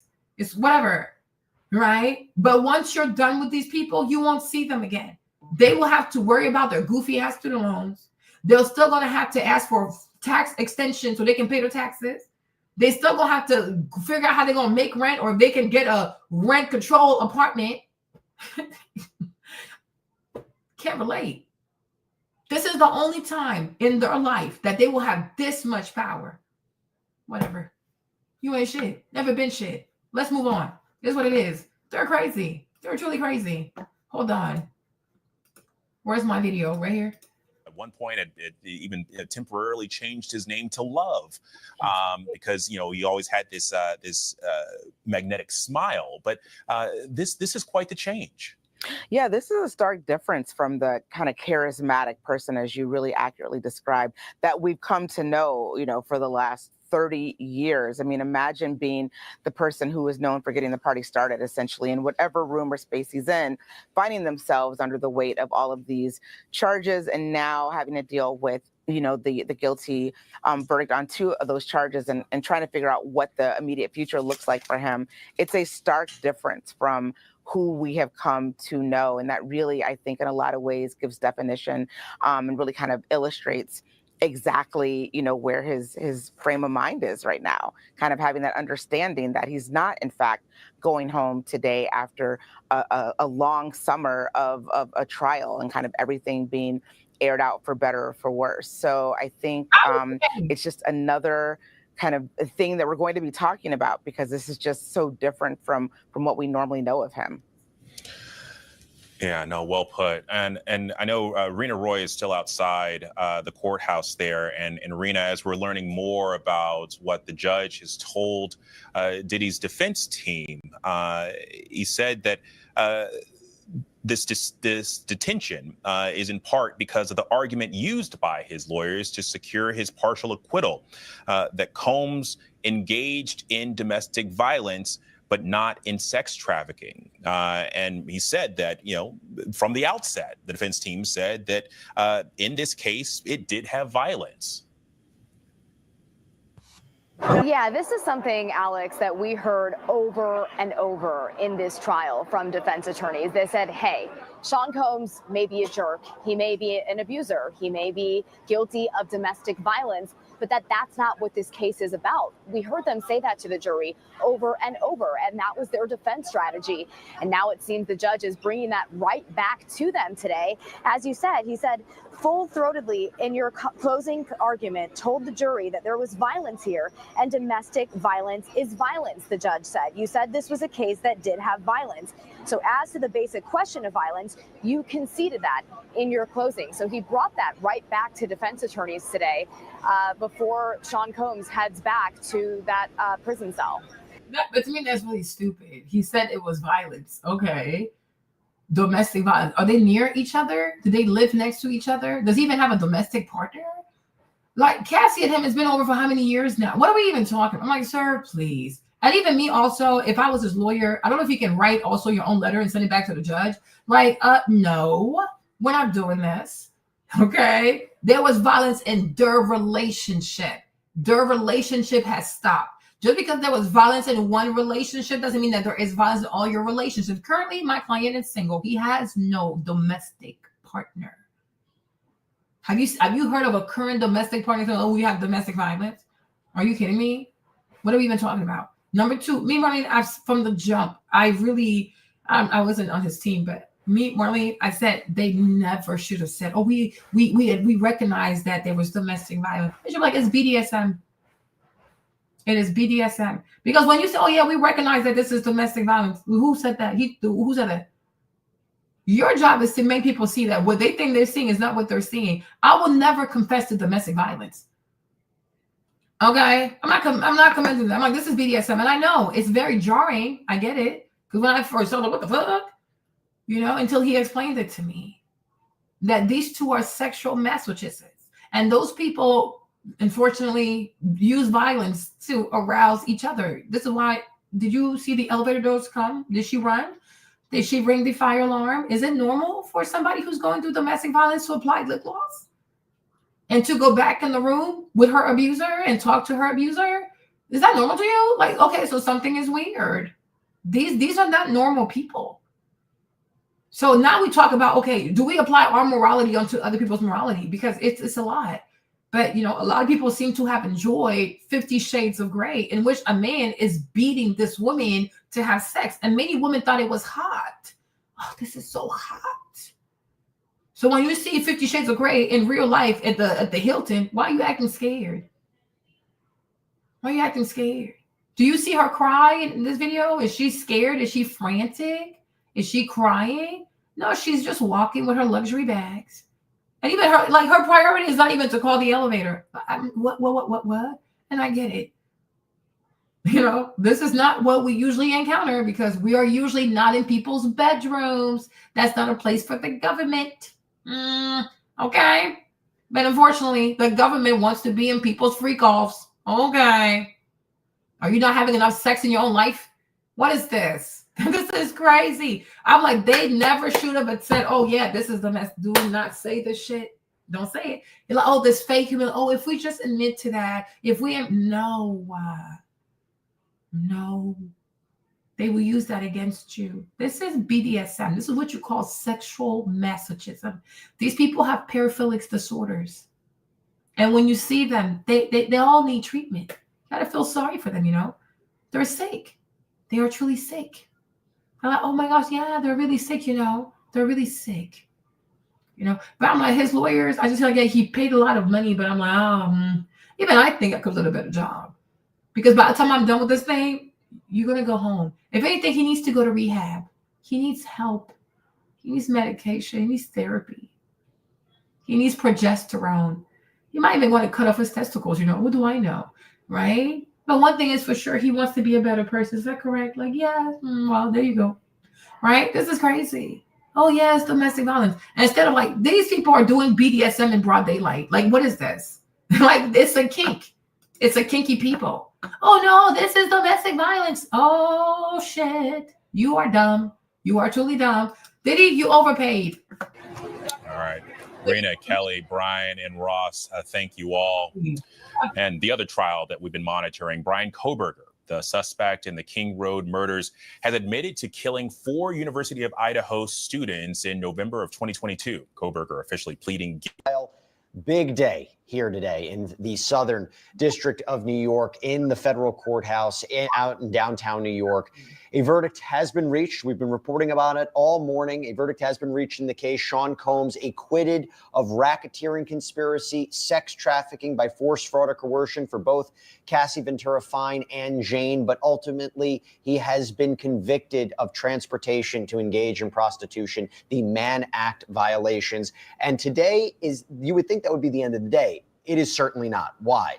The judge has to determine whether or not Sean Combs should make bail, whether or not he should be released, whether or not, we have a live shot of the courthouse, whether or not we will see him walk out of that courthouse later today. Right now, both sides are submitting paperwork to the court. We're keeping a very careful eye on the courtroom updates to see what that decision will be, because the judge is going to decide. And what the basis was for Sean Combs to be locked up during the whole course of this criminal process, it is very different now. It is very different now because he's not facing those top charges, those violent charges, those charges that could have sent him to prison for the rest of his life. And one of the other big considerations we have when we talk about transportation to engage in prostitution, the charges that he was convicted of, is what will be his sentence. While there are maximums of 10 years in prison on each charge. And although the prosecution has said that he could face up to 20 years if they stack them one after the other, it seems highly unlikely given a number of mitigating factors in this case, but there's also aggravating factors, and we'll talk a little bit more about it. But we're going to take your questions as we are live on air, and we update you about what is happening. But I also have with us a very special series of guests. So we have an all-star panel. We got with us Ben Chu, acclaimed litigator, famously represented Johnny Depp in his high-profile trial against Amber Heard. We also have with us criminal defense attorney and civil rights attorney Tyler Bailey. We have with us Sierra Gillespie and Elizabeth Milner out in the field. We'll get to them. But right now, we are also joined by Sheree Hayes. Now, for anybody who's been following this case, you will know who Mr. Hayes is, also referred to as the Punisher during the course of this case. Mr. Hayes, who's also, by the way, the author of In Search of Freezer Meat. We can talk more about that. Hayes had testified during the course of this trial about his involvement in 8 to 12 sexual encounters that he had with Cassie Ventura Fine and Sean Combs. Testified that Combs watched and gave directions during these events. You played a pivotal role. Yo, I might have to say this. I'm getting a little hungry. So hold on. This man is a sex worker. This man had sex with Cassie, allegedly without her consent because she was being forced to do it with Diddy. But they have this man on the panel. You see how white people are so fake? Y'all, we might have to do this tomorrow. I'm gonna get some food, but you can watch it though. They're so disgusting. So Diddy is a criminal, but you guys can have people like that on your panels. And like, oh, the Punisher, the Punisher. You see how white people are disgusting? Do you see how they're obsessed with sex? And they are truly obsessed with black people and their penises? What kind of deranged freak show is this? Right? And my thing is, why if Cassie was truly being, that's how you know they're full of shit.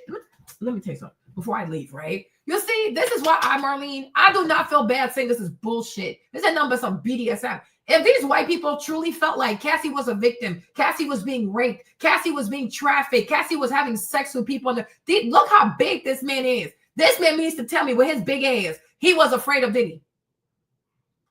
This is the man that went to court. This is a farce. This is kangaroo court. This is a witch hunt. This is persecution based on your blackness and the fact that they want to take all your money. There's some bullshit. Do you see how big this man is? And he goes by the Punisher. So you know how to punish the poom poom, but you don't know how to punish Diddy if you feel like, okay, this is crazy. And you see, I don't know, I'm like, you are probably even a bigger sicko than Diddy is. Because if you walk into a room and you can tell that this young woman does not want to have sex, she looks scared, she's frightened, and you still get a hard on, and you continue to have sex with her because, oh, I was scared of Diddy. You are scared of Diddy, but you're not scared of God. You are not scared of even the police. What if the police comes in here? You're not even scared of going to prison. You fear Diddy more. You are full of shit. And then this is the kind of man that they have on their panel.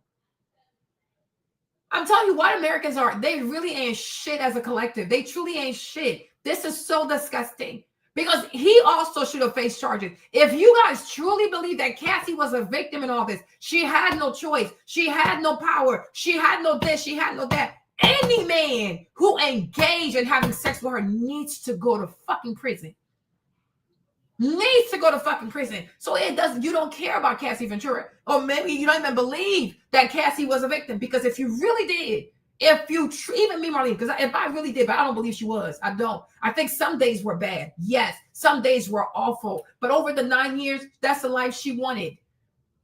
But if they truly believe all the bullshit they're saying, there is no way they would have this despicable human being on their freaking panel. A channel that's called Law and Crime. You have a Punisher, a man who was having a sex with a woman against her will. He was able to have an erection. So you know it's a damn joke. It is a joke.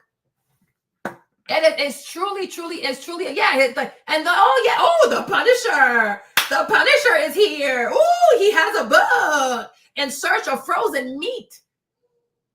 The way these people are obsessed with black people and their penises, it is truly concerning.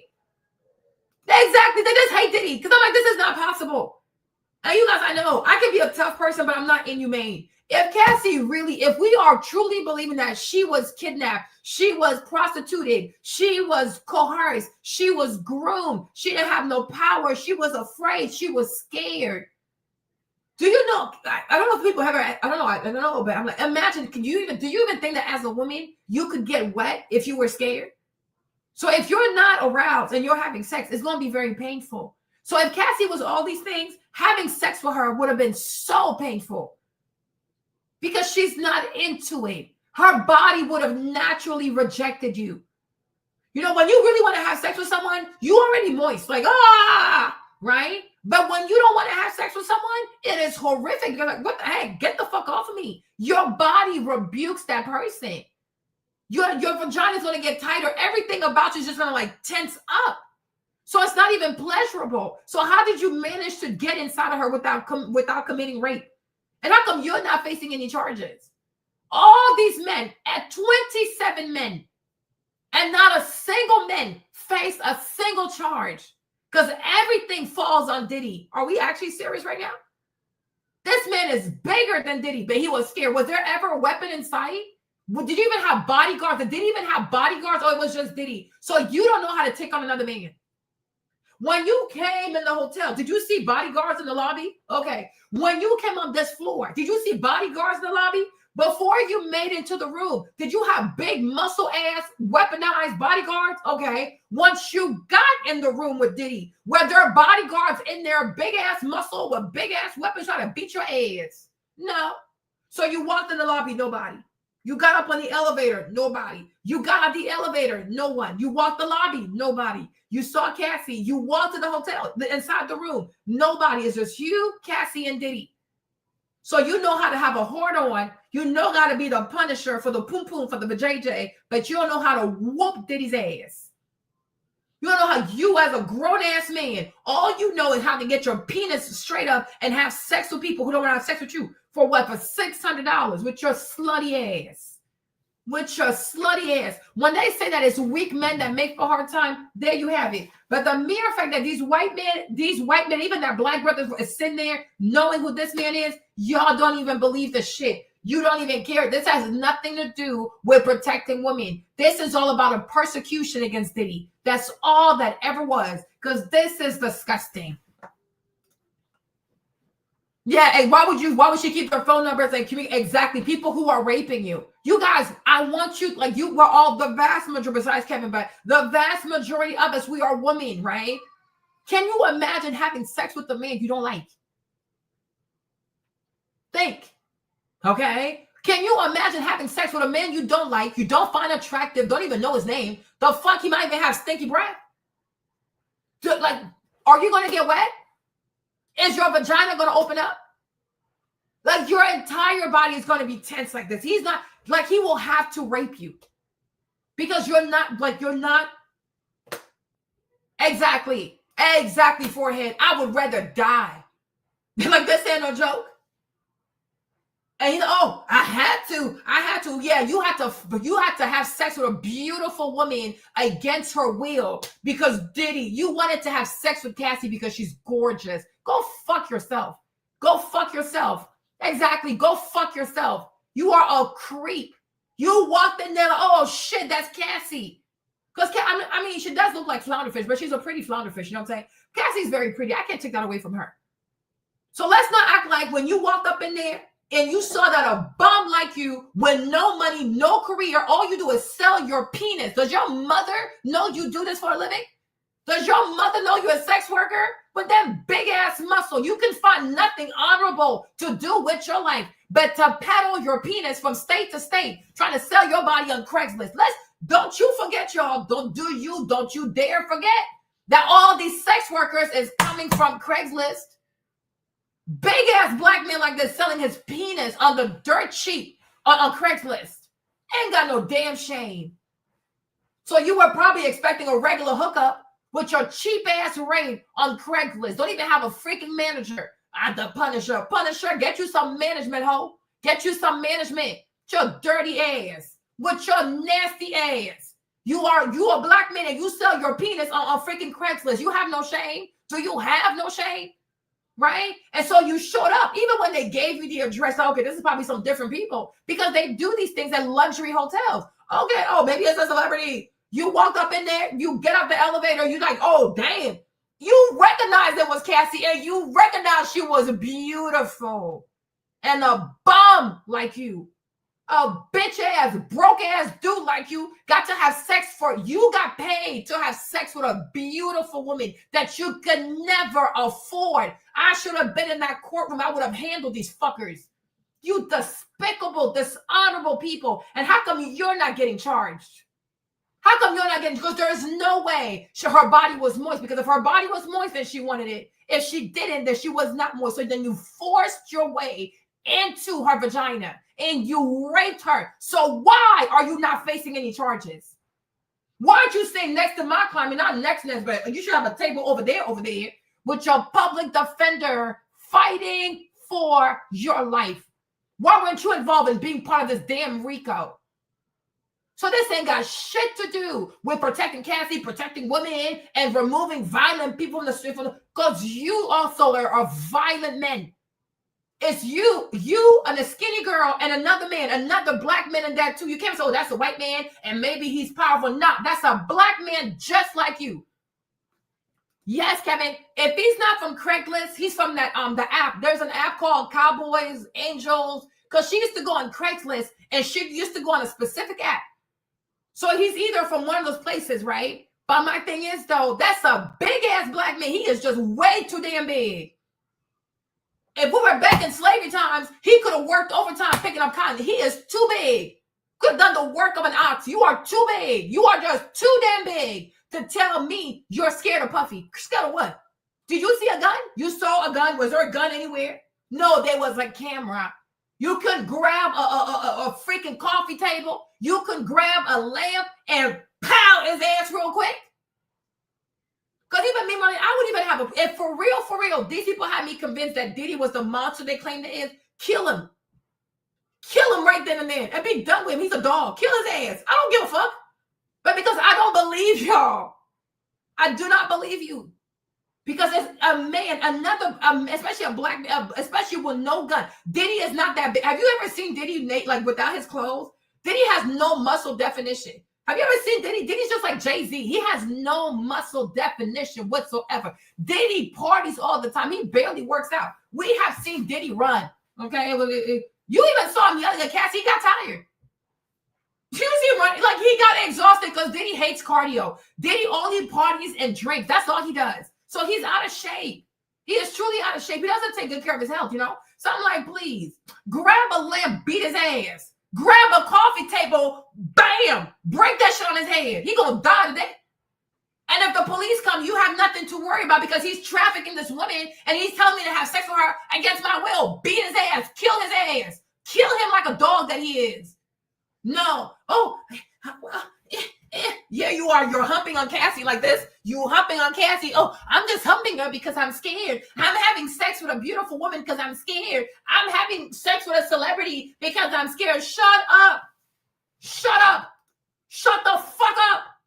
You had sex with her because she's beautiful and you knew dang well there was a golden opportunity for you to have sex with one of the most beautiful women in the world and you took advantage and you got paid and you were grateful and you went home and you said to yourself, damn, I can't believe I fucked Cassie right in front of Diddy. You felt special, didn't you? Your bitch ass. Sitting working with them crazy ass white people do this fuckery. Oh, you go right in hell. People like you need to, I always tell y'all, traitors need to be handled accordingly. Traitors need to be handled accordingly. You have facing charges. So, sir, explain to me, what was her vagina like? Oh, we're going to go there. Y'all want to talk about black people and their penises? Y'all, because it's like y'all want to have some kind of soft porn conversation. Let's go. Explain to me the texture of her vagina when you were having sex with her. I want to know. No objection. There is no objection. Is it rape or was it not? Because if it was not rape, because her body was moist and it was consensual, do not bother me. Why are you here? Who sent you? What the fuck did these people promise you? It's always a goofy-ass Negro that will sell another Negro when we were down here doing the same gutter-ass shit. You ain't no different than Diddy. Because if Diddy is gutter and you did that shit in front of him and you never whooped his ass, if If you die today, you die today. Because this isn't what I signed up for. I'm here to have sex with consenting people. So the moment you realize that this woman is under duress and you see how small she is, why did you have sex with her? Why, matter of fact, did you rape her? And why are you not facing charges for aggravated assault and rape? I have questions. But then again, it's America. Do I really have questions? Do I already know? It's a racist witch hunt. Now, I don't know who at Diageo put you up to this, you crazy ass people, because you want my clients' money, but you ain't gonna get the money. But what you will do is give me money because I'm gonna sue all you fuckers. I'm like, you, Diddy, you need to sue this man. Oh my gosh, I don't even care how long they lock you up for, Diddy, while you're in there. You need to sue everybody. He sells a book because so that's why you came, so you can have PR. You want to have PR off of my faith. Motherfucker, every time you sell that book, you're going to pay me, bitch. Your royalties, they going to go to me because this is PR. So you use me so you can sell your book. Jesus Christ. You use me so you can sell the meat, what do you call it again? The meat chaser, the meat stacker by the Punisher. So this is, you use me to build your brand. You are crazy as fuck. I will send my lawyers after you. Every time you sell a book, you're going to pay me, bitch. Every time you make an appearance and you get paid, you will fucking pay me. Like you can be locked up and make people's life a living hell. Your body is locked up, Diddy. Your money is locked up. Your body might be in that jailhouse. Your body is not, your money is not locked up. Use your damn money. Ruin these fucking people. These people are fucking clowns. They're a bunch of fucking clowns. You are insane. Y'all, oh my gosh, mind you, we are talking about luxury hotel rooms, y'all. They got premium furniture. I ain't talking them flimsy ass coffee table, them wobbly ass, the nightstand. Nah, these is luxury furniture. So they're really, really heavy. If you don't grab this coffee table and just break that shit on his head, you gonna die today, y'all. Me money. I see a rapist. I see a human trafficker person, and it's just you versus me. May Allah help me, because you will die. We're gonna fight. Somebody's gonna die. It's gonna be you. But for a man this size, you didn't even try to beat his ass. I could understand if you tried to beat his ass and Diddy subjugated you. So, oh, well, damn, this motherfucker's strong. You didn't even try to whoop his ass. You didn't even try to whoop his ass. Did you even say to Cassie, if you want to leave, I got your back. You go, run. I will fight this man. And when you make it downstairs, tell her to call the police because I'm about to die today, or he might die today. You could have told her to run and have a head start. But no, you could have stood in the gap. Because just because you're a sex worker, it doesn't mean that you stop being a man. Because you can be a sex worker and still protect people in need. You can still protect people in danger. You could have said, run. If you don't want to do this, if you are here, just run. I will hold this man, because today somebody's going to die. If he never had his ass whooped in his life because he thinks he has money so he can take advantage of people, I will whoop his ass today. I'm going to give this man an ass whooping. No. Oh, well, I guess. Ooh, yes. Ooh, yeah. Ooh, yeah. Bitch, shut the fuck up. Get the fuck out of here. Like, go somewhere. You saw how beautiful she was, and you know a woman like that will never go for a bastard like you. And that's why you kept checking on her, because you wanted to make sure that she enjoyed it. Because you thought your dick game was memorable. You a rapist, bitch. And I called you a rapist. Don't you ever forget that. Oh, I checked in on her. You checked in on her and you didn't say, oh, do you want me to call the police? Oh, hey, beautiful, you good? She good? Nah, call the police, right? Right? So, like, get the fuck out of here. These people, not like this thing, Aquarius. I'm like, even Young Miami, she should have stood by Diddy. Fuck y'all. You didn't even call the next day. Like, oh, do you want me to call the police? No. You good? You okay? How you doing, girl? How is she doing? How is she your victim? So you kikiing with your rape victims? Break it down for me one more time. You ain't shit. Okay? Go fuck yourselves. You're a bunch of clowns. White Americans are a bunch of hypocrites. I cannot deal with these people. They are so unserious.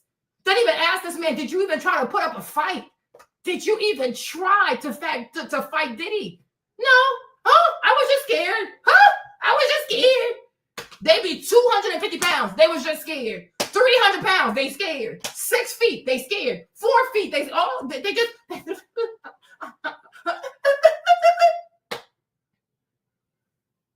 Bunch of rapists. Bunch of rapists. Anyways, my peoples, let me tell you something, right?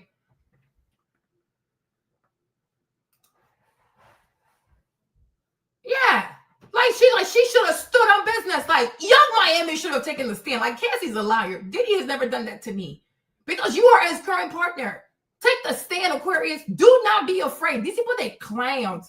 They're a bunch of clowns. Me, Marlene, I would have stood in there. Everything she talked about, I had never seen that. And I've even heard that she might have psychiatric issues.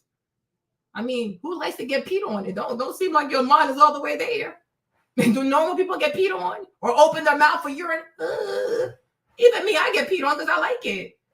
That's it. Like, just say it. Like, I get peed on. And I even told them to do it to me because it's like, what the heck? But it's just a thing. I like it. She like it. I like it. Why is she playing victim? That's what Young Miami should have done. Like, you people are crazy. You are truly crazy. But I'm like, this man, oh, she was a victim. She was this and that. And you have this man on your panel. These people are not serious, you guys. They are truly unserious. Because it's either we are against rape. We are against domestic violence. If you said, Marlene, I tried. Look, he cut me right here. Marlene, I tried. He stabbed me right here. I can say, okay, brother, you tried. You tried. You know what I'm saying? No. Oh, I was just scared. Scared of what? Why don't you try a little bit? So you as a man, you're not even going to try to size up another man. Because at that moment, he's just a person. He and Diddy, it's not on the stage. We had the BET Awards. We are in a hotel room. And he's asking you to do something that I'm a sex worker and no rapist. Or you don't make a distinction. So if you do this, you do this like all the time. Consent doesn't matter to you. If a man tells you to do it to a woman, you'll do it. You belong in prison, huh? You belong in prison. You're gonna be a punisher of the booty holes, right? Are you actually okay? Are you all the way okay? This is clown behavior. This is bullshit. This is bullshit. I'm like, these people are despicable. They are despicable, and they do this so they can feel good about themselves and feel good about their whiteness. Because I told you, they never care about the soul. The vast majority of white Americans do not move from a position of integrity and honesty, because this is disgusting. You should have tried to whoop his ass. You should have even tried to kill his ass. Because if Diddy is everything y'all say he is, he don't even deserve to live. Me, I'm crazy. He don't even deserve to live. You grab a lamp, them luxury lamp, boom. Oh, you say, oh, I gotta go to the bathroom real quick. And when you come to the bathroom, you act like you walk into the bathroom, and then you come back with the chair and you grab his neck. You don't watch the movies. You don't see how the narcos do it. You don't see how the narcos do it. They like, oh, I'm going to the bathroom, and then they walk behind you, and next thing you know, they got a thing around your neck. Like this. You're like, ooh. Right? You go to the bathroom, you look for a plastic bag. And when you come, you put that bag over his head and you choke his ass in there like, run, girl, run, bitch. Run. You ain't never watched no movie? You never watched a narco movie in your life? You ain't never watched no James Bourne, Officer Bourne? You ain't never watched no CIA movie? No FBI movie? You ain't watched no Matt Damon movie? Even I know what to do. You act like you're going to the bathroom, and then you pull back, bow, you grab him by the neck. Or you go to the bathroom and you look for a plastic bag. Boom, you put that on their head. And you do like, and you're like, girl, run. You better run. This dude is crazy. Then even try to save her because you didn't want to, because you realized who she was. And it was actually, you were actually excited because you wanted to have sex with her. You demon bitch. You big bitch cow. You big penis coward bitch. Imagine having a big ass penis and being a coward. How'd that work? So your penis is big, but your courage is short. Explain that to me, because it's a paradigm I don't understand. Okay? So you got a big dick. You got a big dick. You got big testicles, but you got a small heart. You's a coward ass bitch with a big penis. Somebody needs to make a remake of The Wizard of Oz. because this is crazy. But they got to be a fourth member who has a big penis, big testicles, but ain't got no heart. How that work? We're going to take you to Oz. You're going to talk to the Oz. You're going to, yeah, big bad coward Punisher. So he got a big penis, but he got a small heart. So your penis is big, but your courage is non-existent. You human? You were made in a lab. How will you conceive? Like, what is going on here? Who is your daddy? Who is your daddy? Because your mother, okay? Okay? Because your mother made a big mistake. Because you, Margaret Sanger, was looking for fuckers like you. Okay? Yes. Ooh, yes. Unbelievable. This is despicable behavior. These people are so despicable. Like, no, like this is like you didn't even try. None of them even try. And nobody wants to focus on, y'all didn't even try to whoop his ass. Like this is crazy. Nobody can say, oh, I have a bruise, or I have a cut, or I have a stab. Like I tried to stop his ass. No, they have sex with her. They keep talking to her. They text. So you guys were attracted to her. And now you're sitting here saying, oh, no, Diddy made me. Diddy made you what?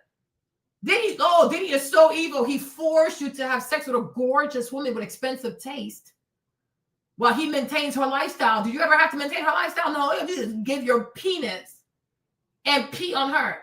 Did you ever pay for her lifestyle? Give it afford her lifestyle, you freaking bum. You ought to be worshiping Diddy for the rest of your life. You could never get a woman like that with a face like this. It's your bitch ass. I know you damn stupid. They're so disgusting. They are so disgusting. They are so disgusting. Oh, this is really crazy. This is seriously crazy, y'all. This is so like this got me really pissed off. But we can do this one tomorrow, right? I need to go get some food. I need to eat something. I gotta go take my amino acids. Oh, Lord Jesus, help me. Okay. Y'all, let me tell you something, right? This is insanity.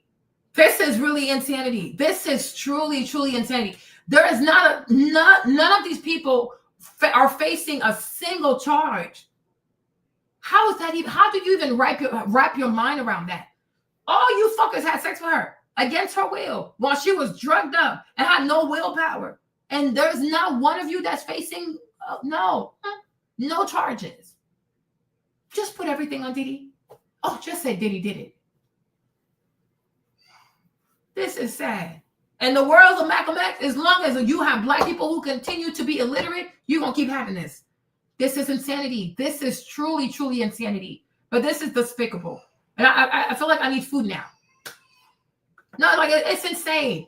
27 people. So you know these men. You have access to these men. And they are telling you, oh yeah, she didn't want it. But I still had sex with her. Because somebody can coerce you to have rape. So who's to say you're not going to do it again? Who is to say? So next time, if another man pays you, you'll do it.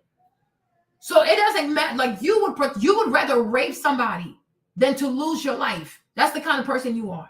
That's the kind of creep that you are. But somehow you're not a predator. Somehow these goofy ass white six Avengers ain't trying to lock your ass up. Because when you walk the streets, women are safe, right?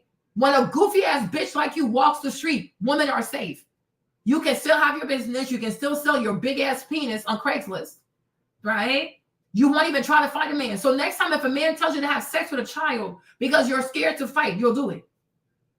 But somehow the streets are safer when you are walking free. You so damn free that you're on panels with your sinful life and your disgusting, dishonorable career.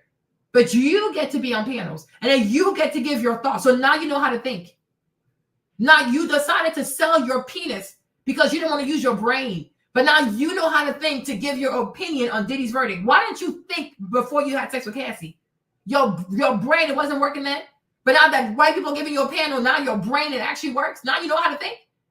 Now you want to be an analyst. You want to be a legal analyst. You're tired of being a porn star. Like, but you are a clown. You are truly, truly a clown. People are crazy, guys. Okay, y'all. I love y'all. I do have to go. Okay. But I'll be back tomorrow by God's grace. Okay. He really is too old. And he has no shame. So if he doesn't feel like he did something wrong, why should Diddy feel like he did something wrong? But I couldn't even imagine. I just couldn't even imagine.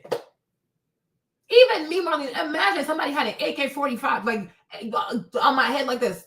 Oh, you have to sexually assault a child, then just kill me. Because I can't let me being a pedophile, it would never happen.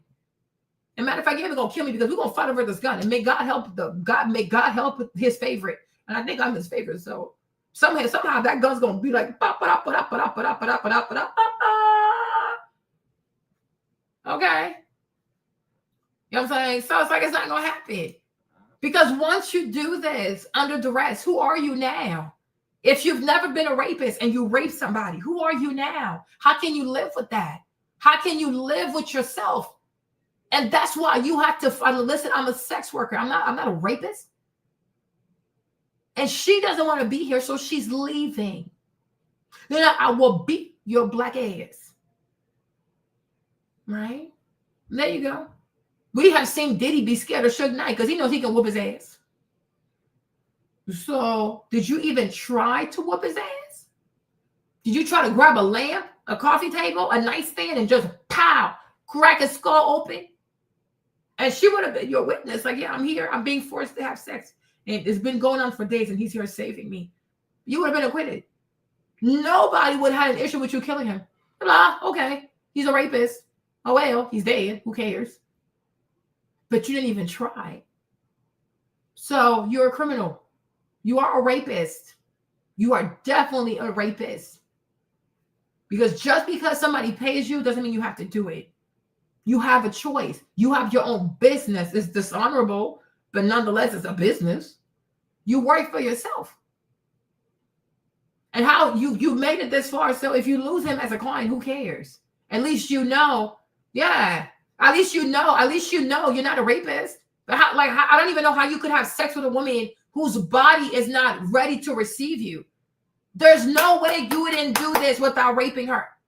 So why are you not facing charges? Instead, you get the grand treatment. You're also treated like, oh, he's a victim. He's the punisher. He has a book about meat. We'll find out about his book and then we'll let him promote his book.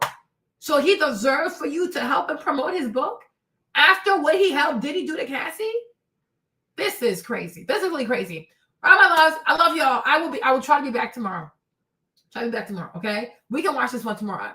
We'll pick it up from here tomorrow, okay? Love y'all. Bisous. I will see you tomorrow. Hey, Queen. Bye, Miss B. Bye, Lonnie. Bye, Forehead. Bye, Nafisa. Bye, all my people, right? But I'm telling you, this is just crazy. This is really, this is too much. Love y'all. Gotta go. I need some food. I need something to eat.